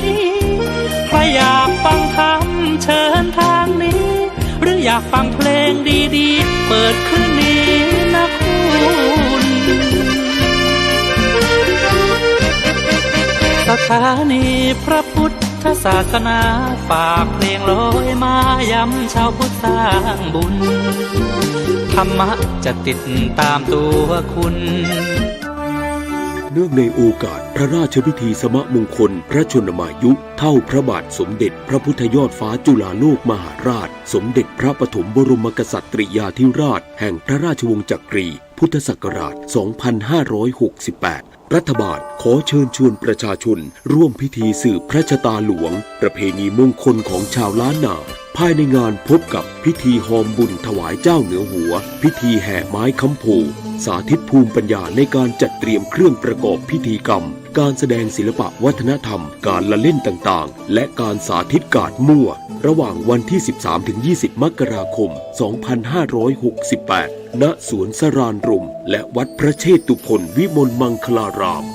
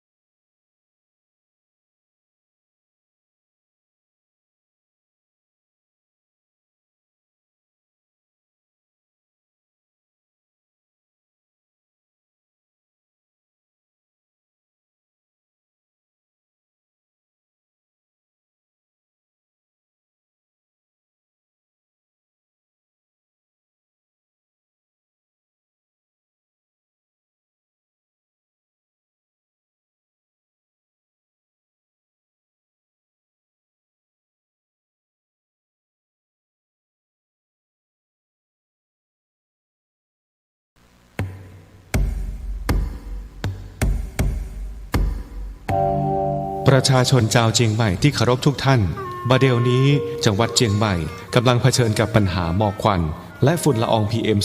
2.5 ที่ส่งผลกระทบต่อสุขภาพของประชาชนอย่างรุนแรงสาเหตุหลักมาจากการเผาในที่โล่งด้วยเหตุนี้จึงขอความร่วมมือจากพี่น้องประชาชนทุกท่านงดการเผาในที่โล่งทุกชนิดตั้งแต่วันที่1 มกราคมถึง15 พฤษภาคม 2568 หากมีความจำเป็นต้องเผาอย่างยิ่งต้องลงทะเบียนผ่านระบบไฟล์ดีที่องค์กรปกครองส่วนท้องถิ่นก่อนหากพบเห็นการเผาในที่โล่งสามารถแจ้งได้ที่สายด่วน191หรือ 053-112-808 ตลอด24 ชั่วโมงมาร่วมกันแก้ไขปัญหามลพิษต่างอากาศและสร้างเจียงใหม่ให้เป็นเมืองที่น่าอยู่ด้วยความปรารถนาดีจากสมาคมวิชาชีพวิทยุโทรทัศน์ภาคประชาชนเจียงใหม่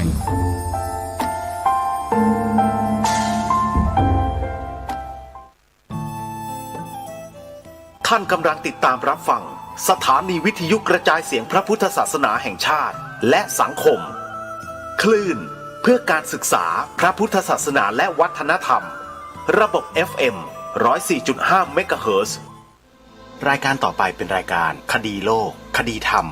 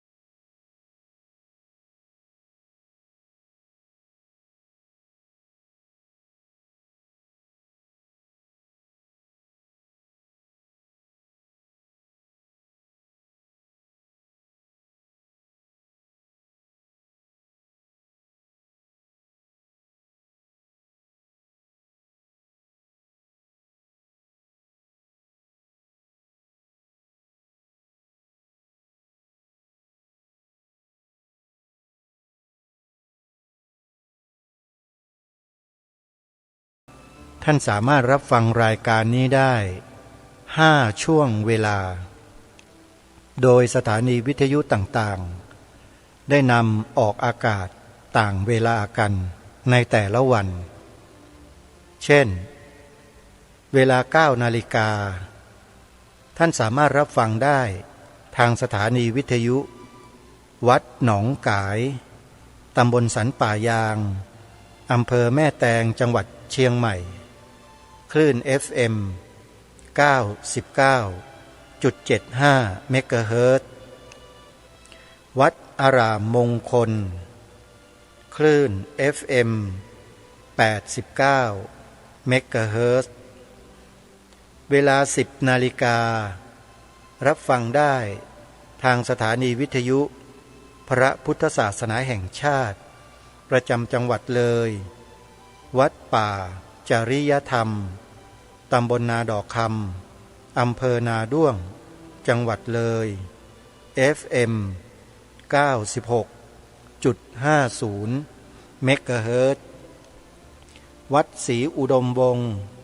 ตำบลศรีสงครามอำเภอวังสะพุงจังหวัดเลย FM 101.75 เมกะเฮิรตซ์วัดสามชุกตำบลสามชุกอำเภอสามชุกจังหวัดสุพรรณบุรี FM 100.25 เมกะเฮิรตซ์เวลา 11 นาฬิกานอกจากท่านจะรับฟังถ่ายทอดสดทางสถานีวิทยุแล้วยังสามารถรับฟังทาง YouTube ได้อีกช่องทางหนึ่งด้วยในเวลา 11 นาฬิกา เวลา 11 นาฬิกานี้ท่านสามารถรับฟังได้ทางสถานีวิทยุพระพุทธศาสนาแห่งชาติประจำจังหวัดเชียงใหม่วัดฝายหินตำบลสุเทพอำเภอเมืองจังหวัดเชียงใหม่คลื่น FM 104.50 เมกะเฮิรตซ์และช่อง YouTube วัดฝายหินเวลา 13 นาฬิกาสามารถรับฟังได้อีกครั้งหนึ่งทางสถานีวิทยุพระพุทธศาสนาแห่งชาติประจำจังหวัด101วัดบ้านปลาคูนตำบลท่าหาดยาวอำเภอโพนทรายจังหวัด101คลื่น FM 104.50 เมกะเฮิรตซ์และเวลา 1:00 หรือ 1 นาฬิการับฟังได้อีกครั้งหนึ่งทางสถานีวิทยุพระพุทธศาสนาแห่งชาติประจำจังหวัดเชียงใหม่คลื่น FM 104.50 เมกะเฮิรตซ์และสถานีวิทยุต่างๆที่ได้กล่าวมาท่านสามารถรับฟังได้ในที่เดียวกันโดยดาวน์โหลดแอปพลิเคชันที่ชื่อว่าวิทยุพุทธศาสนาทั่วไทยแอปพลิเคชันวิทยุพุทธศาสนาทั่วไทยเป็นแอปพลิเคชันที่รวบรวมสถานีวิทยุพระพุทธศาสนาแห่งชาติในภูมิภาคต่างๆของประเทศไทยไว้ในที่เดียวกันท่านที่สามารถดาวน์โหลดแอปพลิเคชันนี้สำเร็จท่านจะสามารถรับฟังสถานีวิทยุพระพุทธศาสนาที่รวมกันอยู่ในแอปพลิเคชันนี้ได้มากถึง48 สถานีตลอด24 ชั่วโมงท่านพกโทรศัพท์มือถือไปที่ใดในโลกก็สามารถเปิดรับฟังสถานีวิทยุต่างๆดังกล่าวได้นี่คือนวัตกรรมแห่งการศึกษาเรียนรู้ธรรมะโดยความสะดวก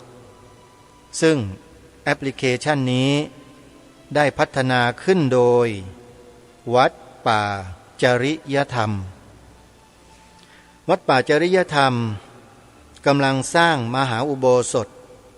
หล่อพระประธานประจำมหาอุโบสถซื้อที่ดินเพิ่มเติมให้กับวัดญาติโยมสาธุชนที่จะร่วมบุญท่านสามารถโทรศัพท์เข้าไปสอบถามรายละเอียดเพิ่มเติมได้ที่หมายเลข083-327-5700วัดหนองกายตำบลสันป่ายางอำเภอแม่แตงจังหวัดเชียงใหม่กำลังสร้างอุโบสถทรงเจดีย์พุทธคยาและซื้อที่ดินเข้ามาผนวกเป็นของวัดอีก1 แปลงญาติโยมสาธุชนที่จะร่วมบุญโทรศัพท์เข้าไปสอบถามรายละเอียดได้ด้วยตนเองที่หมายเลข081-765-6469หรือ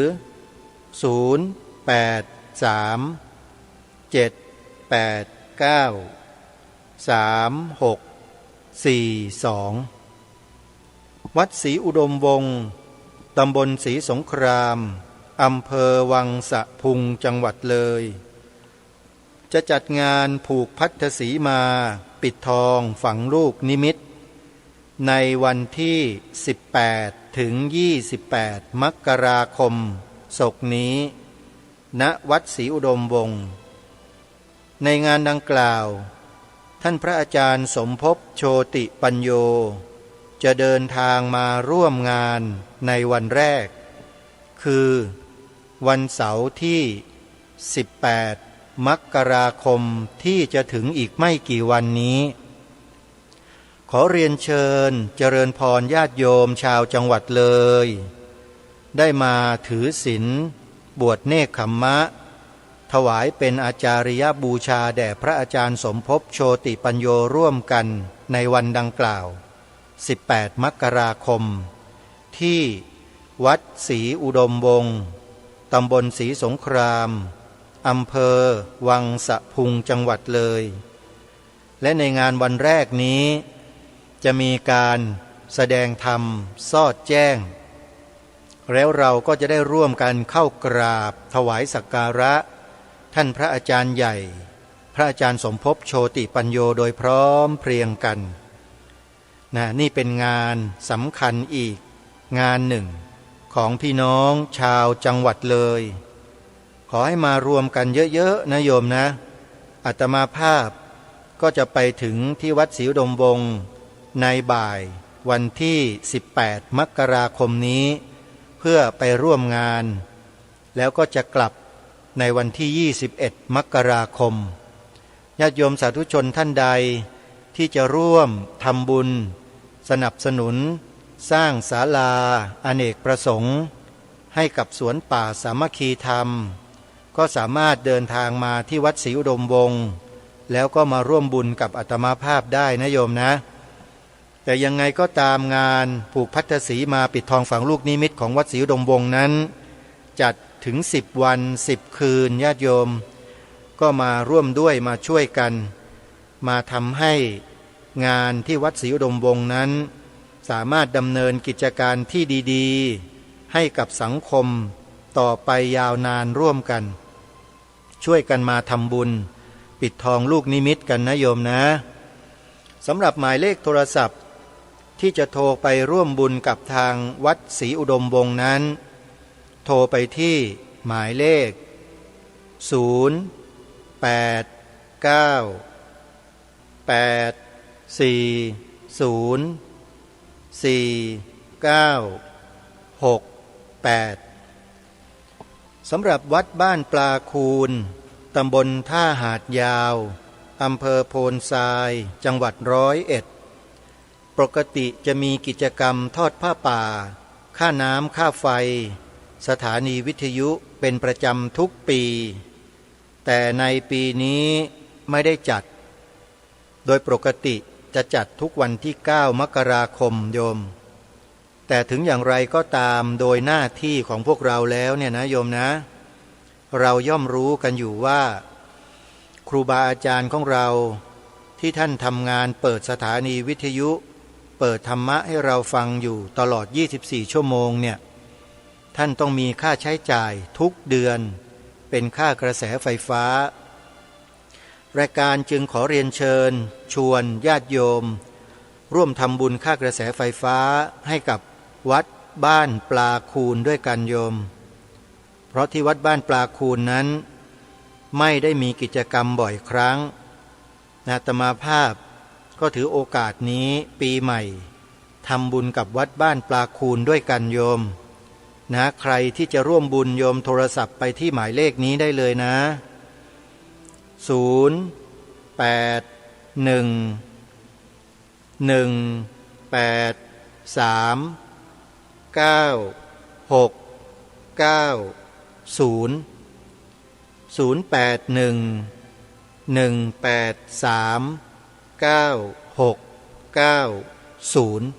วัดบ้านปลาคูนอนุโมทนาสาธุวัดสามชุกอำเภอสามชุกจังหวัดสุพรรณบุรีหลวงพ่อพระครูสุวรรณวิจิตรเจ้าอาวาสท่านซื้อที่ดินผนวกเข้ากับทางวัดปัจจุบันกำลังปลูกป่าให้เจริญงอกงามต้นไม้กำลังเจริญเติบโตสวยงามเลยทีเดียวเพื่อทำเป็นสวนป่าปฏิบัติธรรมญาติโยมใครจะร่วมบุญซื้อที่ดินถวายวัดสามชุกติดต่อไปที่หมายเลขโทรศัพท์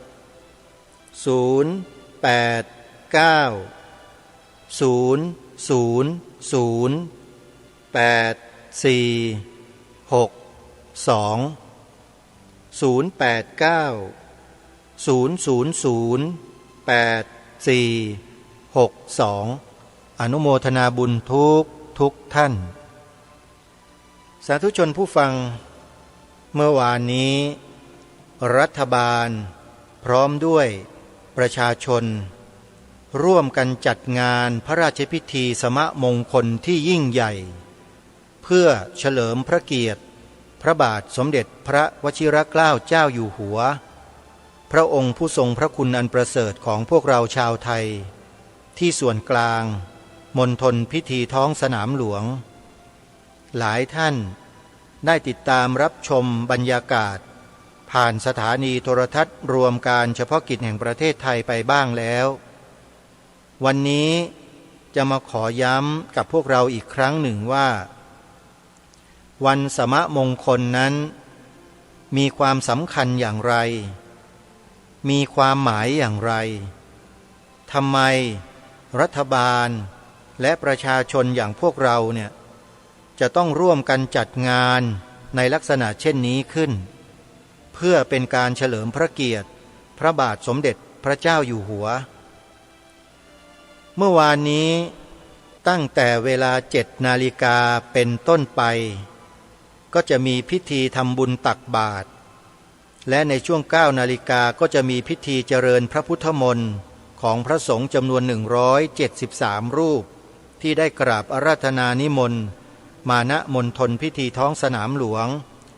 และมีกิจกรรมอื่นๆที่หน่วยงานราชการทั้งภาครัฐและเอกชนได้ร่วมกันจัดน้อมเกล้าถวายเป็นพระราชกุศลแด่พระองค์ท่านเพื่อเฉลิมพระเกียรติพระบาทสมเด็จพระเจ้าอยู่หัวในส่วนของต่างจังหวัดที่ศาลากลางจังหวัดทั่วราชอาณาจักรก็ร่วมกันจัดงานดังกล่าวเพื่อเฉลิมพระเกียรติพระบาทสมเด็จพระเจ้าอยู่หัวกันทั่วทั้งแผ่นดินสำหรับกิจกรรมในช่วงเย็นเป็นกิจกรรมพิเศษที่จัดให้มีขึ้นณบริเวณลานหน้าพระบรมราชานุสรณ์พระบาทสมเด็จพระพุทธยอดฟ้าจุฬาโลกมหาราชพระปฐมบรมกษัตริย์แห่งพระราชวงศ์จักรีของเราที่บริเวณสะพานสมเด็จพระพุทธยอดฟ้าจุฬาโลกใกล้กับปากคลองตลาดมีโขนที่กรมศิลปากรได้จัดมาแสดงเพื่อเป็นการถวายเป็นพระราชกุศลแด่พระบาทสมเด็จพระพุทธยอดฟ้าจุฬาโลกมหาราชและเฉลิมพระเกียรติพระบาทสมเด็จพระเจ้าอยู่หัวรัชกาลที่10ของเราซึ่งเราก็ได้รับชมกันไปเป็นจำนวนมากสำหรับในวันนี้จะมีความหมายความสำคัญเกี่ยวกับพระราชพิธีดังกล่าวเนี่ยมานำเสนอต่อท่านผู้ฟังเพื่อให้เกิดองค์ความรู้ด้วยกันจะขอหยิบยกพระราชพิธีสมมงคลในอดีตที่มีการกล่าวไว้ในข้อมูลที่มีการเผยแพร่อยู่ในเว็บไซต์ของวัชรยานซึ่งขอโอกาสขออนุญาตนำมาเผยแพร่เพื่อให้พี่น้องประชาชนคนไทยของเราได้ทราบซึ้งในพระมหากรุณาธิคุณต่อองค์พระมหากษัตริย์ของเราดังนี้พระราชพิธีสมมงคลพระชนมายุเท่าพระบาทสมเด็จพระพุทธยอดฟ้าจุฬาโลกมหาราชขอย้ำอีกครั้งหนึ่งท่านผู้ฟังว่าข้อมูลที่กำลังนำเสนออยู่นี้เป็นข้อมูลในอดีตซึ่งมีความหมายมีเนื้อหาที่น่าสนใจเพื่อจะทำความรู้ให้กระจ่างแจ้งแก่พวกเราคนไทยว่าพระราชพิธีดังกล่าวมีความสำคัญอย่างไรมีความหมายอย่างไรเมื่อในอดีตเขาได้เขียนรายละเอียดเอาไว้น่าสนใจมากทางรายการเห็นว่ามีประโยชน์จึงได้นำมาเผยแพร่ต่อไปนี้วันที่23พฤษภาคมพระพุทธศักราช2543เป็นวันสำคัญพิเศษสุดที่เนื่องในพระบาทสมเด็จพระเจ้าอยู่หัวอีกวาระหนึ่งหมายถึงองค์พระบาทสมเด็จพระบรมชนกาธิเบศรมหาภูมิพลอดุลยเดชมหาราชบรมนาถบพิตร ผู้ทรงพระคุณอันประเสริฐของพวกเราชาวไทยนั่นเองนะฮะโปรดเกล้าโปรดกระหม่อมให้ประกอบพระราชพิธีเป็นการส่วนพระองค์และขานชื่อพระราชพิธีว่าพระราชพิธีสมมงคลพระชนมายุเท่าพระบาทสมเด็จพระพุทธยอดฟ้าจุฬาโลกมหาราชเป็นพระราชพิธีเนื่องในโอกาสที่พระบาทสมเด็จพระเจ้าอยู่หัวทรงเจริญพระชนมพรรษา73 พรรษาในวงเล็บ72 ปี5 เดือน19 วันนับพระชนมวาลได้ 26,469 วันเสมอพระชนมพรรษาพระบาทสมเด็จพระพุทธยอดฟ้าจุฬาโลกมหาราชดังนั้นวันที่23 พฤษภาคม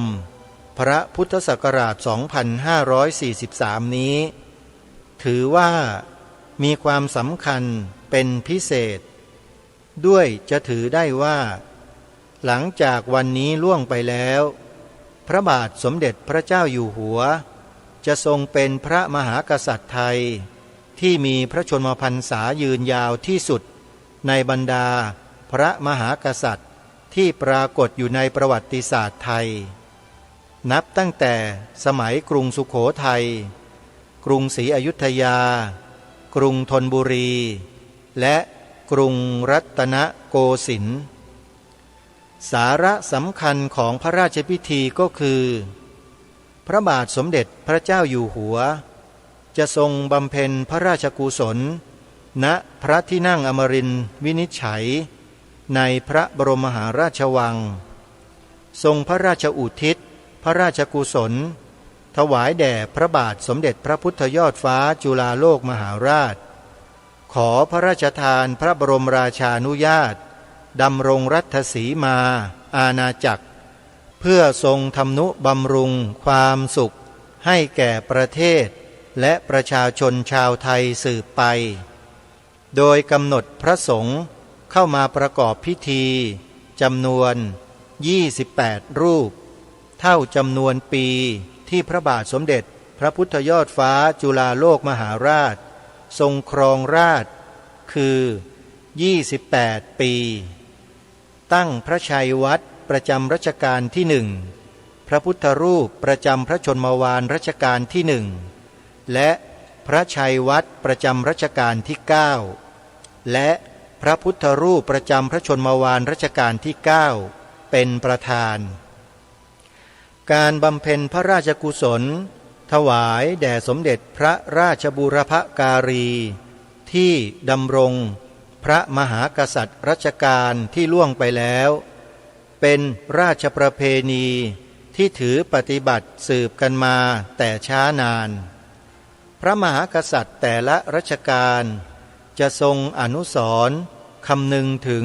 พระราชกรณียกิจของสมเด็จพระราชบูรพการีในวาระต่างๆเช่นในวันที่ตรงกับการครองราชย์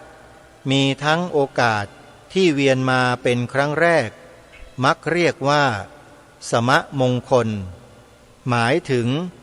เสมอกันหรือสมภาคาบ้างถ้าเวียนมาเป็นครั้งที่2ก็เรียกว่าทวิภาคาบ้างหรือทวีทาพิเศษบ้างซึ่งจะปรากฏแนวปฏิบัติเกี่ยวกับพระราชพิธีนี้ในรัชสมัยของพระบาทสมเด็จพระเจ้าอยู่หัวรัชกาลที่4และรัชกาลที่5บ่อยครั้งงานพระราชกุศลนี้คือการทักษิณานุประทานหมายถึงการทำบุญอุทิศส่วนกุศลถวายแด่สมเด็จพระราชบูรพการีที่ล่วงไปแล้วหากแต่ความหมายทั้งปวงคือมุ่งเป็นการสมโภชสิริราชสมบัติเพื่อความสวัสดิมงคลในพระราชอาณาจักรที่มีผลต่อชาติและประชาชนเป็นสำคัญเพราะทรงตั้งสัตยาธิฐานข ขอพระราชทานพระบรมราชานุญาตดำรงรัฐสีมาอาณาจักรเพื่อบำรุงความสุขให้แก่ประเทศและประชาชนสืบต่อไปเบื้องหน้าพระราชกุศลที่บำเพ็ญถวายแด่สมเด็จพระบรมราชบุรพการีของพระมหากษัตริย์ในพระบรมราชจักรีวงศ์นี้นอกจากโอกาสวันดำรงสิริราชสมบัติเวียนมาพ้องกับวันสำคัญดังที่กล่าวมาแล้วยังมีราชประเพณีที่ทรงถือปฏิบัติในอีกหลายๆวาระและวาระหนึ่งที่สำคัญก็คือวันที่พระชนมพรรษาเวียนไปเสมอเท่ากันและวันที่พระชนมพรรษามากกว่าพระมหากษัตริย์พระองค์ใดพระองค์หนึ่งในรัชกาลที่ล่วงไปแล้วด้วยเป็นภาพลักษณ์ที่แสดงวัฒนธรรมที่ดีงามของพระมหากษัตริย์ของชาติไทยในการที่ทรงสร้างแบบอย่างความกตัญญูกตเวทิตาแสดงความเคารพรำลึกถึงบรรพชนปู่ย่าตายายที่ประกอบคุณความดีไว้แก่บ้านเมืองให้ราษฎรยึดถือเป็นแบบแผนดังเช่นในรัชกาลปัจจุบันพระบาทสมเด็จพระเจ้าอยู่หัวได้ทรงบำเพ็ญพระราชกุศลนานาประการสม่ำเสมอเป็นการส่วนพระองค์ตลอดมาตัวอย่างเช่นพระราชพิธีบำเพ็ญพระราชกุศลพระชนมายุเสมอสมเด็จพระราชบิดาเมื่อพระชนมพรรษา38พรรษาวันที่29สิงหาคมพระพุทธศักราช2508พระราชพิธีทรงบำเพ็ญพระราชกุศลเสมอสมเด็จพระบรมอัยกาธิราชพระบาทสมเด็จพระจุลจอมเกล้าเจ้าอยู่หัวพระชนมพรรษา57ปี33วันเมื่อวันที่7มกราคมพระพุทธศักราช2528พระราชพิธีสมมงคลพระชนมายุ64พรรษาเสมอสมเด็จพระบรมปิตามหัยกาธิราชพระบาทสมเด็จพระจอมเกล้าเจ้าอยู่หัวเสมอพระชนมวาล 23,260 วันเมื่อวันที่18พฤศจิกายนพระพุทธศักราช2534เป็นต้นฉะนั้นวันที่23พฤษภาคมพระพุทธศักราช2543ที่พระบาทสมเด็จพระเจ้าอยู่หัวจะทรงเจริญพระชนมพรรษาเสมอพระบาทสมเด็จพระพุทธยอดฟ้าจุฬาโลกมหาราชและจะทรงมีพระชนมพรรษายาวนานที่สุดในบรรดาพระมหากษัตริย์ในประวัติศาสตร์ของชาติไทยนั้นรัฐบาลได้สำนึกในพระมหากรุณาธิคุณเป็นล้นพ้นจึงได้แต่งตั้งคณะกรรมการอำนวยการจัดงานหรือกิจกรรมเนื่องในวโรกาสสำคัญในพระพุทธศักราช2543เพื่อดำเนินกิจกรรมในการพระราชพิธีสมมงคลพระชนมายุเท่าพระบาทสมเด็จพระพุทธยอดฟ้าจุฬาโลกมหาราชมีการจัดกิจกรรมสมโภชของฝ่ายรัฐบาลและเอกชนณบริเวณท้องสนามหลวงในวันที่23พฤษภาคมพระพุทธศักราช2543และสร้างสิ่งอนุสรณ์โดยการบูรณะปฏิสังขรณ์วัดสุวรรณดารารามจังหวัดพระนครศรีอยุธยาเป็นพระอารามหลวงที่พระปฐมบรมมหาชนกต้นพระบรมราชจักรีวงศ์ทรงสร้างไว้ในปลายรัชสมัยของกรุงศรีอยุธยาให้สง่างามเฉลิมพระเกียรติในมหามงคลนี้นอกจากนั้นจะได้สร้างหนังสือที่เกี่ยวข้องกับรัชกาลทั้งสองขึ้นเผยแพร่ต่อไปพระบาทสมเด็จพระพุทธยอดฟ้าจุฬาโลกมหาราชพระปฐมบรมราชจักรีวงศ์ พระนามเดิมว่าด้วงพระราชสมภพในรัชกาลสมเด็จพระเจ้าอยู่หัวบรมโกศเมื่อวันพุธเดือน4แรม5 ค่ำปีมะโรงตรงกับวันที่20มีนาคมพระพุทธศักราช2279เมื่อพระชันษา46พรรษา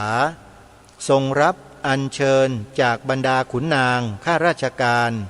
เสด็จขึ้นเถลิงถวัลย์ราชสมบัติเมื่อวันเสาร์เดือน5แรม9 ค่ำปีขานจุลศักราช1144ตรงกับวันที่6เมษายนพระพุทธศักราช2325เสด็จผ่านพิภพปราบดาพิเศษกเมื่อวันจันทร์เดือน8ขึ้น1 ค่ำปีขานจัตวาสกจุลศักราช1144ตรงกับวันที่10มิถุนายนพระพุทธศักราช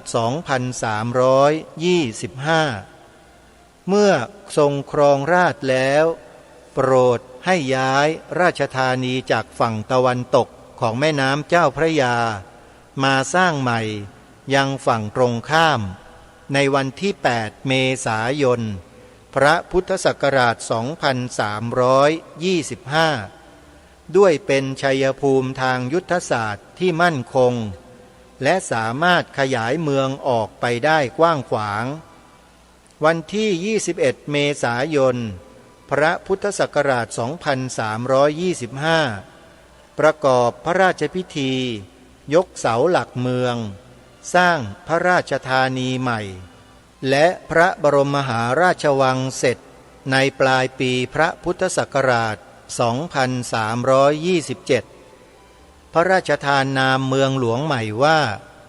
กรุงเทพมหานครบวรรัตนโกสินทร์มหินทรายุทธยามหาดิลกภพนพรัตน์ราชธานีบูรีรมย์อุดมราชนิเวศมหาสถานอมรพิมานอวตารสถิตสักกะทัตติยะวิษณุกรรมประสิทธิ์ในวงเล็บคำว่าบวรเปลี่ยนเป็นอมรในรัชกาลที่4วงเล็บปิดดำรงสิริราชสมบัติ28พรรษาสวรรคตเมื่อวันพฤหัสบดีเดือน9แรม13 ค่ำปีมะเสงเอกศกจุลศักราช1171ตรงกับวันที่7กันยายนพระพุทธศักราช2352พระชนมพรรษา73พรรษานับพระชนมวาล26,469 วันพระราชกรณียกิจที่สมเด็จพระมหาราชเจ้าทั้งสองพระองค์ทรงบำเพ็ญมีความคล้ายคลึงกันคือพระบาทสมเด็จพระพุทธยอดฟ้าจุฬาโลกมหาราชมีพระราชปณิธานจะทำนุบำรุงบ้านเมืองเมื่อสถาปนากรุงรัตนโกสินทร์กล่าวไว้ในหนังสือกลอนเพลงยาวนิราศเรื่องรบพม่าที่ท่าดินแดงว่าตั้งใจจะอุปถัมภกยอยกพระพุทธศาสนาป้องกันขอบขันธสีมารักษาประชาชนแลมนตรีกล่าวโดยสรุปพระบาทสมเด็จพระพุทธยอดฟ้าจุฬาโลกมหาราชทรงบำเพ็ญพระราชกรณียกิจหลายประการเพื่อวางรากฐานบ้านเมืองให้เป็นปึกแผ่นทั้งด้านอาณาจักรและพุทธจักรทรงทำศึกสงครามเพื่อป้องกันรักษาประเทศให้พ้นจากการคุกคามของอริราชศัตรูเพื่อรักษาอาณาเขตให้มั่นคงและปลอดภัยติดต่อเจริญสัมพันธไมตรีกับประเทศใกล้เคียงทำนุบำรุงเศรษฐกิจส่งเสริมการทำมาหากินของราษฎรด้านกสิกรรมจัดระเบียบสังคมชำระรวบรวมกฎหมายโดยเฉพาะ กฎหมายตรา3 ดวงทำนุบำรุงพระบวรพุทธศาสนาสั่งสอนข้าราชการและราษฎรให้มั่นคงอยู่ในศีล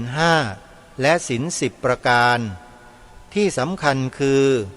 ฟื้นฟูศิลปะวัฒนธรรมของชาติให้รุ่งเรืองดังเช่นสมัยกรุงศรีอยุธยาส่วนพระมหากรุณาธิคุณในพระบาทสมเด็จพระเจ้าอยู่หัวที่ทรงบำเพ็ญนั้นคล้ายคลึงกับพระบาทสมเด็จพระพุทธยอดฟ้าจุฬาโลกมหาราชคือทรงสร้างเอกภาพของชาติทรงรักษาเอกราชของประเทศและทรงดูแลทุกสุขของประชาชนด้วยพระองค์เองอย่างใกล้ชิดประชาชนต่างจงรักภักดีอย่างแนบสนิทใจพระปฐมบรมราชโองการที่ทรงเปล่งในวาระการพระราชพิธีบรมราชาภิเษกเราจะครองแผ่นดินโดยธรรมเพื่อประโยชน์สุขแห่งมหาชนชาวสยามในต้นรัชกาลตราบถึงบัดนี้เป็นเวลากว่า50 ปีแล้วพระราชกรณียกิจที่ทรงปฏิบัติเพื่อประชาชนยังคงมั่นคงมิคลอนแคลนนี่ก็เป็นบทความที่มีการเผยแพร่ไว้เมื่อปีพระพุทธศักราช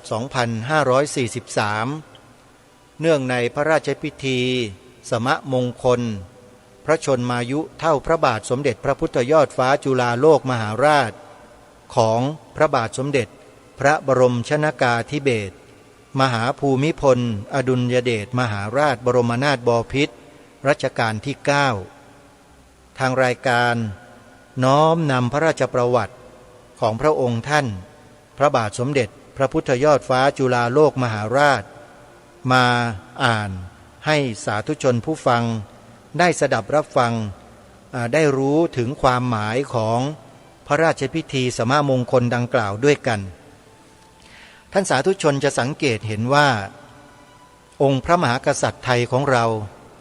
ทุกพระองค์ต้องขอย้ำนะครับว่าทุกพระองค์ทรงยอยกพระพุทธศาสนาพระราชพิธีภายในพระบรมมหาราชวังเนี่ยท่านสาธุชนทั้งหลายโปรดทราบร่วมกันด้วยว่าสถาบันพระมหากษัตริย์ไทยของเราเนี่ยมีโบราณราชประเพณีที่สืบมาแต่โบราณการช้านานมาแล้วให้ประกอบพระราชพิธีทุกครั้งต้องมีศาสนพิธีในทางพระพุทธศาสนาอยู่ในพระราชพิธีนั้นด้วยทุกกรณีไปแต่ไม่มีศาสนาอื่นเข้าไปเกี่ยวข้องขอย้ำนะไม่มีศาสนาอื่นเข้าไปเกี่ยวข้องกับพระราชพิธีสำคัญถ้าจะมีในนามของรัฐบาลที่รัฐบาลเป็นคนจัดเป็นคนทำไม่ใช่สำนักพระราชวังจัดทำอันนี้ต้องขอพูดให้ชัดเจนนะโยมนะเหมือนอย่างงานพระราชพิธีสมมงคลที่จัดขึ้นเมื่อวานนี้เนี่ยจะมีศาสนิกของต่างศาสนาคือศาสนาคริสต์อิสลามพราหมณ์ฮินดูศาสนาซิกเข้ามาร่วมประกอบกิจกรรมเฉลิมพระเกียรติเนี่ยอันนี้เป็นเรื่องของรัฐบาลเป็นคนจัดเป็นคนทำไม่ใช่สำนักพระราชวังนะอย่าเข้าใจกันผิดนะโยมโบราณราชประเพณีจะต้องสืบสารรักษาต่อยอดเอาไว้ให้ถูกต้องตรงตามโบราณราชประเพณีทุกอย่างจะนำสิ่งอื่นสิ่งใดที่ไม่ใช่โบราณราชประเพณีได้กำหนดไว้นั้นเข้ามาปะปนไม่ได้เพราะฉะนั้นต้องขอฝากพวกเราทุกท่านทุกคนให้เข้าใจร่วมกันด้วยว่าหลังจากเปลี่ยนแปลงการปกครองประเทศไทยมีรัฐธรรมนูญและจัดตั้งรัฐบาลเอาใครก็ไม่รู้มานั่งบริหารประเทศเนี่ยสิ่งเหล่านี้ก็ค่อยๆเกิดขึ้นมาเรื่อยๆอันนี้พูดนี่ไม่ได้ว่าใครนะ แต่ทำความเข้าใจพวกเราให้เข้าใจร่วมกัน เดี๋ยวจะเข้าใจกันผิดนะขอฝากไว้ ทีนี้ที่รายการคดีโลกคดีธรรมจัดรายการในลักษณะที่ท่านทั้งหลายได้สดับรับฟังมาโดยตลอดเพื่อทำรงรักษาความเป็นไทยที่แท้จริงเอาไว้ให้ยืนอยู่บนหลักบนจุดยืนที่ถูกต้องดีงามนั้นทางรายการถือตามโบราณราชประเพณีไม่ได้ถือตามรัฐบาลนะทางรัฐบาลเนี่ยเขาไม่ได้ถืออย่างนั้นแต่เขาจะถือของเขาเราก็ไม่รู้ว่าใครมาเป็นรัฐบาลแล้วก็มากำหนดอะไรๆเหล่านี้ขึ้นมาไม่ทราบแต่รัฐบาลเก่าๆแก่ๆก่อนๆเขาไม่มีนะไอ้ทำพิธี5 ศาสนา5 ศาสนานี้ไม่เคยมีในประเทศไทยนะเพิ่งจะมามีเมื่อเร็วๆนี้เองอันนี้ขอให้ทราบกันไว้ไม่ใช่โบราณราชประเพณีนะต้องสอนลูกสอนหลานสอนเด็กเยาวชนเราให้ชัดอย่าไปอะไรตามเข้าไปเสียทั้งหมดเดี๋ยวก็ถูกล้างสมองกลืนกินพื้นที่ทางสมองกันหมดนี่แหละที่รายการเป็นห่วงอย่างมากก็เลยพูดอะไรออกมาดูลักษณะที่ฉะฉานคมแล้วก็หนักแน่นไม่มีการรอมชอมกับการที่จะมาบิดเบือนมาทำลายไม่รอมชอมกับคนเหล่านี้ไม่ว่าใครก็แล้วแต่ท่านผู้ฟังประเทศไทยเรานั้นจะต้องยืนตามหลักที่โบราณราชประเพณีได้สืบสารรักษาต่อยอดกันมาให้หนักแน่นและมั่นคงเท่านั้นจะเป็นอย่างอื่นไม่ได้จึงขอฝากพวกเราพี่น้องคนไทยเราทุกท่านทุกคนว่าโบราณราชประเพณีพระราชพิธีที่สำนักพระราชวังได้กำหนดขึ้นมีขึ้นนั้นเราต้องศึกษาเรียนรู้แล้วน้อมนำโบราณราชประเพณีที่ดีงามเหล่านั้นเนี่ยมาถือปฏิบัติให้เป็นแบบแผนแบบอย่างอันเดียวกันให้ต่อเนื่องอย่าให้ขาดสายไม่เช่นนั้นแล้วเราจะเสียสีเสียเกียรติและสุดท้ายก็พาให้เสียเอกราชไปในที่สุดความเป็นเอกราชของชาติไทยนั้นชื่อก็บอกอยู่แล้วนะเอกะแปลว่าอะไรหนึ่งเพราะฉะนั้นความเป็นหนึ่งเดียวความเป็นเอกราชเนี่ยเราต้องทำความเข้าใจกันให้ตรงกันด้วยนะความเป็นเอกราชคือความเป็นหนึ่งเดียวเนี่ยคืออะไรก็อย่างที่ทางรายการได้นำเสนอผ่านรายการมาโดยตลอดนั่นแหละแล้วก็รณรงค์ให้พวกเราได้ช่วยกันใช้วาจาให้เป็นประโยชน์เพื่อรักษาความเป็นเอกราชของเราไว้กล่าว2 ประโยคนี้บอกให้ลูกหลานเยาวชนเรากล่าวให้ได้กล่าวตามแบบเนี้ยตามบรรพบุรุษเราตามโบราณราชประเพณีขององค์พระมหากษัตริย์ของเรานี่แหละประโยคที่ว่าพระพุทธศาสนาเป็นศาสนาประจำชาติไทยของเราและสีขาวในธงชาติไทยหมายถึงพระพุทธศาสนาเท่านั้นให้ยืนหยัดอยู่บนหลักการที่ถูกต้องนี้ไว้เท่านั้นโยมฝ่ายรัฐบาลเขาจะมาเปลี่ยนแปลงมาบิดเบือนด้วยเอกสารหลักฐานอะไรที่ผ่านมาก็ตามเมื่อเรารู้แล้วเราก็อย่าไปตามเขาตามทำไมนักการเมืองโยมก็รู้กันอยู่ใช่ไหมนักการเมืองในประเทศไทยเราเป็นยังไงกันอันนี้ไม่ได้ไปพูดนะไม่ได้พูดแต่ทุกท่านก็ทราบดีอยู่แล้วว่านักการเมืองในประเทศไทยเราเป็นอย่างไรเมื่อมาจัดตั้งเป็นรัฐบาลแล้วเขาทำอะไ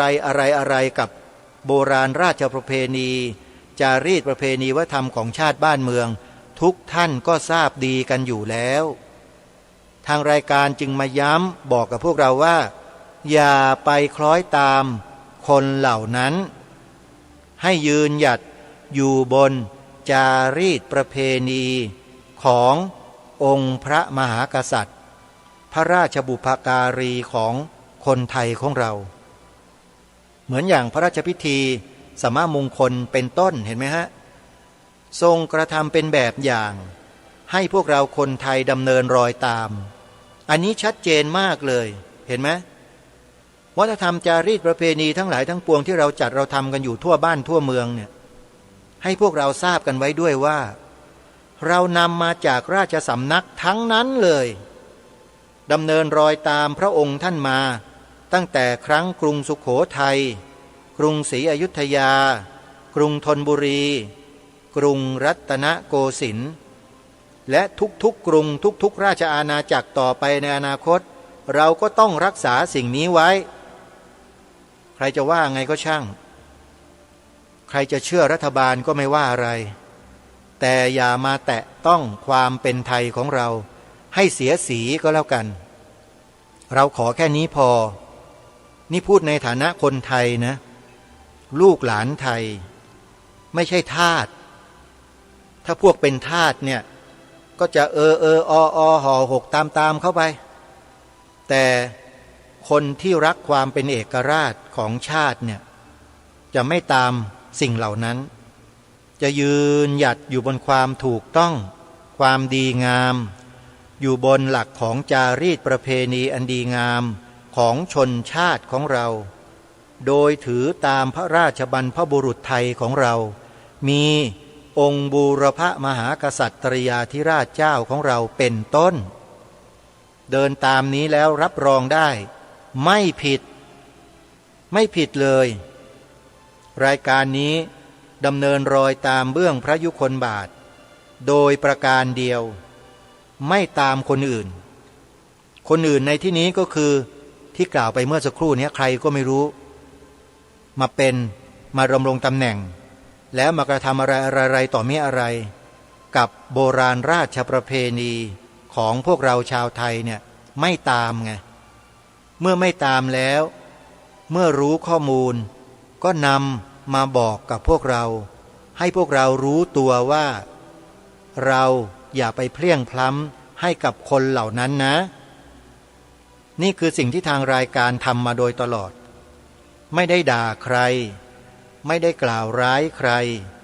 ไม่ได้ทำร้ายใครทั้งนั้นแต่ยืนหยัดอยู่บนความถูกต้องของชาติบ้านเมืองเพื่อทำรงความเป็นเอกราชนครนี้ไว้เท่านั้นคือไม่ยอมเป็นทาสใครอะโยมอาตมาภาพนี่ผิดหรือเปล่าโยมที่ไม่ยอมเป็นทาสใครเนี่ยไม่ผิดใช่ไหมโยมแล้วโยมไม่เดินตามบรรพชนของเราหรือบรรพชนเรานี้ไม่ยอมเป็นทาสใครนะโยมจึงรักษาความเป็นเอกราชมาให้แก่พวกเราถึงวันนี้ได้นะสละเลือดเนื้อและชีวิตนะอย่าลืมคำนี้นะโยมบรรพบุรุษเราเนี่ยสละเลือดเนื้อและชีวิตนะโยมเราก็ต้องสละเลือดเนื้อและชีวิตรักษาสิ่งที่ถูกต้องของบรรพชนเอาไว้สิทำอย่างที่รายการคดีโลกคดีธรรมทำอยู่นี่แหละโยมไม่ต้องไปทำอย่างอื่นแค่นี้เลยฝากไว้ด้วยกันนะโยมนะเวลาของรายการก็มาสู่ช่วงท้ายแล้วอย่าลืมนะโยมวันนี้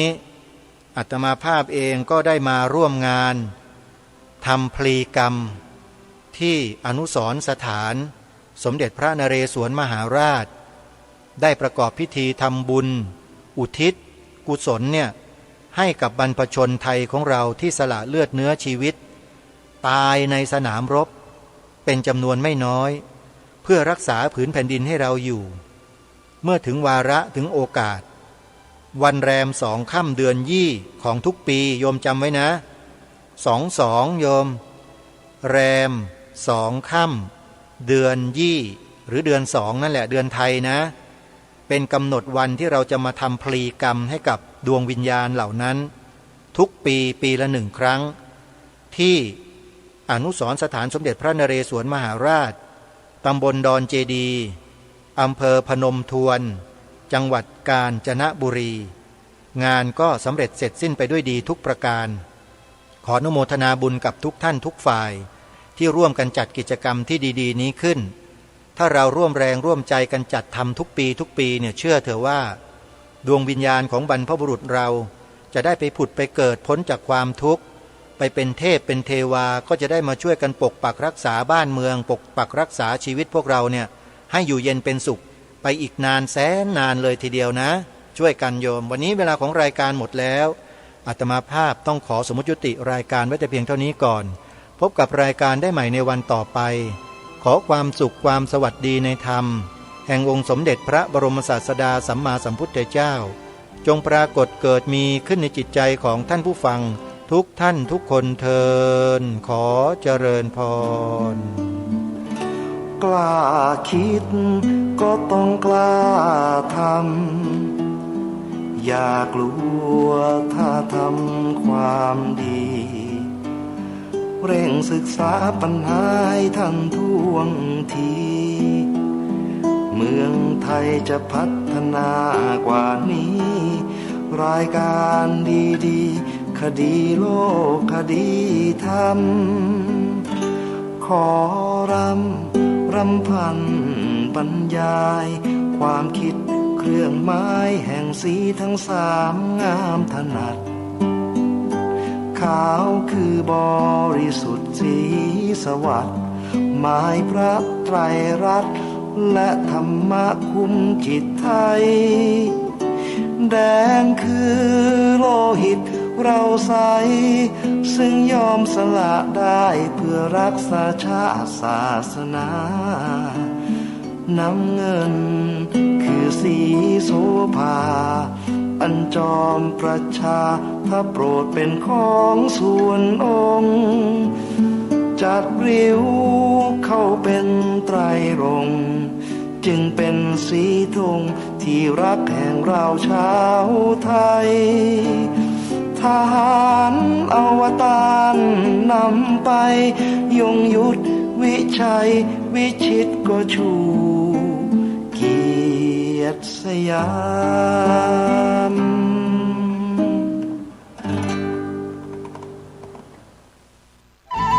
ที่จบไปแล้วนั้นเป็นรายการ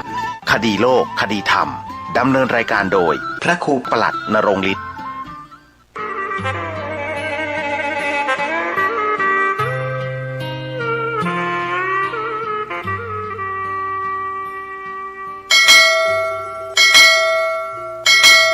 ประชาชนชาวเชียงใหม่ที่เคารพทุกท่าน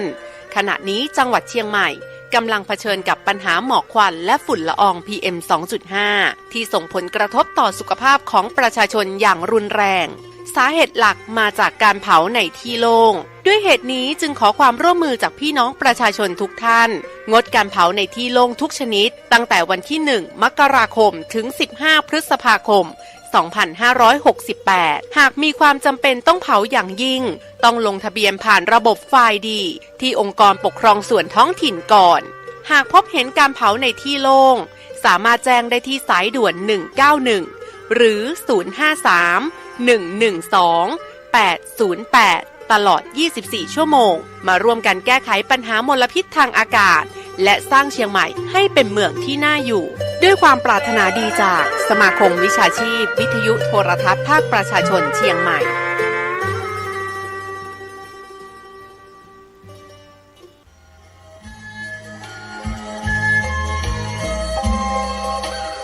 ขอเชิญร่วมงานทำบุญอายุวัฒนมงคลพระครูรัตนธรรมพินิจรองเจ้าคณะอำเภอหางดงเจ้าอาวาสวัดกำแพงงามอำเภอหางดงจังหวัดเชียงใหม่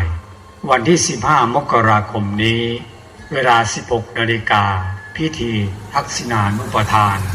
วันที่ 16 มกราคมนี้เวลา 9 นาฬิกาเป็นต้นไปพระสงฆ์30 รูปเจริญพระพุทธมนต์สืบชะตาขอเชิญร่วมรับเป็นเจ้าภาพสังฆทานและโรงทาน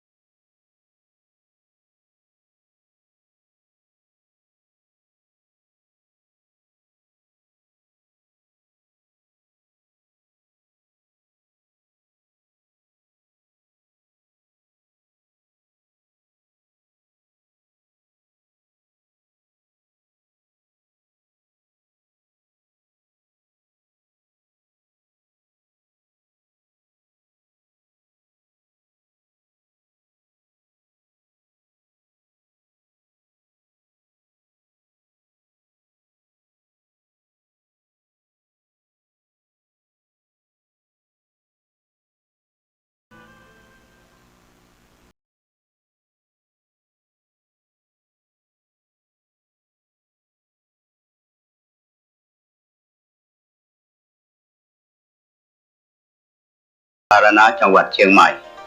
คลื่นพัฒนาคุณภาพชีวิต FM 92.25 เมกะเฮิรตซ์บริหารและจัดการโดยวัดป่าแดงมหาวิหารส่งกระจายเสียงจากเลขที่